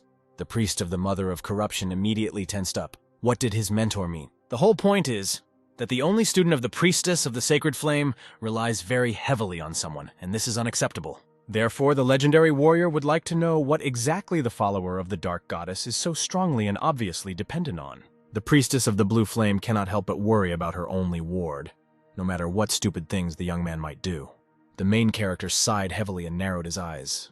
The young man cannot answer this question to the girl. Zarant cannot admit to her that he serves corruption. The young descendant of the dark goddess has long served the goddess of evil, and each time Zarant is resurrected, their connection with his mother of corruption deepens further. The dear and only student of the legendary warrior of the blue flame understands perfectly well what his mentor is talking about now. Of course, this is true, but the main character simply cannot admit it and reveal it, because this is no longer just his personal secret. It is wrong. The priestess of the sacred flame, as always, sees through the soul and heart of the people around her. Priya removed her sword from her student. The blue-haired priestess is overjoyed that the two of them were able to meet again, but the girl's heart freezes when their swords touch. Apparently, this is due to the fact that the skills and abilities of the young man are very far from the heights of the master. But that is not the point at all. How to express this as clearly and intelligibly as possible, the blue-haired mentor's heart stops because it aches for him in a motherly way.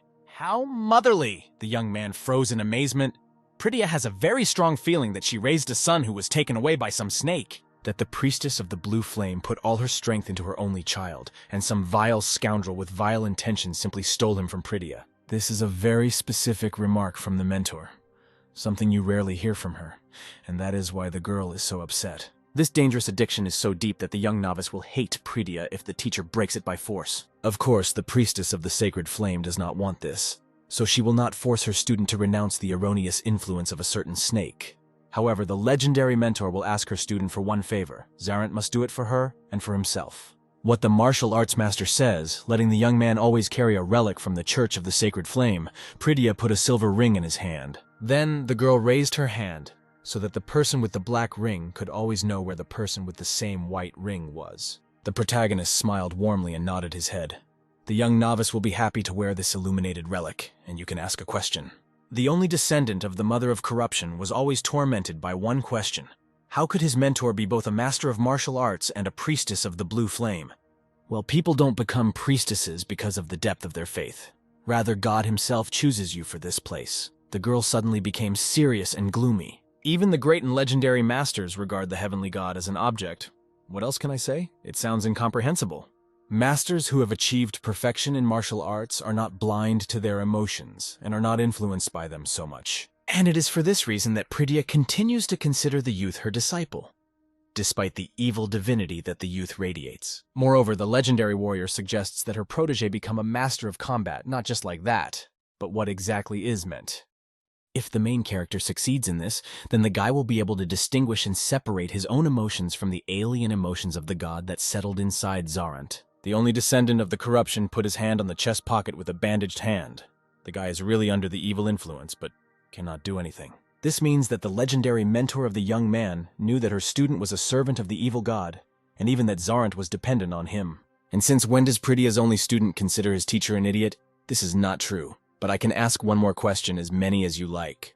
But why did the young man become Pritya's student? After all, there are people much more talented than him. They are more suitable for such an honor. In general, the priestess of the sacred flame expected a more difficult question when the young man began to doubt, but it turned out to be simple. So the blue-haired girl was raised with the sword of the Church of the Holy Flame from childhood. It was not the girl's choice. The legendary warrior didn't even have time to look back due to endless training, as she was left in complete and oppressive loneliness. Well, then one clear day, the blue-haired priestess met a cute boy with a club at the pond, who jumped at the sight of her. And those 3 years that the young people lived and spent together are, without exaggeration, the happiest in Pritya's life. And such a bright and all-consuming happiness could only be surpassed by the feeling of loss that fell upon the girl from the departure of her only student. Of course, the girl with blue hair can no longer become who the priestess of the sacred flame was before that fateful meeting with Zarant. Now the legendary mentor feels affection and a sense of responsibility. Pritya needs the young man. Zarant is important to her. The wise teacher placed her palm on her student's cheekbone, because only next to this funny boy can the girl feel happy. Meanwhile, in one of the secret underground passages of the secret organization Elec, the piercing cries of Hilden were heard. What the hell are these degenerates doing? Hilden got mad with a knife in his hands. Their central headquarters was destroyed because they didn't catch Princess Ermel. The head of the eastern branch, Ila, is not to blame here. It is Hilden who is to blame for everything. So the cowardly and lying traitor must die. Well, Hilden got into trouble on the other hand. What did a man expect, doing dirty deeds and walking over the heads of other scoundrels? Archer's arrows flew towards the head of the eastern branch. Hilden went on the run, and mercenaries began to pursue him. Hilden begged and cried out for someone's help. Now the obliging little bastard is even ready to kiss the butt of the one who saves him. The head of the branch of the secret organization means this quite seriously. A deafening explosion thundered behind Hilden. What? The cowardly bastard immediately turned to the tongues of flame. So that means the man is saved, and he will really live on. But to whom does Hilden owe his miserable life? To whom is the vile lackey now obliged to serve, if not this pompous lizard? Hilden fell to his knees in the middle of a mountain of corpses. Could it be that the third prince had arrived to save us from the moon? Well, Prince Draco didn't come here for a picnic. So let this cowardly sissy wipe his tears and follow the third heir to the Dragon Kingdom. If he falls behind, Vadis will abandon him. Hilden nodded his head obligingly, while the man takes back his words about the stupid lizard. Glory to the great Dragon Prince. Why is the head of the Eastern Branch so slowly dragging himself behind his master? What is this obliging slug thinking about there? Wait a minute. If this idiot even imagines kissing the third heir of Draco's butt, the prince will blow his head off. Vadis Draco clenched his fist furiously. A fiery flame gushed out behind his back. Everything was clear to Hilden. The servant nodded in fear. Meanwhile, 2 young travelers have already arrived at the right place for the deposit, so all the coordinates point to this location. The boys spent 5 whole days getting to this point. These guards could be mountain bandits, it's possible, but the young man is not sure. The heiress of a great family intends to distract these guards with her fire, and in the process burn down the entire forest. Well, here comes that rudeness again. First, you need to try to talk to these guys. Maybe they will turn out to be adequate and understanding, and only then knock them out by force. The main character turned to his companion. The young man asks the future head of the noble family to prepare his magical attack. The attention of the mustachioed guard in the robe was drawn to some movement right under his nose. And what else was going on there? Who was hiding there? The main character emerged from the dense forest and began to slowly approach the guards at the cave. Massif let the traveler stop immediately. Who is this brat, and what is he doing here? The young man smiled. Zarant is a priest of the goddess of support. He was called here to deal with the mountain bandits. If a guy wants to go further, he must hand over all his weapons. But a disciple of corruption cannot do this until he is sure that they are not bandits. In this case, the only descendant of the damage will not pass further, so let him not waste someone else's time and get out of here. The strength is 3 fingers. The mustachioed private warden's face showed amazement and bewilderment. A magician or something. Where did this guy come from? The guard became furious. The protagonist laughed good-naturedly. Let the man call someone with whom he could come to an agreement. The guardsman angrily clenched his teeth and muttered something unintelligible under his breath. The brat had completely lost his fear. He would teach him a lesson for his insolence. This puppy thinks that the ordinary caretaker is a complete idiot or something. The mustachioed guard rushed towards the main character. The disciple of the dark goddess blocked the attacker's attack with one blow and knocked him out with the edge of his palm. The young man did not say such a thing. The golden eyes of the heiress of the great family widened in fear. Let the young man leave there immediately. The girl will help him. Then a magical sphere appeared above the main character's head. Thunderbolts began to fly out of it, and a cold rain began to fall. The princess of the Ermal clan will strike anyone who comes close to this young man with her thunder lightning, so the girl needs to calm down immediately. What is Darkia doing? There is absolutely no threat. Why is the girl so worked up? The heiress is about to destroy everything around her. So the young man had already knocked out this impudent bastard. So that guy was simply doing his duty, and did not want to make concessions. Why such a reaction? However, Princess Ermal was already in high spirits, and what if they didn't have to fight with the other guys? The girl would roast them all. Here the conversation between the 2 travelers was interrupted by a huge lady with a cute horn on her forehead. She was frantically and serenely enjoying the drops of cold rain. How the stranger with the horn loves the rain, this means that they will not have to go anywhere. The woman noticed the guys and saw an unconscious soldier. So who are these 2 wet teenagers, and for what reason did these kids knock out the guard of their commune? An awkward silence fell. The main character introduced himself again and smiled good-naturedly. The boy's name is Zarant. He is a disciple of the goddess of support. And this girl with ash-blonde hair and golden eyes is called Darkia. She is the future head of the Ermal family and the daughter of Kalta the Smiling. So that's how it is. The woman kindly bowed to Her Highness the Princess, and she is the head of the kingdom's archaeological group. The friendly and good-natured archaeologist's name is Fosarina, and it is a great honor for one woman to meet and get to know the princess. The guys ended up in this location at just the right time. The local mage of the archaeological group is very poor at elemental rain magic. Fosarina is very grateful to the travelers for helping their group with this issue. Darkia is glad to be of use. The head of the archaeological team also apologizes for that idiot on the ground. His name is Tran, and he is always rude and impudent. So, Fosarina had wanted to knock him out for a long time. This is a real gift. The manager would have fired the bastard long ago if he didn't have magic. However, the one-horned woman had a natural question: what are these children doing here, since the excavation site of the ancient ruins is kept a closely guarded secret? The main character intervened in the conversation. The travelers arrived here following the coordinates of this key. Could this really be the key to an ancient civilization? Wow, that's news. The head of the archaeological group squealed quite loudly. And Fosarin can go inside the ruins with the guys. To be honest, the disciple of the Dark Goddess does not think that this is possible. Well, the woman did not mean it right away. Fosarina smiled. She meant after the travelers had sorted out their tasks inside, then she would like to visit the ruins. Please, please, the head of the archaeological group could not even dream of such a thing. Let the children understand her situation. The main character thought hard about the request of his new acquaintance. The one-horned researcher was very friendly. But the young man did not need extra eyes. The young priest's thoughts were interrupted by a woman's deep voice. And how good was the boy's knowledge of the ancient ruins of the empire? Well, no more than ordinary people, and so the ruins of the ancient empire are divided into two categories, which the young man knows or not. The first category of ancient imperial ruins are those that are hidden in isolated spaces and can only be opened with a key. And there is a second category of ancient ruins of their civilization, similar spaces buried under the thickness of the earth. As the young travelers have already guessed, the goal of this archaeological group is the second category of ancient ruins. Wow! That is, Fosarina wants to say that her group is trying to excavate the ancient ruins of the empire, which are hidden right here. That's exactly it. While their research team is trying to find the connection between the two categories, they are not interested in the objects hidden within them. In this case, the main character has no reason to reject Fosarina's sincere request the archaeologist can go with the guys. Is this really true? The young man nodded contentedly. A huge woman with a horn approached him and began to shake his hand gratefully. But there is one important point. For sure, when their group returns from the ancient ruins, they will be exhausted. They will be able to use their place to rest, of course. How many people does the head of the archaeological group want to take inside with him? Is that everyone, or will more come from headquarters? There is no need to worry about this at all. Fosarina will only take her own people. Her entire full-fledged team is already assembled here. The protagonist smiled and asked if the one-horned woman was confident in her decision, and if her group was too small. Their archaeological organization does not bring in much money. The underground ruins are often in poor condition, and sometimes no artifacts can be found. Well then, such a small group of archaeologists will not be a problem. It is simply wonderful news. And so the heiress of a great family and the owner of magical abilities handed over in her hand the ancient key to the ruins. The adventure begins. Since Lady Ermel was a mage by birth, the ancient empire's teleportation window opened before her. The girl inserted her key into the magic keyhole and turned it several times, and a large portal to ancient ruins opened before the travelers.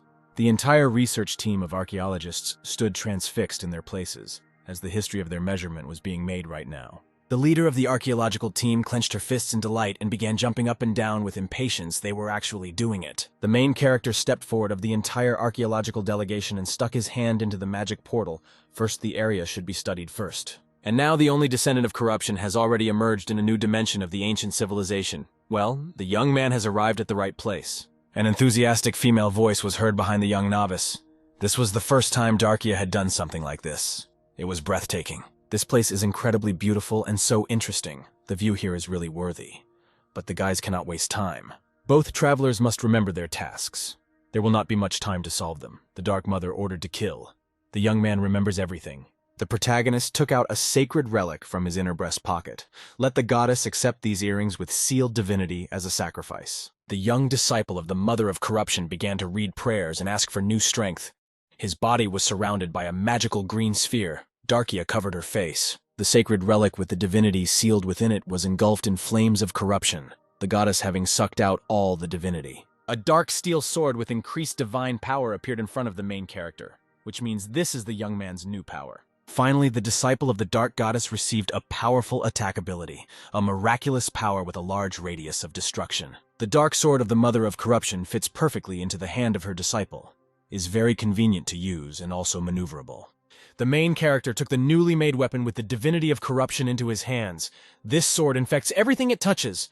The young man is very pleased. Here the attention of the inspiring descendant of the Dark Goddess was attracted by something. Just a minute. The young man's hand began to rot right before his eyes, after which the limb of the young disciple of corruption decomposed and fell off from its carrier, and the power of defeat was completely unimaginable. If this divine sword can have such an effect on even a Dark Mother priest in a matter of seconds, then how can one use this thing? Of course, the Acolyte of Corruption is very grateful to his goddess for such a generous gift, but it would be great to include instructions with it. The heiress of a great family suppressed her gag reflex with great difficulty. There was no need to worry. The young man's hand would soon recover. Then, from the inner pocket of the Priest of Corruption's robe, a green light began to emanate. What was going on there? Why was the goddess suddenly so agitated? The Mother of Corruption appeared before the young people in the guise of a teenager, which means that the goddess also changed after absorbing the divinity. The bandaged teenager knocked his descendant off his feet. Well, Princess Ermel looked at the damage in amazement. There was no trace left of the little one. The protagonist sheepishly stroked his mother's head. The corruption had grown so much in a matter of moments from a little girl to an almost grown lady. The Dark Mother looked guiltily at her descendant. It was okay. The young man's hand was practically no longer hurting and would soon heal. Lady Ermel intervened in the conversation. The girl had a great idea. Why shouldn't the mother of corruption take this punitive, poisonous sword? The hands of the Dark Goddess will not begin to rot from this black, destructive virus, and this girl has no shortage of dexterity, does she? And what will they do if suddenly the mother of the damage is wounded in battle? There is no need to follow the lead of their own whims and boredom. However, the teenager did not want to hear anything, and belligerently clenched her fists, because Zarant was dependent on her. It would be better to do the following first. You need to make sure that the damage can use this weapon at all. The divine embodiment of corruption clapped her hands contentedly and nodded to the young man. The priest summoned his new deadly weapon. The bandaged teenager watched her descendant's movements with concentration and called his slaying sword to her. The Dark Goddess proudly held her hand with the sword in front of her. Boasting of her strength and invincibility, the young man called out to her. Let the Dark Goddess look at her bandaged hand now. There was obvious guardianship and worry in the boy's voice. The teenager roared in pain and threw the damaging weapon to the ground. Her hand began to rot. Well then, why was it necessary to create such a sword? The teenager sat down on the ground and began to demonstratively shed tears. Pointing to her hand, the priest of corruption began to run around her and console her. The main character put his mother's palm into his own. Well, what's the matter? It doesn't look so bad. Her descendant's hand had completely rotted and decomposed. Zarant promised to protect his Dark Goddess. Do not blame yourself for carelessness, because the corruption was just curious to try this sword. Princess Irimal approached these two. It was all very strange how this weapon of the Dark Goddess could harm its creator. And why create something that has no possibility of being used? In the end, they both suffered because of a bad idea. After all, it's somehow stupid. For what reason is the mother of corruption capable of injuring her own power? The teenager immediately began to roar furiously. It's all Darkia's fault! What? Zarant interrupted his goddess's hysteria. The girl had nothing to do with it. You can't shift the blame onto others. The damage didn't return all its divinity. By the way, the matured corruption was able to pronounce another new word. You, her disciple, is very proud of his mother's successes. The mother of corruption pointed her finger at herself rather contentedly. The goddess really loves praise and veneration of her follower. The tears immediately evaporated. The main character warmly patted the girl's head. The damage shouldn't worry about anything. In due time, it will cope with everything. You need to gather all its strength. The only descendant of corruption sat down on one knee. The mere presence of dark matter gives him strength. Some strange relationship between these two. To be honest, the girl began to notice that the guy was under the strong influence of damage, and it was unknown how harmless it was, how the young man's hands were. The main character examined his limbs. Everything returned to normal and healed. In this case, it is better not to waste time and go inside. The disciple of the Dark Goddess exchanged satisfied glances with his mother. The girl knew what needed to be done next. The divine embodiment of corruption clapped her hands. Everything around her was illuminated by earthly flames, and a summoning golem appeared above her head. The young novice smiled contentedly. They had not seen the monster of corruption for a long time. The young man hoped that the golem was doing well. The Dark Goddess's summoning beast hit its chest and let out a warlike roar. This big guy is in perfect order. And why are all three of them looking so suspiciously at the summoned golem of corruption? The monster senses some kind of nasty trick. The young follower of the Dark Goddess is very glad that the monster is okay. But could the golem take this item in his hand? The summoning monster scratched the back of its head and spread its arms, after which the golem brought its hand to the striking sword and squeezed it. And how does the giant assistant of the Dark Goddess feel? It seems like everything is going well for the golem. The monster doesn't even understand what's going on. A few seconds later, a painful roar was heard throughout the entire space of the ancient ruins of the Empire, and the monster's hand began to rot. After which the giant's hand fell off completely. Well, I must say, even this big guy can't hold the striking sword. What a gift. A huge hand in black armor fell heavily onto the rocks next to the feet of the poor summon monster. Another one lost a limb. The summoning demon turned red with rage and resentment, staring at the vile boy in the cassock, profuse saliva dripping from his mouth. Zarant immediately began to guiltily press his neck into his shoulders. The guy apologizes to the big guy. They have been through so much together. How could this ruin their friendship? This new weapon still needs to be sorted out and tinkered with. There is little time left. They should enter the ancient ruins. The main character politely asked his giant friend to help the travelers get through this location. The golem roared belligerently. Cold sweat was running down the face of the heiress of a great family, so what will the guys do, because this space is very dangerous and unpredictable? Their small team doesn't have someone to check every corner for any traps, and that's a problem. But young people can simply let the summoning monster of corruption destroy everything in its path, which will reduce the risk of a threat to their safety. The protagonist carefully observed the crash sites from which the giant of corruption paved the way for people, while everything was quite peaceful. Here, the monster's attention was attracted by something. The golem clearly tensed up, and then predatorily rushed to the side, where the stone guardian of the ancient ruins is located. The dark goddess's summoning giant dealt with the stone block in a matter of seconds, but the second guardian of the ruins was already approaching the golem. Princess Ermel feels unwell on the sidelines. The golem might need help and intervene. The girl is ready to use her magic. For now, these two can only watch, and wait spells against these stone guardians are ineffective. The young man knows this firsthand. The giant monster of corruption loomed triumphantly over the stone guard. Why was the big guy looking at that brute so angrily? A memory of how the same guys beat up the poor giant in a crowd flashed through the mind of the summoned monster. The golem was very offended then. The main character then made peace with the monster with great difficulty. The golem threateningly hit itself in the chest and roared belligerently. This stone cyclops has big problems. He will have to pay for his relatives. Now the golem of corruption has become much stronger after the improvement. The white giant, with one sharp movement, dealt a stunning blow with his giant axe to his enemy. The summoning monster received several crushing blows from the golem, and a pillar of light burst out from the blue crystal. The entire space of the ancient ruins began to hear the excited squeals of the teenager. The goddess jumped with pom-poms of the fans and cheered for the golem. The Dark Mother of Corruption ordered to kill. Her summoning assistant roared enthusiastically.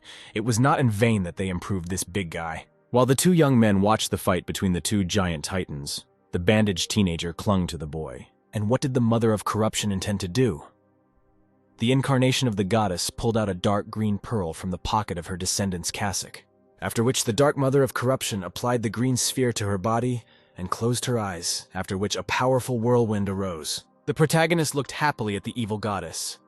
Could it be that the Mother of Corruption had decided to try again to extract divinity from this pearl? The teenager nodded her head contentedly. This time the damage really worked. The pearl split into two parts. Well, now the young man can call the corruption a goddess.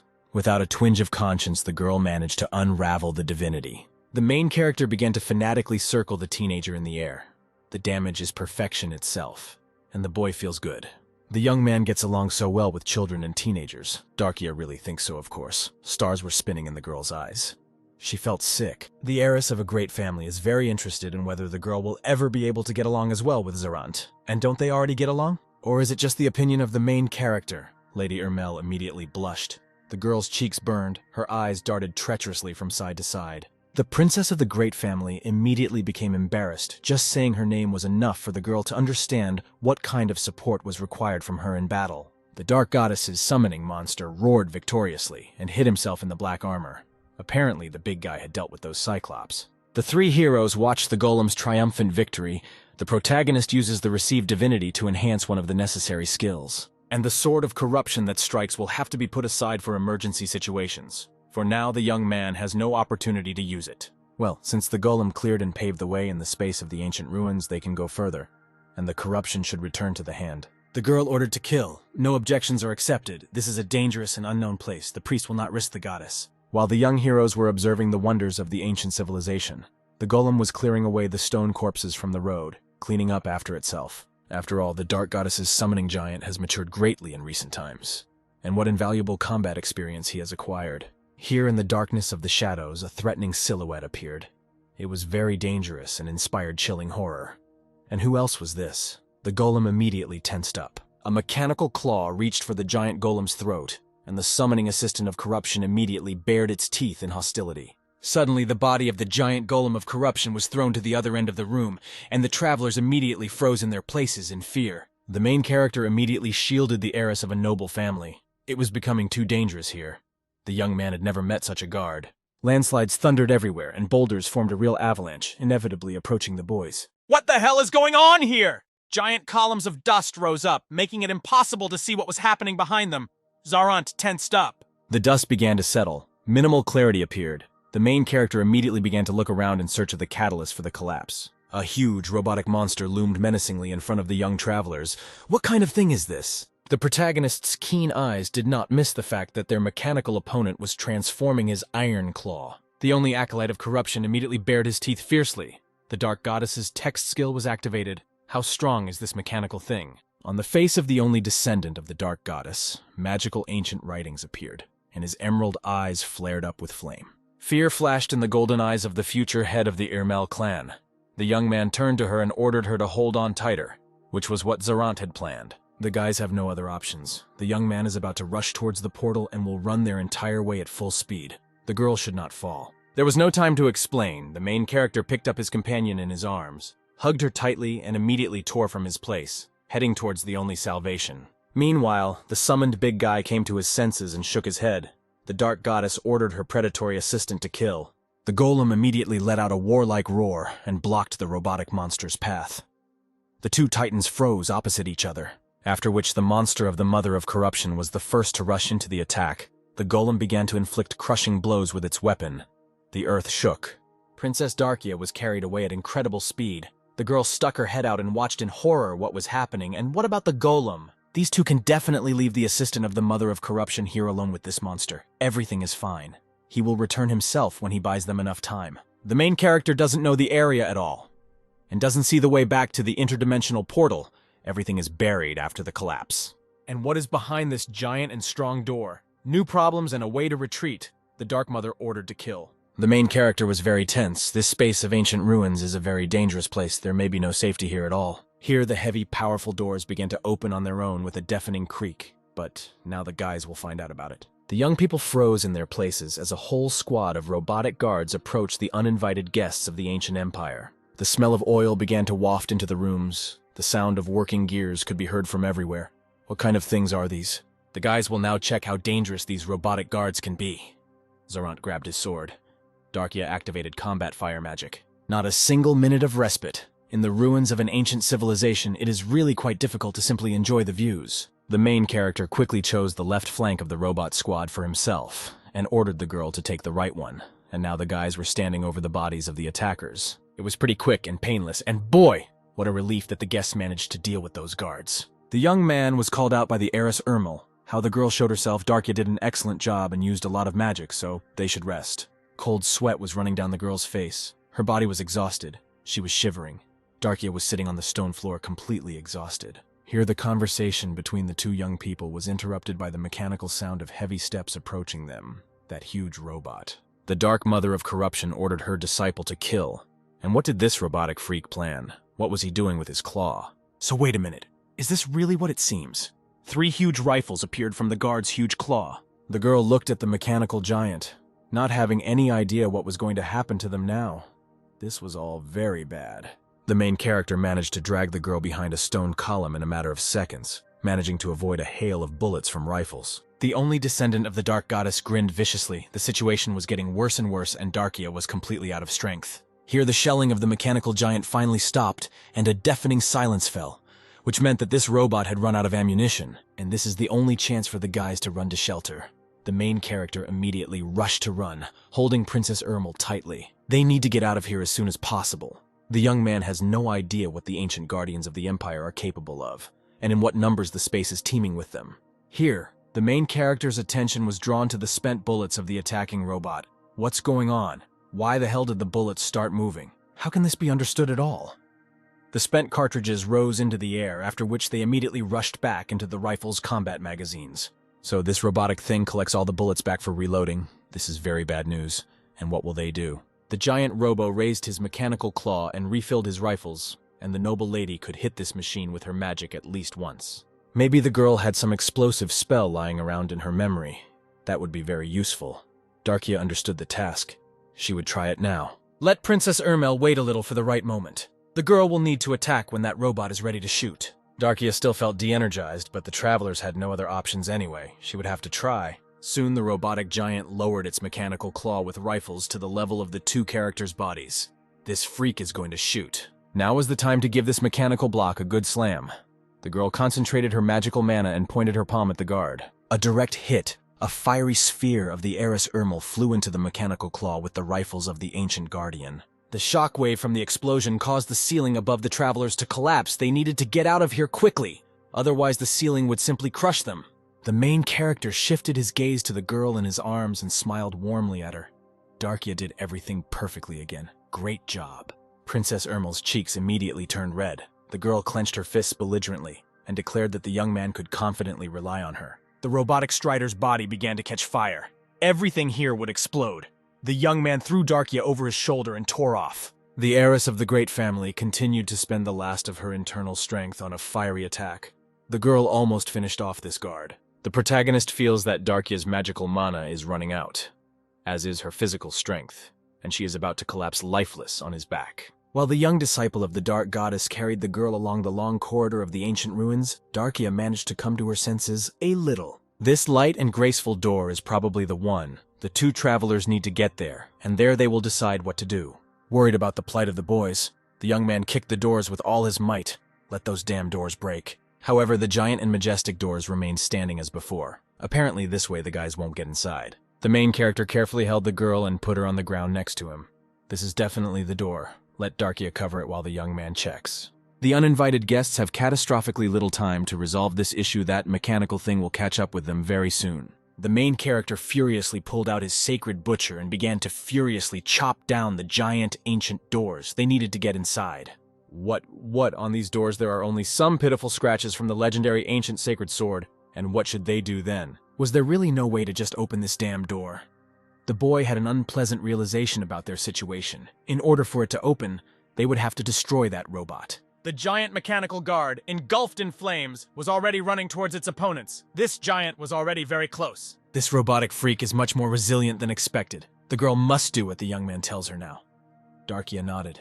The girl was breathing with difficulty and standing on her feet. The main character promises that this will be the last time the Dark Mother's text is activated. The heiress of a great family just needs to hold out a little longer. These two will succeed. They just need to be patient a little longer. Here is this mechanical bastard, the guardian of an ancient civilization, once again trying to collect used cartridges and return them back to the rifle clips. This is exactly the moment that the protagonist is counting on. The disciple of the Mother of Corruption threw his sword into the claw with one movement, after his descendant of the Dark Goddess carefully watched the trajectory of his weapon and waited for the right moment. Now is the time. The heiress of the great family immediately took action. The girl began to concentrate her spiritual mana again, transforming it into combat fire magic. The princess of the Irmal clan released a devastating pillar of flame from her hands. The robot stared questioningly ahead, after which the girl lost consciousness. Her body went completely limp and began to fall to the ground like a heavy weight. There would be no more spells. The heiress of a great family is now completely defenseless. The young man cannot run up to her without attracting the robot's attention. The main character will have to finish off this mechanical guardian of the ancient ruins on his own. The old-fashioned way, the young man jumped up and raised his sword. Wait a minute, here's the solution. The young novice stuck the sword into the robot's head and activated the devouring weapon of corruption. It should work. The descendant of the Dark Goddess stared at his limbs and cursed.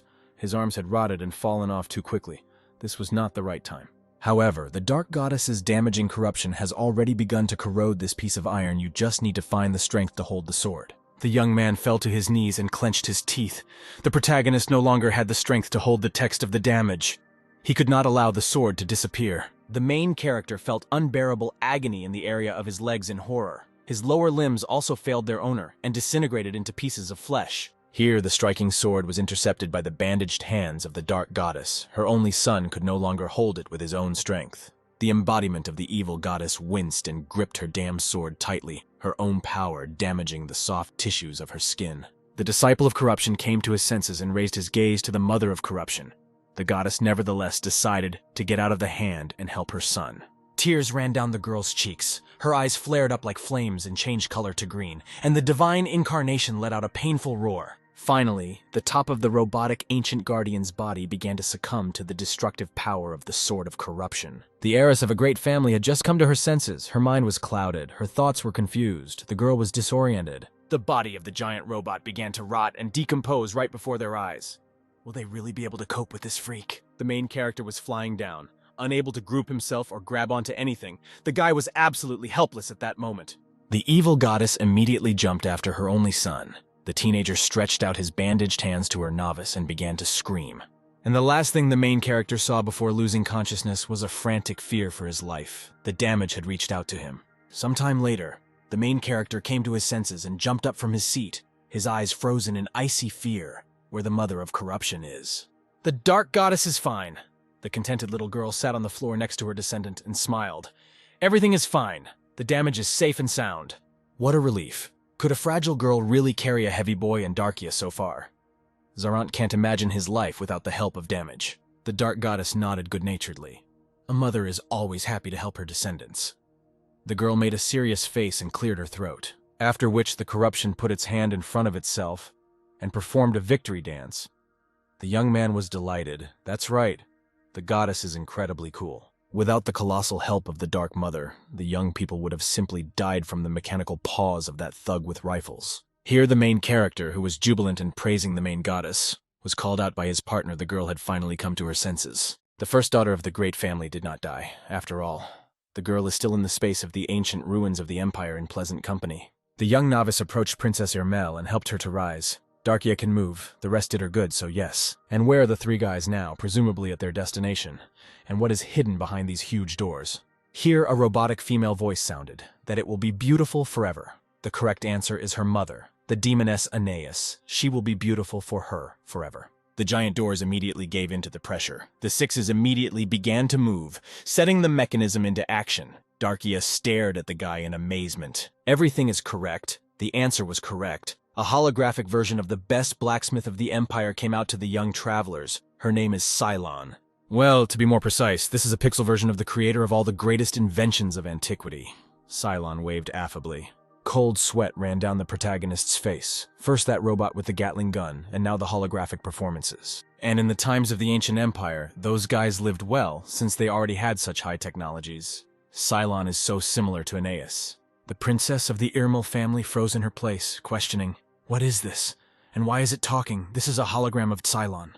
The creator of the best inventions began to repeat her text again. Why is she doing this? It's all because the guys are standing in one place. You need to go inside.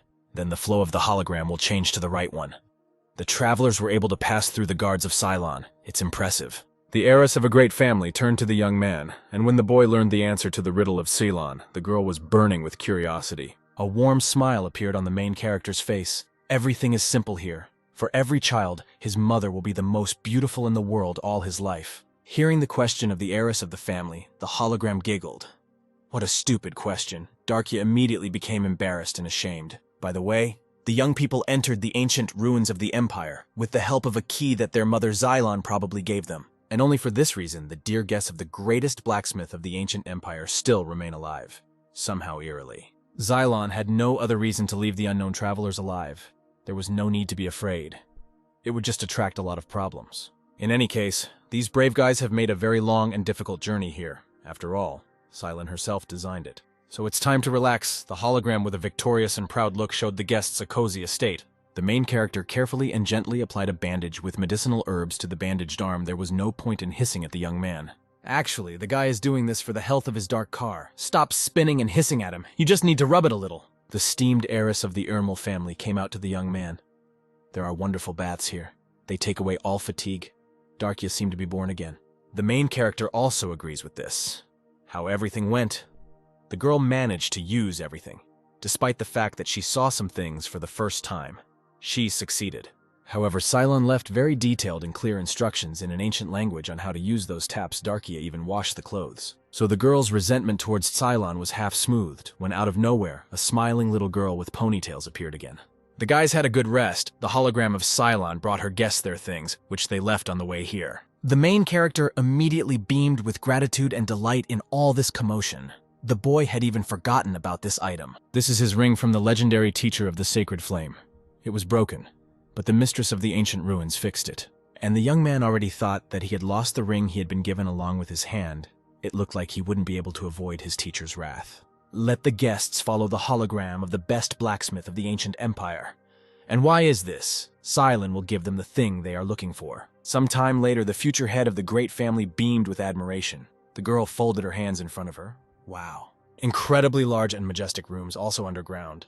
It's just crazy how they managed to build it at all. The hologram stopped and turned to its interlocutors. So which of the two young seekers wants to get item number 1? Then the teenage incarnation of the dark goddess appeared and pointed her finger at herself in an offended manner, attracting the attention of everyone else. The protagonist scratched his head in embarrassment. The Dark Mother asked to correct the text of Cylon. Which of the 3 seekers wants to get the first item? The young novice broke into a wide smile and pointed to himself.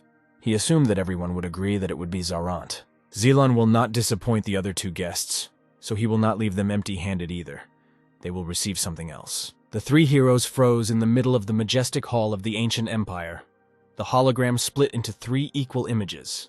Let the guys follow them. The young descendant of the dark goddess entered a small room, following the hologram of Aeneas' daughter. This is the latest work of Cylon, item number 1. Honestly, given the girl's imagination and phenomenal talent beyond time, the guy is even afraid to imagine what it could be. Let the boy feel free to wear this black bracelet on his dominant hand, as its creator pleases. In a matter of seconds, the mechanized bracelet adjusted to its wearer. Wow. This invention changes sizes. Then, from the invention of the greatest blacksmith of the empire, a green light began to emanate, and some kind of inscription appeared on the bracelet. A satisfied smile appeared on the smile of the phenomenal little girl with pigtails. Don't be scared, it's just registration. So the main character has successfully completed the registration of the invention, and now let the guy boldly press the button and shout the word, activation. So let the young man not show off and do what he was told. The boy's cheeks immediately flushed. Zarant carried out the necessary actions. Here, a green aura began to emanate from the protagonist's right dominant hand again, and the skin of the hand began to be covered with a metal shell. What the hell is going on? After which, Zarant's hand suddenly turned into a robotic one. The young man screamed. His hand was completely intact.